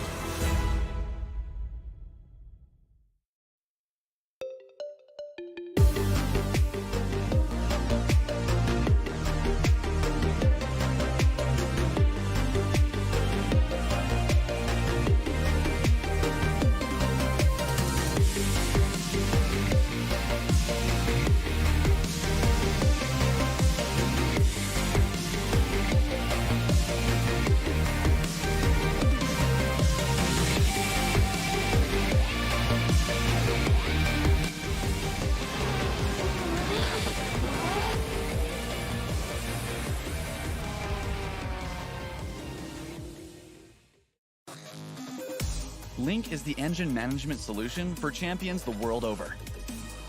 We know what it takes to win. Pushing boundaries, performing under pressure, and having the best people on your team. Our tech support are performance specialists, available 24 hours and ready to talk one-on-one about your winning formula. Link ECU, the performance, reliability, and power to get to the podium.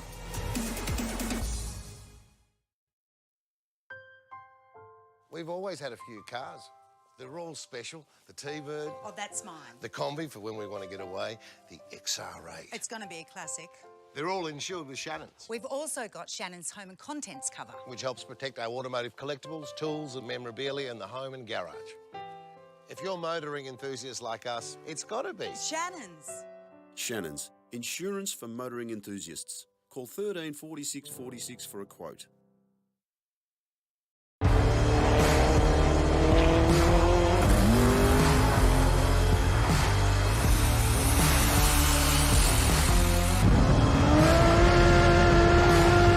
Since 1997, Vibrant Performance made its mark as one of the industry leaders in the development and engineering of exhaust and induction components for the automotive aftermarket.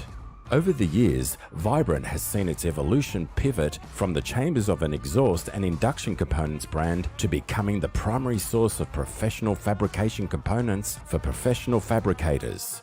Vibrant Performance offers a wide assortment of professional fabrication components for all your turbo, exhaust, induction, and fluid delivery needs in a variety of sizes that include HD clamp systems, intercooler assemblies and cores, AN fittings and braided hose, as well as PTFE lined hose and fittings, 4-ply silicon couplers, aluminium and stainless mandrel bent tubing, high-performance mufflers and resonators, V-band flange assemblies, turbo flanges, fabrication and assembly tools, and much more. Vibrant products are the ideal choice for naturally aspirated or forced-induced car, truck, off-road, marine, and power sports vehicles. If you're curious to what other products we have in our fabrication program, please be sure to find us at vibrantperformance.com.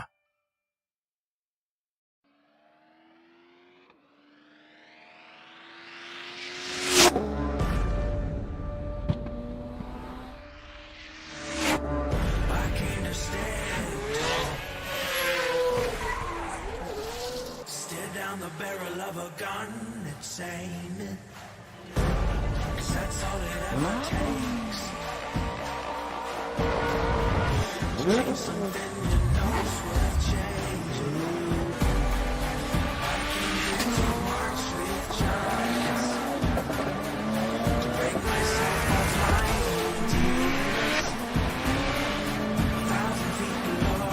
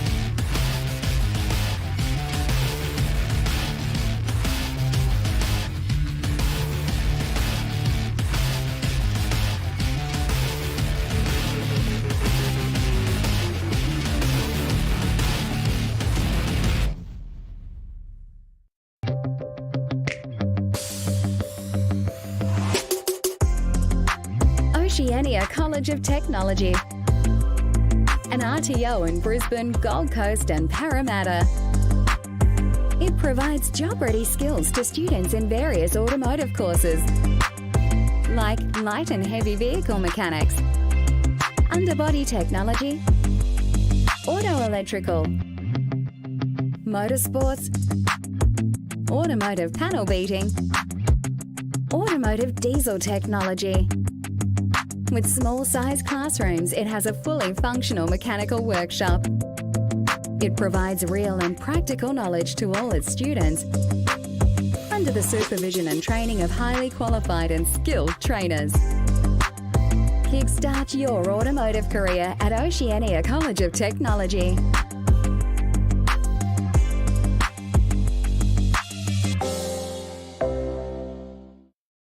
How would it be if we funded a pilot program for you to run that enabled you to bring some vision-impaired kids onto the Saints Play program? Oh, wow, that would mean the world.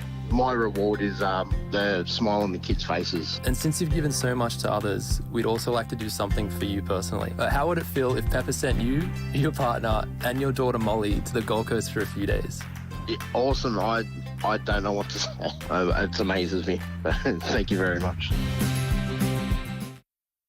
RCE Performance Warehouse at 42 Moss Street, Slacks Creek is the retail and trade side of Race Car Engineering, who have been in business for over 15 years, specialising in aftermarket performance parts for hot rods, street cars, drift cars, circuit race cars and drag racing vehicles. RCE Performance Warehouse have a huge showroom housing all the best performance brands from around the world. Whether you're after a set of valve covers to dress up your engine bay or an engine block to start your next build, they can tailor a package to suit you.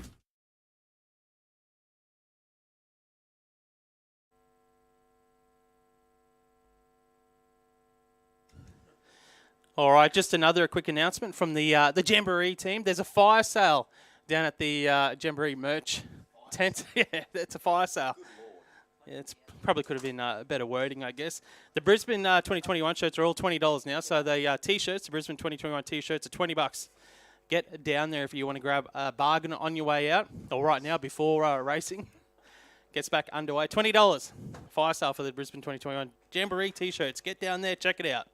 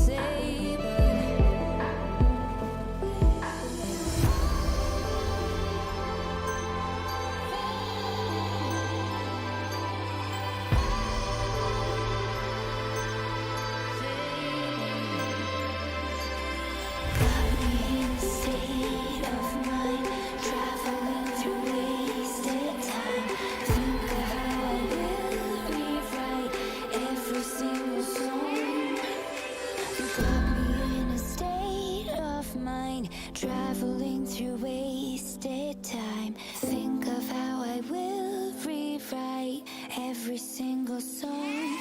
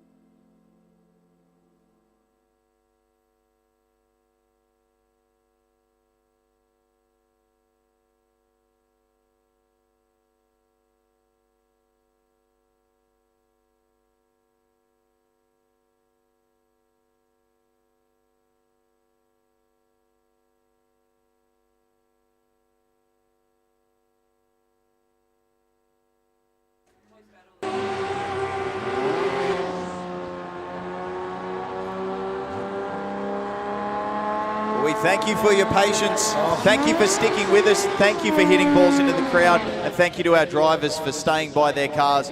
Welcome back. This is the third round of racing for Precision Turbo Factory Extreme. No, it's Pro Turbo still. Pro Turbo. We're still in Pro Turbo. Yep. And it's the start of Pro Turbo, round 3. And then we're straight into finals. After the big cars come out for their third round, all we have is finals. All we have is winners. As the sun sets in the west, as it is wont to do at Willowbank Raceway, it's time to get the party on. More sedate burnout for Anthony Matuk this time. Was slow to come up in round 2 on the trans brake. Perhaps managing some transmission temperatures, wants the car to behave as it should. He's got it nearly on a string. The big tyre, he's letting that big tyre really spin as he comes out. He looks like he's hitting second. I think it's a 3-speed in it now too, Adrian. So I think he's relying on a little bit of a short shift there to calm the big tyre down and then come out. You watch this deal. Gary Halpin, it's only another good run away from the back of the second section. Anthony Matuk into the 660 on the earlier run. Bump City. Oh, he does just spin. Halpin's got issues, but Matuk's got to get back on it and get the win. He needs the win here. He's going to turn it into a win. It's going to be ugly, but sometimes a win ugly is still spelt a win. Wow. A win, W-O-W. a win ugly is still spelt a win. That's right, spelt a win, as well as U-G-L-Y. So just backing up some of our finals here. Looks like it's going to be... Looks like Scott Hoffman and TJ Graham in Street 289. Steve Bazina and Varun Sharma in the final of J275. Giovanni Incherisi and Adam Popovich in modified 10.5. So we're going to start calling those guys to the lanes, please. Well, at least know that you're on our finals radar. Mate, that Bazina Sharma 275 final. Yeah. Harder to pick than a broken nose. It is. And who would think someone like Ryan Holtz, how would you think Ryan Holtz feels when a 7.0, I think he went an 0.4 in that last run. Yep. 3 from 3, 7.04, not in the final, because the 6-second J275 guys like Varun and Bazina went quicker than him in that round. 540 cubes versus fewer than 200 cubes in the final. Yeah, it's got that real World Cup final import feel. versus domestic. You know what I mean? We really are It gravitating towards what a World Cup final looks like and feels like when we get that import versus domestic going on an even keel. Both the ETs are the deciding factor, you know what I mean? I do know what you mean. I know exactly what you mean. So here we go. You're an Pro insightful Compact, man. McKernan Associates. What up, G? We've got to determine who's going to go into the final. This will mean everything in these last couple of categories as to who are the worthy winners. What up, G? Dotto's met business the last couple of passes. Taken name, 6.99 with a 9. A very happy crew, a very serious burnout. Oh, yeah, 002. Currently still leading the reaction time competition. He's honestly, what a race car, what a racer. Yeah, he's definitely getting the hang of this stuff. Alan Dodd decided to, a couple of years ago, step up. The orange CQ Rotary RX2 that we've seen from Gladstone was his old car that he cut his teeth on. It was an E85 deal. It ran 860s, had a Liberty in it. He loves the RX2s now. He's having trouble right now trying to get gears in this car. It is the 5-speed Liberty. This is not playing into his hands here. If he could have if he could have gone 3 from 3, he may still, if they can get him back. Well, if that thing's if he can stay, it's running. Jurgen's back behind the burnout box. If he can get that running and stage, he should be right, and this will be a win. All right, there doesn't seem to be anything out of the car other than an issue in trying to get the gears. Does he go all the way back and go 2 from 3? Or is he going to kick it in the guts and get it into gear? Ideally, if he can get it out there and running. Right now, no, he's being sent. No, too long. We've got to bring the rest in, Jurgen. Dodsey, that's a real shame. Couldn't get the thing in gear. Gets a little bit of a delay there of trying to get it back, and then, when we're trying to run cars through. He was seeded to go up against Jurgen Piscopo, who's here now, but I don't think he came out and was pushed back. No joy. So what? Both guys have been gone and coming back. What's the deal here? No, that's interesting because I don't see Jurgen, and Jurgen would have to face the tree to get a win. You know what I mean? He's back down here. That's back down behind the fire-up area, behind the Starlet. You can't give that to Jurgen because we didn't see him face a tree. So we just got to hold whatever that was and just maybe forget about it just yet. He did the burnout, unless he was instructed and Jurgen wasn't or something. I don't know. We've got to get both cars pretty well engaged.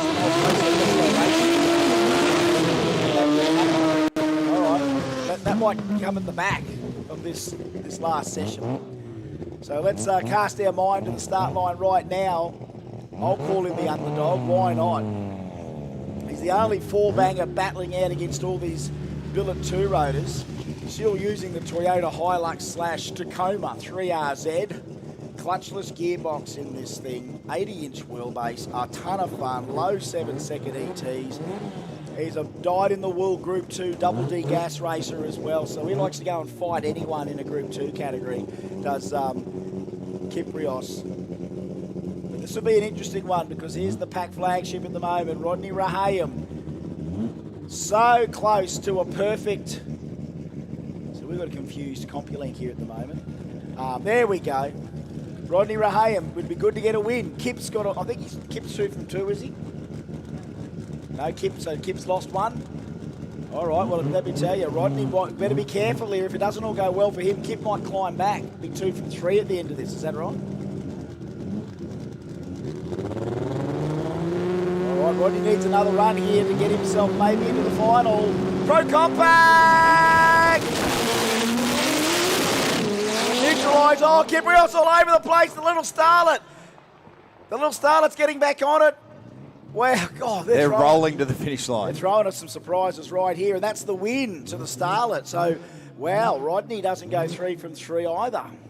113 in the 60. Kip had all sorts of hands full going there as well. That sun's in a real funny spot for us. We've got quite a lot of glare off the glue. And and those pit vipers. Jane's got a tan line around the pit vipers. She's got this big rectangle of white around her forehead. No, well, so do I, because I've got the Jamboree headband on. Are they the genuine pit vipers, or are those $32 ones you buy online?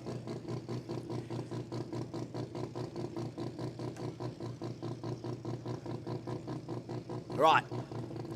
Let's just regather for a second, because the ramifications of the run we saw with What Up G, I don't know. We're sorting something out. We've got Steve Barnett on the screen. So Barnett on the screen here as being ready to go in the blueprint Mazda. I think we call it the Mazda 6, don't we, Hodjo? Sure. Yeah, sure. Sure. Hodjo, you must be watching the clock here, mate. You've got to go No. to the airport. Yeah, any minute. Any minute. You'll be gone any minute. What were you asking? It's a Mazda 6 Stephen Barnett's driving there. The Yes. The billet boss. Blue one. Yep. Ah, okay. Oh, who's that? Right, okay. So an odd seating that didn't work out, is that right? Potential. a No. seating? Steve Barnett's racing no one, I think. Yep, righto. So a free kick, if you may, I would think is going to happen here. We've seen, didn't quite heat up as much as I was hoping it was going to be, the Aussie 13B assault again, because I remember when these two teams went at it a couple of years ago, everyone was on point, and it was a fantastic spectacle, and then the guys going the 48 to the cap off, one of their best weekends, you'd have to say. Go from there. Big shout out to Anthony Penner. Good to see Mr. Smooth getting through and hearing us on the stream. I got a sneaky picture earlier from Yeah. Mr. Penner. It's not what you're thinking. Yeah. And it was a lovely bridal shower happening at Pietro's Italian At his Ristorante. Yeah, cool. And the Jamboree live stream was on the television on the wall. Is that right?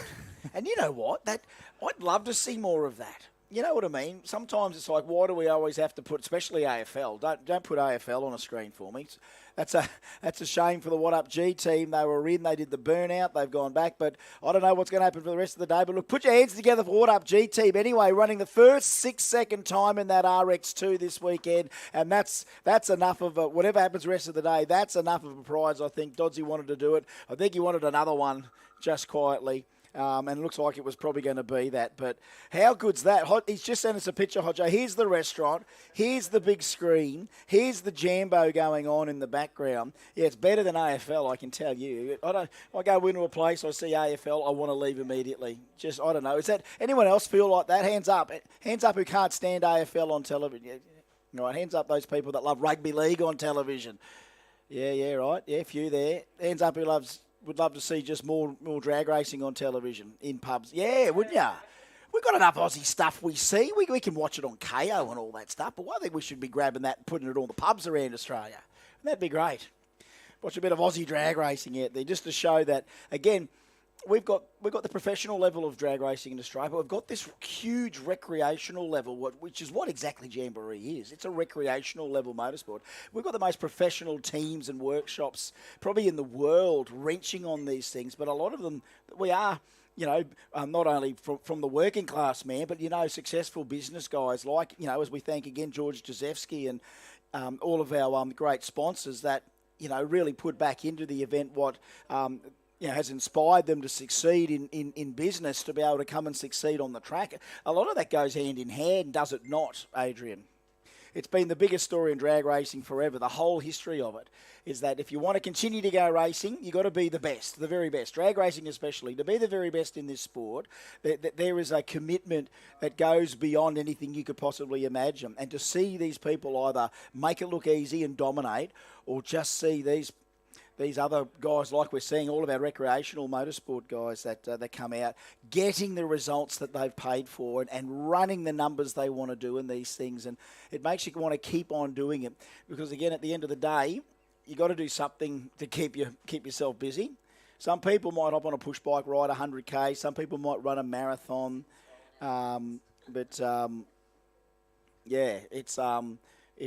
another bit of news that might have just come through that might affect the final, because we would have to get this confirmed and them tell Race Control. Yes. Well, again, this will be interesting. I don't know. That's a very good question. Varun is broken. Does he push it to the line? Technically, he could push it to the line wounded and face that, unless that's a call from Race Control that if he is out, does he want to give up the runner-up J to someone else that might try and win the whole thing? That's a race. That's a call. That's either Varun comes up and says, I'm broken, I'm out, put someone else in. It's got to come from him. It can't come from anyone else. So there we go. So look, that's the way I read it after 25, 30 years doing this. That would be, it'd have to be Varun coming up to declare broken, can't do anything, put someone else in. Race Control would obviously then have to notify the opponent in the final, but I don't think Steve Bazzina cares who's beside him in the final. I personally would like to see Ryan and Brisbane race in the final, but only because we've got two iconic Aussie muscle cars that would run side-by-side sixes, one with a 2J, one with a pro line. But it's up to Varun, because really, technically, he is a runner-up. Before he's a winner, Varun would be a runner-up. But now that he's broken, I don't know. You know what I mean? It's got to be from him. Yeah, so thank you very much, Cuz, for messaging me about that. So Cuz has messaged me asking about it, and that's what we've discussed. That would probably be what it is. Got a quick shout-out to a great friend of the Garrett Advancing Motion Jamboree, Shane Crichton, watching the live stream at home. He's enjoying the commentary and the He's either out playing golf or he might be out fishing. Or fishing, one of the two. He says everyone's in shorts, but Oso's rigged up like he's at the snow. Is that right? He's used to midnight, 35 degrees on the island. 90% humidity. 90% humidity, 36 degrees at midnight. Subtropical conditions. Now he's freezing out here. Okay, so look, we are just, looks like obviously what might have happened there is why we're down at the finish line. So we are just checking something out there. Nothing, hey, it's nothing we haven't come across this weekend already. Let's just hope there's news down there that we're not delayed too much more. We normally get in and told about that, so I'd say that's relatively minor. We have Steve Barnett in the water ready to go. We've got a few more people staring down the start line, including Justin Wilkinson. Good to see you, Juzza. Plenty of action in behind some of these cars here today and getting some big results out of these things. And some spectacular stuff in regards to what we've seen when it all goes horribly wrong, and that's all only because of a component failure. It's an epic journey. Every day is an epic journey. And you know what, guys, like Juzza and all of these, like it's probably back to work Monday and onwards until whatever the agenda is for the next customer to do something. Jambo's big on all the workshops' radars. So, you talk to people like Pack and any of these workshops with plenty of customers' cars. When their customers say, I want to run Jambo, that's literally putting it in the diary and going, right, we now must plan towards Jambo.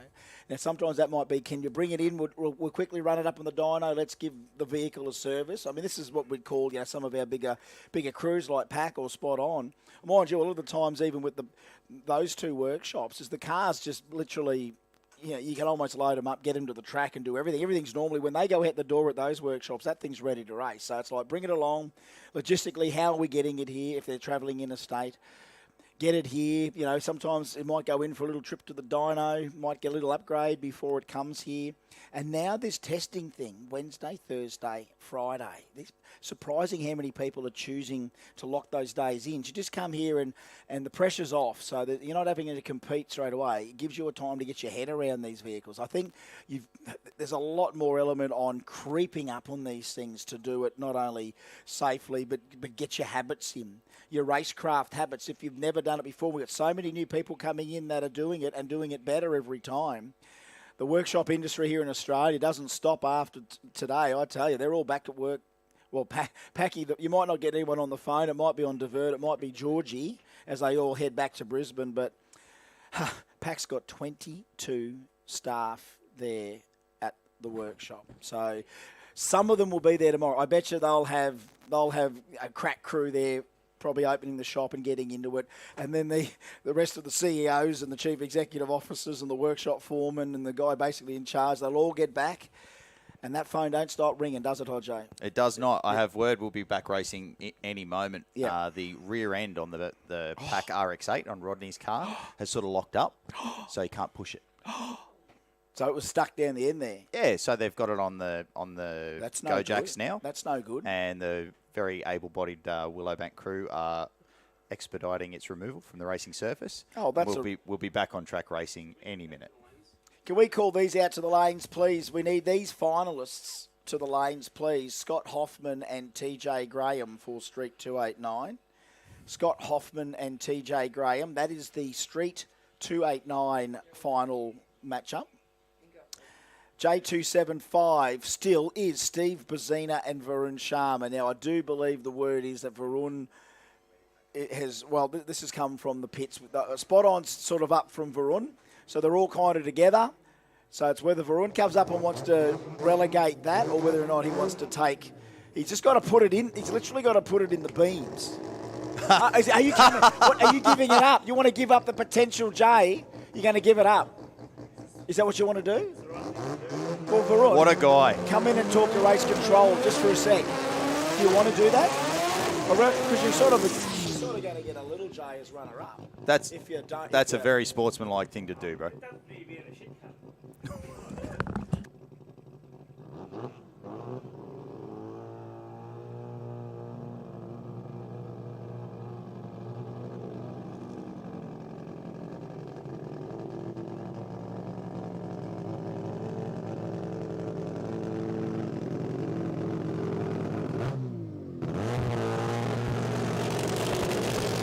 All the time in the world to take the billet boss. Mazda 6 down the left lane, Steve Barnett. Yet to run this car out the back door. Our number one qualifier on the back of a 678 at only 186 miles per hour.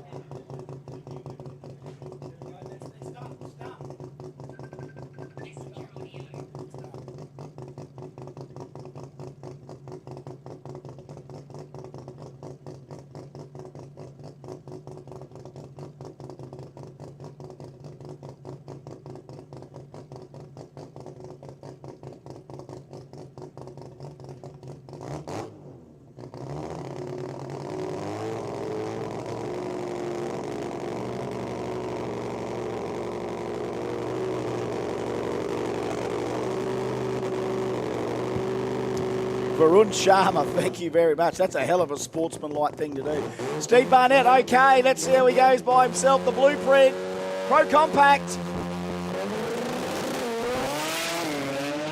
Oh boy, 100 to the 60 foot. It came out like a rocket. Everything worked well in the four-link. Just as it went to go to second gear, it was bobbling around there. Hit second, it went for a real rear-end wobble. More than anything, it was more of a wiggle than a spin. And it snapped a little bit off to the side, and he decided discretion was a better part of valour. And Steve Barnett goes through with another win to tick the boxes in Pro Compact. Now, we'll have to see how many wins he's had out of the 3 rounds. But how's that for a show of sportsmanship? Varun Sharma coming up here and saying, I'm broken. Was there anyone else with 3 from 3? They crunched the numbers. Is that right? Did that come back? Yeah, that's correct. So Okay. it's official. Ryan is in the final against Steve Bazina in J275. How good was Varun to come up and do that? I mean, The most 7 people- you said the Yeah, I know, the 704 at 203. Bang him out all day. We said it wasn't good enough by about a tenth of a second. Guess what? It did. Just good enough. And you know what? It came on the back of another little tragedy where Varun ran a really big number but can't bring it back. So, God, it just keeps ebbing and flowing.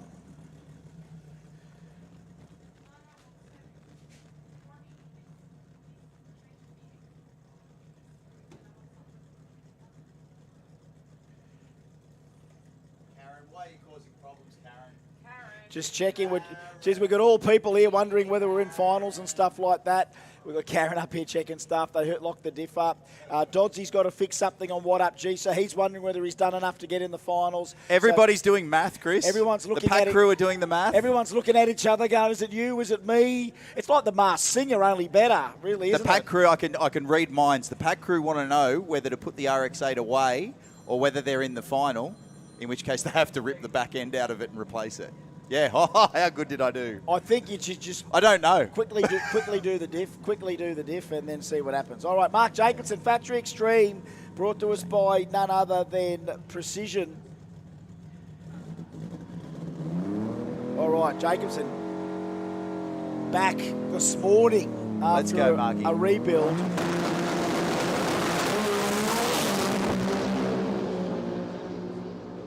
Certainly doesn't sound right. No, the V6 might have a coil plug off. Yeah. 698, 192 mile an hour. That might have been Australia's quickest 5-cylinder I was going to say pass. that sounded like a V5. Yeah, that was a 5-cylinder pass. That's not a bad run. 698 at 192. But Jacobson gets a win. A win is a win. Is it enough to get into the final of Factory Extreme? There's not a lot of turnaround. Those Pro Compact races are waiting to see whether they might be in. They're thrashing. I've got word there that What Up G's going to have a little bit of a thrash. He won't tell me what's wrong. Varun's physically come up and basically handed back the eligibility to someone else if they could make the final against Steve Bazina. And it just so happens it might be, well, it looks like Ryan Holtz. We can barely hear the 4G63 four-cylinder of Cole Wilshire. It's the most bizarre car to listen to. It's so quiet. That compound turbo, that one turbo blowing into the other one, and then the way it even comes out of the dump pipe of the second turbo. It's just, it almost on the way down, you hear the other one kind of starting to spool up as it leaves the line. No, you hear it. I've never stood that far down the track and heard it come past, but you just can't hear it on the start line. Well, even when I listened on the playback the other night for the 624, I think it ran, as it leaves, you hear the second one sort of go whoosh, like the diesels when you take off from the lights. You know? It's really backwards. If you get a chance to have a look in the jet racing pits, you'll see the exhaust headers go into the back of the smaller of the two turbos, and then the dump pipe off the small turbo goes into the exhaust feed for the bigger turbo, and then it works in the opposite direction for the intake. The air goes in and gets compressed by the big one first, and then recompressed by the small one before it goes into the engine. What does that mean? 110 PSI and over 11,000 RPM on the ship.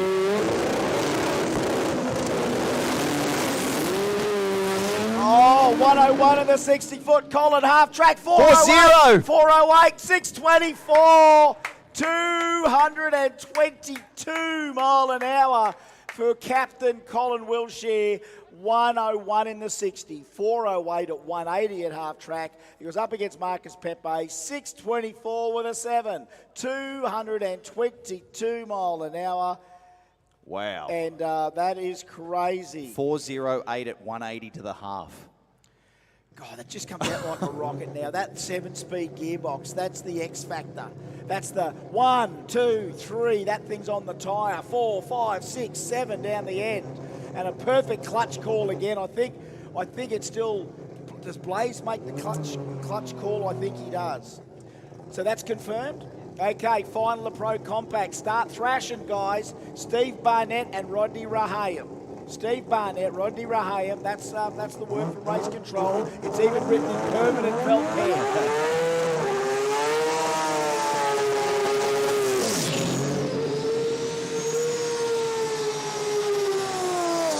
Here we go, Gina Bullions. Now, this is an important race for Gina. She's been playing a very consistent game where the thing goes down the track. Billy Nabin has decided to not get greedy with the girl. And beside him, Anthony Matuk from Matukis Racing, 3.2 litre Billarabu. And the Don, has he got some issues with the gearbox? Did we ever find out what happened to Rigoli yesterday? Any news on what might have happened to Dom? Because we didn't see Dom today. Not sure what happened to Dom. I saw him at the service station just a couple of k's down the road in the trailer. So they were off the property this morning getting an early start on the long trip south. Yeah, well, watching the stream all the way home. Everyone seems to be doing that now as they leave. They get the stream on, watch it all the way home. And for all those people watching the stream right now, shout out to Tuned by Dale. Yes. Gave me the update on the traffic to the airport. It's looking good. Oh, good stuff. Well, I don't think we've got a Sunday Suncorp Stadium game anyway, but thank goodness for the tunnel. It goes straight under it. How does it go? Oh, there we go. No, it goes beep, and then under there. All right, Gina Bullions, this is an important race. Look at Billy Nabin rubbing his hands with glee down there. Best hair in sport compact drag racing. Road to Jesus, there he is. Anthony Matuk. Well, at least Yahweh, Rotary Yahweh, and the Don. Yes, he did. All right, now this is an important race, an all-Sydney matchup, round 3. We might have a Queensland car in the final. The captain might have done enough in round 3 to smash it. It's all them to play catch-up. Battery Extreme!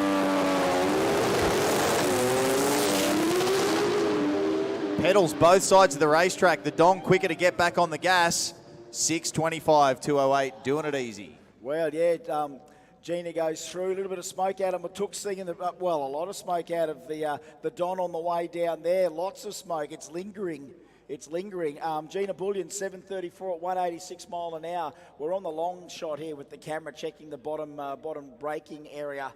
and our shut-off area, and there's a lot of smoke. I think it was coming out of the Don on the way down. 105 in the 60-foot, 414. Tell you what, do you reckon he was going to send it, Hodjo? 193 mile an hour at a half track for Anthony Matook. 193 mile an hour. That's getting up there as a pretty decent. I think I've seen it go. That's on a mission. I think I've seen it go 201. That's not bad for having a big pedal Is that just right? after 60 Has that foot. gone 201 at half track? It's been 248 miles per hour. So it's gone 193 on that run, and then things kind of gave up from there on some.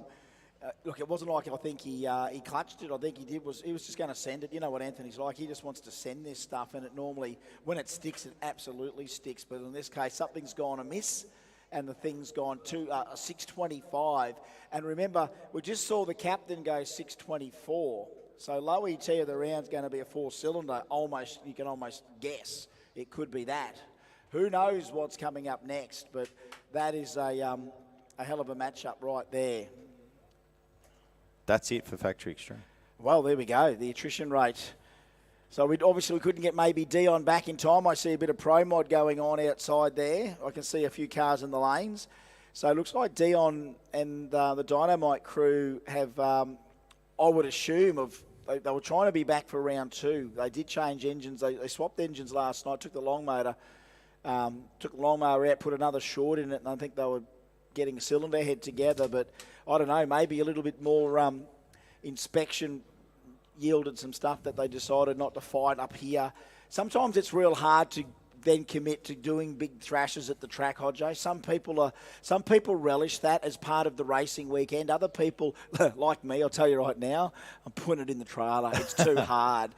These things are too hard to even get to the track for the day, let alone try and work on it at the track. Tie it to the trailer. Look, hats off, go to the bar. Hats up to the people, and they're all out in the pits here that we know these people. They will do the thrash. They've got the smart enough people and the connections to just do the thrash and fix it. But I'll just be, no, am I like I'll get the shits and put a for sale sign on it or something and just put it out there straight away. I'm not doing this again. Too much hassle to get here. And then, you got to harden up and come back out again when you get a chance. But it's just, these guys make it easy. We're very humbled by the achievements of all you people out there. Let's just share the love while we can.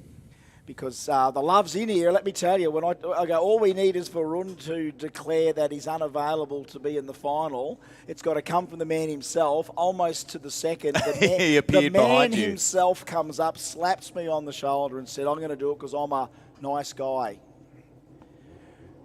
So Jurgen's just sitting in the lane. So Jurgen's maybe waiting for a grudgie. He's going to be a grudgie, I think. I think he just went back into the grudgies. So what up, G?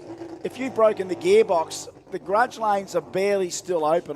No one's telling us about a cut-off for grudgies. I can only assume we'll only take what we can until we run everything. It's not like we'll run finals and then just open grudgies for a bit longer. We'll probably finish on finals. So I honestly can't give anyone a timeline as to how long the grudge lanes are open. It's only, I would imagine, till we assemble our finals. And then even then, I know sometimes we don't like rolling the dice because sometimes grudgies have bitten us in the backside as well. So I thought we'd just lay the whole story out there and tell you, it's either going to be achievable and possible or not. Have a look at this. There, I can just see out of the corner of my eye here in the tower, behind the grandstand, there's the Pack RX-8 trying to bring this thing back. There's a few people on the back of it, so it's on quick jacks. So it's getting towed, but I think it's on quick jacks, so it's locked the diff up. So they're just barely nursing this car back here. They can't get that back at 20k an hour because the thing, it's on casters. It's like a drift. It's like a drift RX-8 now. Mr. Drifter. You know what it's like on casters, all you people that put 100mm PVC on your drift trikes? That's literally what that car is at the moment. All right, Jurgen, let's let the little Dado rip here. 13B turbo. Not enough to be in the final.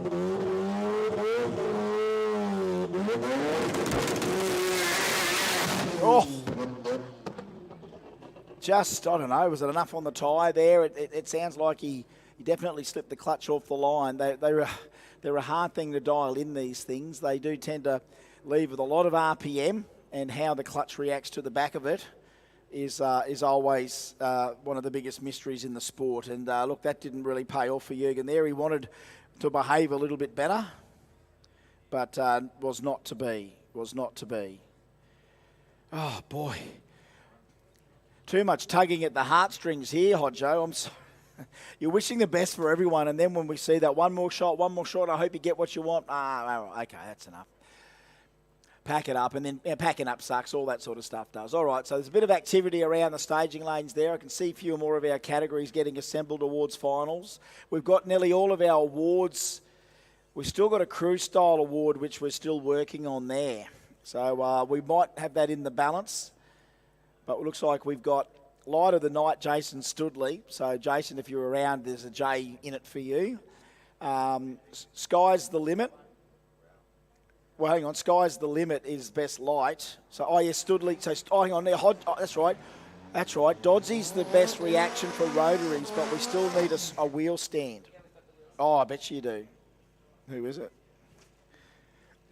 I bet. Is it Height Hanging Hall? Do we go for Height Hanging Hall? Yeah, it was the VL against the one that went kablooey. Oh, Jet yeah, F18. Okay. All right. Jet F18. The day's best photo bomber. Is this the Street Compact Final? Or are we into the... Have we got that yet? Street Compact Final? Or is this round 3 of it? 1178, 1072. There's dial-ins. Might be. There's dial-ins. There's a red light, so let's just assume Simon Isherwood might have just got himself another round win. Yes, this is Street Compact Final. Is that semi Final. or that's the final? Wow, Simon Isherwood's going to get himself a J.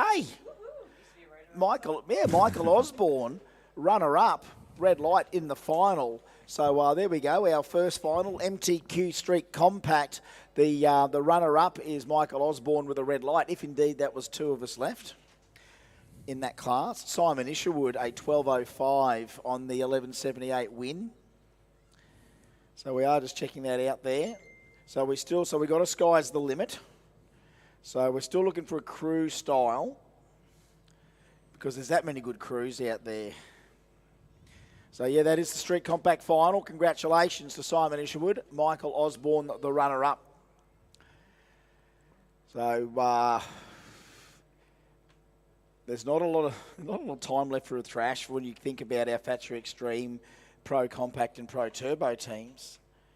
And we really haven't quite got finalists determined for those yet, have we, Janie? Or do we? Okay, I'll wait. Patience is a virtue, I'll wait. Well, now that we've got all the results in from round 3 of Pro Compact, round 3 of Pro Turbo, round 3 of Pro or Factory Extreme, Janie's doing it all in a gorgeous little purple felt tip pen. Making it readable. Okay.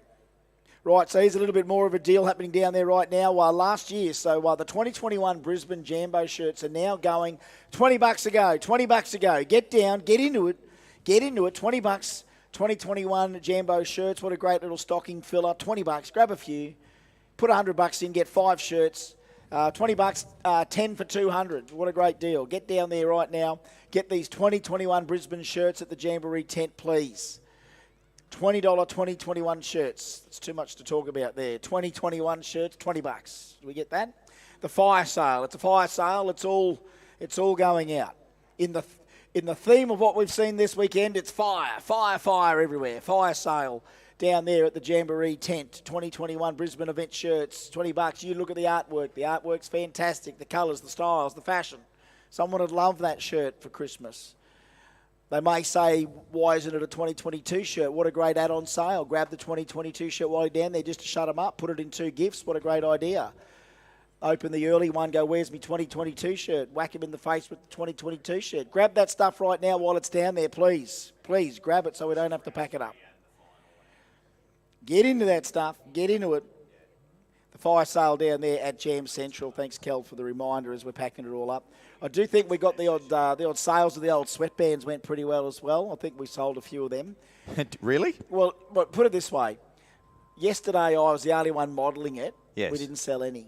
Right. A girl puts one on first thing this morning, and ching, ching, ching, ching, the sales started to come in. Soon as a girl put them on, that was it. But you told me you were the fashion icon of the Jamboree. Obviously, anyone over age 50 doesn't seem to want to wear them. We need Paul Canuli to wear one. Then everyone will buy them. Imagine that. Paul Canuli doing the big Merv Hughes workout. Yeah. in Yeah. just the J. And a Vin Diesel white singlet. Yeah, that'd be him, wouldn't it? Yeah, righto. Yeah, righto. Yeah, righto. Yep. Righto, there we go. And it's like best burnouts and that sort of stuff. You can win more than one because you just continue to impress us. So there we go. All right, there we go. That's come through for best crew style. All right, Paul Canuli. There's no Murph.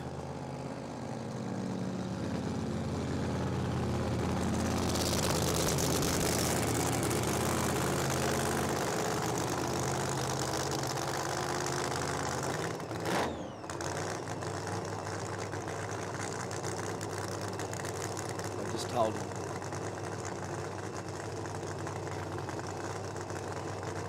Just in case he was thrashing to change gearboxes, I thought I'd change. So that's been confirmed. Steve Barnett and Rodney Rahame in the final, depending on how fast they can change the diff, if it indeed, whether it's broken or centre.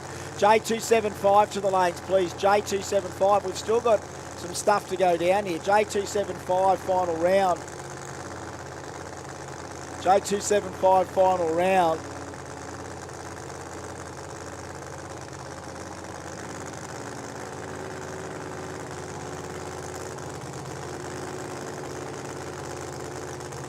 All right, let's let the big Hemi eat here. Let's let it eat. I'm going to listen to this thing, see how many gears we got in this thing, whether we are 3-speed or a 5-speed. I know Paul Mahayat, when he owned it, it was deadly with a 5-speed in it. It'd do a diff centre every 3 runs though, locking the converter up in it. These things are very vicious on components. It's the fruit, the absolute fruit of Dawson Hammer, V8 door slammer racing in the world. Talking early.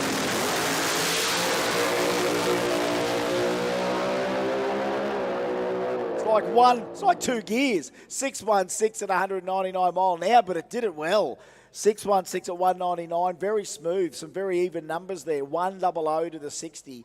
401.5 track, 185 mile an hour. And see you later, Hodjo. 616 at 199. You got to go, mate. I got to go. I got a plane to catch. Thank you, everybody. I hope you enjoy the remainder of the Jamboree. Thank you, Chris. Thank you, Janie. High five.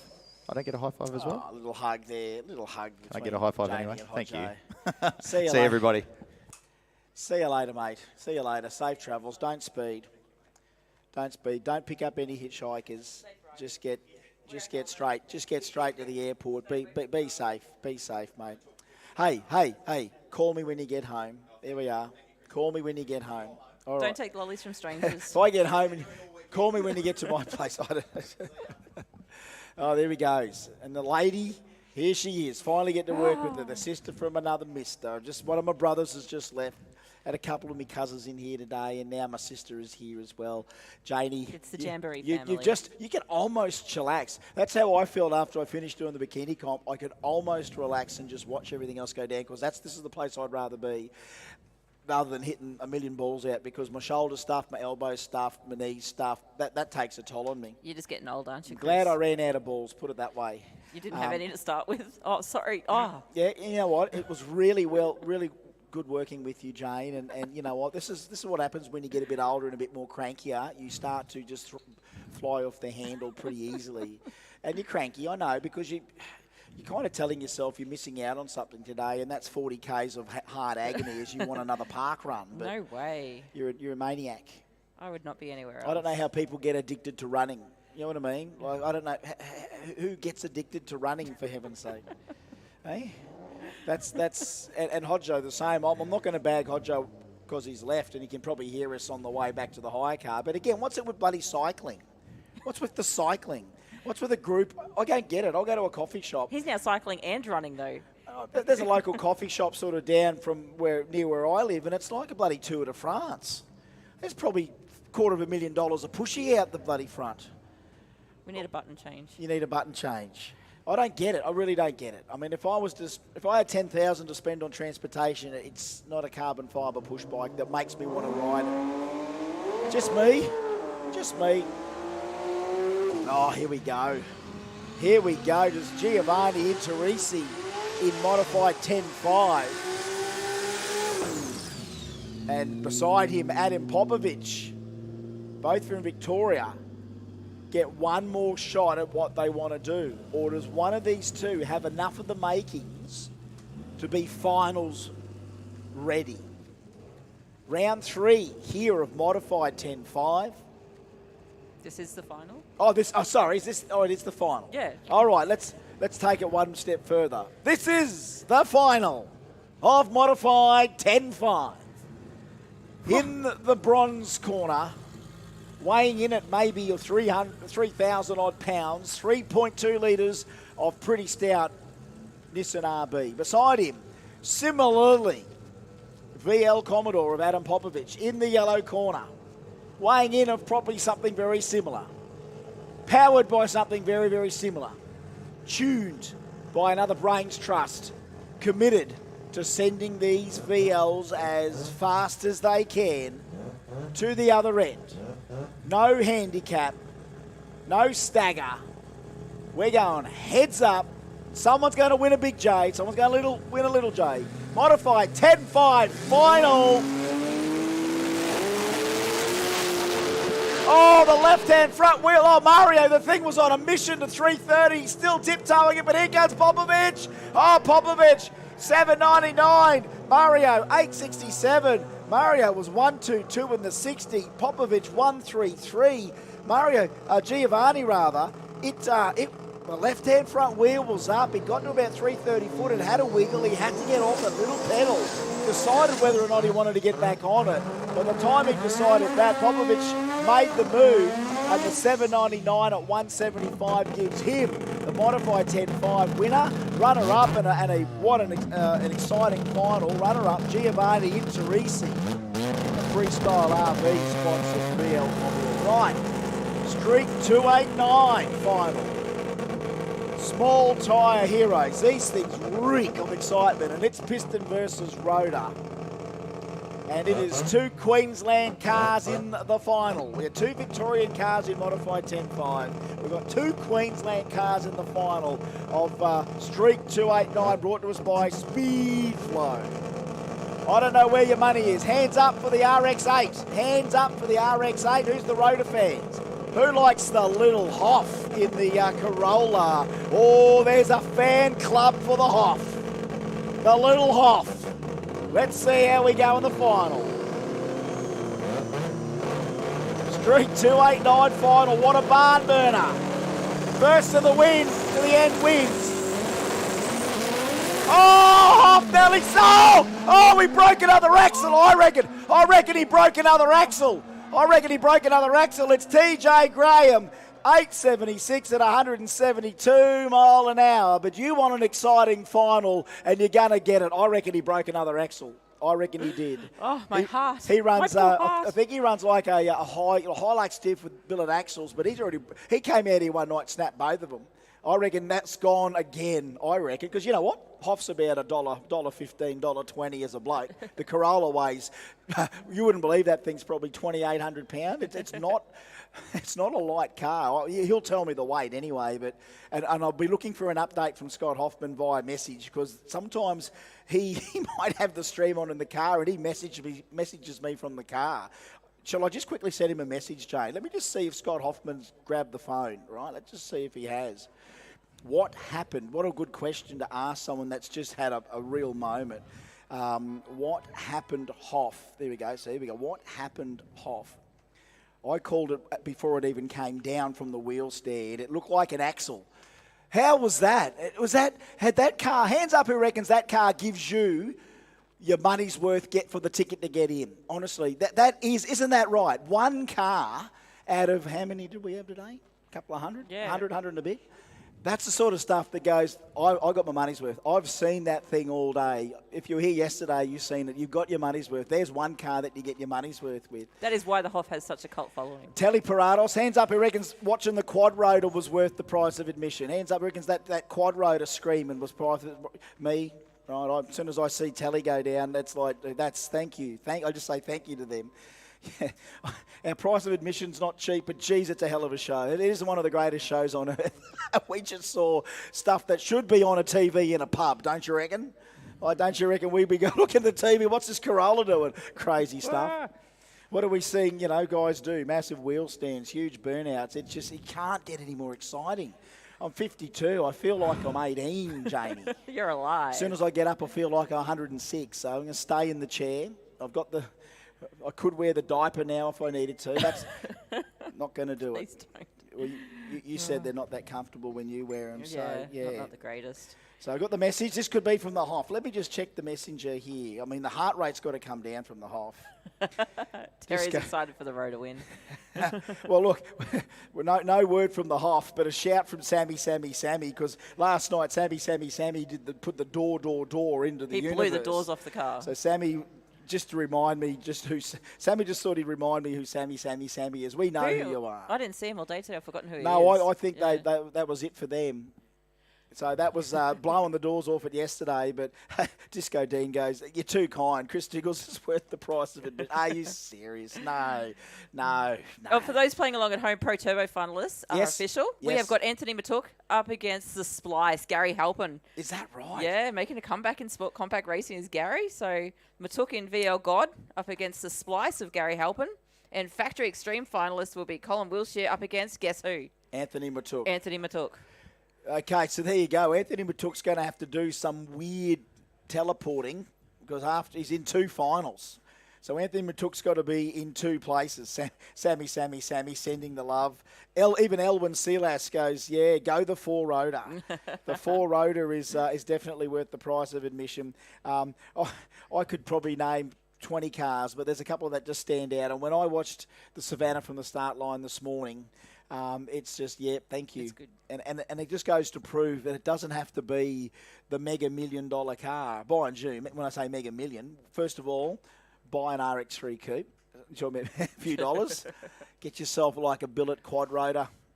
You know what I mean? Still a big dollar car. Not a turbo to be seen in sight. All noise, all excitement. That's what we love. Okay, here we go. There's a little track audio here. Sure. Oh, here we go. We've got a camera. So we've just got a little bit. Is this from the stream, this camera? I don't So know. we've got a little bit of footage that might have been a fixed camera on the... we might have to go back and find the stream. This will probably end up later on YouTube. There's a fixed camera out there on the concrete wall, and apparently I'm just about to watch this, and it's Hoff coming past. It says this. It's just a photo. It's this not a is video. how. Oh, it's a photo. Oh, it's a photo. Oh God, where's the footage? You're not real good with technology, are you, Diggles? Oh, well, I thought the car was going to be in the I footage. would have to say that's what, 30 centimetres? I should have gone to Specsavers, to be honest, early. There was an eye technician today in the bikini comp, so I should have got the eye. Where is she? She could check these things out. We're looking at Hoff's tyre marks. So there's 2 tyre marks. Is he spinning the little 235 off the line there and doing this? Yes, look, I reckon, well, if you count how far the tyres are under the KE, the little KE10, he missed that by 30 thou. 30 centimetres. It's close. The tyre marks are under 500 mil from the side concrete. So the tyre mark is 500 mil from the concrete barrier. So how much Corolla is between the inside or the outside of that tyre to that? So take a couple of hundred mil, take 150 mil off. That's still 350 mil. That's this close to scratching the poor old KE10. God, that man impresses me. Every time the man wants to bring something to the line. And this is the thing about him, is that he has, he's never professed to be anything other than an enthusiast that likes to build stuff. He's a guy that likes to build stuff. He's got quite a following on Nugget Garage. He's a bit of a nutty professor, almost. He's a quiet achiever. He just lets the little cars, he gets the Nuggets do the talking. So if you want to continue to see Nuggets do the talking like that, just keep following Hoff. He's never going to, put it this way, one day you'll never hear Scott Hoffman gets mega $1 million deal in drag racing super team. He doesn't want that. It's just a lifetime of interesting nuggets going down the track. And you know what? It's not just him doing it. He helps so many people with their cars. It's not funny. There we go. News from the pits in the Pro Turbo final. Dale Hellier says that the Splice, which is in the final of Pro Turbo, Yeah. has broken the intercooler. Oh. So right now they are feverishly. Gary. They're feverishly grabbing the 100-mile-an-hour tape, complete with the 50 PSI tape, putting a little bit of Rio in the middle of it, and going to try and dodgy that cooler up for the final. I shouldn't probably blurt that out to Anthony Matook as a little bit of inside info that the splice may or may not be wounded. Just got to bring your A game, Anthony, because the splice is coming. All right, the final of modified compact. Is that right? Bosch Motorsports, Ben Clark, Nathan Peters. Hey, these guys know how to race. Virtually heads up 960. Both guys 960. Heads up race. Who wins the big J? Benny got 7. Oh no, that can't happen. No. Oh, Benny. Oh, wheeling. But Nathan. Oh, I've gone into a bit of a head spin. Heartbreak for the Valiant. Oh, I feel faint. My brain exploded. Poor Nathan, he was in. Poor, and Benny bumped it in, and then Nathan's gone the Phantom Amber. Grabbed it, but nah. Wow. I knew we'd eventually have, again, one of those stuff-ups on the start line, and it shouldn't happen. There we go, cost him a big J. Ladies and gentlemen, thank you for Varun Sharma's honesty to say, guess what? Shagger reckons he's just here for the commentary. This is kind of like Varun came up and said, look, I can't make the final, I'm broken. Who's next that could be eligible? And guess who it is? Ryan Holtz. Hands up who's going for the 2JLC. Hands up who's going for the 6-banger Aussie muscle car. Hands up who loves the big old XW. Oh, the XW fans up there want the big XW through. There's the tail of the tape for everyone watching around the world. J275, thanks to RCE. 2J, only in Australia. 2JZ powered LC Tirana GTR. 481X Pro line in the XW Falcon. So Steve Bazina, Ryan Holtz, an epic Victoria versus Queensland J275. Buff City, baby. Oh no, the little 6-banger, it's giving it up one more time, but it's going to be Bazina with a 692, 209 mile an hour for a 4,000-pound XW Falcon. Those parachutes, they say ouch every time they come out. And unfortunately, Ryan, he did tree him. He gave it a shot at Bazina. But look, the little 6-banger, it just didn't go on its normal march, the left-hand front wheel or anything. So, look, that's the sort of final that you can expect. And it was so good that Varun gave it up. And Ryan, they had one more crack at it. Great crack at it, let me tell you.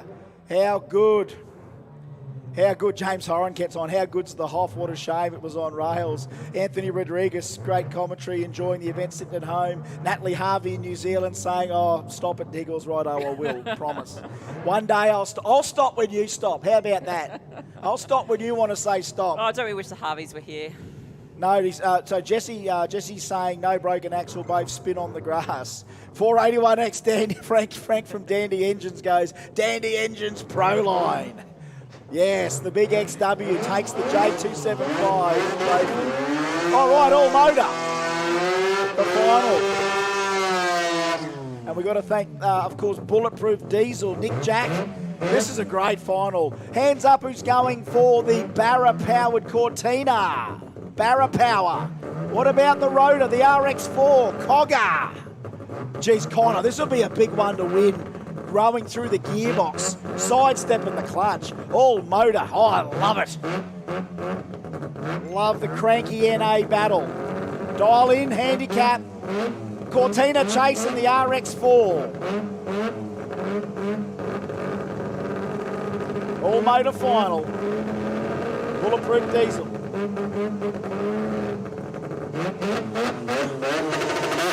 Oh, red light for Connor. Studley goes 145 in the final, probably his worst line of the day. Shocking It always happens that way. Connor goes for the cherry. It's going to leg it out the back door in 12.01. Ran an 11-second time before. How good is it to be living in a time where an A13B RX4 is running through a 4-speed gearbox? Could even be 5-speed. Actually, Connor or any of the crew from the Fakinos family, can you message me, tell me what gearbox you're running in that? Because it does sound like a pretty serious gearbox. Because when he's on the line here revving it, when that thing goes in the gear, you know when there's a serious gearbox there, because when you go into gear, that thing goes clunk. So you know what I mean? I reckon it's got a serious box in it. And you know what? It's good that in the spirit of our categories that we have here at Jamboree, our traditional categories, they ebb and flow what we see. Yep. But everything's so hot right now, Jane. Even all motor. It's all flowing. Good. Well, Telly was in there all day. The VW, the Beetle Assault in there all day. A damn Fiat X19 yesterday with a V6 Mitsubishi in there that ran 11. I know, it went 10. It went 10 something yesterday, didn't he? In qualifying? I can't remember. Oh, I think so long ago. Was Trent Bianco in All Motor yesterday? Do we have a top qualifier for All Motor in there? Who was it, Jamie? It was for All Motor Telly. It was Telly. Geez, must have only been by a small amount. Because, I think Bianco put that thing into the 10s with that V6. Or was it low 11s? Anyway, that was yesterday. I can't remember that stuff. So long ago. I've seen so much stuff. But, yeah, that's gone in my memory. Tick, X19. I actually saw your old boy down there. Of course, he's a Fiat tragic. I said, did you just see the X19? He goes, I watched it with him yesterday. Yeah, so he was 18 years old again watching it. May you never stop dreaming of your oddball combo. May you never not stop dreaming of what you might want to bring to Jambo one year, because we'll welcome you with open arms. You know that. And it's good to see these guys latching on, getting stuff ready, coming out to these events. Now, remember, there's some big news coming in the future. So there we go. Thank you, Sammy Jericho. So it's got a good old Chris Jericho in it, the old 4-speed Jericho. Thank you, Sammy. He's up on the gearboxes. So Connor for Kenos with the Jericho behind the 13B, and you kind of need a little bit of a serious box in there if you're high RPM and be able to shift that thing nicely as well. Thanks for that info. But you're welcome to come with whatever you want to bring. We pretty well welcome you, and it looks like everyone's got the idea, because talking to so many people down there in between runs, standing in the middle, the energy standing in the middle with all the teams throughout the weekend has really been, I shouldn't say a breath of fresh air, just so enlightening. You just about float on the energy that you feel around this place. And so many people saying, and I know if you've been to a few Jambos in your life, saying, it felt pretty big, this one. It felt like, we did a thing this year. It's everyone came ready. And you can't believe how many runs we've probably seen over the last 5 days here. But just the word around is that was a hell of a buzz, a good crowd, even a good Sunday crowd as well. And the entries, the quality. We are truly in a blessed place right now, as we're able, through probably the natural prosperity of our own country and a free country that we live in, and the knowledge that we've thank goodness for the bauxite that comes out of the ground, and in Australia we make plenty of stuff out of that good old aluminium, the aluminum. And there's a nice photo there from Rod Harvey watching the big stream and watching All Motor. So good on you, Rod. A selfie in front of the live stream. Any of the GDRs, if you're out there still ready to go, the GDRs, you can get to the lanes and have a run, because there's a little bit of unfinished business if you want to go out there and run. Promise not to hurt yourself. just get out there. So a few more finals yet to go. But it is that energy down there that everyone's just here, because honestly, we've come out of this dark cloud over the last couple of years where a lot of livelihoods went to the wall, a lot of things, especially even in Queensland, Southeast Queensland. We've had COVID, then we had floods, we had all sorts of things going on there.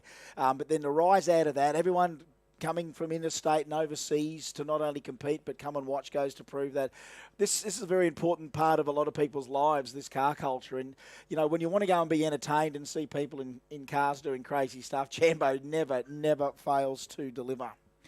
So he's got a missed call from Dodsey there. I might have to see if he might want to send a message. Is there time for a grudge? I don't know. Is that what he's asking? Are the grudge lanes still open? Are we cutting grudge lanes off, or what are we? Have we got time, or can we tell them that they shouldn't bother? Or I don't know. Asking about the grudge ones. So no word from Hoff, but Dave Reed from Drag Photos has come up here and is showing some photos. Is that photos of the Hoff on Drag Photos? Let's have a look. Oh, no, it's got other photos. So David Reed, you've got to do some... you want to see some photos, get onto the photo reel of Drag Photos, because he's got not only the Hoff carrying on here, an epic... Yeah, epic stuff down the deep end. Were you in the braking area for all of that? Dave Reed was down in the braking area with Drag Photos during that last GDR, that epic GDR crash down there. Dave was down there because Dave does the parachute shots. That's like the parachute shots down there, isn't it? So Dave normally keeps the camera shutter going, and he's definitely done all that. Yeah, we got the Iceman and Mrs. Iceman watching the live stream as well. Big shout out to Claire and Craig. So there we go, Dave Reed from Drag Photos, braking area photos where you get the nice parachute shots, and he got the epic sequence. That should almost be pay-per-view. I know you're not that sort of bloke. You'll watermark the crap out of every photo, which you've got to. Which he deserves to. You absolutely... It's hard work being a absolutely photographer. deserve to. But that sequence is almost a pay-per-view. You should see the sequence of photos of that GDR coming to grief down the end. That's an epic sequence. Wow. But we have got ourselves a highlight reel like you would not believe. I cannot remember the hijinks as bad as this. And I mean stuff so close to the edge it's not funny. Was it a precursor when we had an RX-7 end up on the start line? I don't know. But... God, there's some incidents there, some big incidents, and it's just absolutely, hats off. It looks like he had cooked the brakes trying to pull it up, so no parachutes.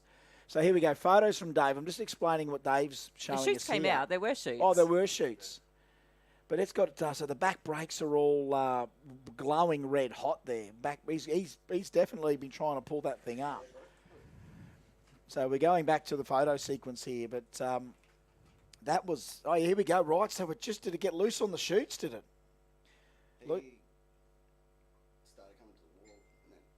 So he reacted. He came to the wall, shoots out, went to the wall, reacted with the shoots out, and then the thing's gone. Did he flip?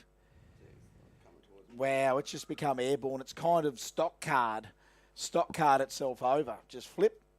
Here's the sequence, Dave Reed. It's coming down. It's got some steam on it, right? You were right down the end, off the corner. Were you off the corner down there? And here we go. And again, we could almost we should patch that to the big screen. But wow, it is digging in. The tyres, it's sideways, so a bit of a broadside. So it's got this broadside going. Then it's collected the right-hand wall in front of Marjan. So Marjan's trying to pull up at 213. Here's this R30. This Skyline goes into the right-hand wall up sideways, and it was actually hitting the wall that it's kind of brought it up over. And then rolled as it hit the fence and then tipped itself over. Dave Reed, in the right place at the right time, as normal. Goodness gracious me. Oh, that was fantastic.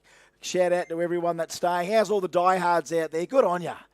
Let's forget it Sunday night just for a few more minutes, eh? Please, heaven forbid. Hands up who feels a bit sick tomorrow. Hands up who feels sick tomorrow. Hands up who's got tomorrow off. Oh, you lucky buggers.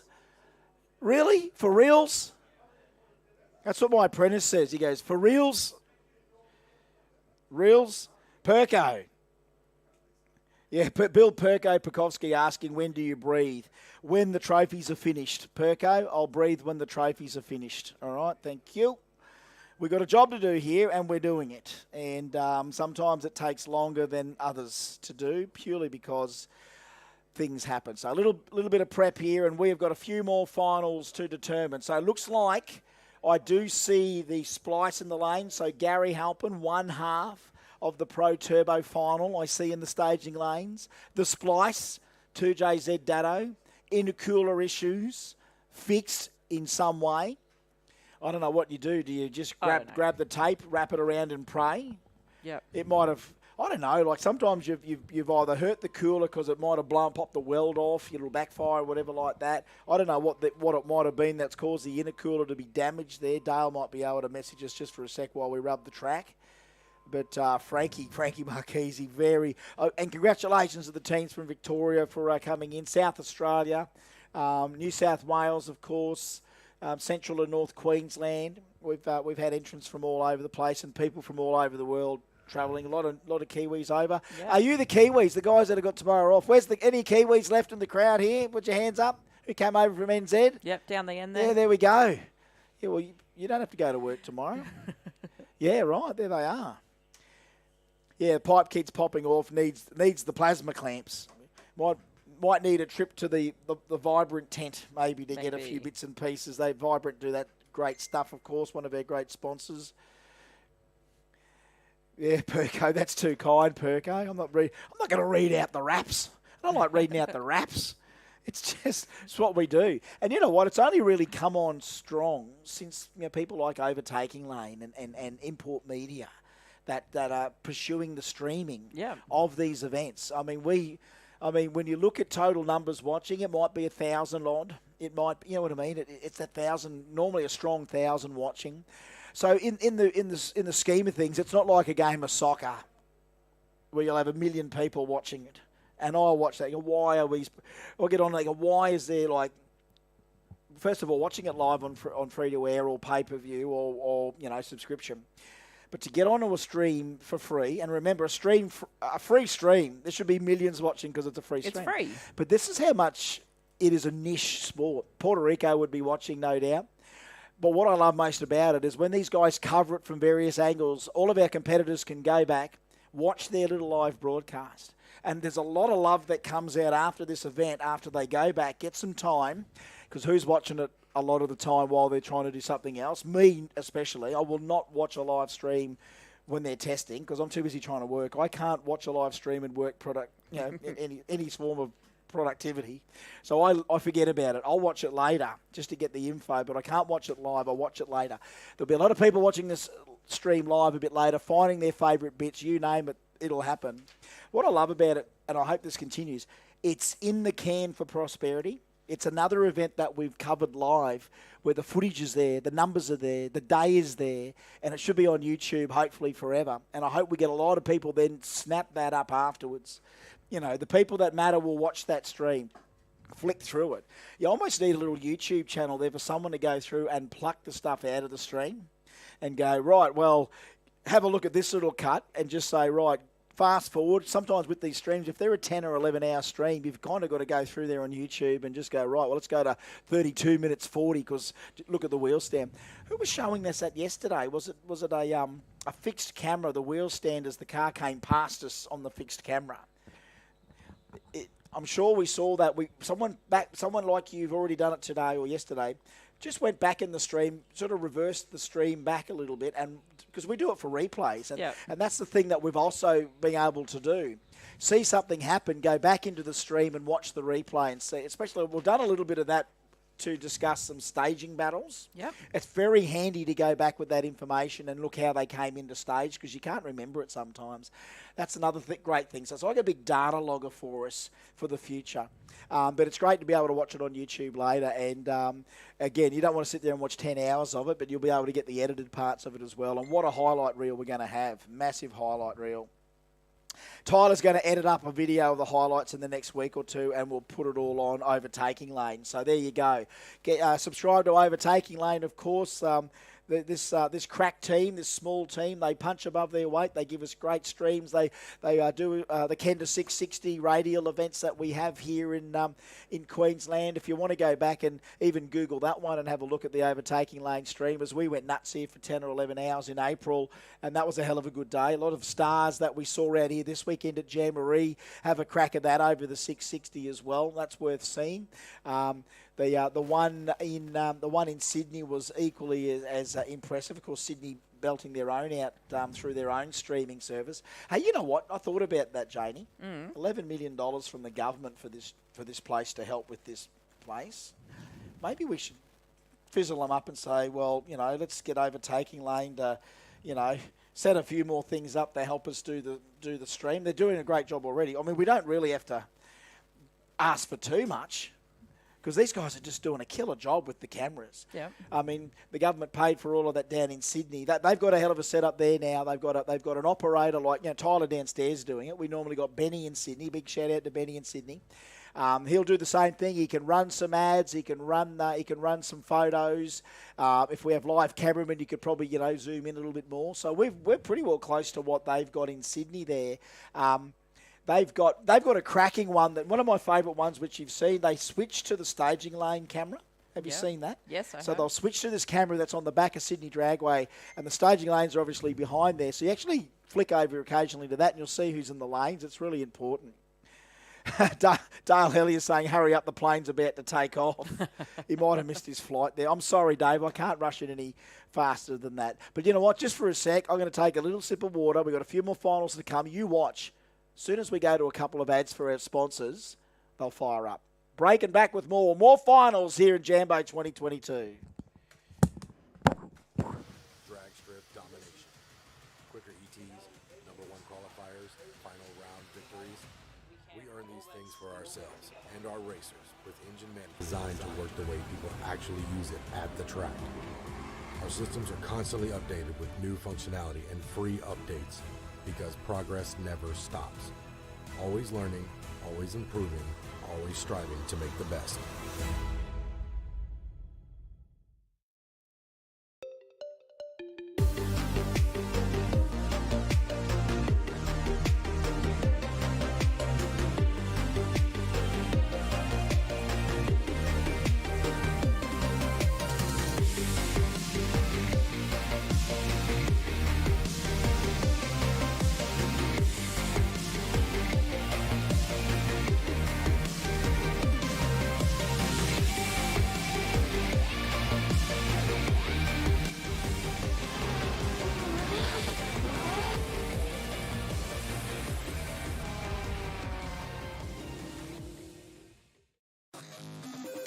Link is the engine management solution for champions the world over.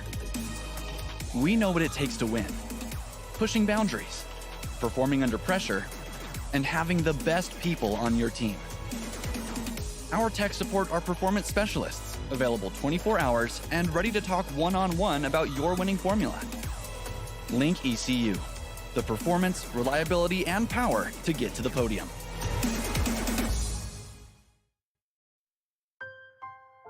We've always had a few cars. They're all special. The T-Bird. Oh, that's mine. The Combi for when we want to get away. The XR8. It's going to be a classic. They're all insured with Shannons, We've also got Shannons home and contents cover. which helps protect our automotive collectibles, tools and memorabilia in the home and garage. If you're motoring enthusiasts like us, it's got to be Shannons. Shannons, insurance for motoring enthusiasts. Call 13 46 46 for a quote.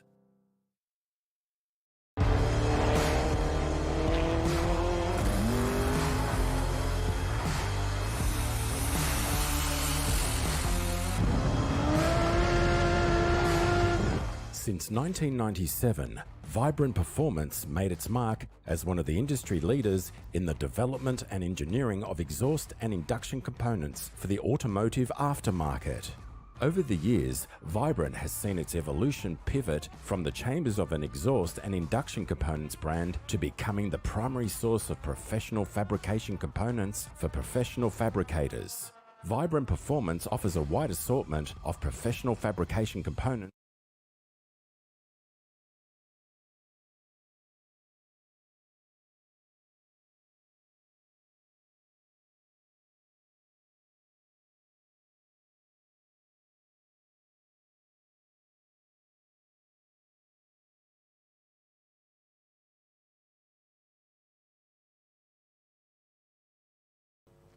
Oh, I left that on. You didn't swear under your breath here, Jane. I just went out to see the guys for a sec. You know, the aircon next door is actually about 5 or 6 degrees colder than in here. Oh, it's freezing in here. Oh, is it? Yes. You had a jumper on today. I'm freezing. I'm not hot like you. Wear these wristbands and headbands all day. That's why I'm not sweating. Oh, here we go. He's going to have one more go at it. Aaron Stubbs just wants another send at it here. He's coming out in a grudge run or part of our GDR challenge, our GDR showdown. And he's going to have one more crack at it. Aaron Stubbs from Queensland. 3.2 litre Nissan R32 GDR as our finalists are getting prepared. Shall we repeat the finalists there? You can if you like. They're all written there for you. Okay. Flick over the page. Is that it No, there? this Sorry, page. right over there. Have we got nearly all of our awards determined, have we? All right, so we've seen the Scott Hoffman TJ Graham final. We've seen the Steve Bazina Ryan Holtz final. We've seen the Giovanni Interisi final against Alan Popovich. We've still got Anthony Matuk and Gary Halpin to come. Steve Barnett against Rodney Rahayem. Colin Wilshire against Anthony Matuk. Matuk's going to have to be in two places, isn't he? He is going to be very, very busy. All eyes on Stubbsy, though, as he makes his way down. Bit of a skip out. He's out near the centre line. He's going to bring it down through, though, the quarter mile. What's it going to be? It is a 7:22, 199 miles an hour. The biggest question for me is, how's he going down the end there? Is he all right? Good? He's all good? He's all good. He's all good? Just going around the loop Wow, now. nothing to see here. Oh, gee. Nothing to see. Oh, every time I'm seeing GDRs go down the end, I'm getting flashbacks. 199 mile an hour. 124 in the 60 foot. 476 to half track. It was 157 mile an hour at half track. And that GDR, didn't it step out here, Jane? It did. Made That's a big the- move about 330 foot I've there. never heard you change mid-call like you just did. You called it, then it did the wiggle. Oh, you actually responded when you saw it step out. We all saw it step out as it's clambering for traction there, if that's a possibility. Clambering for traction. When you're whacking $2,000, 2,000 with a horsepower through 4 tyres, yes, you do occasionally question whether or not it has enough traction. And as a four-wheel drive, when it's got enough, what does that feel like as well? I cannot even imagine, to be honest. 7:22 at 199 mile an hour on a nice little grudgy there. Won't be putting any bearings on winners and runners up with that, other than it was just another hit that we let the GDRs do. So the Splice is in there. He's supposed to be up against. So we've got a double Matuk final. So Gary Halpin against Anthony Matuk. So Anthony's got to probably go down and explain to the two other competitors that he's going to have to battle in the finals to say, right, I'm in. He's got to say to Colin, well, actually, you wouldn't want to stuff the captain around, would you? No. At the end of the day. Anthony, we're going to probably try and get you, and hopefully you're going to get VL God up against the Splice. And let's hope we do that quickly because, again, then you've got to come back, and I think the Don's going to go against the captain. Yep, correct. And in between that, I hope the diff's fixed for Rodney Rahayem because we're looking for Steve Barnett and Rodney Rahayem in the final. That's going to be an epic battle too. We have not heard anyone messaging us or anyone that we know to say that they're struggling to get to the final. We can only assume that the work they are doing now is towards getting to the final and that they have not given up the thrash. Now, look, is that Pete Rahayem out there in front? Is that El Chebo? I can tell he's got that sort of, Cameron Munster blonde hair there, so it's easy to see him. Could be Viliami Kickout, I don't know. It could be anyone with the bleach blonde hair. So look, Pete Rahayem's looking at both lanes. So that looks like it's pretty much determined that that's part of what Pac's about to send down. All right, so there we go. There's a call that Anthony won't be in 2 finals because it looks like he has declared that he can't do it. That one. And I would hazard a guess that after that last run from the Don, it may not have been worth fixing right now to stuff anyone around, and that he's got another final to be win. in. So to win, basically to win. Let's not. I don't want to yell it out too loud about the smoking award. We don't want to yell it too loud just yet. Oh, yeah. Have we got that there as the best burnout? We do. We have that down. What is so that? he may lose that one. Yeah, okay, there we go. Something special may have to be put down in, oh my God, VL God. That's a very lovely comment there from Michael Noyes. Thank you, Michael. We mustn't be friends on there. No, I'm not going to block you. I'm just going to give you a thumbs up, and I will talk to you in the future. So there we go. A nice message there came in from outside the normal little circle there. Thank you, Michael. I don't know where he might be from in order to be hearing it, but he's loving the commentary, loving it. Oh. Yeah, there we are. Thank you very much for that, Michael. You're too kind.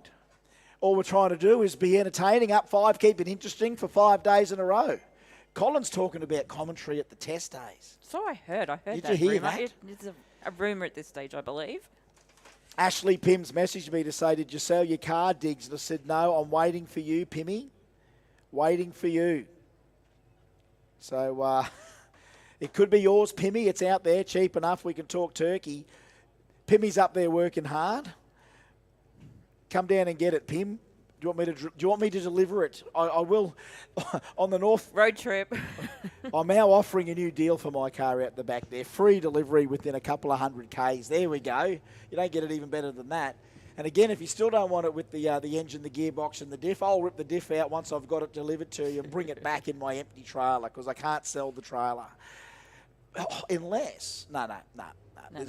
I love it too much. My boss also paid for half of it, so I can't sell it on the boss. Speaking of the boss, here comes our boss. Our boss for a couple of times a year. Hey, folks, Heathcote in October, Victoria. October 15. Who's coming? Who's coming to Melbourne? Melbourne? Is it Melbourne? I can't. Where are we? Heathcote, yeah. Heathcote, Victoria. Yeah. Who's going to Victoria with us? All the Victorians. We want you to come out to Heathcote in October for a jamboree in Heathcote. We haven't been down to Melbourne for a few years. Let's just help that they all go the 1 hour drive up to beautiful Heathcote. Shout out to Lance Warren and Steve and all the crew from Heathcote if you are coming in on the stream. Lance, give us a little message there if you are. I'm sure Lance, he loves it. He's got those cars, those R35s there ready to go. They've got those R35s ready to go at Heathcote. But guess what? Heathcote Jamboree in October. What'd you say, 15th? Yep. October 15th. Not too long from my wedding anniversary, so great time to go and see regional Victoria. Not too long after my birthday. And you know what, just quietly, I'll tell you this right now. I have a sneaking suspicion, if you take the back way through Sunbury to go to Heathcote from the airport, that's where they're doing the block. I reckon the block's in there. Ooh. I'm pretty sure that town there where the block is, where they're building all those houses, I'm sure you'll see that on the way through to Heathcote and I'm sure Lance can confirm that for us on the message. All right, Captain Colin Wiltshire, Factory Extreme winner. We can say that already, but let's see what the number is for the final run in Factory Extreme, thanks to Precision Turbo.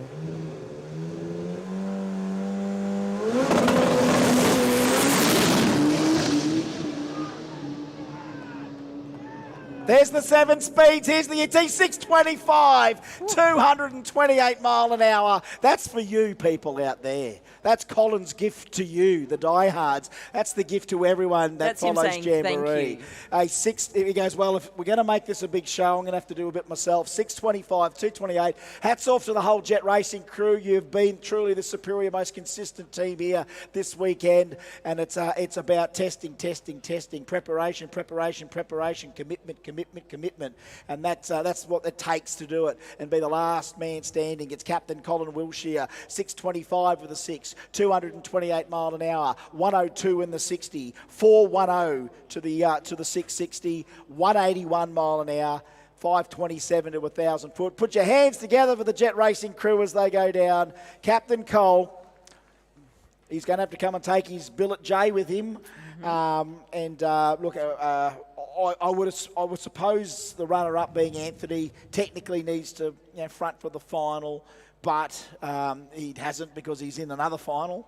So I would assume we could probably slip one out to Anthony for the runner-up. We'll have to see. And again, everyone's just been so cool about it. I mean, how cool? I'm going back to Varun again. Like, how cool is that?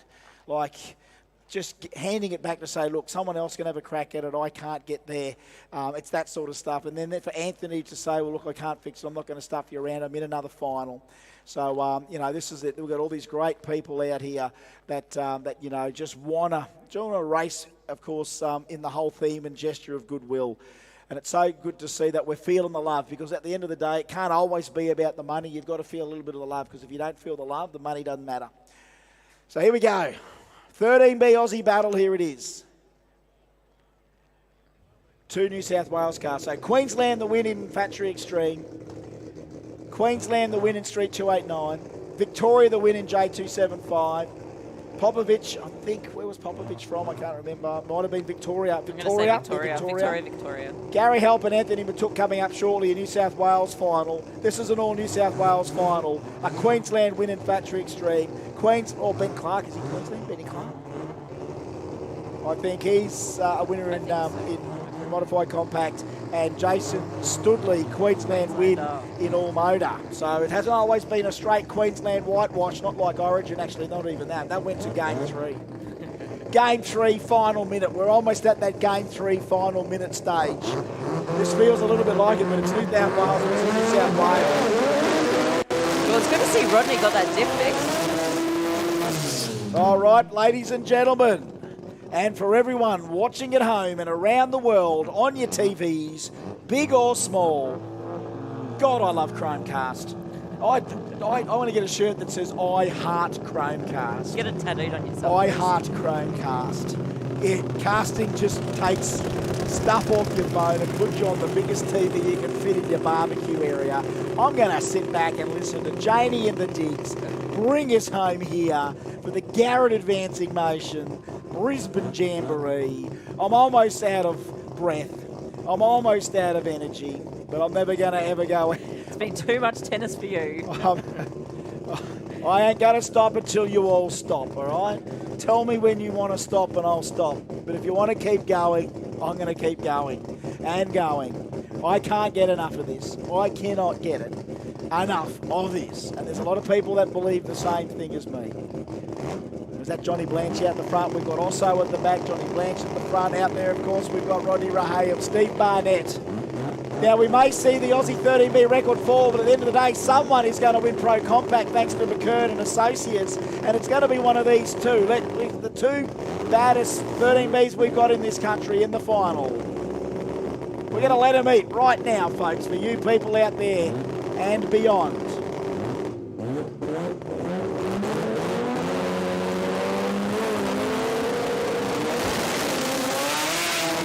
Oh, whole shot, it's all the gears, but oh, it's going towards the sideline. Here comes Barnett on the way back. He's given up the ghost. It's a win, 664. Rodney Rahayem, 740. Had to give it up later on down the track. Tail of the tape, Rodney nailed Barnett to the tree. 166 to a 456. Steve was left there as Rodney's gated him, but Rodney went 104 in the 60. It meant business, but Barnett went 100 in the 60. He meant business. 330 foot, Rodney 280, Barnett 279. Half track, Rodney out of it, 440. Barnett, 427, 166. Yeah, Rodney was out of it, 147. But they were locked at the 330 foot. And then 1,000 foot, 555 to a 592. 664, 206 mile an hour. Barnett gets the big J.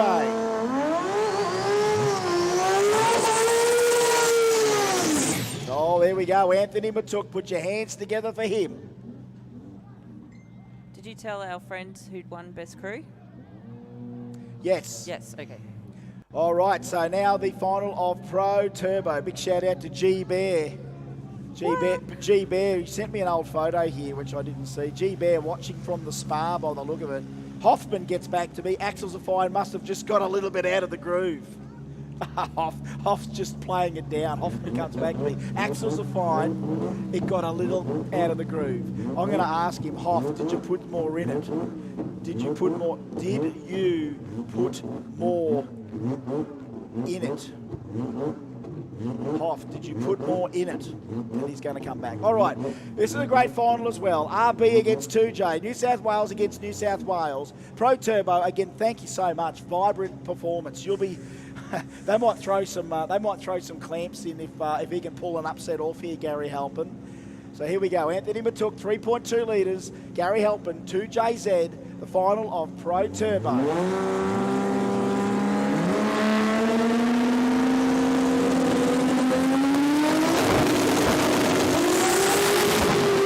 Oh, Matuk wheel stand sideways in the air. Sideways wheel stand. Oh, Matuk. Oh, what's happened, Mahook?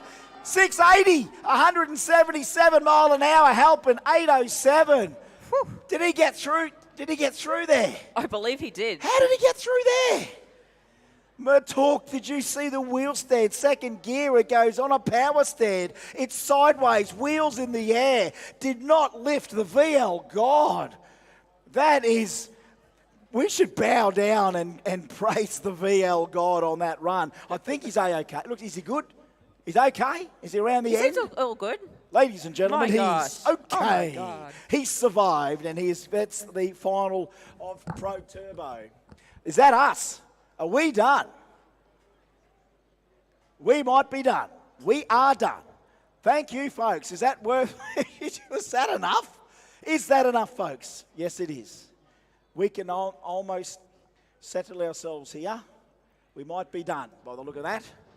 Janie, have you got it all there? I believe so. Talk and write at the same time. I am trying. Thank you for the Tim Tam, Mark Allen. Thank you for the commentary, Terry Dale as well. Thank you, Mark. Thank you, Hodjo. Thank you, all of the overtaking lane guys for helping us stream. And thanks to our PA guys as well. Thank you for DJ Shardy doing the stage DJing down there as well. Thanks to all of our great Jamboree officials, the Willowbank Raceway officials, everyone out there that's helped make this event what it is. There you go. Matuk did not touch anything on that run other than us. Touch me right here. It's like, touched our and hearts. I'm talking about my heart. My heart skipped another beat. Like it skipped about 4,000 beats this weekend. Chris Diggles, thank you for being so entertaining over the past couple of days. Strap me to an angiogram next year. Let's see what data I'll book we you get in for out a of that. physio for your shoulder and your elbow. I'm looking for someone to log a bit of a data logger into me in the future just to see just what I've just gone through. Heaven forbid, folks. We're going to have trophies. I do believe, are we using the stage, I think, for the trophies? I think we are. Normally we have, right? Let's just assume we're doing that, right? I think that's what it is. So, folks, we've got all of our finalists. They've all run. They've got to get back. They've got to help, start to clean up and everything. But please, all finalists, don't start packing up yet because we want to kind of get you down for trophies. I'm assuming this is going to take us 15 plus minutes to get assembled at least down there. But please, all winners and runners up, potential maybe top qualifiers and whatever, all of our award winners, I think we've kind of semi-announced, and some of them might be a surprise, but they're going to get a J whether they know it or not anyway for a few things. So that's going to happen down at the trophy presentation. I do believe they are talking about down on the stage area, and for those people that may or may not know where that is, I'm assuming it's where all those beautiful colourful lights were last night, near the food area. I think that's still our area until someone tells us otherwise. Let me just quickly check before we get out of here, okay? So we've got the live stream, the overtaking lane, guys. Look at that sunset now. We've got a bit of breeze blowing up, blowing sort of down the track by the look of it. But this live stream's been a pretty epic one, Janie, and I think pretty soon we're going to be able to tap out. Let's just keep the PA address system going for a sec as we look at that beautiful sunset on the live stream, wherever you might have been watching right around the world. Like and share to your friends to say, guess you got to get into this. Get into this thing. Book your tickets to Heathcote. Get into this epic event, and I can't wait. You know what? The old highlights reel, that'll be good towards geeing us all up for Heathcote a bit later on. There you go. Main stage it is. Main stage it is. All right, so where the main stage is, we're going to have that trophy presentation. I would hazard a guess. It's going to take us a little while to set up. Be patient. You've been patient the whole weekend. Let's just get it all the formalities done. A big thank you for everyone in the Oceania VIP Club. I hope you had a great time over there and took it all in as well. And it is so good to get to this time of the event where, wow, only a little bit more talking to do and a few more billet J's, and then we're into it. So we'll go down and do that shortly. Thanks very much, and bye for now.